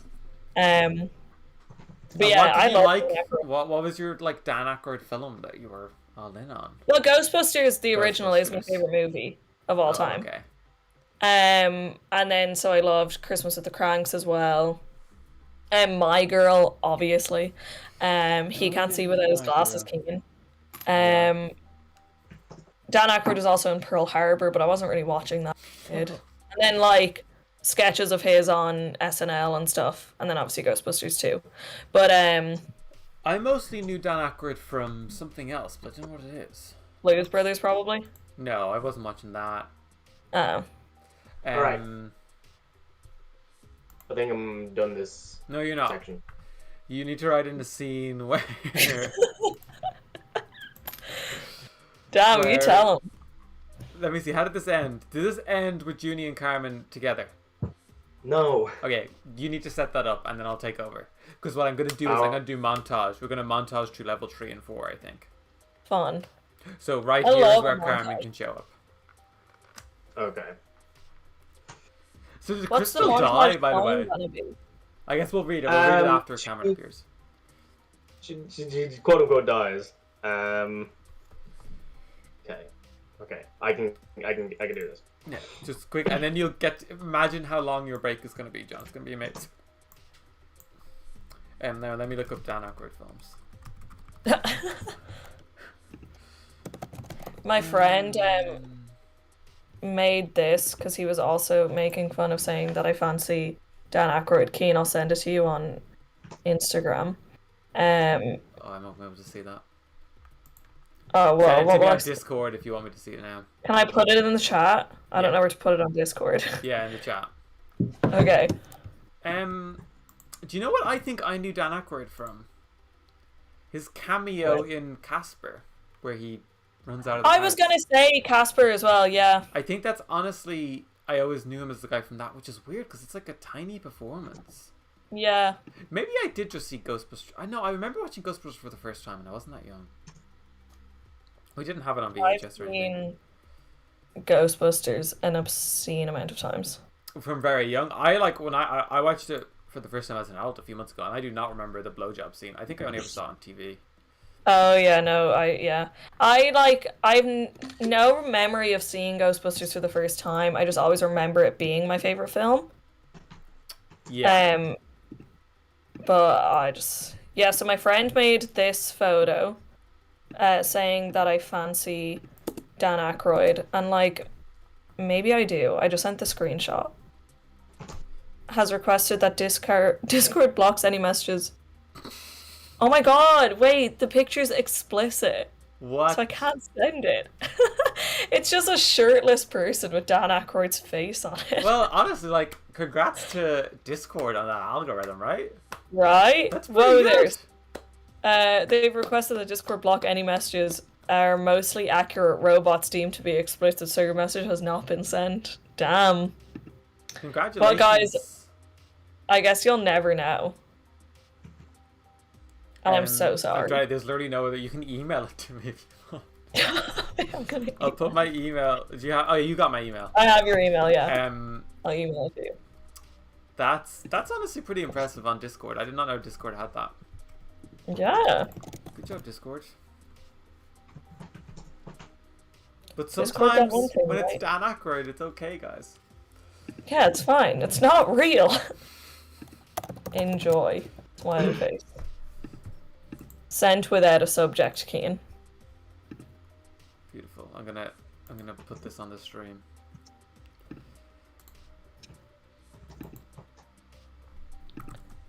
I'm here to report that I don't fancy Dan Aykroyd. I just think he's a really good actor. He's also crazy. And so we love that. No, I've got so many emails. I'm just ignoring. Oh, there he is. Wow, he looks like Werner Herzog in this. Right?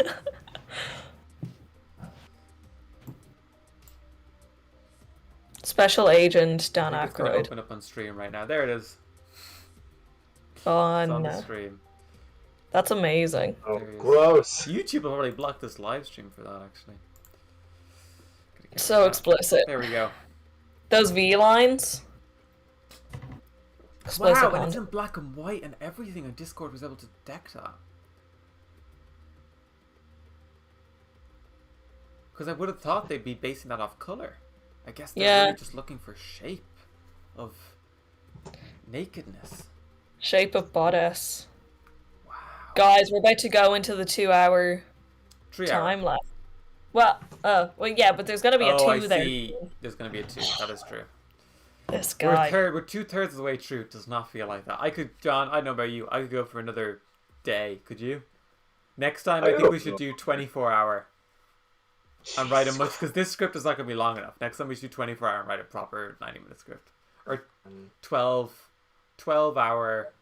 I was gonna say 12 hours seems because this will be the doable. halfway point of 12. Mm-hmm. And we'll do we should do a Muppet Christmas one, but we'll decide on. Yes. What's like a really good Christmas movie? Wait, okay, let me look at my letterbox for Christmas movies. Could That be would Muppet Actually, and it's a Love Actually Christmas movie. Oh my god, wait, Muppet Holiday. Who's swapping houses though? Well, And who's falling in love? Can Gonzo and Pepe fall in love? I love that duo together. And then what you do is you do one of the Muppets swap with, so it's like you do it's Cameron Diaz and Kate Winslet. You do like Kate Winslet swaps with Miss Piggy, and so Kate Winslet has to live with the Muppets. Right. And then you're cutting to Miss Piggy having some romance.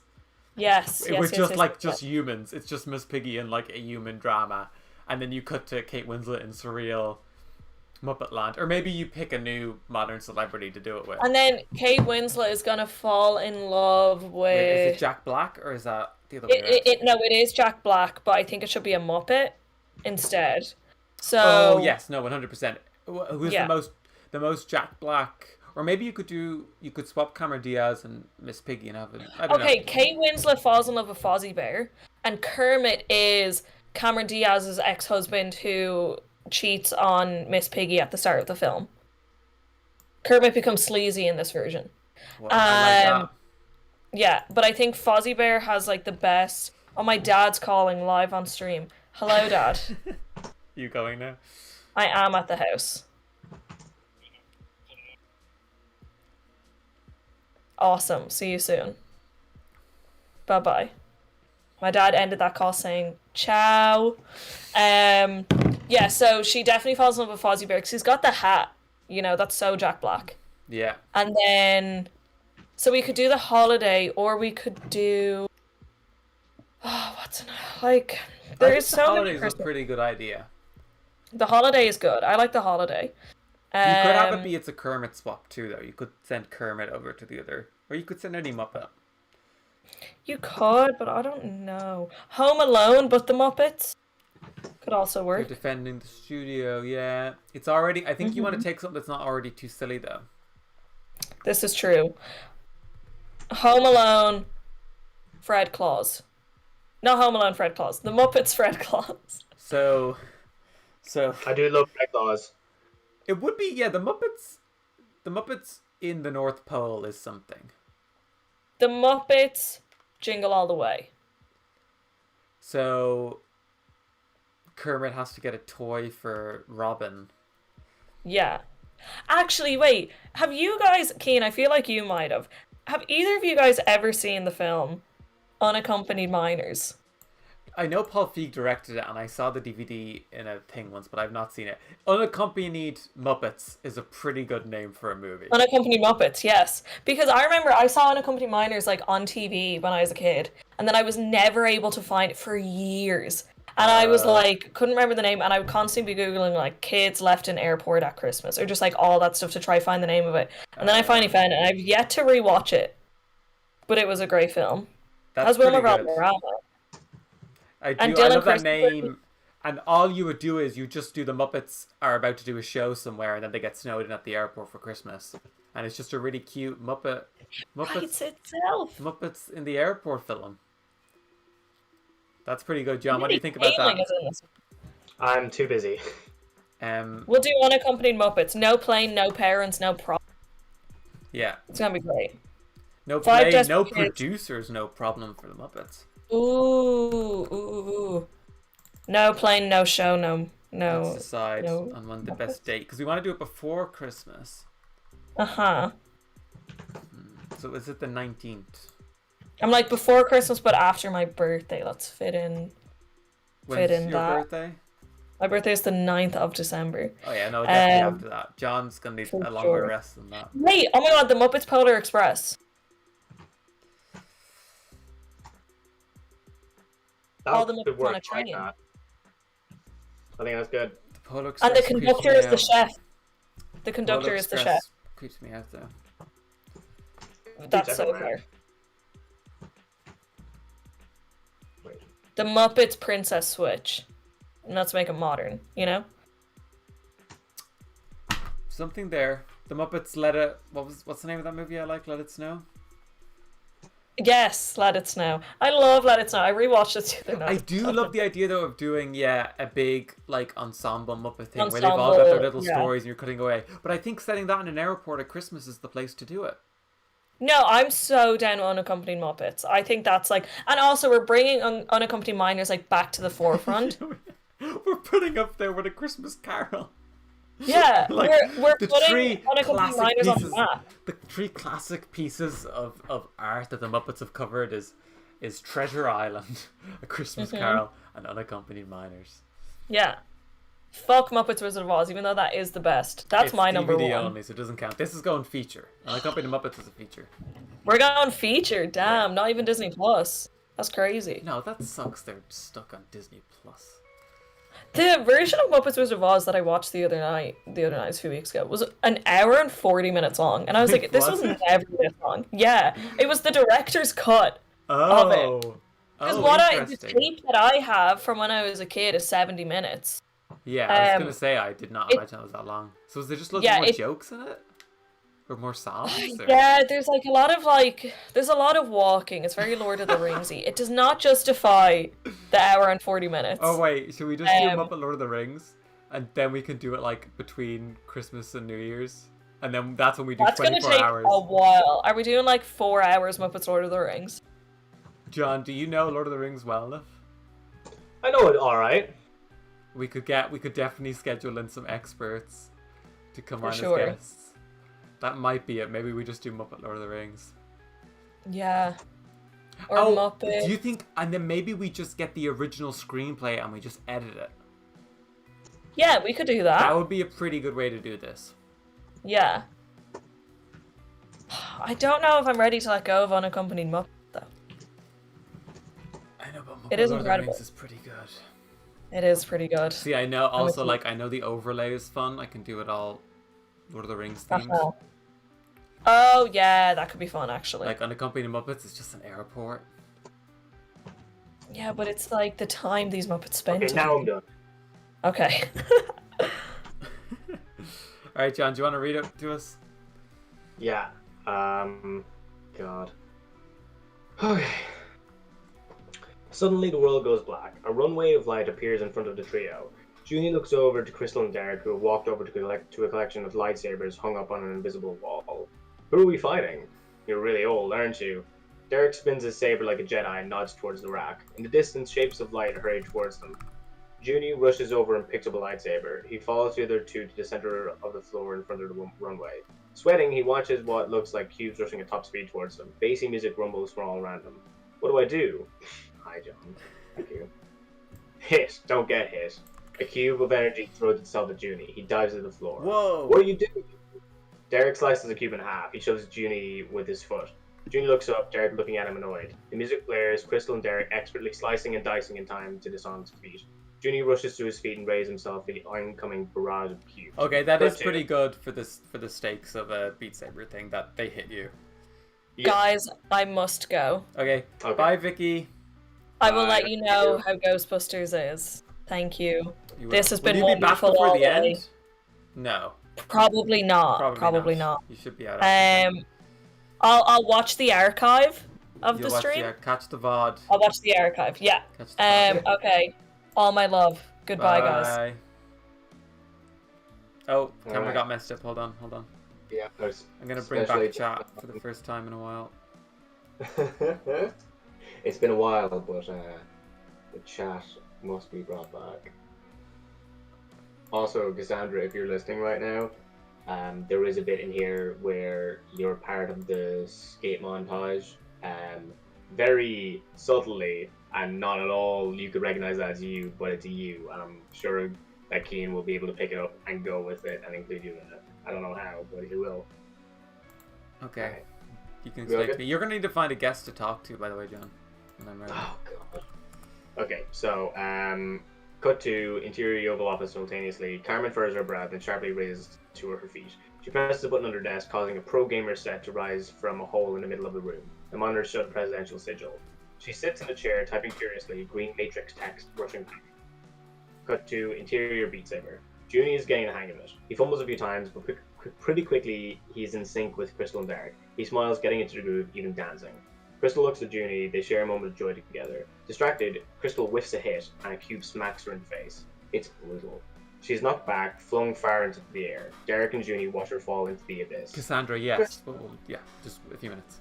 Yeah, it's okay. Yeah. Keep reading, John. Keep reading. Derek pulls Junie back, narrowly avoiding an incoming cube. Tears form in his eyes, angry. He resumes the position, saber out. Junie, with great difficulty, joins him. Cut to interior Oval Office. Donald Frasian, when he enters the room, I know I got that wrong, but look. Singing to himself, dancing a little, he carries in a box of donuts. Hey, Miss President, why did you shut down the Spy Kids program anyway? Focused. A mission went bad. An agent went KIA. Wait, a kid died? In a manner of speaking. Damn, that's sad. Donald comforts himself by munching on a donut. Cameron runs a final piece of gum. The presses enter. Donald looks toward Cameron just as she falls unconscious, entering the digital world. A donut falls out of his mouth, funnily. Haha, comedy tee. The donut falls towards the camera, a 3D moment. Cut to interior Beat Saber. Junie and Derek slice their final cubes, panting. Text appears in front of them in neon writing. Accuracy, 89%. You win. Move forward to level 3. A door opens behind the text, cracked open, light escaping from the gap. Derek walks in the opposite direction. Junie grabs his arm. Wait, where are you going? Derek shakes him off and continues ahead. Hey, I need you to finish the next level. Derek pushes open a door and exits into the city center of Meteor Vugov. Junie watches him leave, then turns back towards level 3 door. He takes a breath and walks through the door. Exterior level 3. The light blinds him as he enters. As his eyesight adjusts, he sees the scene of a regular-looking city. Whoosh. As someone rushes by Junie, the wind blowing back the skin on his face. That, to me, was like the thing. Oh, yeah. He follows the person, seeing a young woman in her 20s riding a skateboard. That's supposed to be Cassandra, just so you know.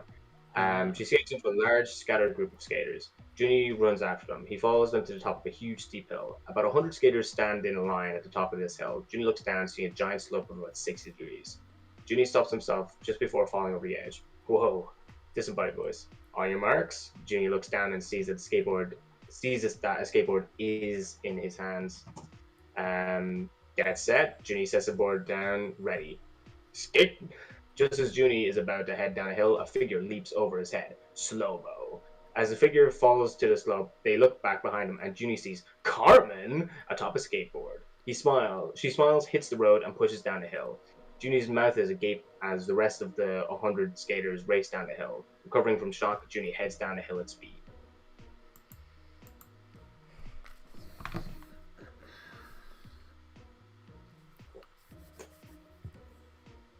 Alright, John, are you going to get some food?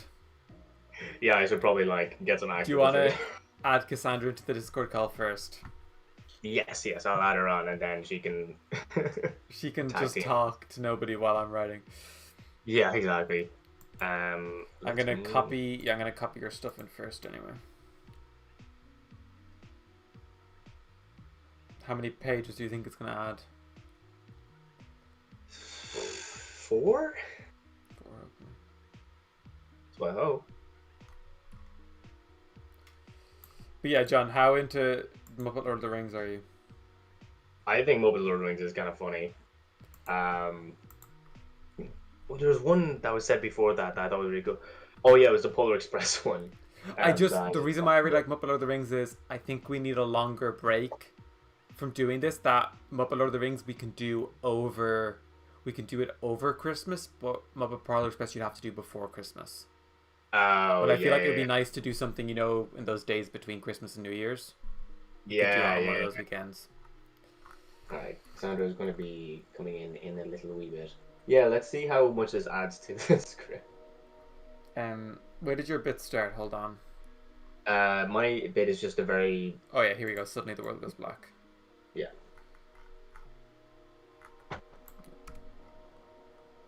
Alright, here we go. The moment of truth.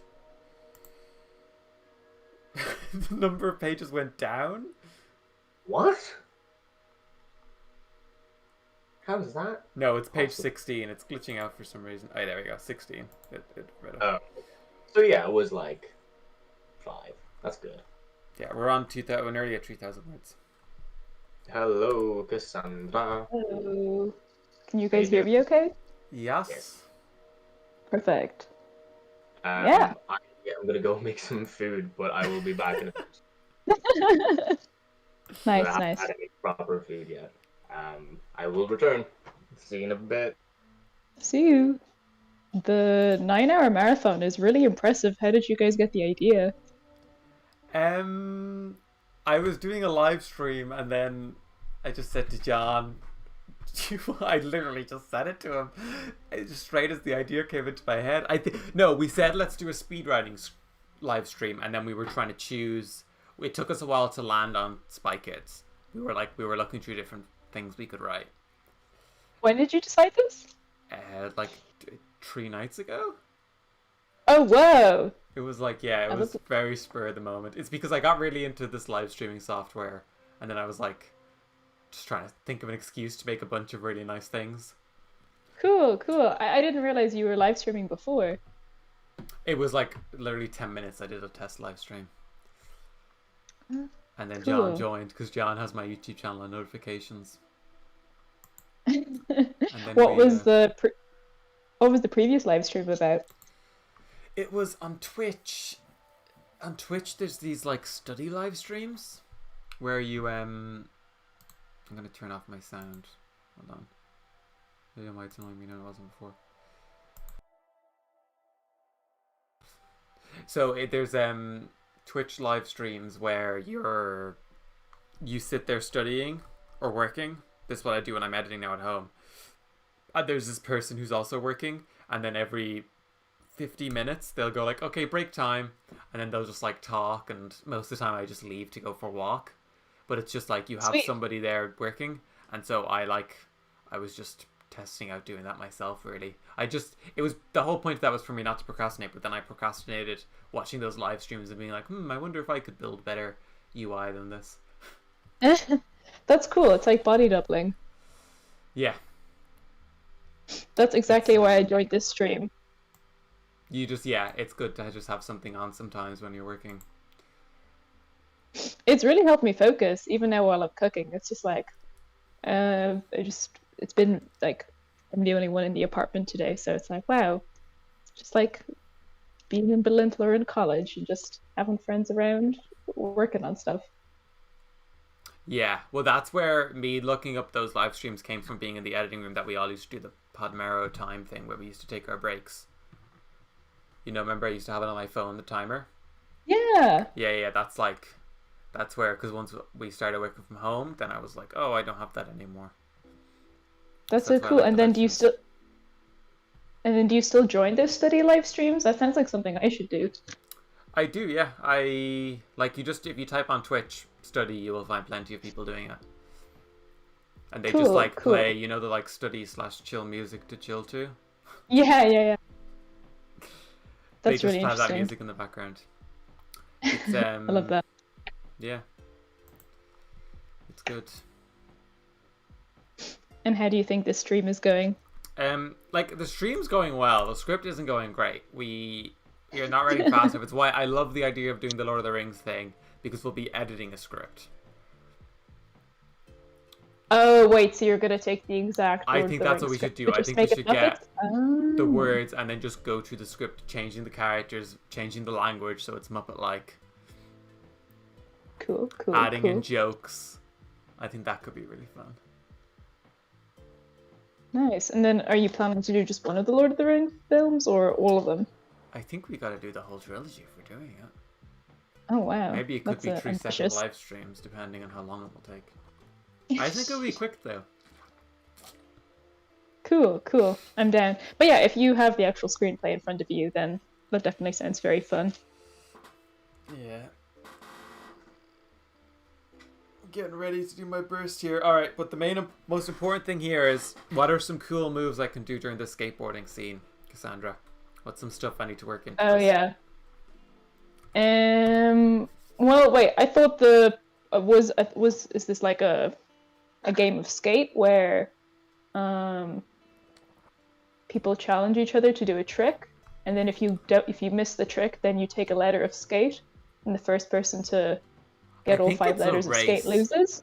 I Or think is it a it's- race? I think Okay. it's just a race. I don't know. So kind of like Sonic the Hedgehog. Yeah. And there are obstacles, and you kind of want to do tricks over the obstacles then? That would be good. Obstacles, yeah. Okay, okay. What are some cool tricks? I'm just thinking of the stereotypical ones, like kickflip, heel flip. Actually, if you could do like a... This is also inside a 720 game, so it could go 1080. crazy, like. That's true. Then you could do like a 1080, which is pretty much Oh, yeah. Right. that would be very sick. That would Like be good if only there's if a you... sequence of they keep trying to do more. Oh, like they're just trying to get like a faster and faster rotation.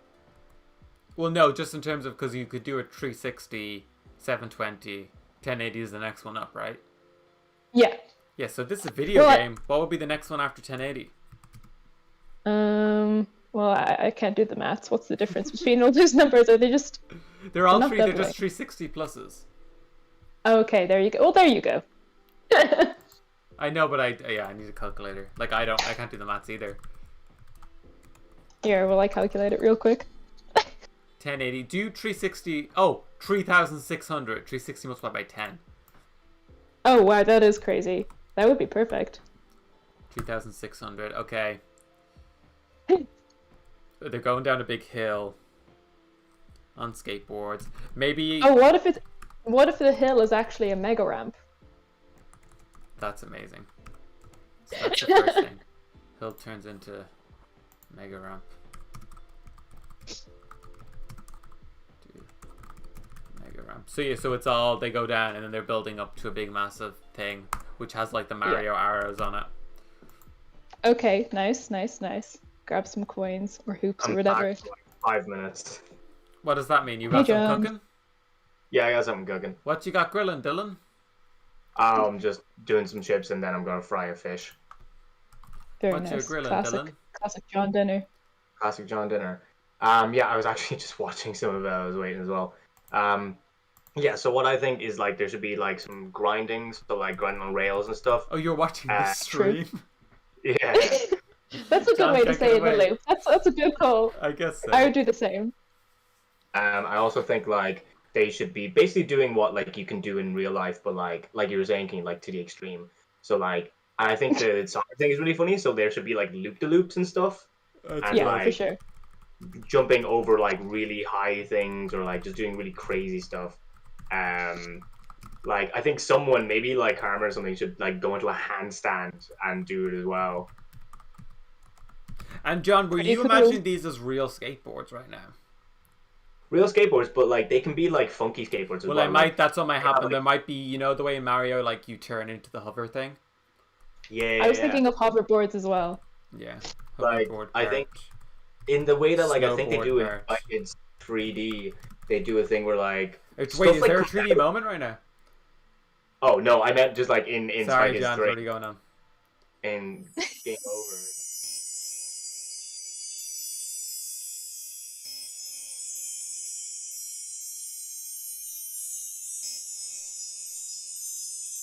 So yeah, I think like people should have like mods in their like skateboards. So like things come out of them like either booster rockets or maybe like handlebars and like stuff that makes them go faster stuff. Kind of like, you know, in any of those kind of like racing things where people have like their own kitted out skateboard and stuff.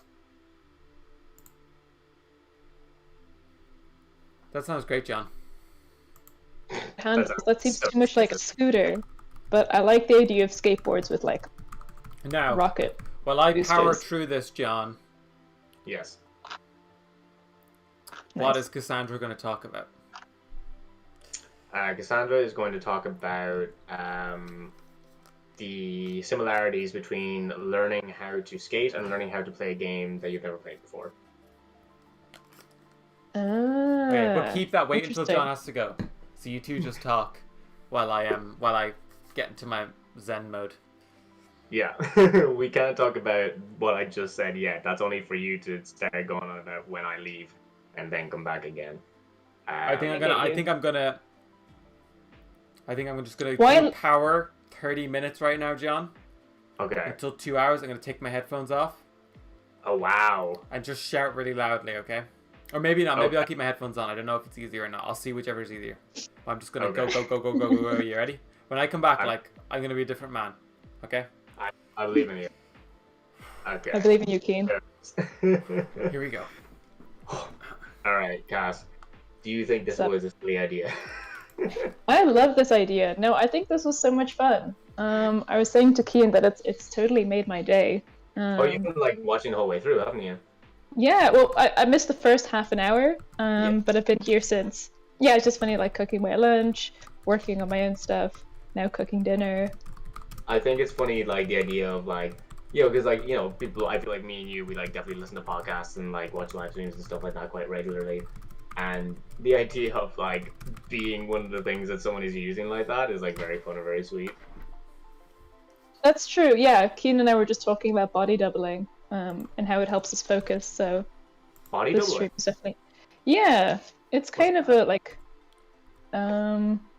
It's, I guess, a technique that can help people stay focused, where if, let's say, you're doing a task and someone else is in the room with you doing the same task, or working on their own stuff, just their presence can help you focus.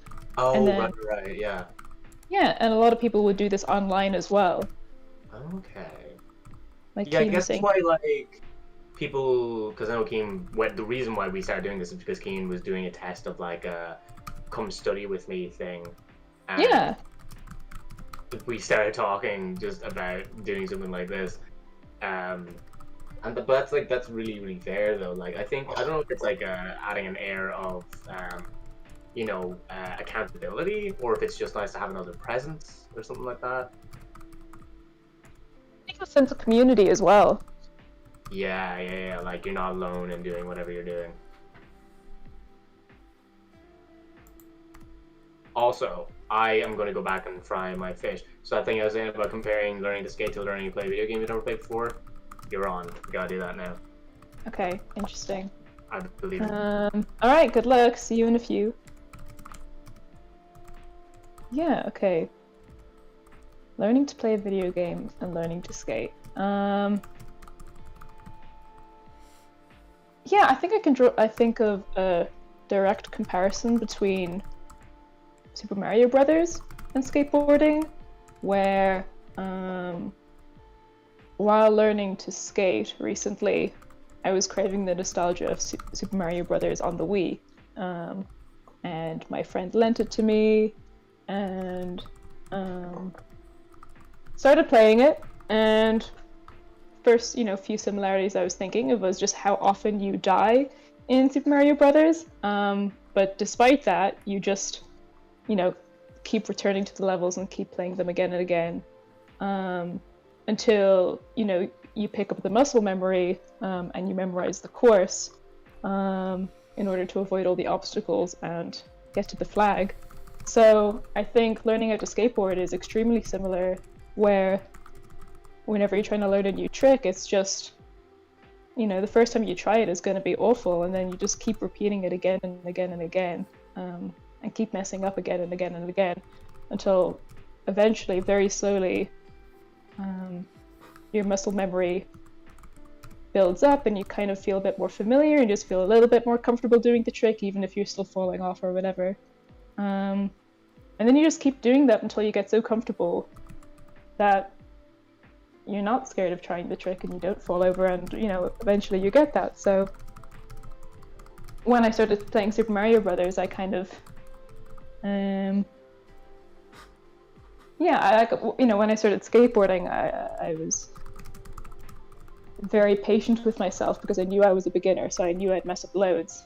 And then getting back into Super Mario Brothers, I was actually worse as an adult than I was as a kid playing it, so I kind of have to remind myself to be as patient with myself.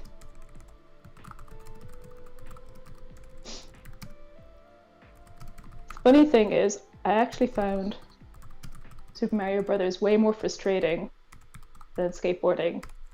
And I think that's more of like a personal relationship with video games and screens and stuff, where when I was playing Super Mario Brothers, I was on this crazy dopamine rush. and so whenever I'd fail, it would really hit me hard, and I'd get into like a really moody slump or something, or just like get a huge headache and get really grumpy. While I was skateboarding, I was kind of naturally experiencing endorphins and things through the exercise of it, and I guess I'm actually moving my body and out in the open and getting fresh air, that when I'd mess up, it didn't bother me nearly as much. So that was interesting, and for that reason I actually kind of gave up on completing Super Mario Brothers a second time early, just because just because it was kind of having a bit of a negative effect on my mental health. Like, I don't usually mind losing or failing, but specifically in that, like, I don't know, hyper focus in a video game, it was, failing and trying again wasn't nearly as wholesome as failing at a physical hobby, I guess. Great job, Cassandra. Have you been listening the entire time? No, I just put my headphones back on. Oh wow, that was perfect timing. I think I went on maybe a 5-10 minute. I don't actually know how long that. No, it was about 5. It was about 5 minutes, which is pretty good. Yeah, 5 solid minutes, and then I just stopped talking, and then you hop back on. So that's perfect timing. Sound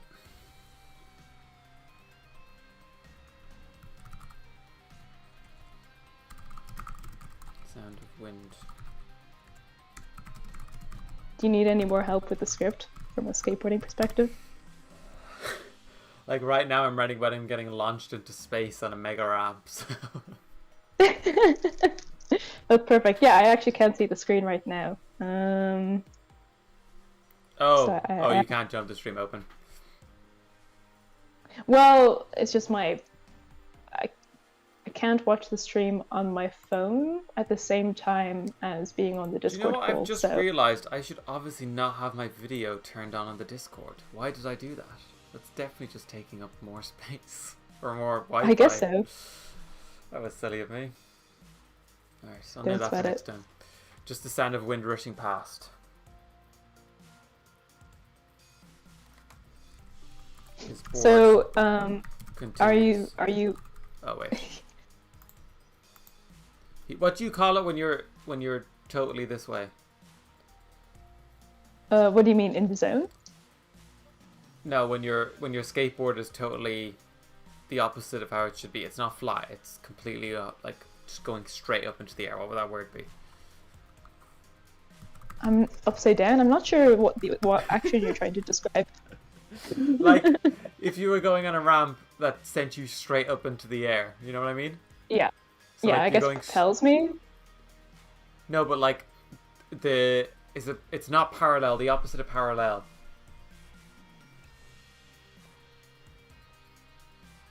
I'm really not sure what you're trying Are to you looking describe. at the stream? Sorry. Here, let me look at the. You let can me look at the stream. get I'm back. doing the shape the skateboard is making with my hand. Okay. Oh, so the skateboard is just. What's that called? You're lost. You're stuck on the same word I'm stuck on. I know you like primo, but I'm not sure if that's what you're. Yeah, it'll work. Is now primo with the ground? Does that make sense? Yeah. But primo more so means like when the wheels are kind of facing to the side and the board is on the side, and that's kind of like either you're balancing on a skateboard then, or you're about to fall off it. But what if you're going into space? Well, I guess that's fine. Okay. This board continues. Still launching directly upwards. I think that's fine. No, this is I put that into the bit back there. I'm now adding on. I'm nearly on page 17. Here we go. Oh wow, yeah, you guys are killing it. I mean it. Like a 9-hour stream is intense, and I'm very impressed by your energy, enthusiasm still. I also found it funny. I've been for most of today I've been animating for about as long as you guys have been streaming, and I think around the points when you guys were starting to get a little delirious and like tired and stuff, I was also getting delirious and tired in my project, so that felt very communal. That's why I decided to cook dinner. You know, now I feel a lot more, because I'm doing something different, I feel a lot more balanced. But yeah, the fact that you guys are still writing and still streaming it's intense. I admire it.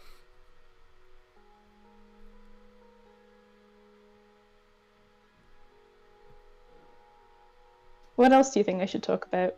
I answered John's question. I'm happy to answer another while you're writing. Is there anybody still watching to ask a question? I don't think so. I think everybody's at the movies right now. It says there are 3 people watching. I don't know who those 3 people are. If anybody's out there has got a question for Cassandra, or I'll ask Cassandra,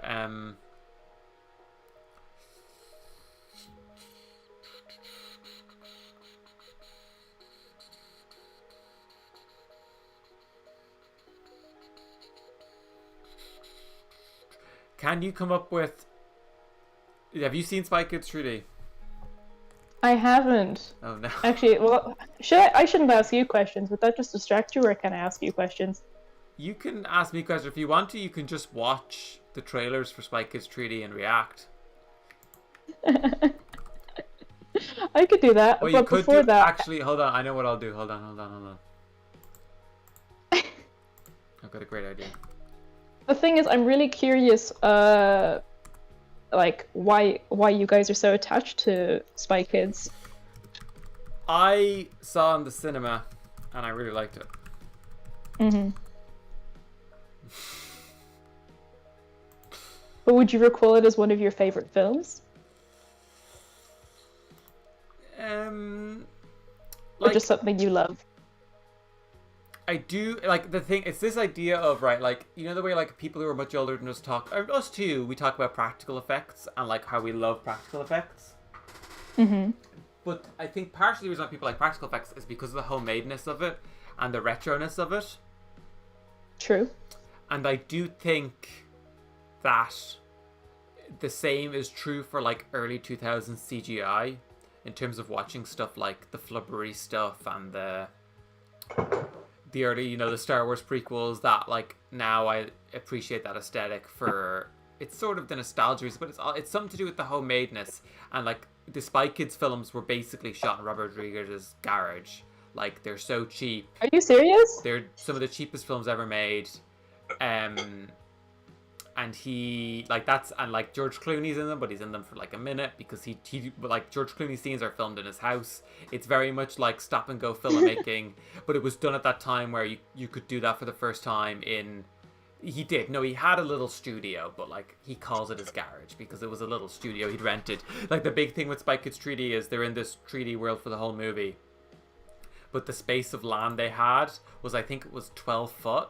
So in any of the running scenes, they didn't have enough space to run, so instead they were on a treadmill, and he just filmed them on a green treadmill. And that's amazing. There's a video on YouTube, but it won't let me play it for some reason. I probably have too much think stuff. It's okay. Maybe just link me the YouTube video, and then I can watch it. How's the script going? It was good. We got a little bit quiet there without you. You came in just the nick of time there, John, to chat to Cassandra, and I'll get stuck back in. Hold on. What happened to being stuck in? What? What happened to being stuck in? I was, but then yeah, I was stuck in for about 5 minutes, and then, oh my god, it's been 10 minutes since then. Hold on. Okay, I'm gonna get stuck back in. If you do need something to talk about, you can watch this video. Okay, perfect. But it won't be on stream, so you can just describe it, I guess. Okay. Alright, I'm gonna get stuck back in. Okay, see you guys. I'll see you in at 21 minutes past, or whatever. You know what I mean. Alright, you got it, Keen.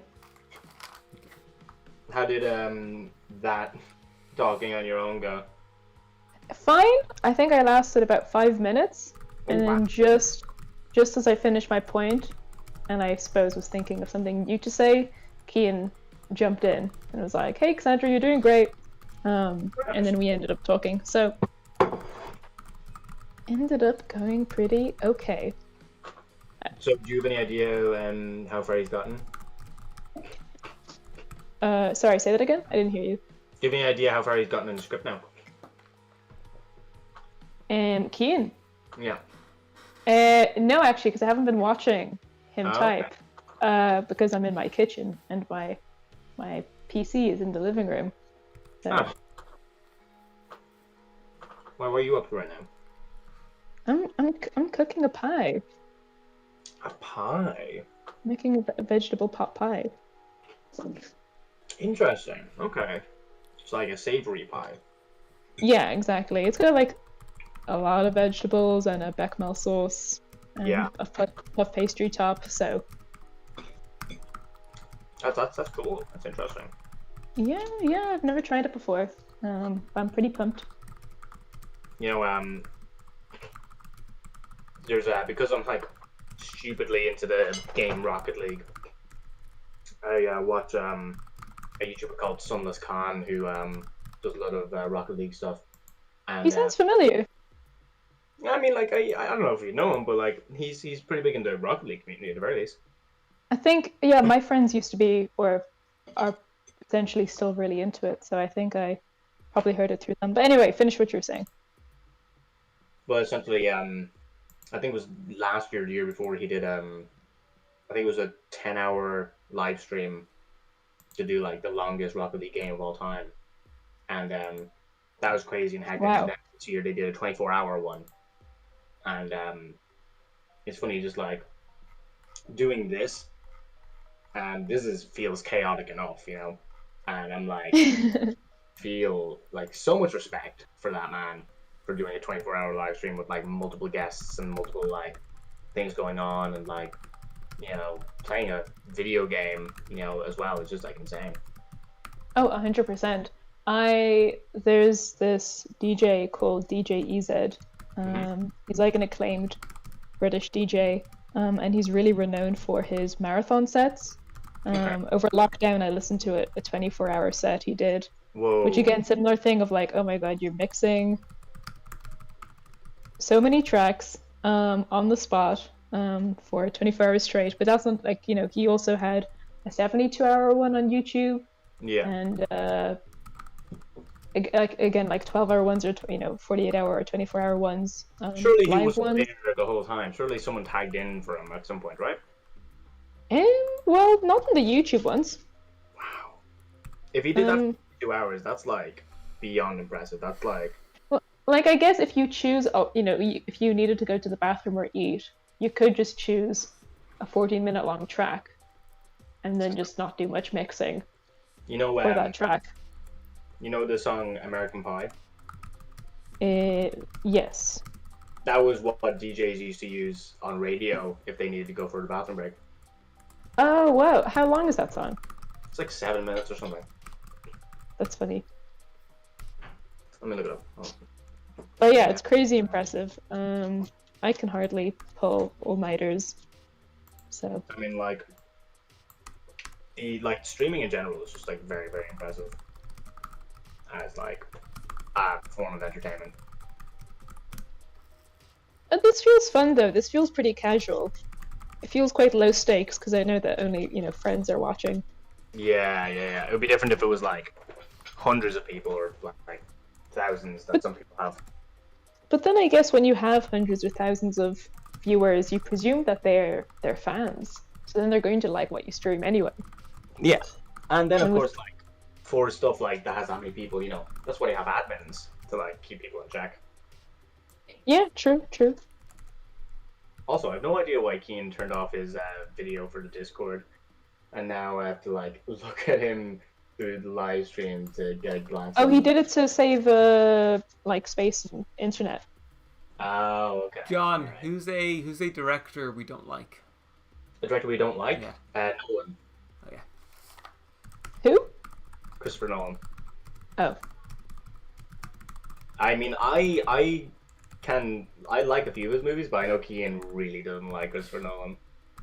Oh. I'll have to ask why when he's out of focus mode. Christopher Nolan sits in a cinema in London. What is going on? Oh wait, can you read me what he's typing? Because I can't see the screen. I have no idea what the context is, but it's interior cinema. Christopher Nolan sits in a cinema in London. Nolan. Hey, where's the bloody sound? The film continues in silence as Junie travels through space. Nolan. What's going on? There's no bloody sound. God, I don't know what's happening, but I'm very excited to understand the context of this. But Okay, I'm also my guess. none. I also don't have exact context, but based on what I last heard, the skaters have been like propelled off this mega ramp, and Okay. I think they're going extremely high. I presume into space. Oh yeah, I see that says like he enters zero gravity. That's good. Oh, So- I see what he's doing. He's doing a fourth wall break. I get it. Yeah, like a little intermission. Got it. There we go. I get it. And now I'm wondering if Beth is supposed to be Beth May, or maybe it's just a random name. But we'll find out at some stage. Yeah, this is like it's a very interesting thing of like, we definitely, when we were starting this, and we didn't have as much time pressure on ourselves, we spent far too long doing stuff that just didn't matter. Like there's a point where like, because the whole idea is that, you know, in Spike 3, the game that they're in is called Game Over, and like the kind of reveal is that like this game is a direct continuation from that game because two of the AIs, or like the programmed characters in that last one, kind of remade it, and so Keen spent a while trying to make an anagram out of Game Over 2. For that. Hmm? I was there for that when you guys were trying to figure out the anagram. Oh, so you were. Yeah, like that was stuff that we just didn't need to do. It took so long. And like We we were. didn't spend that long on that. That was about 10-15 minutes. Oh, 10-15 minutes though. That is. Like we have 2 hours, 13 minutes left. It's just funny because like we were taking ages doing like the first scene with whatever his name is, Fagin Duper, and we were just like not going fast, and now we've gotten into a groove. I feel like if we did this again, we definitely like I feel like we've learned a lot about this like very specific kind of live stream. Share what you've learned. I'm curious. One thing I've learned is that it's really good to have people on call for like guesting, because of like doing stuff like this where like one of us like writes, and oh my god, Keem, what are you writing? We said... No, we didn't say something. He's muted. Yeah, no, like having like someone to kind of like tag in for like whenever one of us needs to get into like writer mode and just like go and not think about it, and having someone else to be able to bounce off of is like a really good idea. Because like, as you've seen, we've had Scally, we had Barra for a little bit, we had Vicky, we have you now, and I think at some point Cormac Butler is going to join us as well. Oh, nice. I think for an hour. But Eamon seemed keen as well, if he did. ever gets it. That cinema screen. I would love to have him on if he is able to. But that's very, very fun. Also, I gotta like come over to your new apartment soon. Yeah, 100%. I'd love to have you over soon. Maybe I'm still crunching on this animated thing for the next week. So Yeah, anytime after this week would be cool. because I'm telling you now, I am like booked out until like the 10th of December, Oh, that's perfect. because I'm doing the did I tell you about the play I'm doing? No. So I've been asked to do the sound design for a play. So that's kind of like the thing. That's coming very up now. cool. The tech rehearsal is on Sunday. It's like this time next week. So I've got some things to figure out for that, and then also on top of that, I'm still sorting out accommodation for like London and stuff like that. Yeah, that's so interesting. Who do I know the person who approached you about the play, or?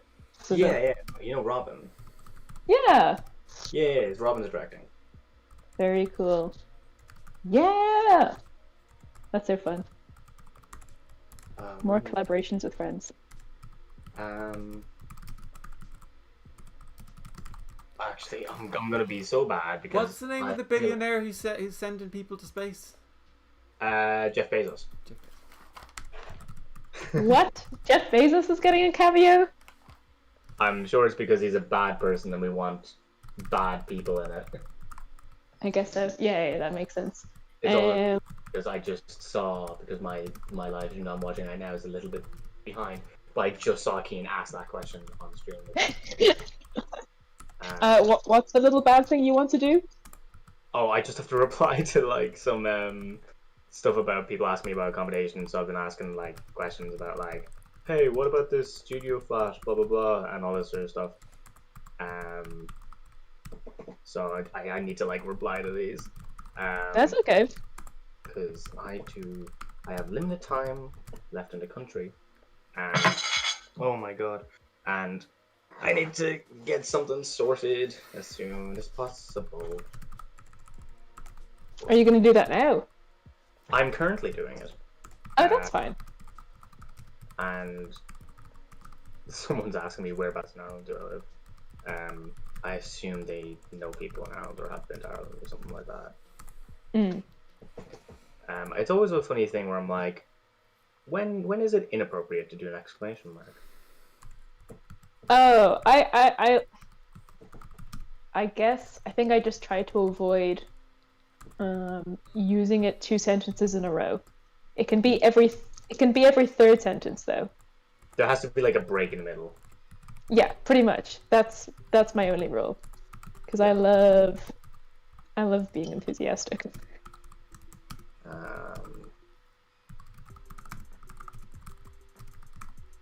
One second, another person to message.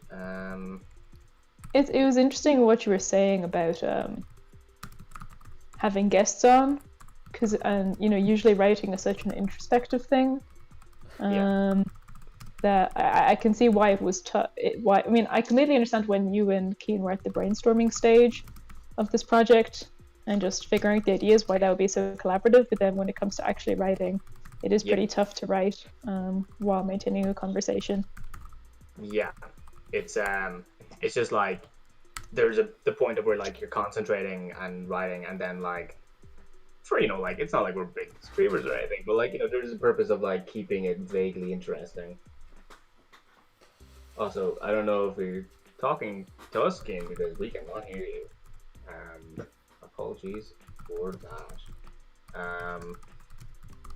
But yeah, no, just like having an extra like layer of something going on instead of just like silence and typing, and like because like one person is going to be like really involved in that and probably way more concentrated. The other person is like either I think interrupting or like it's just like stunted conversation. So having like not like a third person free to just do conversation, I think is a real lifesaver for just like making sure it's not just a lot of silence and like pauses.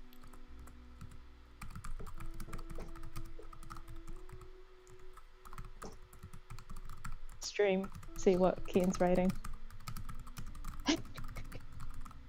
There's a lot of like Nolan going into this. I have no idea where it's going. I love how much detail is going into this compared to, I think, a previous scene that was just 1 line long.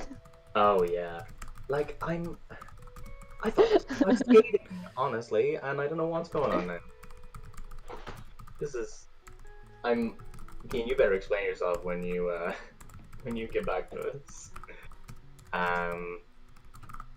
Because this is some wild stuff going on right now, and I will absolutely require you to do a Christopher Nolan impression. So be aware of that. It's a lot of fun.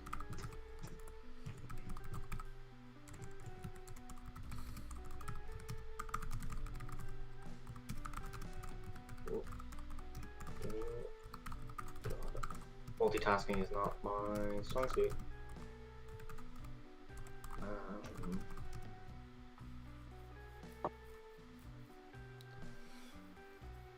It's okay. Do you need a few minutes? Keen sent me a video that he wants me to react to. Yeah, go ahead. I need like just 10 seconds. Okay. That's cool. Take your time. I'm chopping some broccoli right now. Very nice.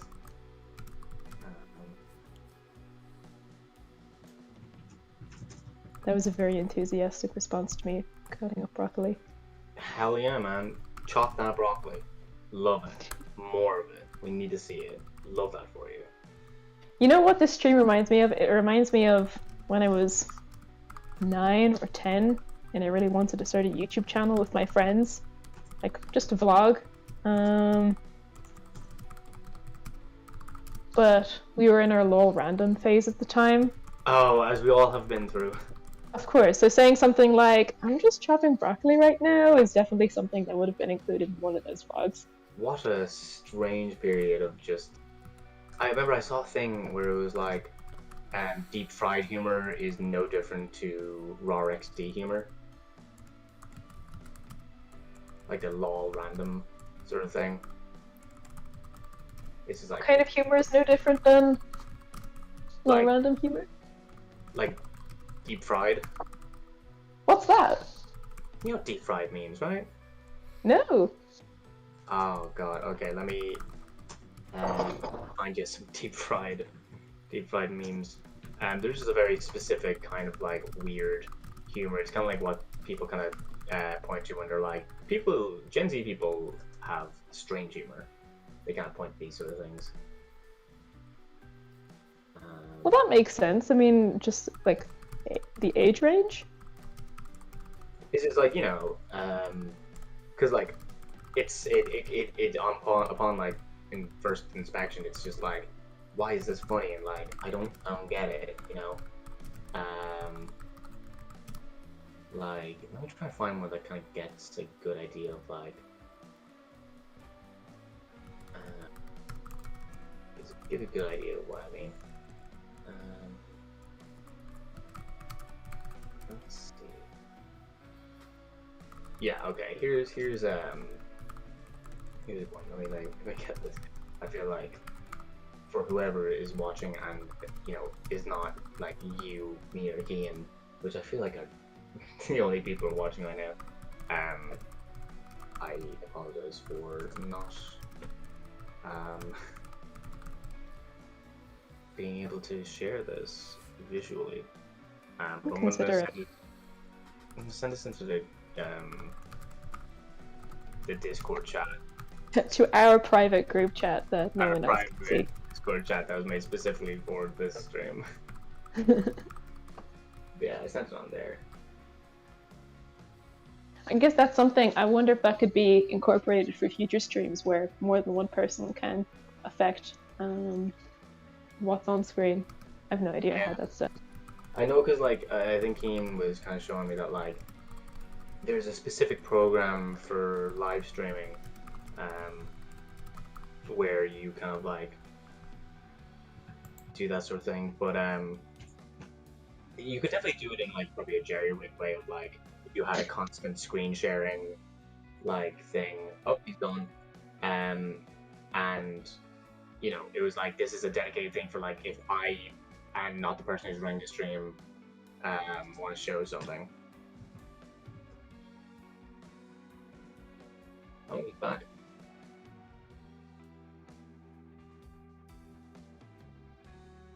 Oh yeah, I see the deep fried meme now. I totally get. It's just I don't know, what's the word, like absurdism? Just it's funny because of the unexpectedness. Yeah. Like, you know, you could have a deep fried meme where it's like a picture of a dinosaur from Land Before Time, and the text is just like shoe, and it gets some chuckles, you know. But it's like I feel like it's also one of those things where like maybe specific parts of according to the internet find that funnier than others. Like, I don't know. I feel like Reddit would find deep fried humor funnier than, say, like, Tumblr. Or maybe even Twitter.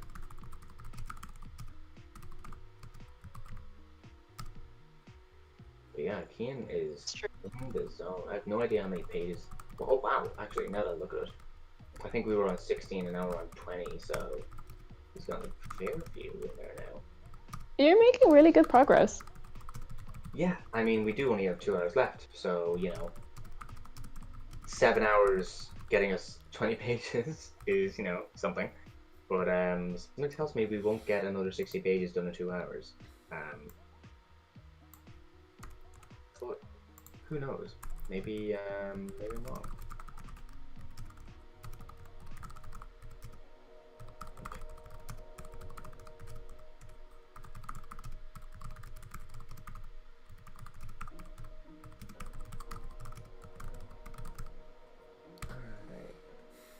I am so curious. Keen, you gotta finish up soon because I want to know what's going on.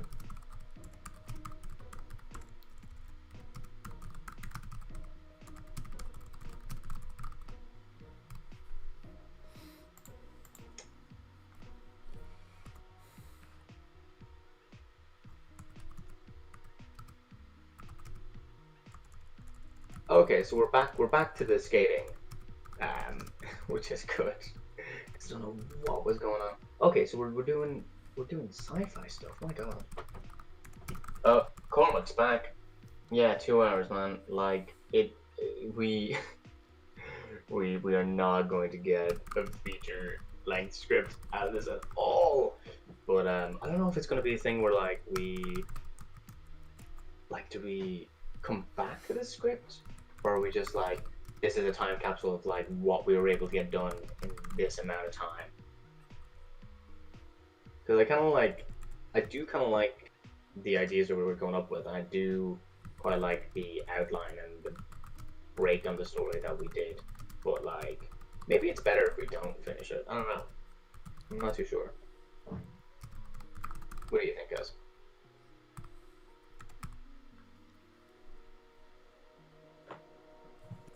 Cassandra?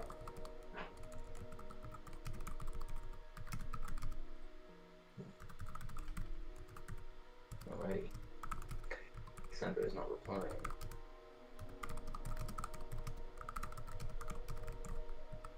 But Kian is in the zone. Okay.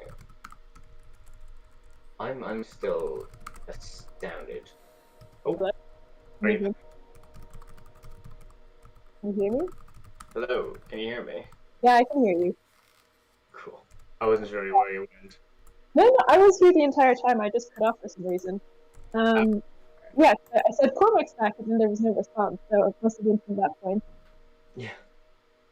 I was saying you should revisit. Maybe you could revisit it once, just to polish it and then leave it behind, or just bother with it. You are, for some reason, you're like quite muffled. I don't know why that is. Oh. Let me see how my mic is doing. You sound better now. Oh, okay. Sorry, repeat that again. I was saying, perhaps you could either revisit the script once to polish it up, or just leave it alone forever. Yeah. That's the thing. I'm not sure, like what I'll do, because I something tells me that Kim would say like to just like leave it, and that's kind of like the what you call it, what are those things that you put in the ground and you find like 20 years later again? A what? A time capsule. Yes, time capsule. Maybe it'll just be a time capsule. I don't know. Nice. I like that idea. Yeah. I was about to ask, do you think this stream is a good way to practice screenwriting? I definitely think it's No. like good. I just managed to hear that. I was like, no, I don't think so. Right? Like it's definitely, it's like, I think what's good about it. The only thing I'll say for it is like, I think it helps you get like a first draft of something done, and you Yeah. really have to be like, nothing's precious. Just put something down, and you can come back to it later. Yeah. Someone who I follow on Twitch just went live. We're in the same boat, buddy. But yeah, it's a weird one because like, you know, screenwriting. Much screenwriting is like writing in general. It's just like rewriting. But I think the scariest part is doing first draft because you're like, you want to be precious and you want to like make it as good as possible because no one wants to write something bad. So Right. that can be like immobilizing because you're like, oh, it's not good and I can't write anything and like, I guess I just won't write it. But I think doing something like this can like force you to write, and like get you into the process of like vomit drafts and just do it and like whatever hits the page, like that's what it is. Also, hello Jessica, what's the crack? Cliffhanger. Do you mean, are you saying do a cliffhanger? This is a cliffhanger, or is that a reference to something called cliffhanger? I'm very confused, but I am very interested. I mean, we do only have 2 hours left. This certainly will be a cliffhanger, but not because we want it to be. It'll simply be because we haven't finished it. God. Maybe it's cliffhanger in reference to what Keaton is writing. Oh, yeah. I mean, maybe that probably is because, like, you know, I feel like the only people who are watching the stream and not watching what's being written is like me and you. Perhaps the two people who should be reviewing what's going on screen. It's almost like I feel like if I was doing that though, I feel like a sports commentator. And it's a A and an E and a D and a G and a H and a space Oh, it bar. seems like he's going for another bit of dialogue. Oh, back to the action, and a scene heading. Ooh, very interesting. This man is really going for it, etc., etc. Also, I have some coffee still in this, and I want to. What do you think are the chances that's ice cold? Johnny, Yes. did you have any plans on what to do with Derek? I assumed that Derek would come back with Crystal at like a moment of like kind of in the like calling out Cortez's kind of way, and you know, in that sort of Rodriguez way of like not really explaining anything. You know, Ginny's like, "How did you get here?" And they're like, "Hey, remember, we're speedrunners. We could get through all this really easily." We always know the way. Exactly. We all Okay. know the way. Okay. So I won't bring him back now then. Okay, I might bring in Dimitra now then.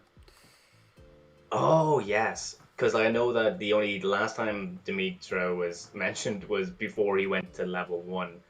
So Did if, he even if there was mention her then? I said that there was a shadowy figure in an alleyway. That was about it. Oh, I never even picked up on that. Yeah, okay, yeah, she's gonna be in there. Who's Dimitri? Dimitra is a character. Dimitra, sorry. She's in Spy Kids 3. Hold on. Yeah, I'm meant to do a cliffhanger, but my kid keeps taking my phone. Look, kids will do that. Just don't let her eat the phone. I'm sure that she's fully capable of doing that, but I don't think that's a good move. Well, who am I to judge? I'm not a parent. Maybe kids eating phones is really good for them. Maybe they absorb the information from the internet. I'm not too sure. What was I saying? Yeah, Dimitra is a character from Spy Kids 3, and she's like a love interest for Junie. And, you know, he fights her in the beginning. It's a very, like, simple enemies to lovers. And by the end of it, you know, she, like, comes back because it's presumed that she died. But it turns out she's actually just, like, a character in the game. She's not a real person. But she ends up kind of saving their lives anyway. But at the end of Spy Kids 3, you know, like, the whole thing gets shut down and, like, game over is, like, destroyed or, like, dismantled. And so in this, it's like she's come back and she's, like, part of this game. And she's, like, you know, she's kind of resentful of Junie and of, like, the OSS in general. but there's a whole like thing to do with her. But essentially, she's like a very complex AI. Okay, fun. Yeah. I hope. Is Spy Kids meant to be a very, what's the word? Like an intelligent film?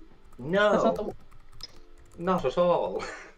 Okay, because yeah, I always presumed it was more about the effects and the fun adventure of it. Oh yeah, no, like it's pure pure fun, pure you know, eyeball candy. Like it's not meant to be like that deep or anything. It's purely just like a kids movie that's supposed to be a bit crack. Okay, just whenever you and Kian talk about it, it kind of makes it sound like there's more to it than what was on screen. A lot of that is like joining dots that were not joined when like in the film at all. Okay, so you're creating lore basically. Yeah, kind of like from the pieces of the film where it's not explained, we're like coming up with an explanation for it. So, like, for example, That's fun. We were saying like, oh, what was it? There, you know, in one way, Spy Kids 3 is saying that kids who get into the game become like slaves of the toy maker, and their minds belong to the game. Mhm. Separately, they also say that when you like die in the game, like you lose, there's no do-overs, you can't come back. They never say that the kids die in real life, but that's a dot you could connect. Okay, and that's kind of the idea behind this. Definitely one of them, because like one of the things I was talking about, like which you probably heard, was like people who like stuff like Dark Souls, you know, people who are like really into like challenges and like high stakes and stuff like that in video games. Like what's higher of a stake and what's more of a challenge than the fact that if you die in the game, you die for real. Yeah, spooky. And then that, you know, like you probably heard, like that is the centerpiece for like Junie going in, and like he's trying to uncover like why are these kids dying and like what's behind all this.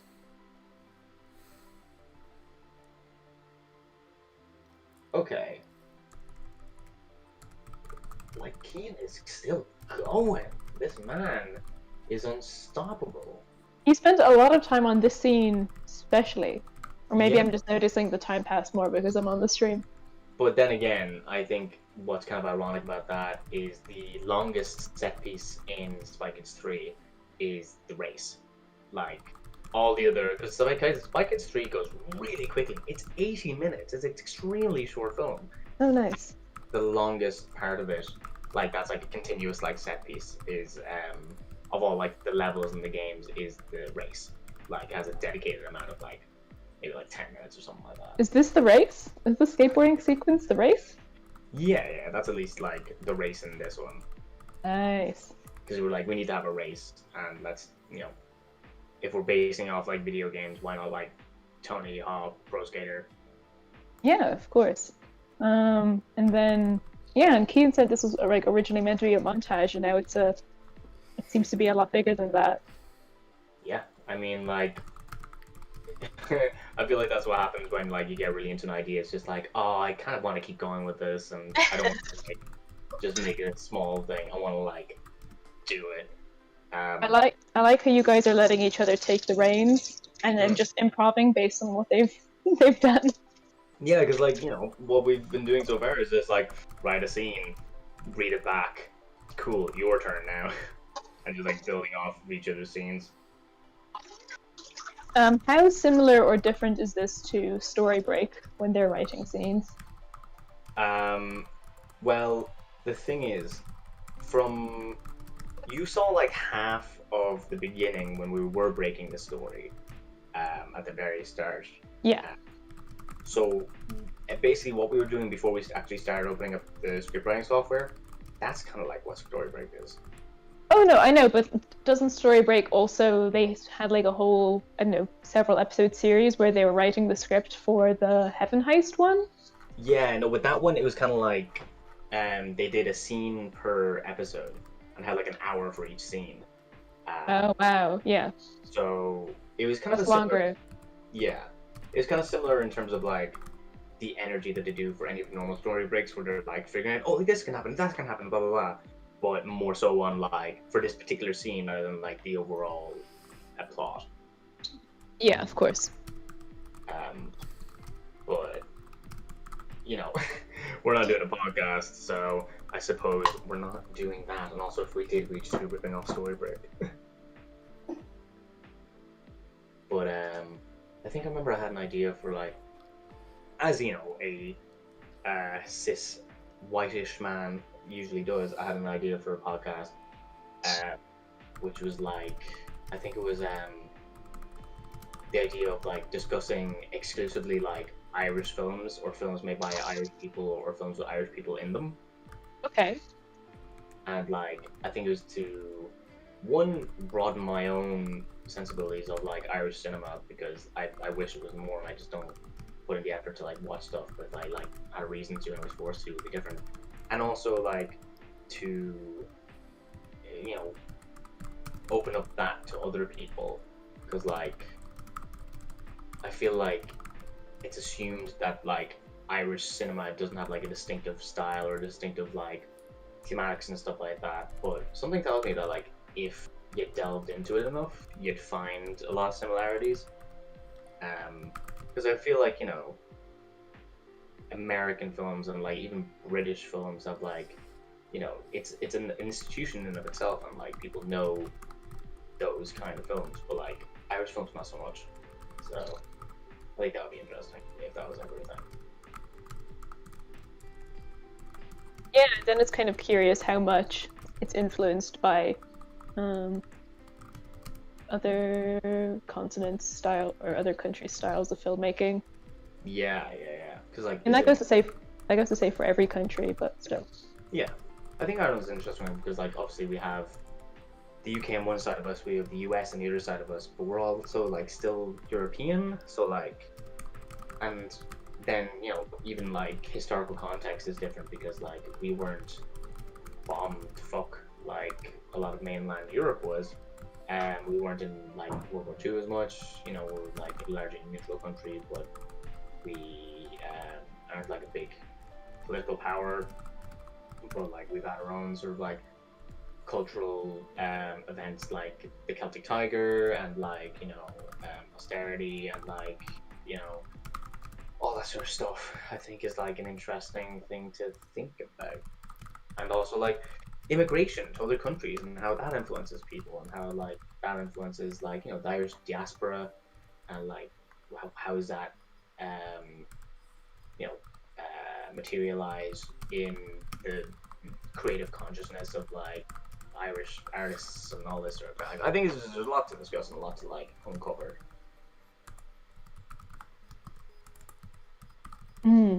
Yeah, definitely. Like, I wonder if Keen's just gonna finish the rest of the movie. No, what's going on? I think Keen is having a breakthrough moment with the skateboarding scene. I think there's a sacrifice happening. Yeah, it seems like he hit a point and it's like, okay, cool, I know what's going on. At least I hope so. I don't know what's going on in his head. And I feel like by the time we get around to like, will we read this scene? It'll be like, I'm sorry, it's 40 pages long.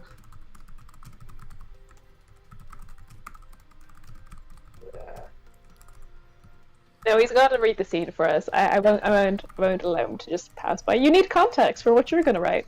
That is true.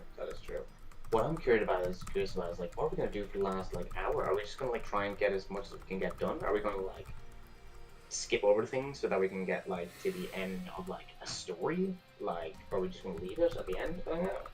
Feels like you'll have to paraphrase some scenes. Yeah, maybe we'll have to like do bullet points of like. John, what's the granddad's name? Oh God, I know in 3 they just call him Grandpa, but let me look it up. Or the actor? Oh, the actor. Or I'll just write his grandpa. Valentine. So it's like Valentin. And then his surname is like Avellan. So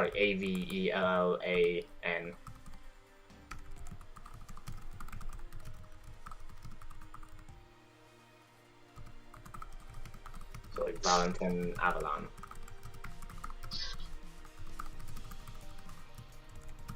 Scrap it all in the last hour and re-break the story. That is a cool suggestion.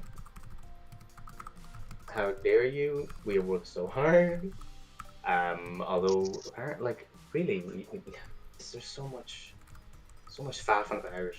I feel like we could have gotten more done if we didn't faff about it at the start. But yeah, no, Keen is really pulling through this. Mad props. But yeah, I'm scared now because I'm like, what am I gonna have to work with when it's my turn? Like, I think you're gonna have so much inspiration. there's so much inspiration. There's also so much expectation. It's like this man has written a novella. You know, he's gone and done a whole thing.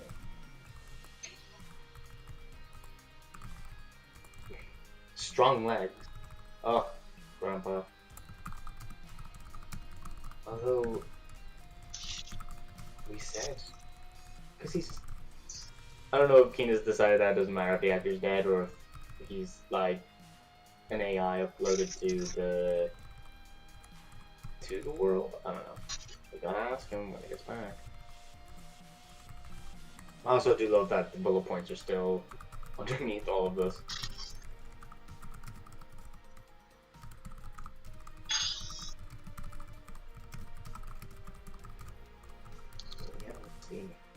Sorry for going a bit quiet. I'm beginning to cook now, so I feel like everything. No, I'm good. I just feel like my situation has become more intense. Absolutely. Well, you do what All you right. need. Are you done? Yeah. Oh, great! Finish the scene, baby. How many pages did you do? You did a whole Not lot, man. that many though. Because I think It's you were on like hard. 19. I think I only did 3. No, You let me did see. not do 3 Or pages. maybe you were on 17. Oh yeah, you were on 17. But I went on a big tangent. Yeah, you did the whole Nolan thing. I don't know what was going on. Oh wait, oh yeah. Okay, yeah, no, I basically went from 16. Okay, I did do a fair few pages then. You ready to hear it? I'm very ready. My voice is going dry. I'm gonna go. Once I read this, then I'm gonna go get something to eat and re-break the story now. And I'll tell you where I'm thinking. Like, I think we're almost there. Like, it is. It's gonna be a 30-page script, but we'll be happy with that. Okay. Okay. Maybe it's maybe this is the first episode of a sequel. This is the pilot episode for Spy Kids 60 okay. spin-off TV show. All right, you ready? Okay. Where were you? Okay. I'll just go from the beginning of the scene. No, I won't. Just as Junie's about to head down the hill, a figure leaps over his head. Slow-mo. As the figure falls up, they look back behind them and Junie sees Carmen atop a boar skateboard. She smiles, hits the road and rushes down the hill. Julie's mouth is agape as the rest of the 100 meter skates the rest. Oh yeah, wait, you read all that. Alright, here you go. Yeah. Junie races past other skaters, losing control. He bends down and gains a grip on his skateboard. He notices everyone else is slowing down, but he speeds up even more, passing by Carmen. He looks back at her. As he notices she's staring ahead, he turns to see Mega Ramp, a gigantic ramp facing ahead of them. He's now at the front of the pack as the hill begins to quickly slope upwards, too late to slow down. His board goes faster and more intense as it approaches the gigantic ramp. He tries to slow down, but his board has begun to engage with speeders on the ramp hill. Click, click, click. The speed is intense. Junie's skull shaking as he approaches the end of the ramp. The ramp is now primo with the ground. That's a skateboarding term from Cassandra. Don't know if that's correct use there. The sound of the wood rattling. Is Cassandra still here? I'm still Oh, here. you're still here, yeah. The sound of the wood rattling grows louder and louder until there is a silence as the wheels leave the board. The wheels leave the ramp is what that's meant to say. Whiz. Total silence. Actually, not total silence. Almost silence. Almost silence. Just the sound of wind rushing past. His board continues, still launching directly upwards. The board continues to rock, shaking violently. He's fast approaching the clouds and sky above. The G-force is too much to handle and his skin begins to shake. The clouds fall below him, still no sign of slowing down. He turns around to see some of the other skaters finally approach the peak of the ramp. He turns back to see the edge of the atmosphere. He begins to scream as he is launched through the ozone layer, entering zero gravity, now floating through space. The film turns to total silence, to be scientifically accurate. Interior cinema. Christopher Nolan sits in a cinema in London. Hey, where's the bloody sound? The film continues in silence as Junie travels through space. What's going on? There's no bloody sound. Nolan stands storming out of the auditorium, approaching Beth, 17, a teenager cinema worker, behind a counter. Oi, there's no bloody sound in screen 10. It's scientifically accurate, sir. No sound in space.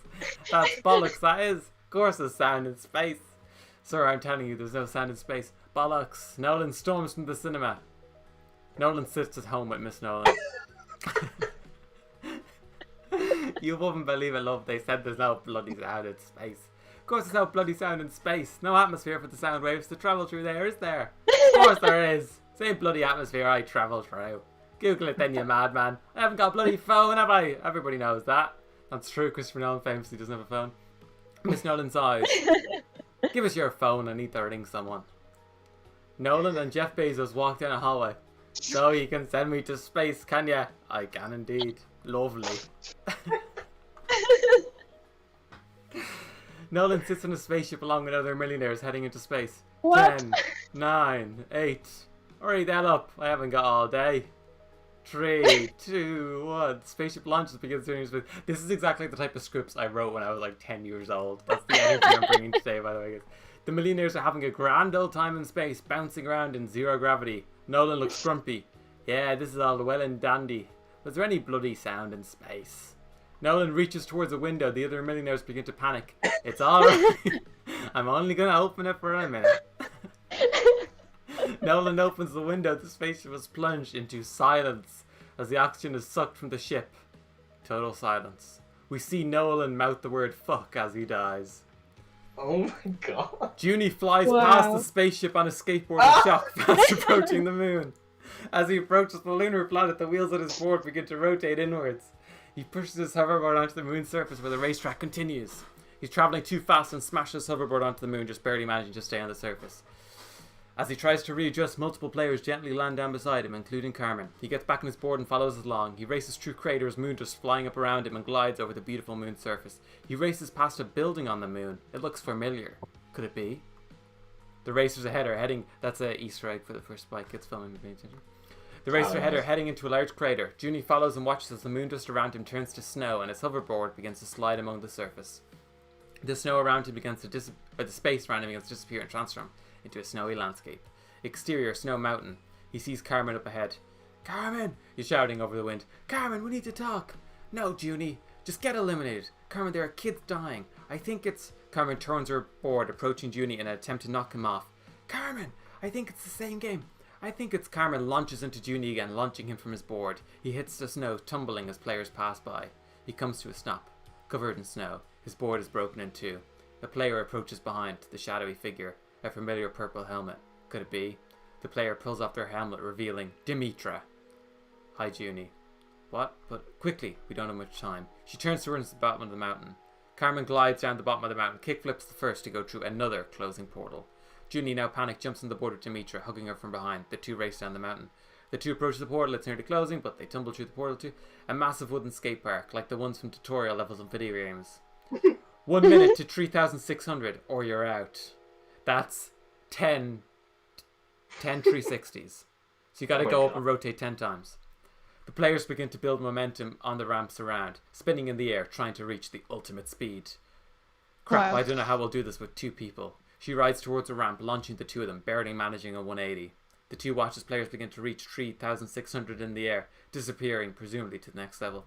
We're too heavy. She gets off the board. You take it. I'll stay here. No, it's okay. I can do it without a board. What? Just go. As Dimitra and Karen reach ultimate speed and do 3,600, Junie races towards the ramps. He's not an skateboarder anymore. He's just running. Jumps and spins on his way down. I should put in helicopter style. He barely manages 3 spins. Damn, if only I had stronger legs. As he sits on the ground, a voice appears in his mind. A familiar voice. His grandpa. I don't know what the quote from Spike Kids 3D was, or whatever it was. Legs, Junie. Strong legs. Junie watches as his legs begin to shift. A robotic body appears below him. ultimate speed. The clock begins to count down as Juni races towards the ramp and jumps, reaching ultimate speed. He begins to spin. 1, 2, he does the spins on the way down. 1, 2, 3, 4, 5, 6, the floor approaches below. 7, 8, 9, the floor just reaches Juni as he spins once more. 10, Juni disappears into the next level. Oof. Wow. Oh my god. I love that. That's intense. That is intense. Oh my god. So, That's great. we've now got Dimitra, Carmen, and Juni in the game. Okay. So I do think there now has to be a big old dialogue scene, John, before the next game. I'm so glad that you left me with that. So good luck. I'm gonna go get something to eat. Okay. All right. Thanks for that, Keen. That was great. Oh, Jesus fucking Christ. Okay. Alright. So, I'm gonna note some things down. So, Yeah, talk me through it. so Carmen. Maybe, John. Yeah.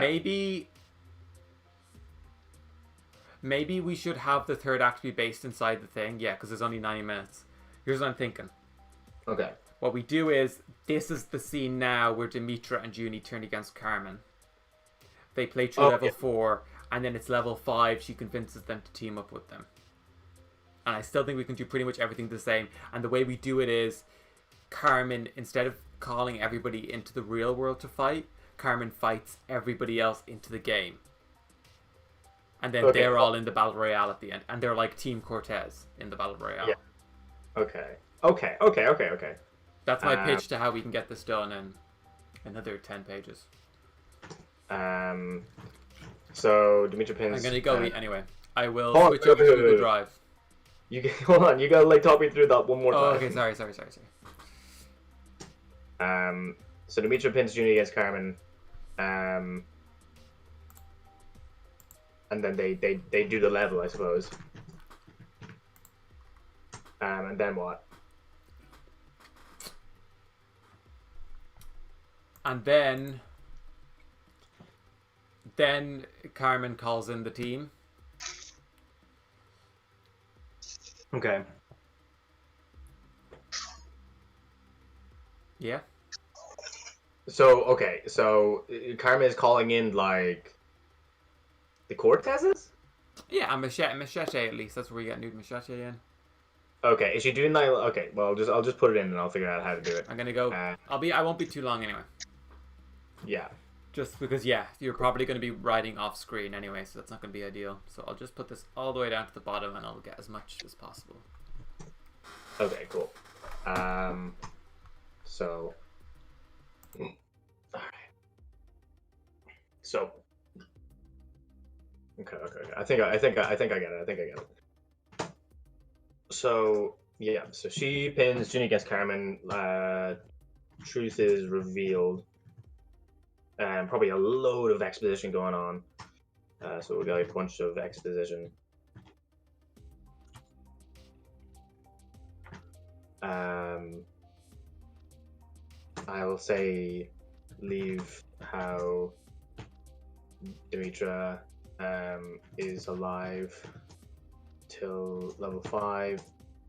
So we get the guy reveal. Because will be like, how did you stay alive all this time?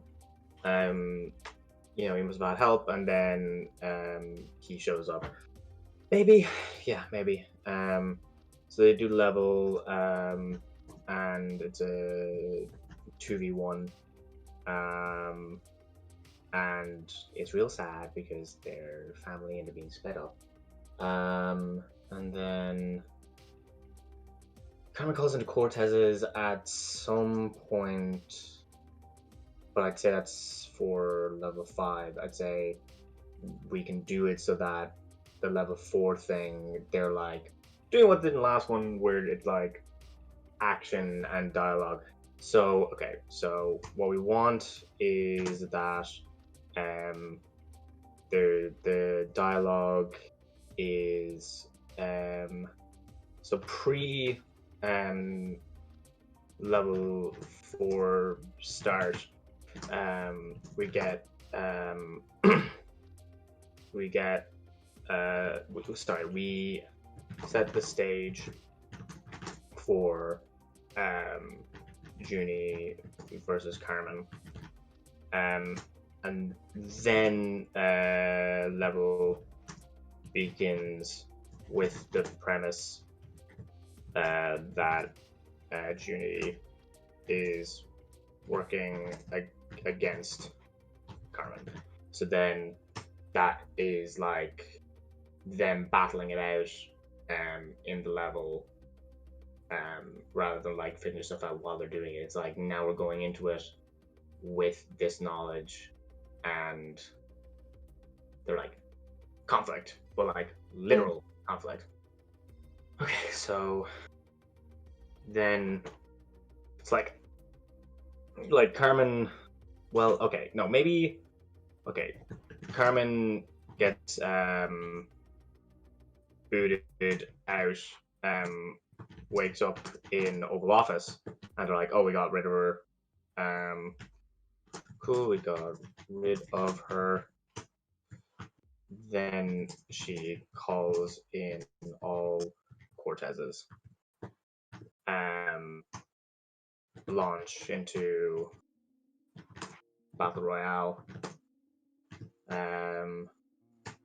Moment between lovers.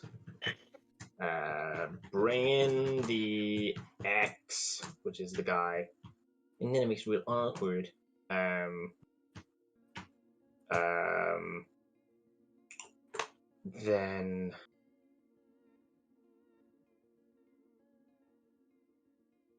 okay. Well, hold on. No, because like what we were gonna do was that like Junie was gonna find out that he was an NPC because he came back to life. But then maybe that's like a fun reveal in the Battle Royale that like he thinks he's gonna die, but then he doesn't die. So he is still in the game? Like it's a glitch in the system?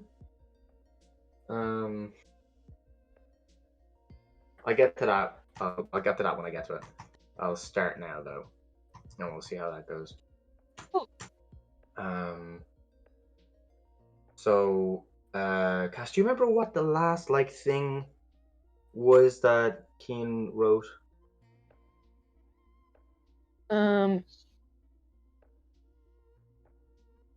No. Okay. Well, I'll just start from where I think it would be.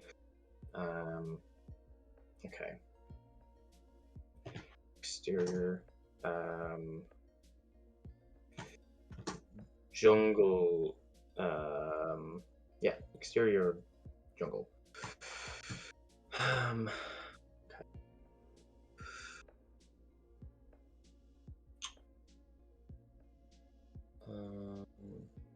Yeah.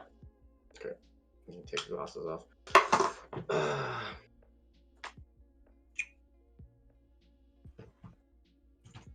Ginny, Metra, and Carmen tumble into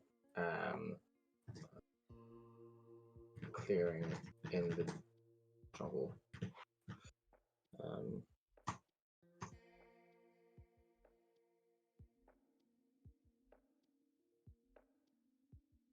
Carmen rises to her feet and storming over to Junie. Okay.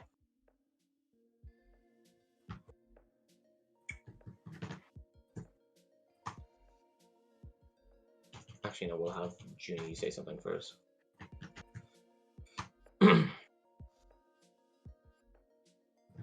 What the heck do you think you're doing? Keeping it PG. Yeah.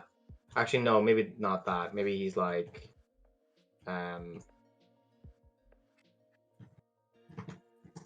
okay.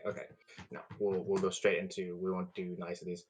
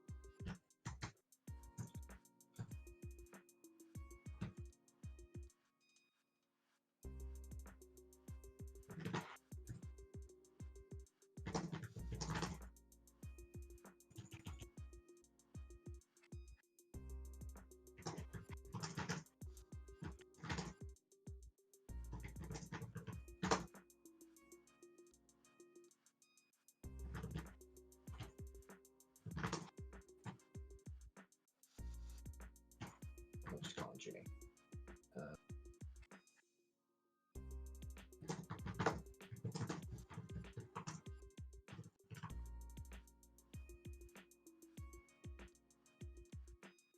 No, okay. I won't get him grabbed by the collar yet.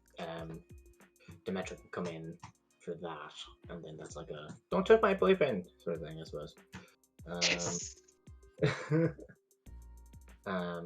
Yeah, I'll say that like she pokes him in the chest.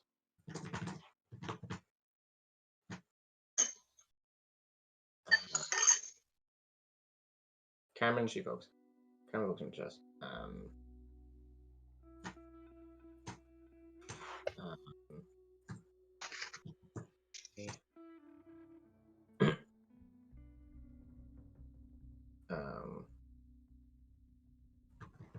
Okay, cool. We'll do a little thing that like pulls at Carmen's conscious. There, it's dying.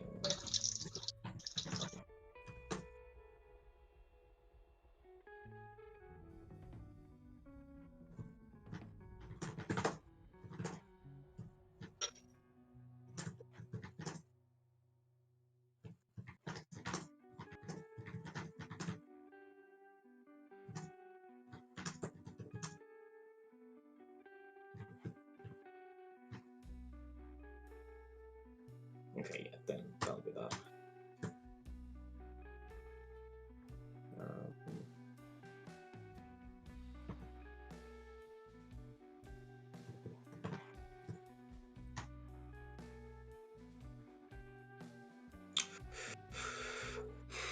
She's obviously set off by that.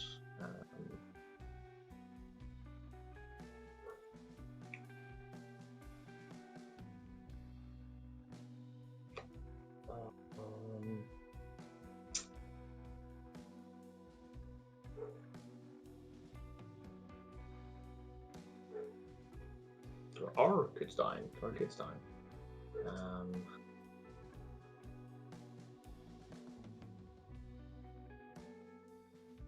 I wonder if because they're like, no, actually, never mind. I feel like that's a bit off. I was gonna get her to like be annoyed but say something in Spanish, but like I feel like that's a bit maybe not my place to do that. Yeah, probably. I'm not gonna go there.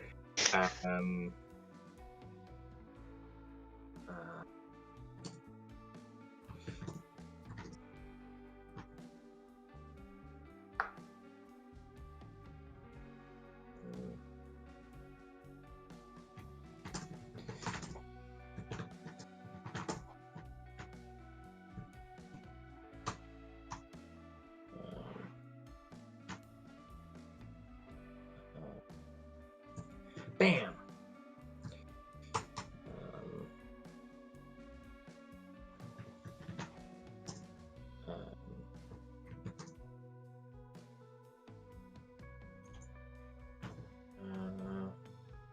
What's her bloody name again? Demetra.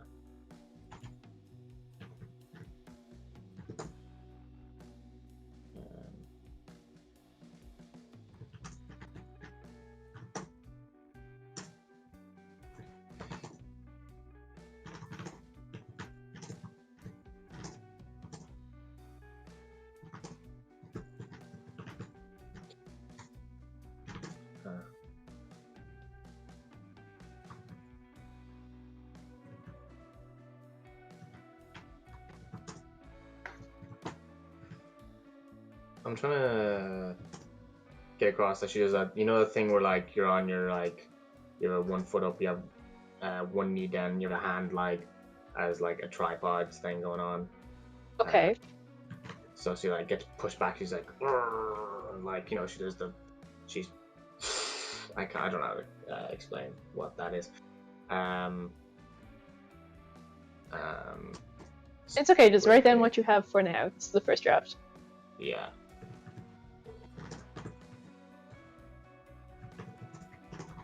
The jungle floor.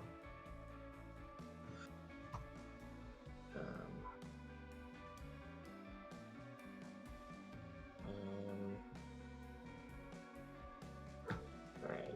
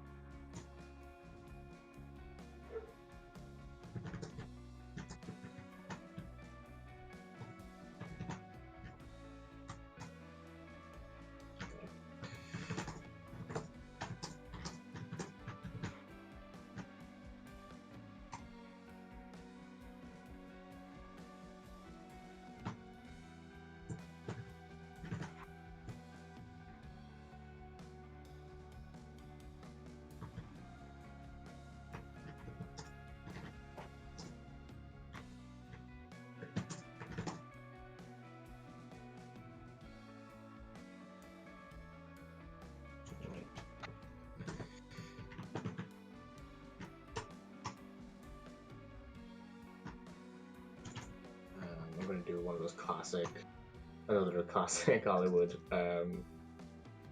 dialogue bit. Oh.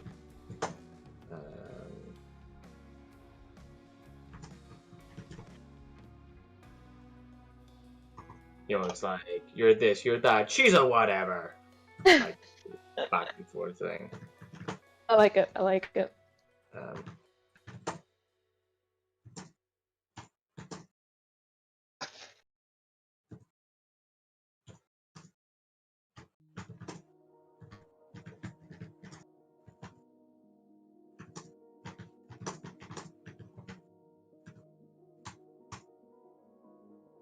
And then again, another fucking classic cutback dialogue for that is Demetra's gonna be like, that kick felt pretty real.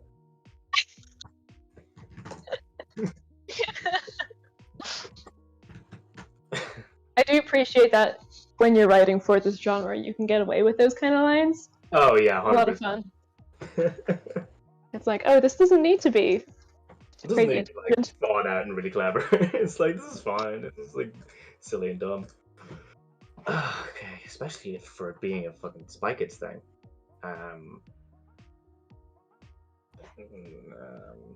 Carmen's gonna fucking charge her. Do you prefer writing action sequences or dialogue? Both can be fun, but like it depends on what it is, and why it's fun. Because some things need to be done out of necessity, and then it's a bit of a slog. But then some things are just like pure bit of crack, and like that's also fun. Mm.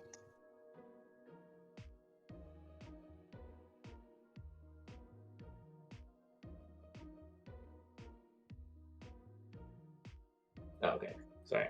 The live stream like bugged out on me for a second. Okay. Torture.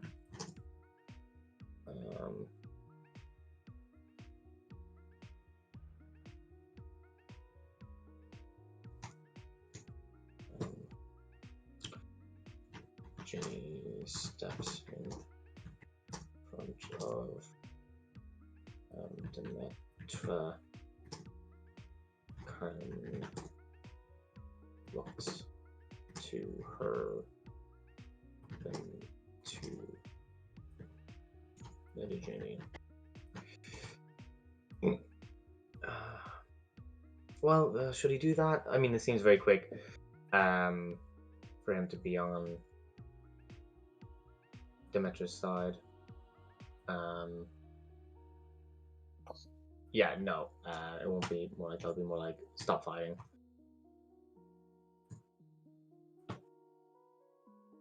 Junie.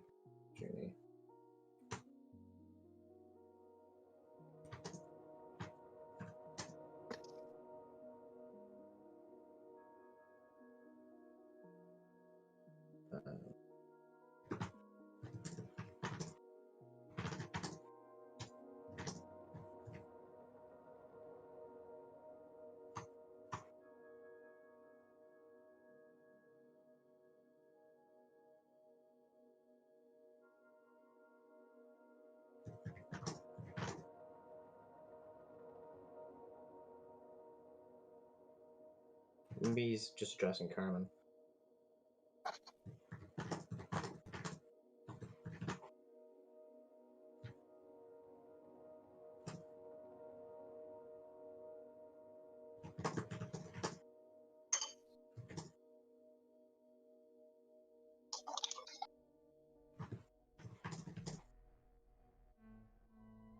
No way.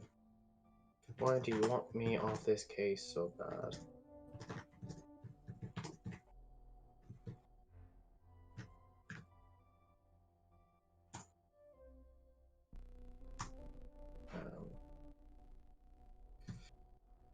Alright.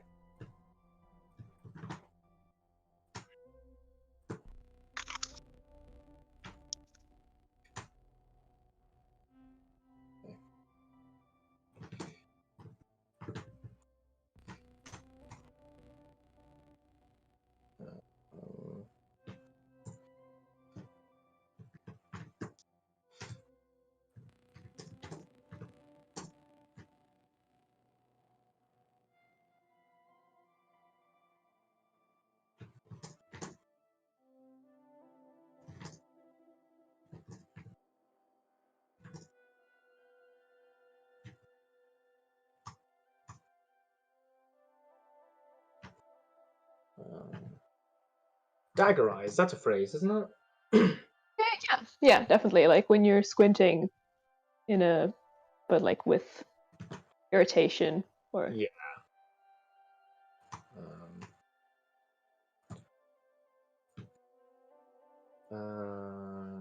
Junie.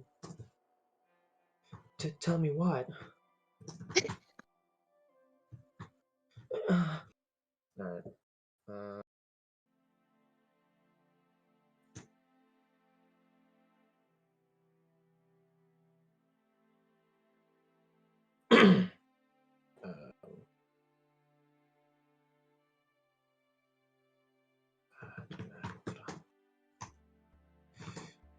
No, she's not screaming.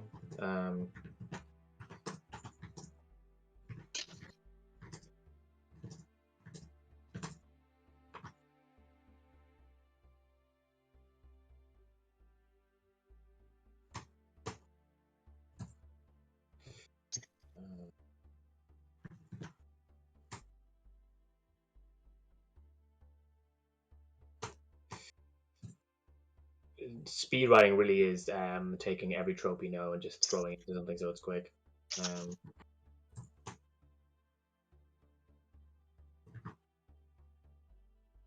think it definitely puts a lot of low budget projects in perspective. Yeah. There's an extremely tight deadline. It's like, just get something out. Yeah.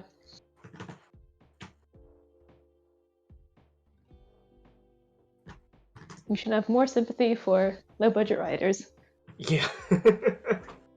Especially people who have to like write a 20-minute script in a week.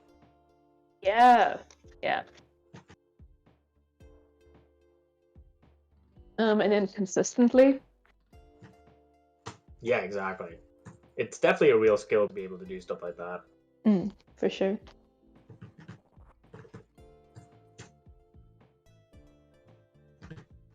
I love how we're saying, oof, that must be wrong, and then that's kind of like the career you're striving for. I guess it's good practice. Oh god. It's just you break NDA by Yeah. hosting screenwriting streams. Guys, it's like, hey, do you want to know what the next episode of bloody The Good Place is gonna look like? Come on my stream.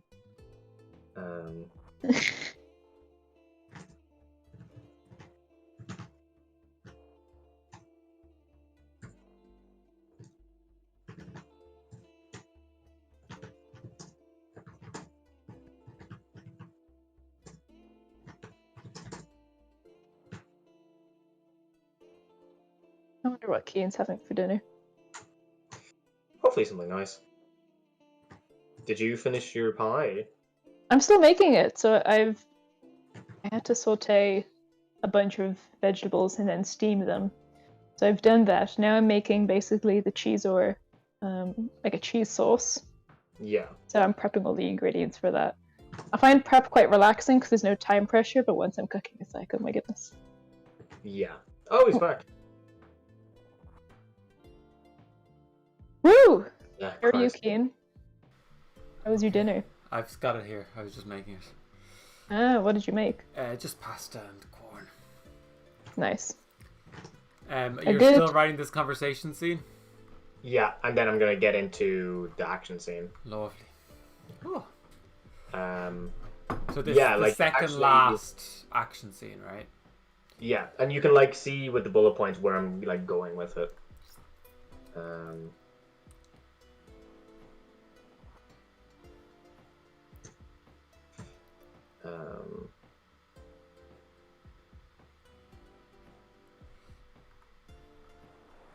Oh yeah, the guy hasn't even shown up yet. Oh my god. Yeah, I know. The biggest problem with me is throughout while making my dinner, all I could think about was Muppet Lord of the Rings. I wasn't even thinking about this script. I was like already casting Muppet Lord of the Rings in my head. That's such a creative, not struggle, but like thing, you know, when you're like halfway through one project, you're already thinking about the next one. When you're halfway through Muppet Lord of the Rings, you're going to be thinking about whatever you're working on next. You're gonna be thinking about Spike at 6D. Yeah. I know, you're thinking all about Spike at 6D until you realize how hard it is to write a script in 9 hours. And then you're like, oh, but it'll be so easy and creatively freeing to write Muppet Lord of the Rings. Instead, I want to write 3 movies. They're all like 2.5 hours long. It's fine. I'm gonna do what you did, Keen. I'm just gonna like take off my headphones for a bit. Go for it. I'm telling you, it does help. You have to just write. Me and Cassandra could just talk. Oh yeah. Let's do it. Anything to talk about here? Well, so what do you feel you've learned from this stream that you can take to future streams?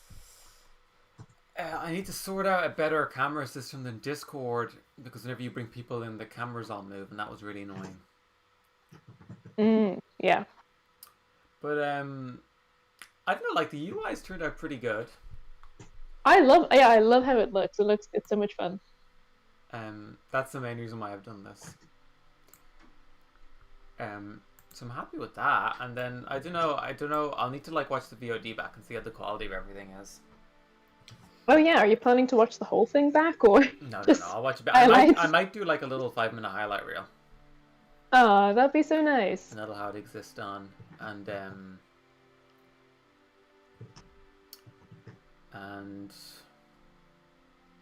But also, wow, editing 9 hours down to 5 minutes, that's very impressive. Yeah, I should have been really making timestamps while we were going. That would have been the smart thing to do. Next time. Yeah, that's something I learned. I'll write down the things I've learned, so I'll have it next time. Yeah. Do you think you'll make guests a permanent thing, or that's just a once-off thing for this time? No, I think that did help a lot. I think, though, maybe even scheduling people and saying, like, can you do 3 o'clock to 4 o'clock? Yeah, that would be very cool. That would be pretty cool. And then, like, yeah, like one person leaves and the next person comes in, but I'd still have to figure out. I guess if there was always 3 people in the Discord group chat, it could be feasible. And then I'd like a way for the people in the Discord to be able to hear what's happening in the stream, because then I could like play a video in the stream or something. Yeah, that would be very cool. Oh, also, I guess John also, I don't know if this is possible, but John having control over what's on screen for the stream might be good for like when you're busy. Yeah, because I have to keep scrolling down. That would be really good, but I don't know how to do that. Yeah. The share screen, we tried share screen through Discord, it's a bit of a disaster. Okay. Maybe we do it through Zoom next time. But then honestly, like, because I've seen lots of people do stream on Zoom, and like John looks pretty good on this one compared to some of the other stuff I've seen. Yeah, a lot to think about. I almost wish I had like a GoPro or something on my head so that you guys could watch me cook while I'm cooking for the past few hours. Just another visual stimuli, you know. If your guests could be doing something. Yeah. Well, they could, yeah, if they're on their phone. I'm using my phone as the webcam for this. That's what I usually do as well, yeah. I just haven't done it in the kitchen because I keep looking at my phone to look at a recipe. That's good. Like, I'm pretty happy with how my camera looks. It's a lot better than the MacBook camera. Cool. But yeah, that's all. I'm mostly just talking about technical stuff. Like, in terms of the rest of it, like, it's pretty much terrible. But that was not so much fun. I'm happy with the technical stuff. And then yeah, whether we do it on Twitch or here, I don't know. I like YouTube because it's more accessible. I feel like Twitch has a particular audience, but if you want to go, you know, make it more accessible for a general audience. I don't think so though. I think it's the opposite because Okay, fair. Because YouTube never recommends live streams really. That's true. But Twitch does. That's true. Twitch will like show you random things more likely, I think, versus YouTube. YouTube used to really like live stuff, but now it doesn't as much. Now it just wants YouTube Shorts. Yeah, because that's they true. gave up. That's what the YouTube do. There's a new app and they're like, oh, we're going to do that. So they do stories, they do lives, and now they're doing shorts. They literally, like, all three of them, they've gone, no, this is the most important thing after video, and then they end up dumping it. Like, I think they totally gave up on YouTube stories. But that was a whole thing for a while. Yeah. It's like they are always doing that. YouTube constantly want to be anything except for YouTube. It makes me sad because I like YouTube. Yeah, of course. But yeah, they've been doing that right from the beginning. They're always in denial. It's like YouTube Red as well. How could I forget YouTube Red? YouTube Red is another example of them being like, oh well, we're gonna be streaming service, we're gonna be Instagram, we're gonna be TikTok, we're gonna be Twitch. Instead of just being YouTube, which is already a very popular thing. Oh, sorry to interfere. I just realized we've hit the 1 hour mark. Yeah. Just under. Yeah. And only. How are you feeling? Excited for the stream to be over. Excited to finish the script. Wow, I can't believe it's 9. What? Yeah. Why am I still cooking? Why is this taking so long? Yeah, you've been cooking for about 2 hours, haven't you? I guess I just really like to take my time prepping. Okay, I am getting close. I'm also getting close to the end of it, though. That's funny.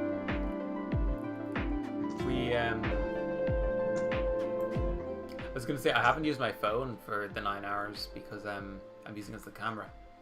So that's good. Yeah, that's really nice, actually.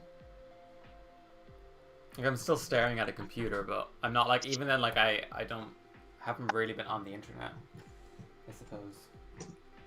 No, it's more, even though it's screen time, I think it's more engaging and stimulating and more productive and worthwhile. You feel more fulfilled through this, I imagine, than, I don't know, just scrolling on a phone.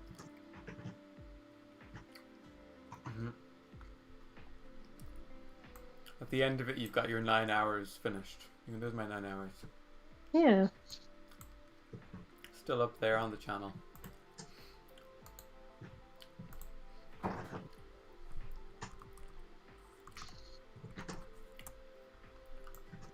And it's always interesting to go watch a live stream like 2 years after because you have no memory of so much stuff. Oh, wow. Versus like videos where, because you're editing and stuff, you know it. Yeah. But like, if I click on this live stream a year from now, click on a random moment, I'll have no memory of what was being said and stuff.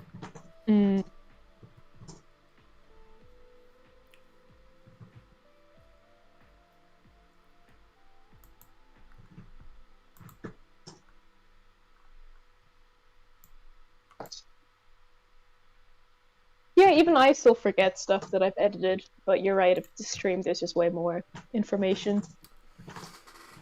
Yeah, I do. I tend to remember most of I've edited to like an insane degree.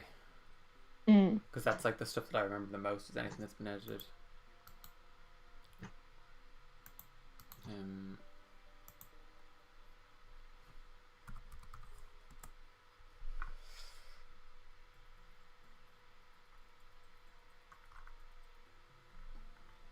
I wonder if John will go and clean up this script afterwards. You know what? We were talking about that while you were gone. He was wondering this. He was wondering what your thoughts were as well. He wasn't sure if this was a once-off thing and you never go back to it, or if you're interested in, giving it another draft, or what are your thoughts on it?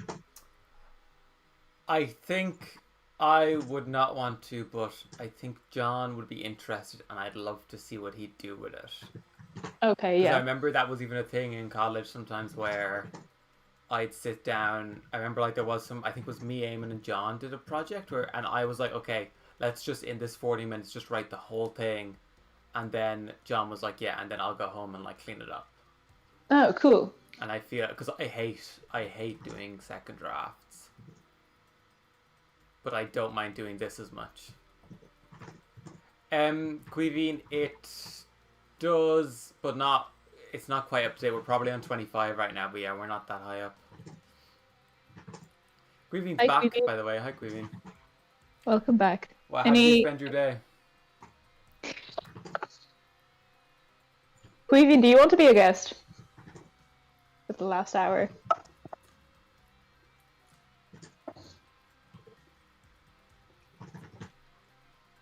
Can you read that emoji? It's too small for me. Me? Drive my car. Oh, he's going to see it now. Or he's just seen it. Why is everybody in the cinema and that's when they start watching this live stream?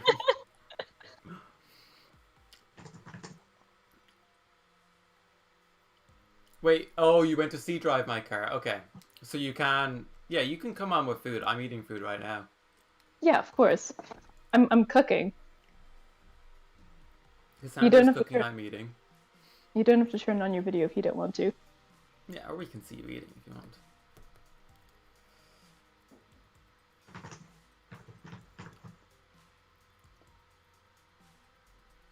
Do you feel like the timer should now only show 52:05? I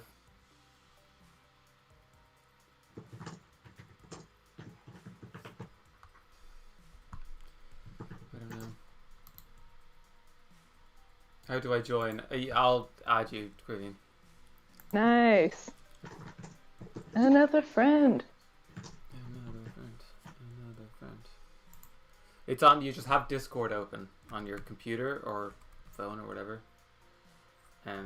What's Quivine's name? I don't know. I see. I'm not friends with anybody on Discord. Wait, is Quivine even in Discord? I don't think he ever was he? I think he... I'd be surprised if he isn't. Okay, we're gonna lose John's camera for a second, maybe. What about my camera? Nothing, you're okay. Hey, Key. Hi. What is... Oh, 1 second. Yeah.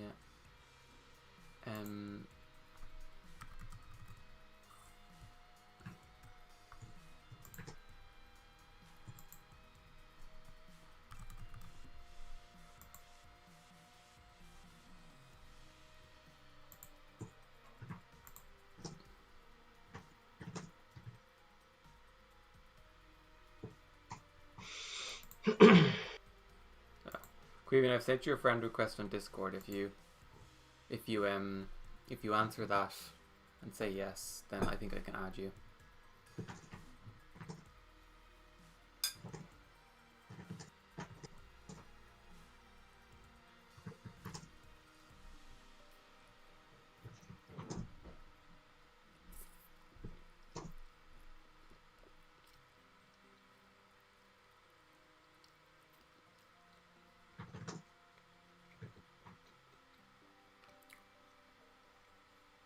John, can you hear me? Yeah. Oh. Alright. Oh god, I keep not scrolling down to what you're typing. We'll have to fix that if we do another one. Yeah. I'm just looking at like how much do I have? Are they into the next game now? They're in level 4 now. Like Cool. level 4 has begun. Well, like, have they started playing, or are they still chatting? No, they've started playing now.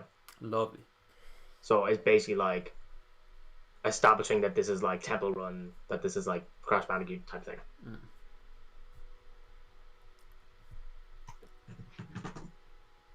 Okay.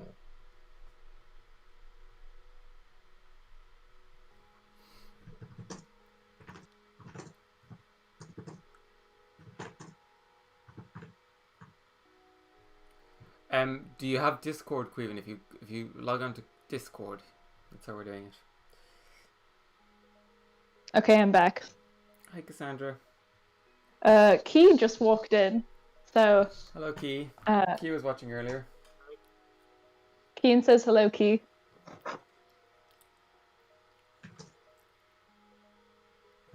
Cormac's back. Yeah, Cormac's been back for a while. No, he was driving home, and I think when he got there, he texted to say, "I'm driving home now." Okay, right. This is really last hour of live stream vibe, where like John's just typing and I'm just silently eating. Oh, 100%, but that's okay, you know. Are many people watching right now? No. So exactly, like the stakes are low. We're just able to enjoy ourselves and finish this milestone. Okay, First- Keen, I have a question for you. First 9-hour stream. So I'm not sure if I want like a giant creature to be chasing them, or if it should be like just a big like Can you make a guy? just like a guy, just like a fella. No, the guy. He's a giant. Is he a giant or is he like riding something? Or he could be riding something. But he is a giant. But he could be riding something. I have a very potentially silly question to ask. Mm-hmm. Who's the guy? Elijah Wood. What? Cassandra, you gotta see a great movie called Spike Oh? 3D Game Over. I know, I haven't seen it. I know you didn't watch it. You gotta give Cormac a recap of where we're at. I will. Hold on. We gotta add in. And Key's about to rejoin the stream as well. Like to 90p. watch. Grieving, did you become my friend? You gotta accept my friend request, Grieving. Okay, so Cormac, what happened was, where were we when you left? Cormac, what was the last thing you heard?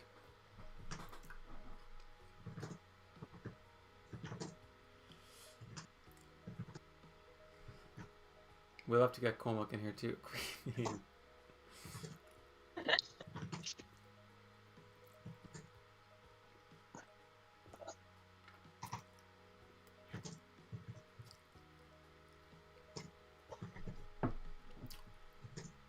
Finished game 1, oh my god. You've made so much progress. Alright, so game 2 was Beat Saber. And those two kids who were with him, Crystal and Thing, they like abandoned him and Crystal might have died. And then he went to game 3, which was skateboarding. At the beginning of the game, Carmen arrived. And then they all rode down the ramp. And then they went up the ramp and they went to space. And then we cut to Christopher Nolan watching the movie and getting annoyed because there was no sound in space. And then wandering into...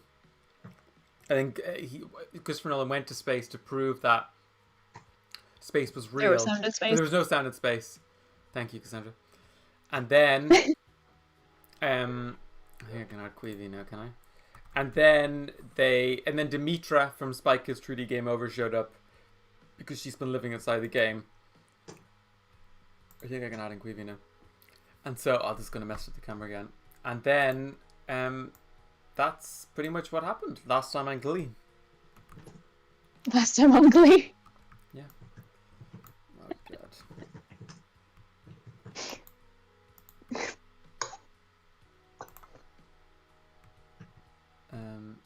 We should get Cormac in here too before it ends. Cormac, are you going to be here until 10? Hello. Hi. What is up, people? Or you know what's up. What page count are you aiming to? We were meant to get to like a feature film, but we're going to get to like 30 hopefully. Make it a mini series. I think honestly the problem is so much of it is action scenes. And so like you write a big complicated action scene, but it's only like half a page. Mm.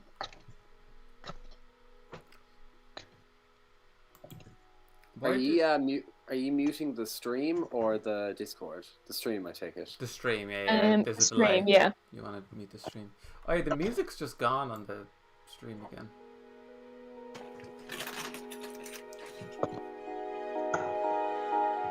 I can't hear it. Oh wait, do I have it turned off? No, I don't. What are you cooking, Cassandra? I'm making a veg pot pie. Oh. So, you know, I've steamed and sautéed my vegetables. Now I'm making a cheese sauce, and then I'm going to combine the two, and then cover it with puff pastry, and then put that in the oven. Sounds good. I don't know why I can't hear myself or hear the music. Yeah, what's the last hour music going to be? It's gotta be intense. I've just been using the same like chill little playlist. Ramp it up. Why is John's oh there we go. John's name is gone. That was annoying. Queevy, do you want to come on video? I don't think the sound is just clicking. I'm eating, so that might not be nice to look at, but That's okay. I can at least do one more incoming message call. Incoming transmission. You could censor Queeveen's mouth so you can't see that he's That's eating. true. I do have a little sensor. is that a bar. thing? Oh, really? I have a sensor bar. Well, it's a big meal. I don't know if you could censor all of it. Well, just the mouth, just the chewing. You just want them out. I'm also literally eating as we talk. All right, here we go. Hold on. Oh, do you think you would make a better effort to schedule your next stream in terms of breaks and eating and I don't know, bathroom breaks and stuff? Maybe there's a bit of fun to the chaos, though, isn't there? Yeah, that's true. Just you were saying you were going to schedule guests better, so I wondered if that would extend to actually just the other parts of the stream. No, either way, I like the idea that it's always going, so you could just do that like shift work. How do you monetize this? That's the question. You don't. You just do it for fun. You just do it for fun. It is more fun than a COVID quiz. You know, like I stuck it on when I woke up this morning. Listened to it on the bus to the cinema. Yeah, it's definitely more fun than a COVID quiz. Oh god damn it! It's always this one that just hates me. Oh! I know it hates me. I know it. Oh god damn it! It still hates me. It must be because it's part of that thing, is it? Yeah, it was because of that. Right. So is Elijah Wood the villain then? Yeah.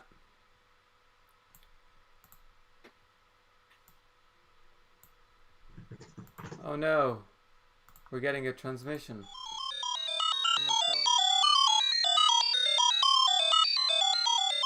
Who is it? Ring. Oh no, it's Queeveen.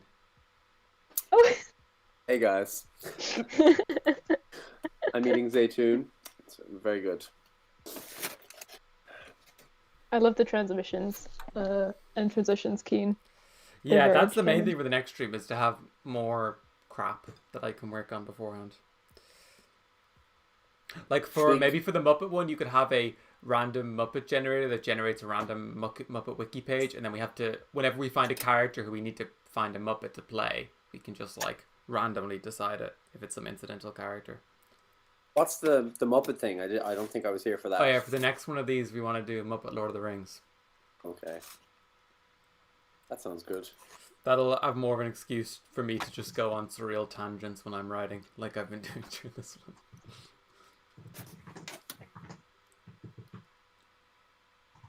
My housemate has just arrived.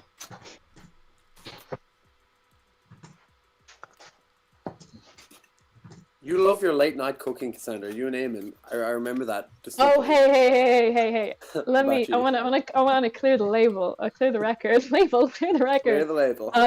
I've been really good at cooking on time. This is my first late meal. At this apartment. All right. Just so it's on the books. They used to be like finishing off, like preparing their dinner at like 11:30 in the evening. Well, if it takes like funny. 2 hours to cook it, then I'm not surprised. Okay, well, I'm just explaining to my housemate who's just turned up. Two of my friends have spent the last 8.5 hours speed writing the screenplay, the sequel to Spy Kids 3D, the sequel, which is Spy Kids 60. And they've been having an array of guests on to keep it entertaining. So I'm one of those guests right now. Oh, that's fun. What have you added? Don't censor me. Let's put that on the next one. Let's put that on the poster. I've mostly That's the quote from the last one is, that sounds fun. Guests, get to hear guests. That sounds fun. Is there any way I can see you, Keen, in Discord? Oh no. No, just you can have the YouTube on and open on a different tab. Yeah, that's fair. I just got sauce all over my trackpad. 1 second, I'm gonna try and pan down. Look what I just did. What a classic weaving. You see that? There's sauce on your trackpad. That's the worst place to get sauce. Could you see it there? That's the place you touch all the time. Yeah, I know. Zaytune, it's pretty good, but they didn't give me any napkins. Oh. What was the movie like? It was really good. I was literally, before I joined the stream, I was sitting there trying to write my review for Letterboxd. Like, the movie was like approaching being too long. It was like 2.5 hours. But the feeling of peace that I had when I left the cinema was completely surreal. You know, completely at one with the world. So yeah, I would definitely recommend it.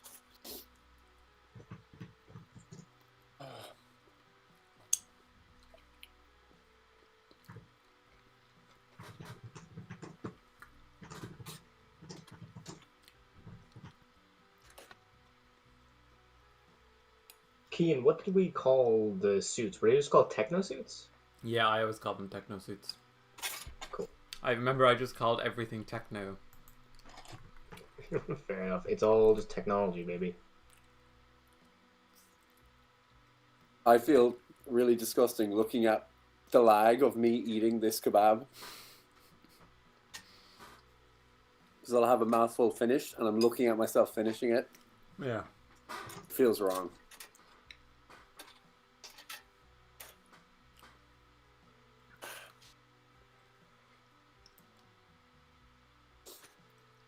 Are you on Celtex? No. Google Final Drive. draft. Google Drive? Oh, wow. Because it's the easiest way to do John. I can show just what John's writing. Yeah, that makes sense. Do you want to share the doc with me and I can do the grammar pass?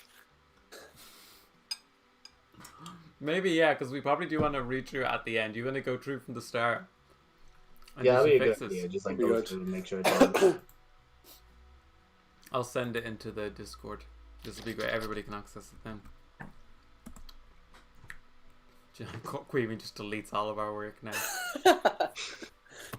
Not my first idea. I'm gonna steal it all, you know? Oh, no. Use it for my next big pitch.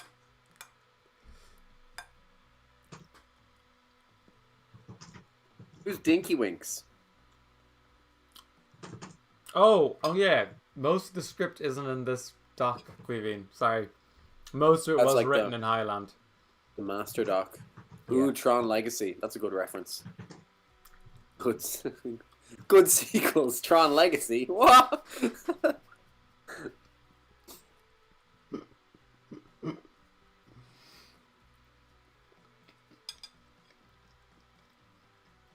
It made sense this morning.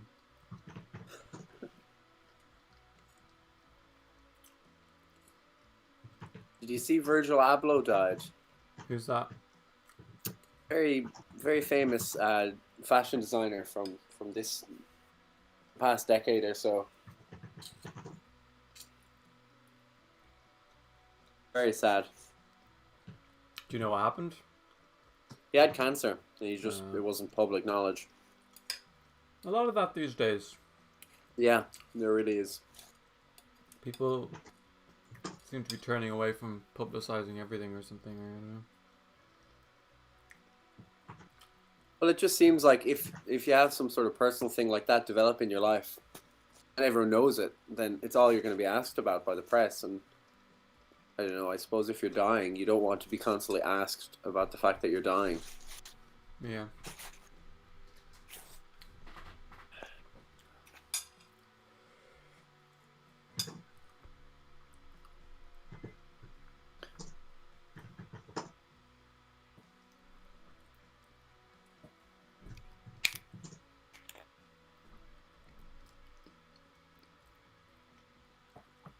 Oh.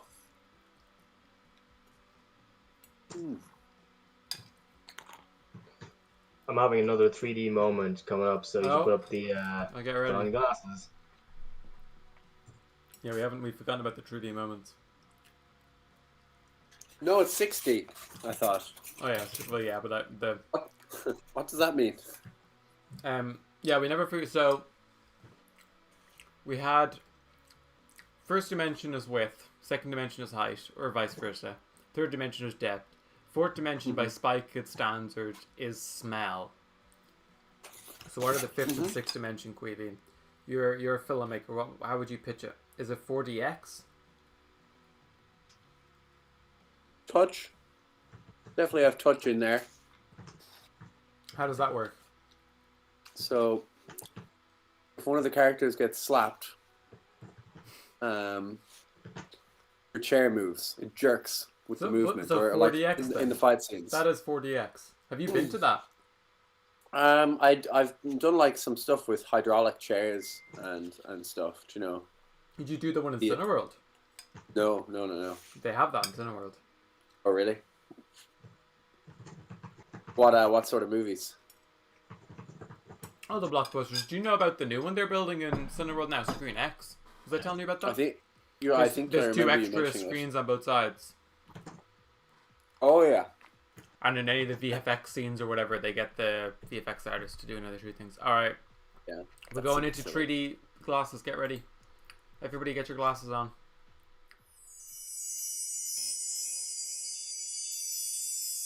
Can't even do it. Wait, where's my glasses? Whoa, man. Oh god, I gotta clean these. Whoa. Whoa, man. 3D. There we go. Yeah, 3D. 3 dudes up on this screen right now. Just 3 dudes streaming with their friends. Just 3 dudes live streaming a speed ride. I'm gonna turn off my camera while I demolish the end of this kebab because I feel like an animal. Go for it. Boom.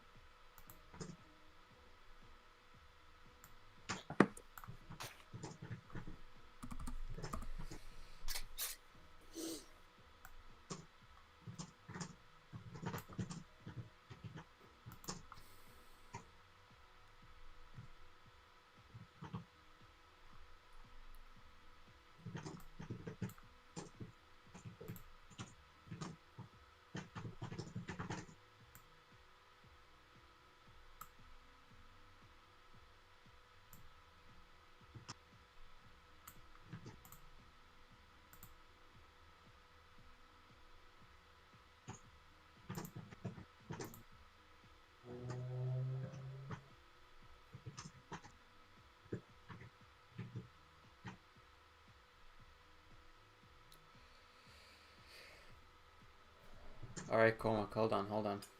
We need to wait until we have to call in everyone.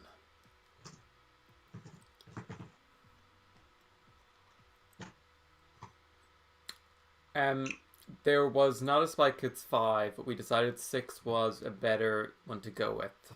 Because this is really a sequel to 3 rather than a sequel to 4. Oh, Andrew's back as well.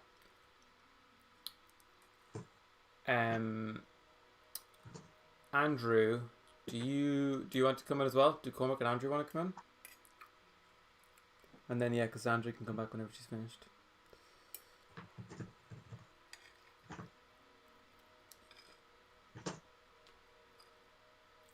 Oh, Cormac, yeah, you need to add me on Discord. I don't know how to do that though because I'm...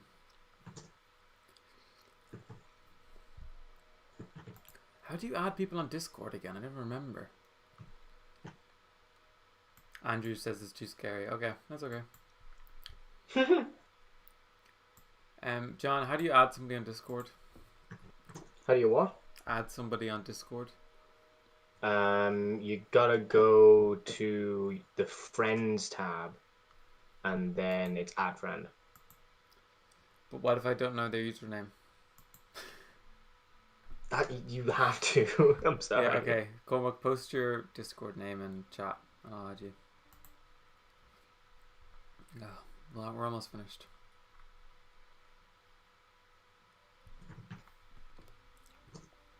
"28 minutes. Where are we at, John? Yeah.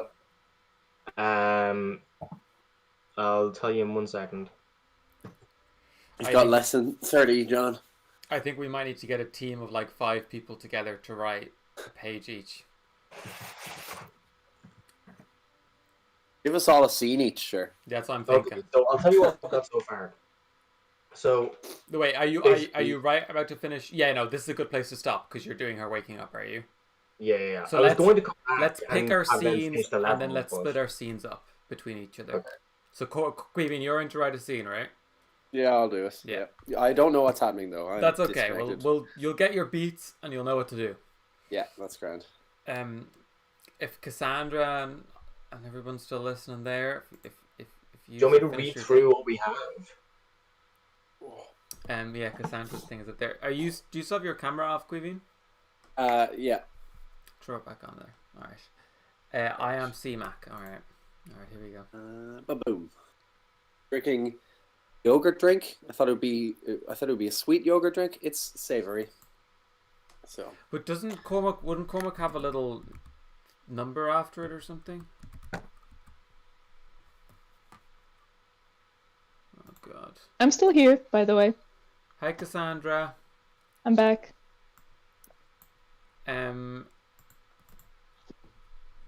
I heard you mention my name, so. Well, what we're gonna do is we're gonna give a few different people a scene to write.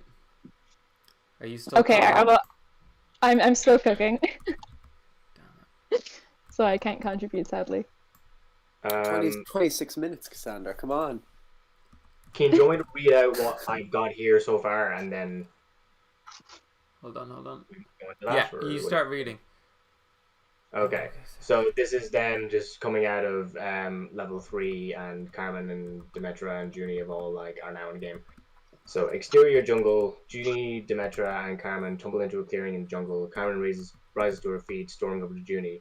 It's game over, Carmen. It's a toy maker all over again. Carmen pokes him in the chest. I told you not to come here, Junie. That was a direct order. There are kids dying, Carmen. Isn't that the whole reason you shut down the Spy Kids program? Carmen grabs him by the collar. You need to leave right now. Bam. Demetra's sidekick Carmen in chest, sending her flying backwards. She superhero pose, stabilized herself, scraping backwards on the jungle floor. Leave him alone, Carmen. Carmen gets to her feet. I recognize you. You're the deceiver. She's our friend. She's a computer program, Junie. She's not real. That kick felt pretty real. Carmen marches with rage towards her. Junie steps in front of Demetra. Stop it. What's wrong with you, Carmen? Why do you want me off this case so bad? She hesitates. Are you going to tell him or will I? Dagger eyes from Carmen. Tell me what? Well, she doesn't want you to find out the truth. Looking to Carmen. What? Don't listen to her, Junie. She's scared you'll find out who you really are. Carmen, what does that mean? Who am I? She's a deceiver. She's a liar. You can't believe her. Why did the Spy Kids program shut down, Junie? Junie is staring at Carmen, angry and confused. An agent went KIA during a mission. A spy kid died. Junie, please.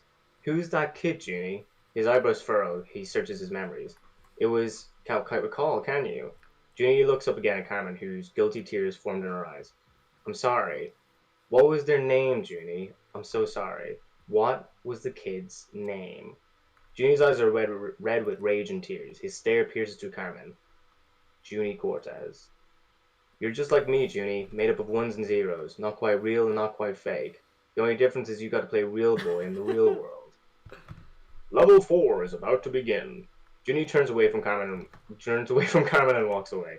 Demetra stares at Carmen for a moment before turning to join Junie. A rumble shakes the jungle floor. Carmen looks to the ground and behind her. Something unseen is crushing a path through the jungle behind them. She looks back towards Junie, seeing that he's begun sprinting into the jungle with Demetra.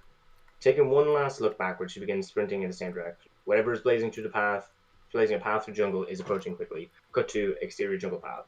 Junie and Demetra leap out of jungle onto a cleared out path, sprinting forward. The path is already populated by a handful of other players. Not many have gotten this far. Carmen leaps onto the path a moment later. Junie, please, let me explain. From behind him, a giant saber-tooth tiger, 10 feet tall and 30 feet long, bursts out from the jungle. It easily crushes trees on its way out. Junie, Carmen, and Demetra look back and scream. Ah! Raising his head, riding atop the tiger, emerges the guy. The trio scream even louder this time. Ah! Hey, Junie, remember me? What's he doing here? Can we not talk about my ex right now, Junie and Carmen? Ex? Up ahead of them, in the middle of the path, lies a cavern filled with wooden spikes. Junie and Demetra leap over with ease. A random player trips just before the gap, falling into the cavern. As soon as they touch the spikes, they disintegrate into particles. Carmen easily clears the gap. She's evil, Junie. She can't be trusted. Junie stares ahead, unfeeling. We need to get rid of her. Demetra extends her arm, and from her techno-suit, a Metroid-style blaster gun forms. Ahead of them is a wooden crate placed just before another spike cavern. Demetra steps off the box, leaping into the air. Turning 180 degrees, she turns and shoots at Carmen. Slow-mo, 3D moment. The ball of energy launches towards the camera, the electricity leaping from it, reaching out towards the audience.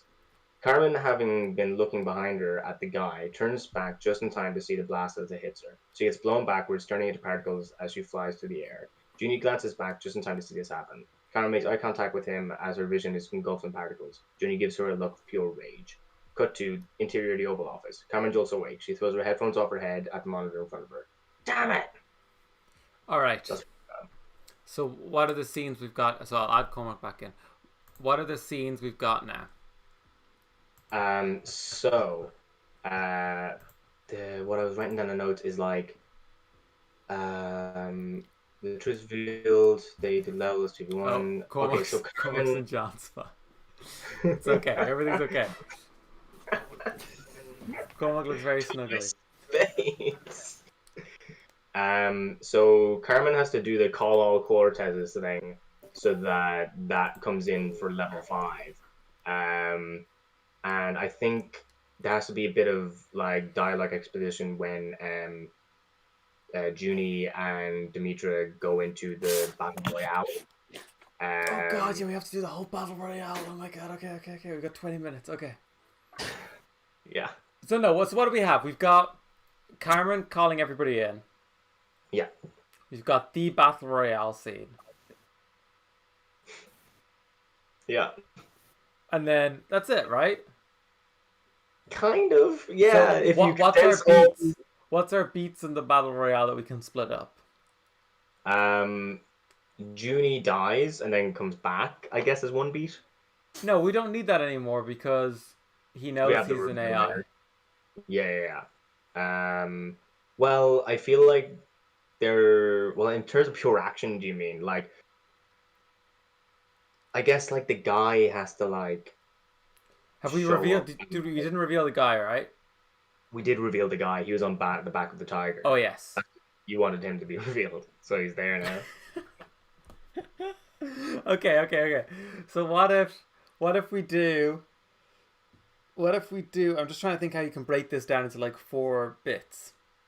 You've got Carmen's calling in the end of your scene, it's about to end. She's gonna go, I'm gonna call on everybody, right? Yeah. Then cut to Junie and Demetra. What do they do? like I feel like they might need to have like a little bit of dialogue just in terms of like answering questions, or maybe that can be a reveal from Carmen to Junie near the end of the battle royale. Okay, so maybe not then. We want an action scene here, right? We want an action scene. All right, Cormac, can you write this action scene? Wait, what's the game again? What's the fight? Like the fourth game? It's battle royale, right? Yeah, it's like it's like PUBG, it's Fortnite, it's just a standard battle royale. I thought that was game 5. Yeah, this is That's game what 5. we're going into game 5. Okay. We're there, Cork. We're there. All right, and then John, and then so I'm trying to think what the best, because I feel like me and you know what the best. So we should be writing the last two. Right. That we can. Do you want to write in calling in everybody arriving? So, Cormac, if you write it up to the guy, you're seeing. So it's basically just Junie and Demetra are murdering a bunch of little kids, I guess.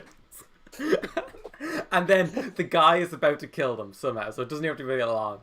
And then cut to then you have John. You do everybody arriving in. Like the end of the original film.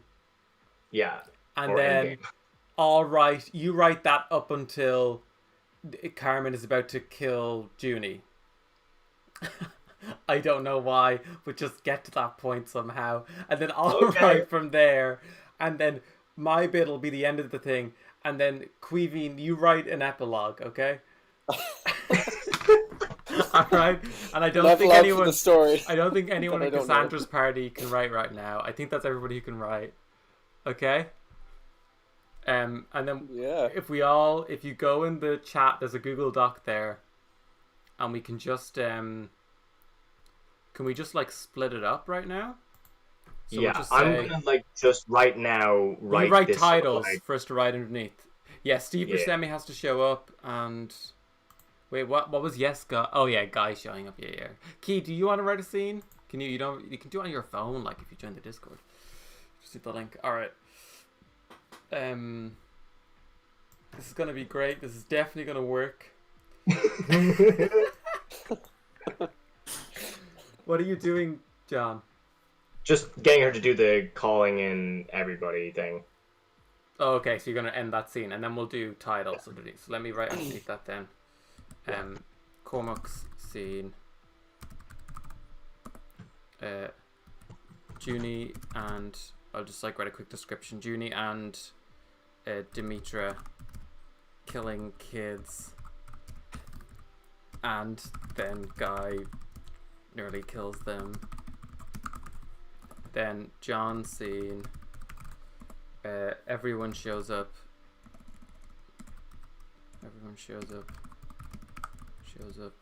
And defeats Guy, and then ends with Carmen about to kill Demetra.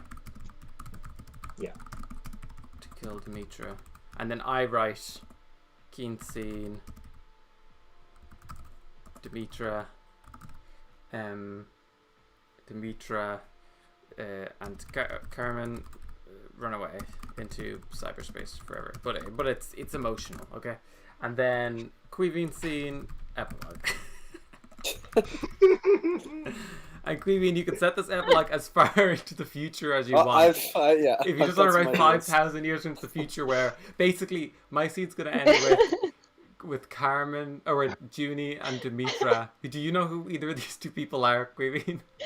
I remember. I know Carmen. I know Junie. And was Demetra a character in the other one? Demetra is the girl who's AI. Yes, the girl who cries. Of course, you remember that. The two of them are going to go live inside the cyberspace together, so maybe they've got kids in the future or whatever. All right, and maybe you can cut out to Carmen in the real world, who is president, by the way. Okay.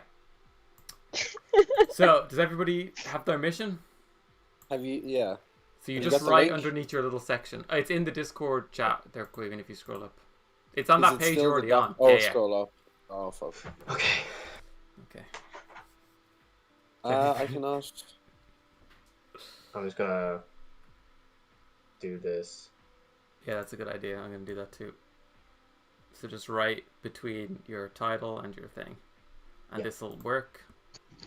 It'll work great. This is how they do it in Hollywood. I don't know if you guys know. 15 minutes. Yeah. Okay, we got. Oh wait. But we gotta. Do you want- do you Yeah, want- we have do to you just want to finish in write 15 minutes. Okay. Okay, guys. Key is going to write. A spell check.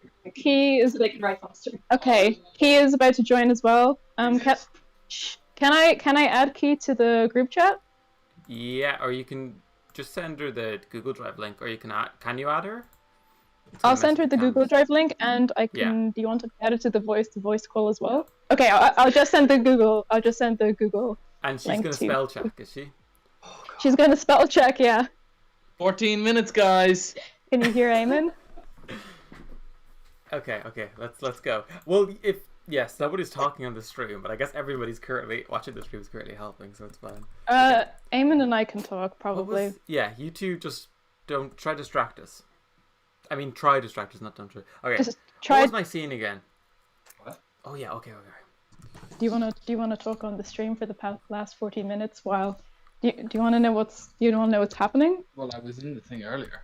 Well, what's happening now is that they've run out of time, so they have 5 writers, each writing. They've like planned out the last scene, but they each have a different writer writing a different part of it, but like without consulting each other. Like Queeveen is writing the epilogue. I've forgotten the other stages, but I'm the only one that couldn't contribute because I'm still cooking. Like I have a quick question for you. If you are going to give the guy like a really special, cool thing that makes him better than everyone else, what might that be?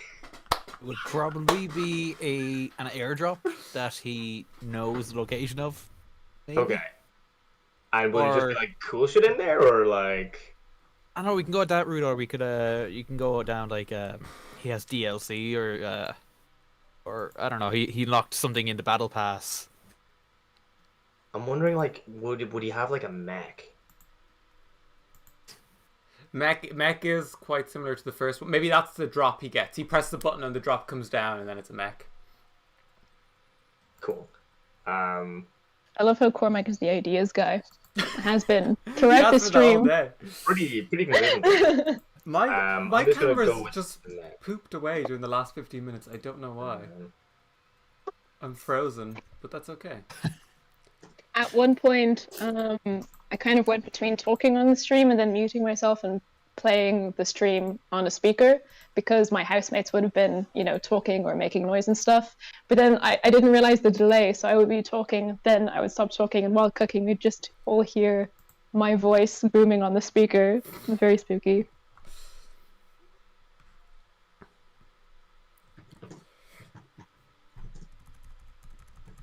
This is good because you can read the next person's scene to know where your one needs to end. Don't look in. Don't look.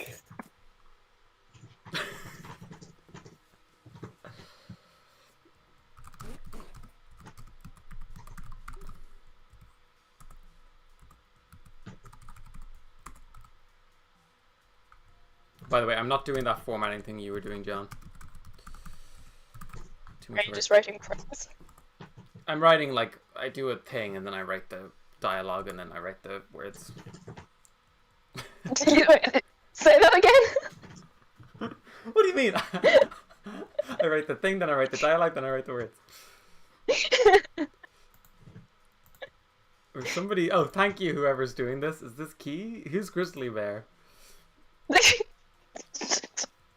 probably Key. If it's spell checking it. Yeah, she's centering up my things. That's perfect. You're behind me, like cleaning up as I go. It's very aggressive. As you write, the whole words keep moving down.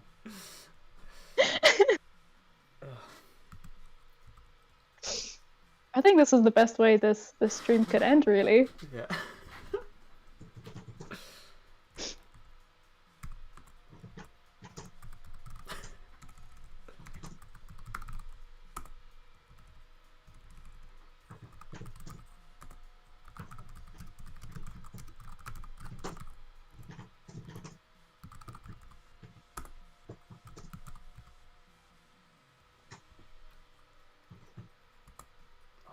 Scene I'm writing. What is this?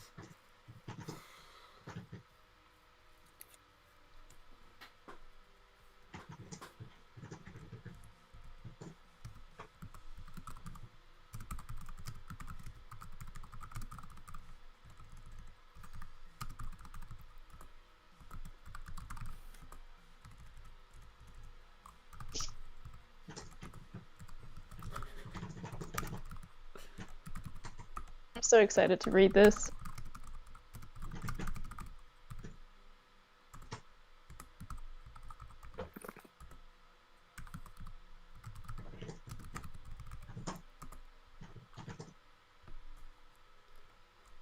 Oh wait, I got mixed up which character I'm on.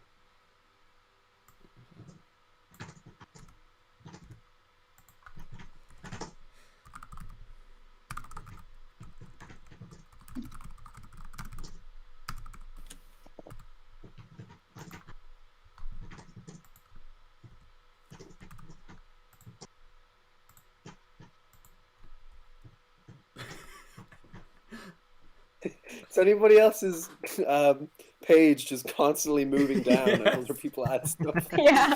It's like a typewriter, a ghost typewriter. It's like a bunch of people writing on a typewriter at once.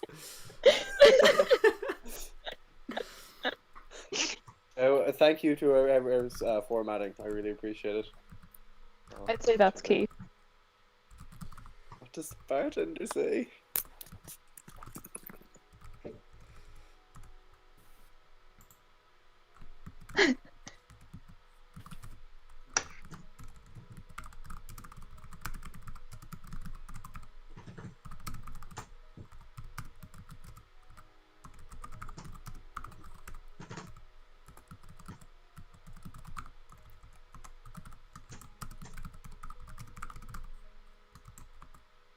John, is the whole family going to be standing here, yeah? Like the whole family's coming into the game, yeah?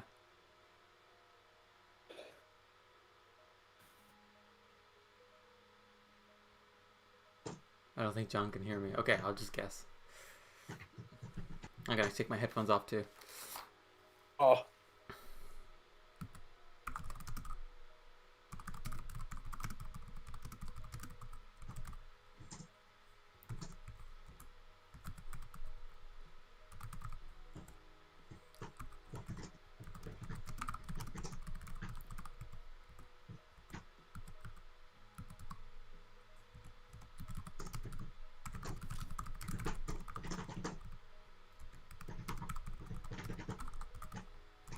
I was so distracted by the chaos that I accidentally left a plastic whisk on a hot part of the stove, and it melted very slightly.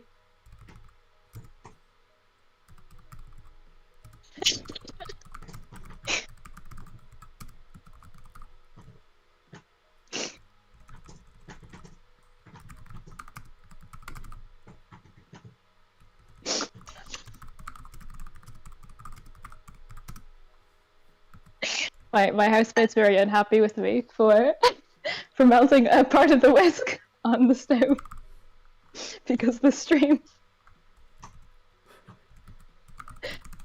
Oh, that's fine. That's not bad. The fact that I heard it on the stream instead of the public person.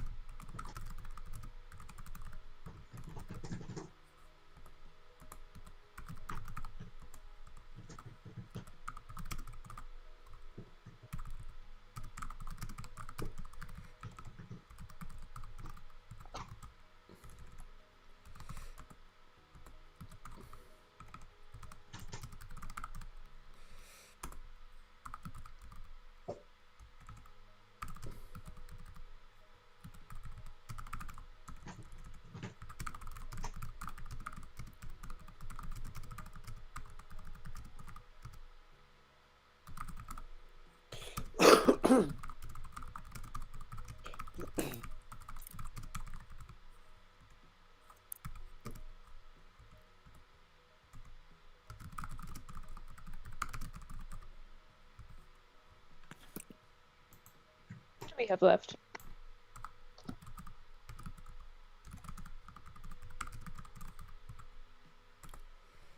Less than 5 minutes left. Oh wow.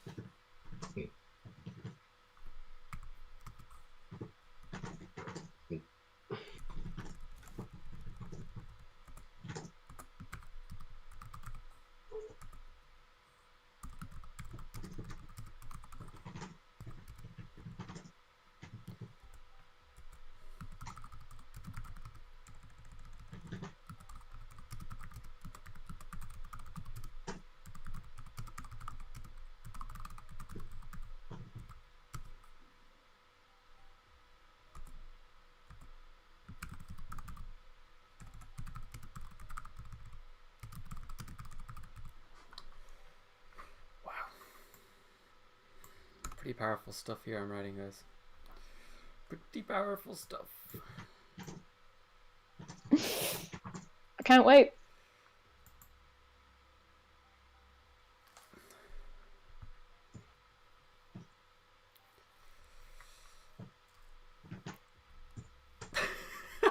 Is it as powerful as the Christopher Nolan scene? Yeah, no, yeah, definitely a lot more powerful than that. Okay, wow, okay. That's a lot.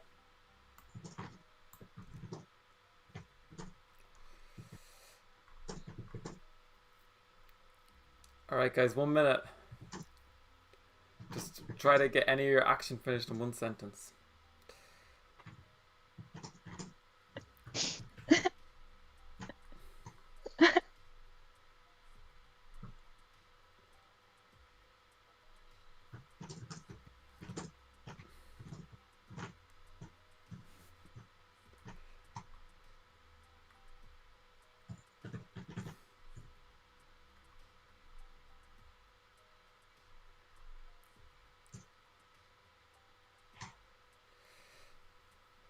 Twenty, 30 seconds. I don't think John has headphones in. I think he has no idea. He's just gonna keep writing. I think he just quickly finishes when he shoots the guy. I think it's done. Queeving's finished. John, 5 seconds. I don't think he can hear us. John, No five worries, it's seconds. 5 seconds. 2, Message him on Discord. 1. Woo! Woo! Woo! Skip. John's Oh my still God. typing. He doesn't have his headphones in. He can't hear us. John! Message. His headphones are right there. Surely the sound is traveling up. It's over, John. Just okay. John, the time is up. John, did you get to the end of it? Nope. Let me read your last sentence. Okay, I can make your one fit with mine.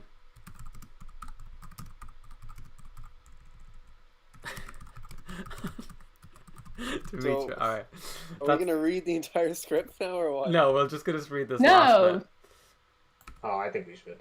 No, we can. It'll take us ages. Actually, we'll see how long it is. All right, everybody. Well, how many pages is it? I'm gonna see. I have We'll to see. copy and paste all of John's stuff to the end. God. Yeah, it's this exterior jungle stuff. Everything from that on is what I need. All right. This guy's doing all lang syne. I was supposed to be working on my own fucking script tonight. All right. Judy disappears in the next level. All right, here's the moment of truth. Still 22 pages. No. Update.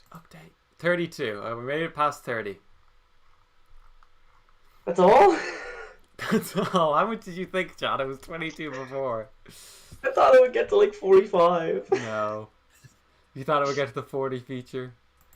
Oh no. Is that what everything in it? That's what everything. Oh my John's so god. disappointed. Hold on. Okay, we're gonna fix up the cameras for this end here. I like the way the timers disappeared. I feel like with only 30 pages, I think that should be read through, honestly. It's the reading time is 21 minutes apparently. Hold on, We can do that. I want to try get John back up in John's camera. Cormac is not me. He is not Yeah, Cormac's especially just been left John. Cormac is back down in special, or maybe This is a we'll go back to lie. chat. Hold on. I don't know. I can't even find that one. Like, there we go. No, yeah, that's just hidden. Okay, I'll put Jeff. Did anyone finish their scenes? Yeah. I objectively might have. Okay. I kind of just like. Objectively might have. It depends on your reaction, I suppose, having written the script. So me and John will read these last few chapters, right? God. John, how do I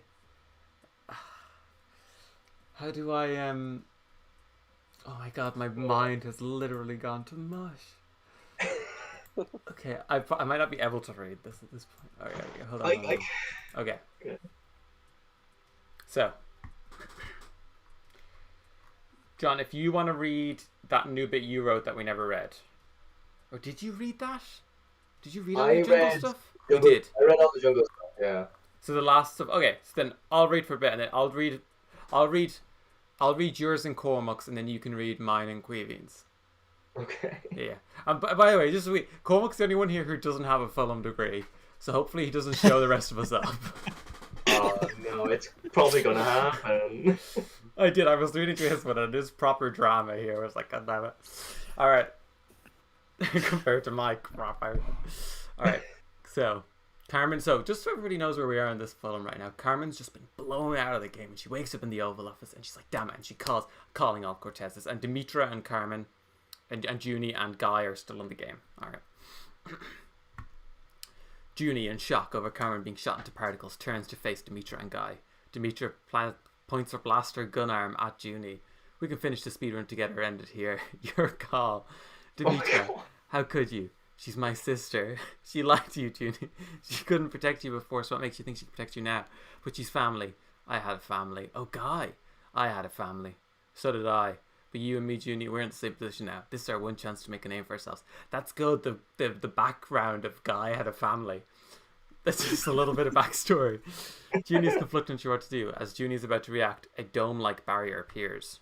Guy, oh no, I've heard of this before. I thought it was a myth to scare us away, but it's real. What's happening? Demetra, follow me. Why isn't these... Oh, it's because not capitalized. Okay. Demetra, follow me. The barrier begins to shrink... Oh, it's the Fortnite barrier. The barrier begins to shrink towards Junie, Demetra, and Guy. Guy leads the way, followed by Demetra and reluctant Junie. Guy leads the gang through tunnels, confronted by a fellow gamer. Quick, duck. The gamer shoots the gang as they move behind a nearby wall. Demetra runs out and shoots the gamer before they get a shot in. That was a close one. Guy... Oh, come on, you didn't finish. And picks. Okay, I'll fix this. Don't worry, I can fix this. ... What? What did you pick up? You just cut. Hang on. You don't know what he picked. I did finish it off. Is it not in here? Luigi runs. I don't think you copied it. I don't know. I could have copied it as I just finished it. Oh, so. well done. Hold on. But it was very much a quickly end it. Guy press chip. Wait, he picks up a chip. Okay, so he picks up. I'll just type this in. Picks up a chip. I'll just say which turns into a mech. It turns into a mech. Oh no.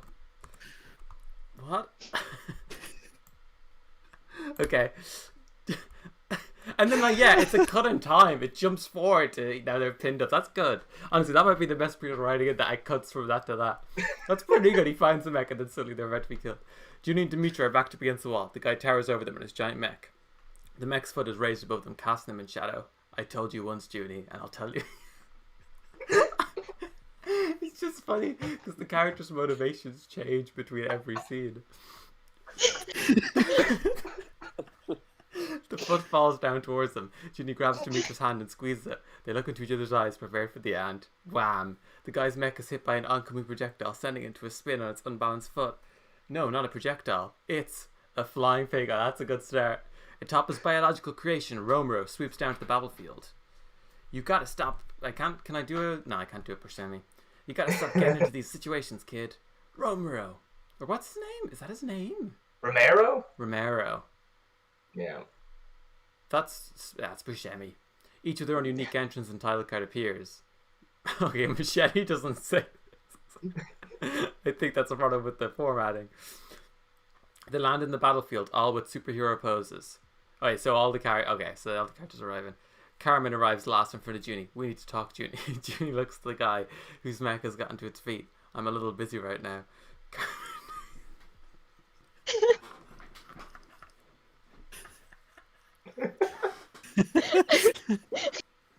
Carmen takes out a gun and shoots the guy. What's funny that is what we had planned, John. Yeah, That is I what we know. planned like 8 hours ago, was that he instantly died, because that's what happens to him in the first movie. So that is pretty funny.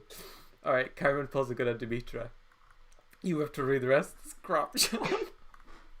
Okay. Carmen pulls a gun on Demetra. Junie stands in front of Carmen's gun, standing in the way of Demetra.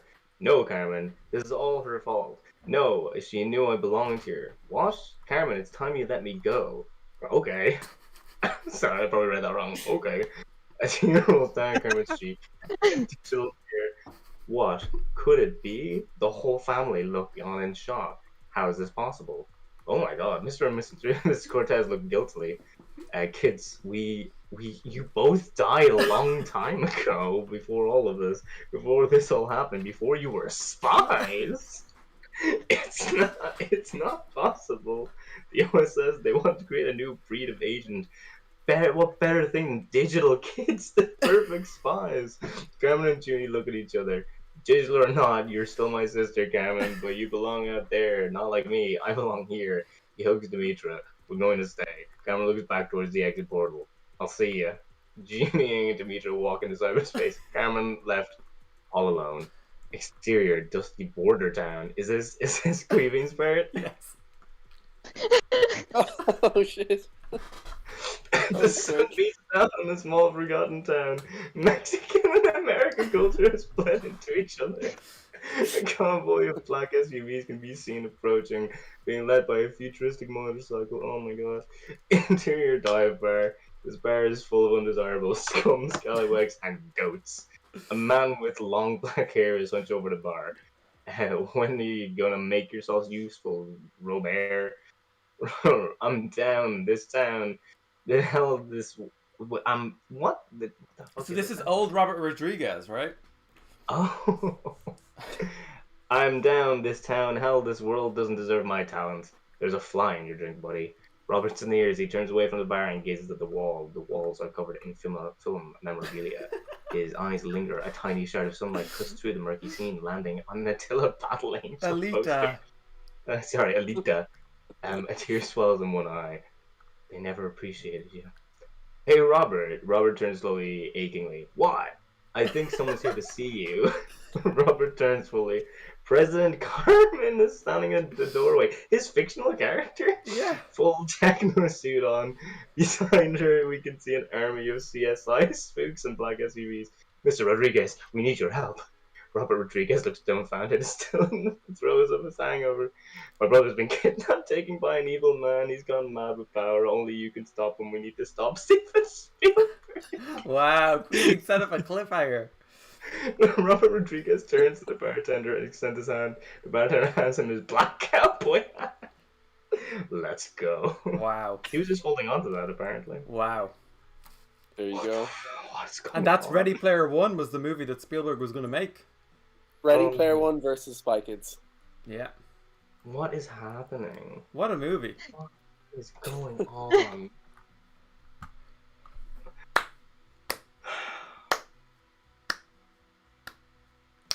We did it, John. Did we? Yeah, and Cormac Did from we? Previan helped us, and Key cleaned it up. And Cassandra was here. Woo! We wrote... John, I think we wrote a masterpiece. Proud of you guys. That's a feat though. 9 hours. Oh my god. How Any did- regrets? The whole thing. Just the entire thing. God. So, what day are we doing Muppets Lord of the Rings on, John? I'm gonna do a master's in screenwriting. I can't, like, let anyone see this. You can't. This is great. John, this is your best work. Like, it just might be. It just might be. Oh, God. some good moments in there. I think the best sequence is the skateboarding one, with Christopher Nolan, Elon Musk, and Jeff Bezos. Yeah. Well, I hope I thought the best enjoyed sequence was the friends we made along the way. Oh, that's nice. Where can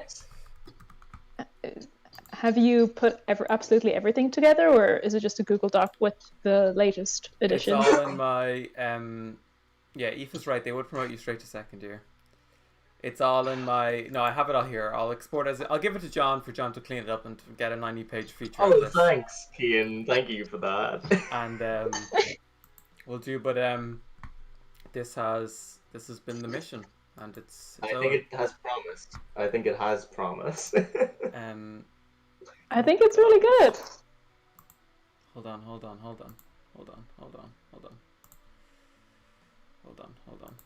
I need to say goodbye to John. That last half hour though. That was a doozy. Like, it's not actually about the results. It's just about, like, you've just done a 9-hour marathon. That's really cool. I can't believe that was 9 hours. I refuse to believe it. Honestly. It feels shorter. I feel like I'm gonna watch that's what this we whole thing easily back. could do a 24-hour one, John. No bother, right? You say that now. We could definitely do a start at 8 a.m. and finish at 12. I think I think that is possible, but I think we would definitely need to like schedule guests like way more Every often. hour you'd have a new guest, and we'd be writing. Yeah. Or could you do Muppet Lord of the Rings where you've got different teams writing each film? So somebody's doing Fellowship. No, you want it all to be fluid. All right, John. I'm gonna switch to this screen, and we're gonna say goodbye. Okay. I guess this is how we're doing it. This is how it ends.